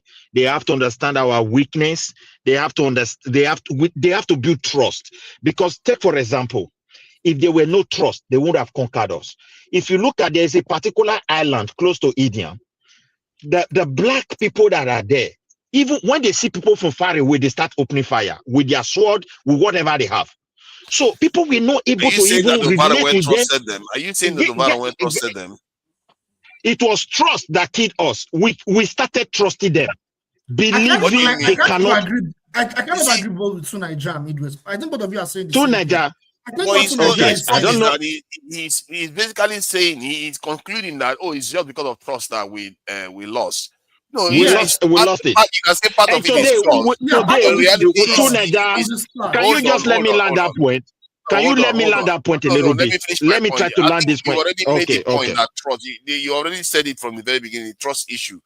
See that trust issue if you look at it from the point of view of say, even if we didn't trust them when they came in the first time, they are still stronger than you. They will kill the first people that don't trust them and work with the people that trust them. So they are still stronger. Wait, they will still be able to do that. wait. No, don't see it that way. This is a mistake you make. You see, when they came to Africa, they saw real warriors. They see obstacles, but they have to years of trading. They started encountering with these kings, people. When we see them, we will not longer hostile to them. Let me give you an example. There is a particular island near India. The black race that are still there, it is now people are now entering into it. When they see anybody who's not of their type, they fight. Since then, they were not able to harden to India because of that ideology those people were having. Now, the same trust we have for these people, when we till today, we believe they are coming to help us. There is no way they will come and help us until we have structures on ground. And those structures, they can no longer break it. They have to cooperate with us. With the way it is today, they don't have desire of any single help toward us as a people. If we trust them, we will come to be down. I'm just telling you the truth. I agree. Yeah. I mean, I completely agree with Midwest on this. But when he's saying trust, he's acting as if you don't trust them, but you don't unite, that's going to lead you to defeating them. So what he's trying to say, both of you are right. So I think what he's trying to say, even this Africa you are talking, do you know why Ethiopia defeated them? Even a strong battle? Because they defeated Ethiopia in the end. Let's not go into that one. They never. The only area where they defeated because they defeated Ethiopia. The problem Ethiopia, eventually the reason is this: Ethiopia was no longer having that access of trade they were having with their fellow African civilization because they have taken over everywhere. So that economical aspect, yes, they defeated Ethiopia because of that. But when it comes to military, they defeated Italians to ground zero because they never understand the terrain. The British defeated Ethiopia. Come on, man. Let's not do this. Okay, you said you don't trust them. So, Jide, please go ahead. Ethiopia was not colonized, though. I don't know your argument. Go back again. It was never colonized. I know they were not colonized, but they were defeated. Okay. So because they never fed, that's why they were not colonized. Don't give credit to Britain. Germany can be defeated. A country can be defeated and not colonized. It's not mutually exclusive. Jide, you were saying something. Yeah, so I think what Midwest is trying to say is that, like, bringing them in the first place, like, we shouldn't have even brought them in the first place. Because when we brought them in, like the Portuguese, when they entered the coast of West Africa, they got used to the environment. They were trying to understand the dynamics of the security architecture, right? I'll give an example. The Benin Empire, right? During the peak of the slave trade, because the Benin Empire, the Benin Kingdom, they were heavily involved in the slave trade. They actually formed a pact with the Portuguese Empire to protect them. So I think Midwest is making a lot of sense there. So, like, they even made a pact with the Portuguese. Then they now realized that the Portuguese were traitors. So initially, they actually had to disassociate themselves with the Portuguese before they encountered the British. You understand? So that trust issue is very fundamental into how they were even able to infiltrate. Okay, my brother, look at it. Do you know when we got independent? They realized they have an over robust economy to the African continent. What they did was this. They came back to us with IMF. We were doing well. $1, 75 kobo. Oh, when we give you more money, you will develop, you will create jobs, you will disvalue your currency you produce. Our leaders were signing rubbish. They were signing traps. Even the money, some of them did not even go to this African country, remain in their bank, and we become debtors. Before we open our eyes, we have a generation that we are not debtors to them. How can we trust such people without really thinking properly? Midwest, stop it now, stop it. So what happened when they gave you? Give your honor. So what happened when they not gave you? What happened when they not gave you debt forgiveness? Are they the one that asked you to rack up another debt again now? I don't know which debt forgiveness they gave to us, because it never translated the economy. It never translated, because where they adjust that economy with that low, we are not able to get to that place. So the time we had, the answer is no. So you thought so in your mind, before we start loaning their money, before we start loaning. So when did you think Nigeria start owing money, having debt? I don't know, because when the British were colonizing, I don't know whether they borrow any money on top of us. No. Whether I'm they talking hand over from independence. When did we start having debt? As a nation, I don't know. You can So why did you make that submission then? Wait, when they started doesn't mean, but I'm talking about the effect of that loan upon the continent. This is where they adjust the economy. No, listen. And today we are unable to recover from it. Midwest, see, this is the problem we have. When you make the wrong decision at the wrong time, it has consequences. Okay, so if we had just removed subsidies on this dollar for many years, do you think naira would be 1,500 today? No, it will probably be that kind 80 naira, 90 naira to the dollar maximum. No, the progressive. I think you're mixing things up. Can I respond to you? Yeah, go ahead. Okay, thank you. I kind of respect your analysis, but I think that's exactly the point, right? It's like the whole neoliberal policy was tied to the whole supply of IMF loans. Even when the loans were forgiven under Obasanjo, they were conditioned. That was when Nigeria became a member of the Paris Club in the early 2000s. There was actually a condition that Nigeria had to meet those economic reforms. What are those economic reforms? They are neoliberal reforms that have decapacitated Nigeria's economy. So like what? Like which one? Yeah, the free market policy, the removal of, like you mentioned, the removal of subsidy. We didn't remove subsidies then. We were still paying subsidies. Yeah, but we're still implementing the structural adjustment policies, because the structural adjustment policies that were implemented, they were implemented over the years, and the effect was shown. I mean, this has been implemented. We didn't have structural adjustment program implemented any time apart from when we okay. So let me explain some certain things to you. So basically, the economy was redirected from when we discovered crude oil in Nigeria. So the government policies, because they found out that we now have a lot of revenue coming from crude oil, so we can manage our how do I put it? A welfareism policies, not like welfare. Our welfareism policies anchored based on that those revenue that was coming from crude oil. Yes. Which, if you look at countries like Norway, they didn't do that. They didn't say, "Oh, crude oil, come, now let's give everybody." No, you still have to pursue your development agenda aggressively. Just assume there was no crude oil. Okay, so that is what we should have done. But we say, no, money is here. Electricity subsidy, petrol subsidy. But you have to understand, electricity generation did not improve. Year in, year out, we're having queues and we're paying subsidies. Naira keep devaluing. What we were doing was every time crude oil price go down, we slowly devalue the Naira. Every time crude oil price go down, we devalue the Naira. We've been devaluing the Naira for many years, whereas if we did not even subsidize it in the first place, it would have taken its natural course. And by now, instead of 1,005, it probably would have been 90 naira. Okay, valid point. Good. See, now, I think can I respond? Okay, respond. You can respond. This thing is saying is a very interesting point. I need to really explain how actually it happened and how it evolved. So what happened was, during that time, in the 1960s and 1970s, when the federal governments were implementing some welfareist policies, at that time, we need to look at the geopolitical context, right? At that time, we had the communist Soviet Union, and you had the United States and the West that were providing IMF and World Bank, right? So at that time, because there was a balance of power, the West ensured that third world countries would implement some level of welfareist or socialist policies.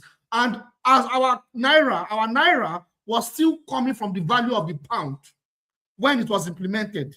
Now, when the structural adjustment policies were now implemented in the 1980s. At that time, there was a decline. The decline of the Soviet Union, the communists.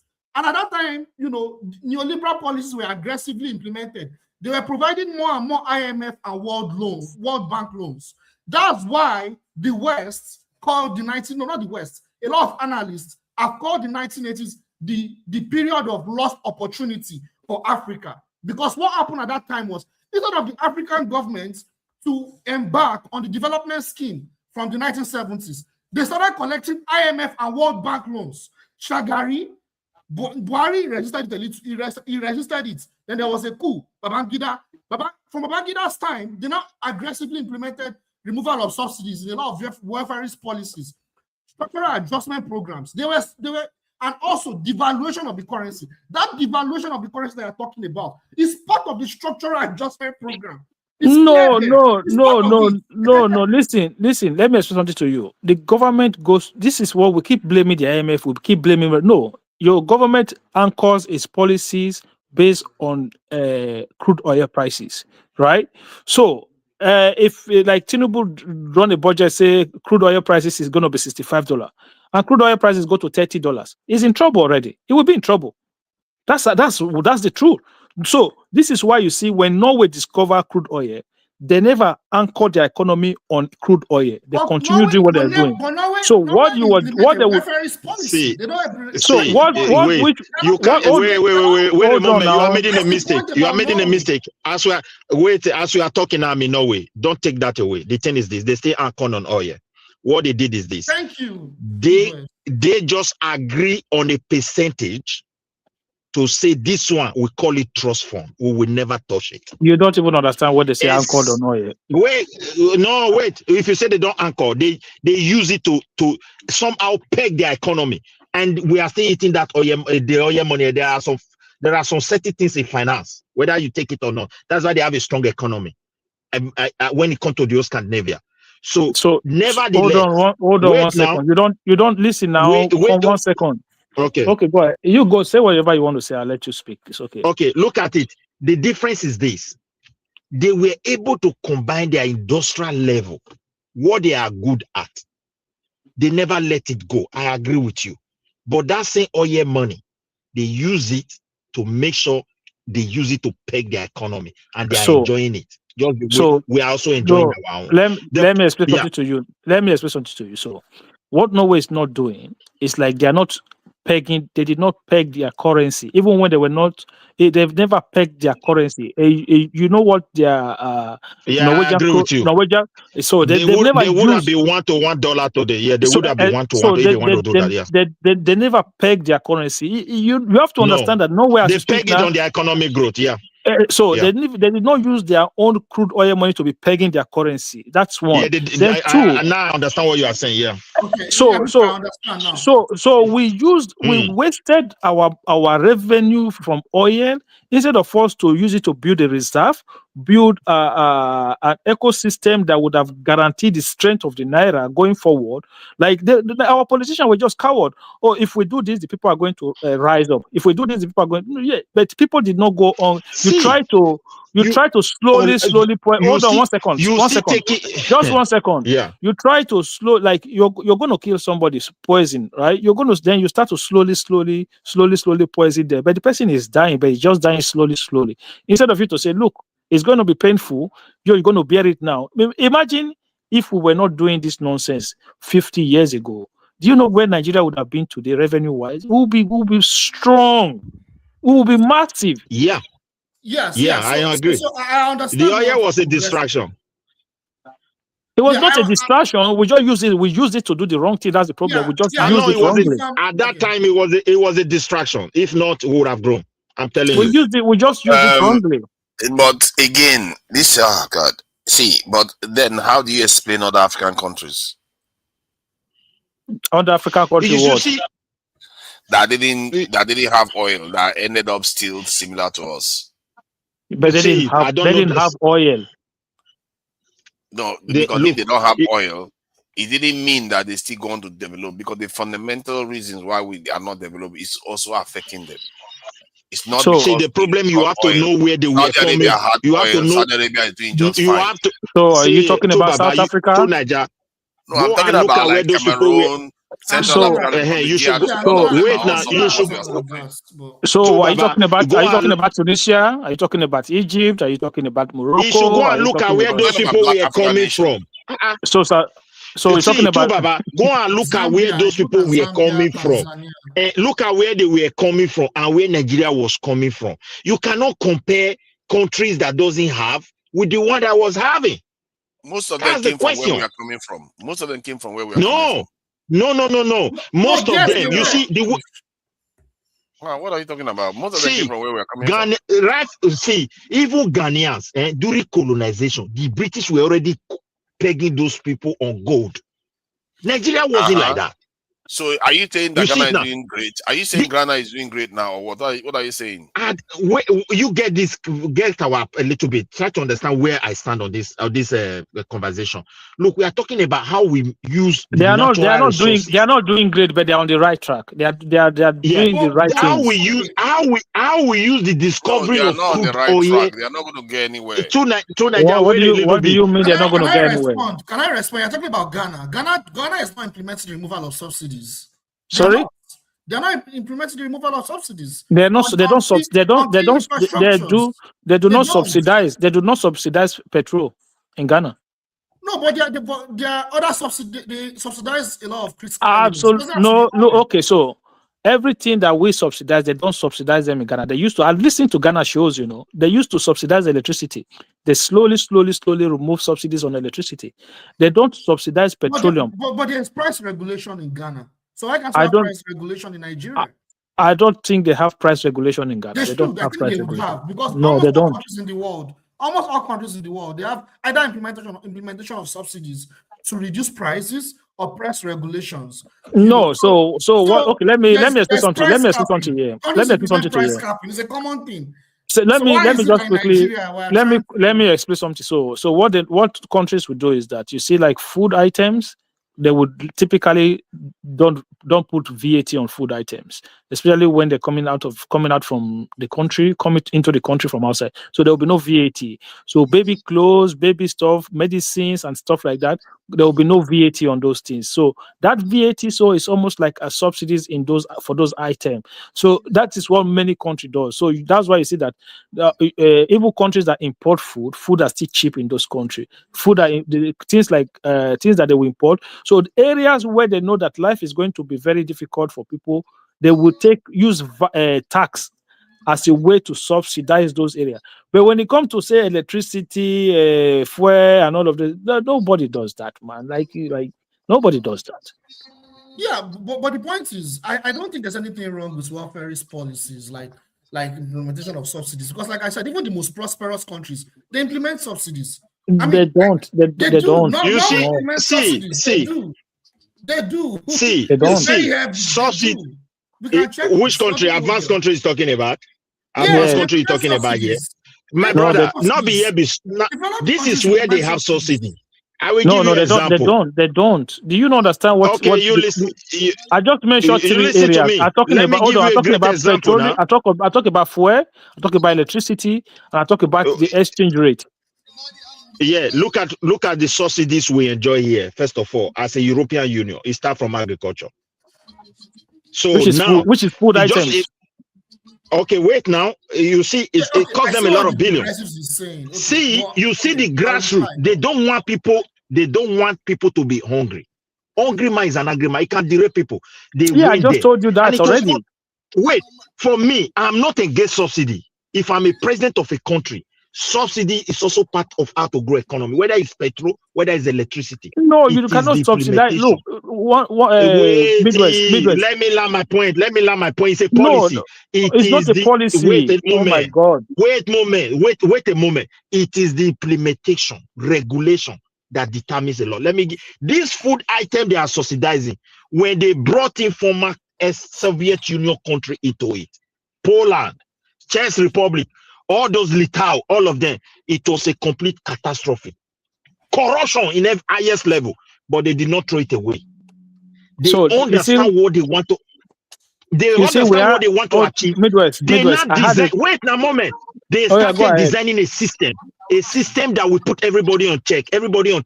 Gradually, they got it right. That is why today, if you earn your income, food is not your problem within European Union.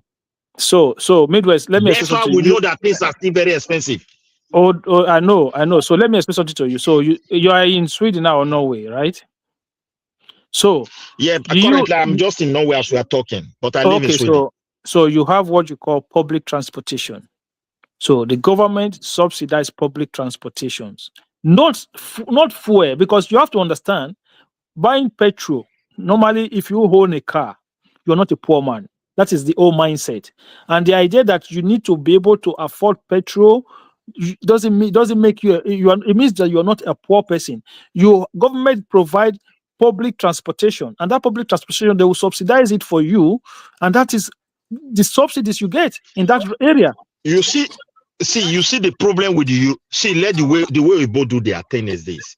Actually, whether they subsidize or not, once they spend money, they must discuss how to get that money back. You understand me now? Even this agricultural subsidy does not mean because they are spending this money, they never put a mechanism to get that money. So if you want to subsidize your crude oil, or you want to subsidize diesel, for example, you want to do it. Mind you, people that is going to consume diesel most are companies, trailers, trucks, transportations. It falls across the whole sectors because logistics is the economy. Now, you must also design a system. How can you get your money back? How can you regulate it? Whether there's subsidy, there's no subsidies now.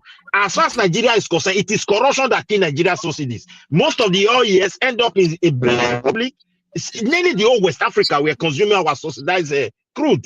So these are failed implementation. We did not even know whether it was really helping us, but the actual, because of the corruption that was involved. So even when you remove it now, where are we? Are we growing? The central bank government said now we are not generating enough money. It's like they are turning against him for just saying that word.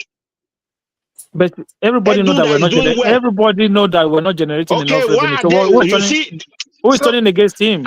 Is that not the reason why they are bringing in the tax laws, changing a lot of things, trying to improve on the crude oil production?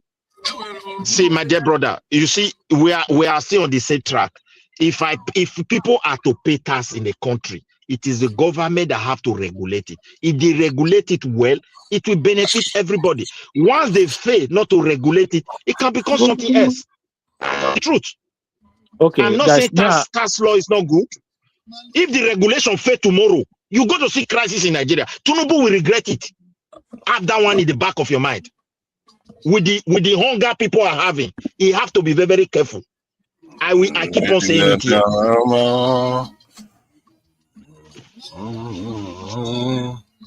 Because if you are taking money from people and you don't account for it, you are not using it. This one is not crude oil money. And if it fail, policy otherwise, it should prepare the stage for a kind of crisis. This is my own belief. Oh my! Sorry, I was just listening to something. Sorry. Yeah, you see, Baba, I don't know whether Kim is still there, like it's out. I don't know, maybe because of Baba. The thing. So the thing is this. Okay, look at abroad where we live. When you say tax, number follow individual, number follow all companies, number follow all investment, whether sole proprietor, whether limited companies, to be able to know what they are paying. In Nigeria case, they attach number. The number is not in tax office. It's not linked to the website. It's not linked to any record. And they want to start collecting. Me, I'm already seeing failure. The same thing that apply to the subsidies. If you subsidize, are you not collecting tax from those companies? So let them just push like a Gidigbo or colonial era where they use task force using stick with people that cannot feed. We are waiting. You just jump into people's account. Why do you have this money? Come and pay. Is that to collect us?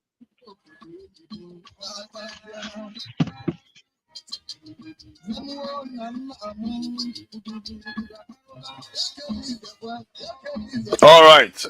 So are we done for the day? It looks like even Midwest has run out of steam.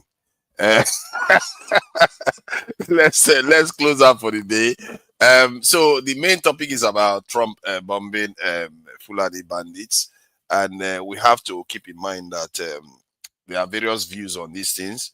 But in the end, we as Nigerians have to figure out a way out of the mess we are in, because our national security, we have not taken it seriously like everything else. And if we sort it out, we are going to find that some of these incidents will not need to happen. And even when other people want to do it to us, they won't be able to do it because there will be consequences. At the same time, we'll feel safe at home, and many of us will be back home and enjoying ourselves. And then the future Christmases that is to come will be more joyous, because we have a lot more of our people at home there to celebrate the tidings with their family members. So and if you can be less stubborn. Oh, look at that, and less stubborn. Okay. So these things are in our own interests, and let's temper our differences, understanding that our national interest helps all of us. That is a simple message for the season. I really appreciate you for joining in, and all the people that came in, including the chat and the panel, Mike, all of them. I really appreciate you all for coming in. Until next time, we'll catch you all again. Bye.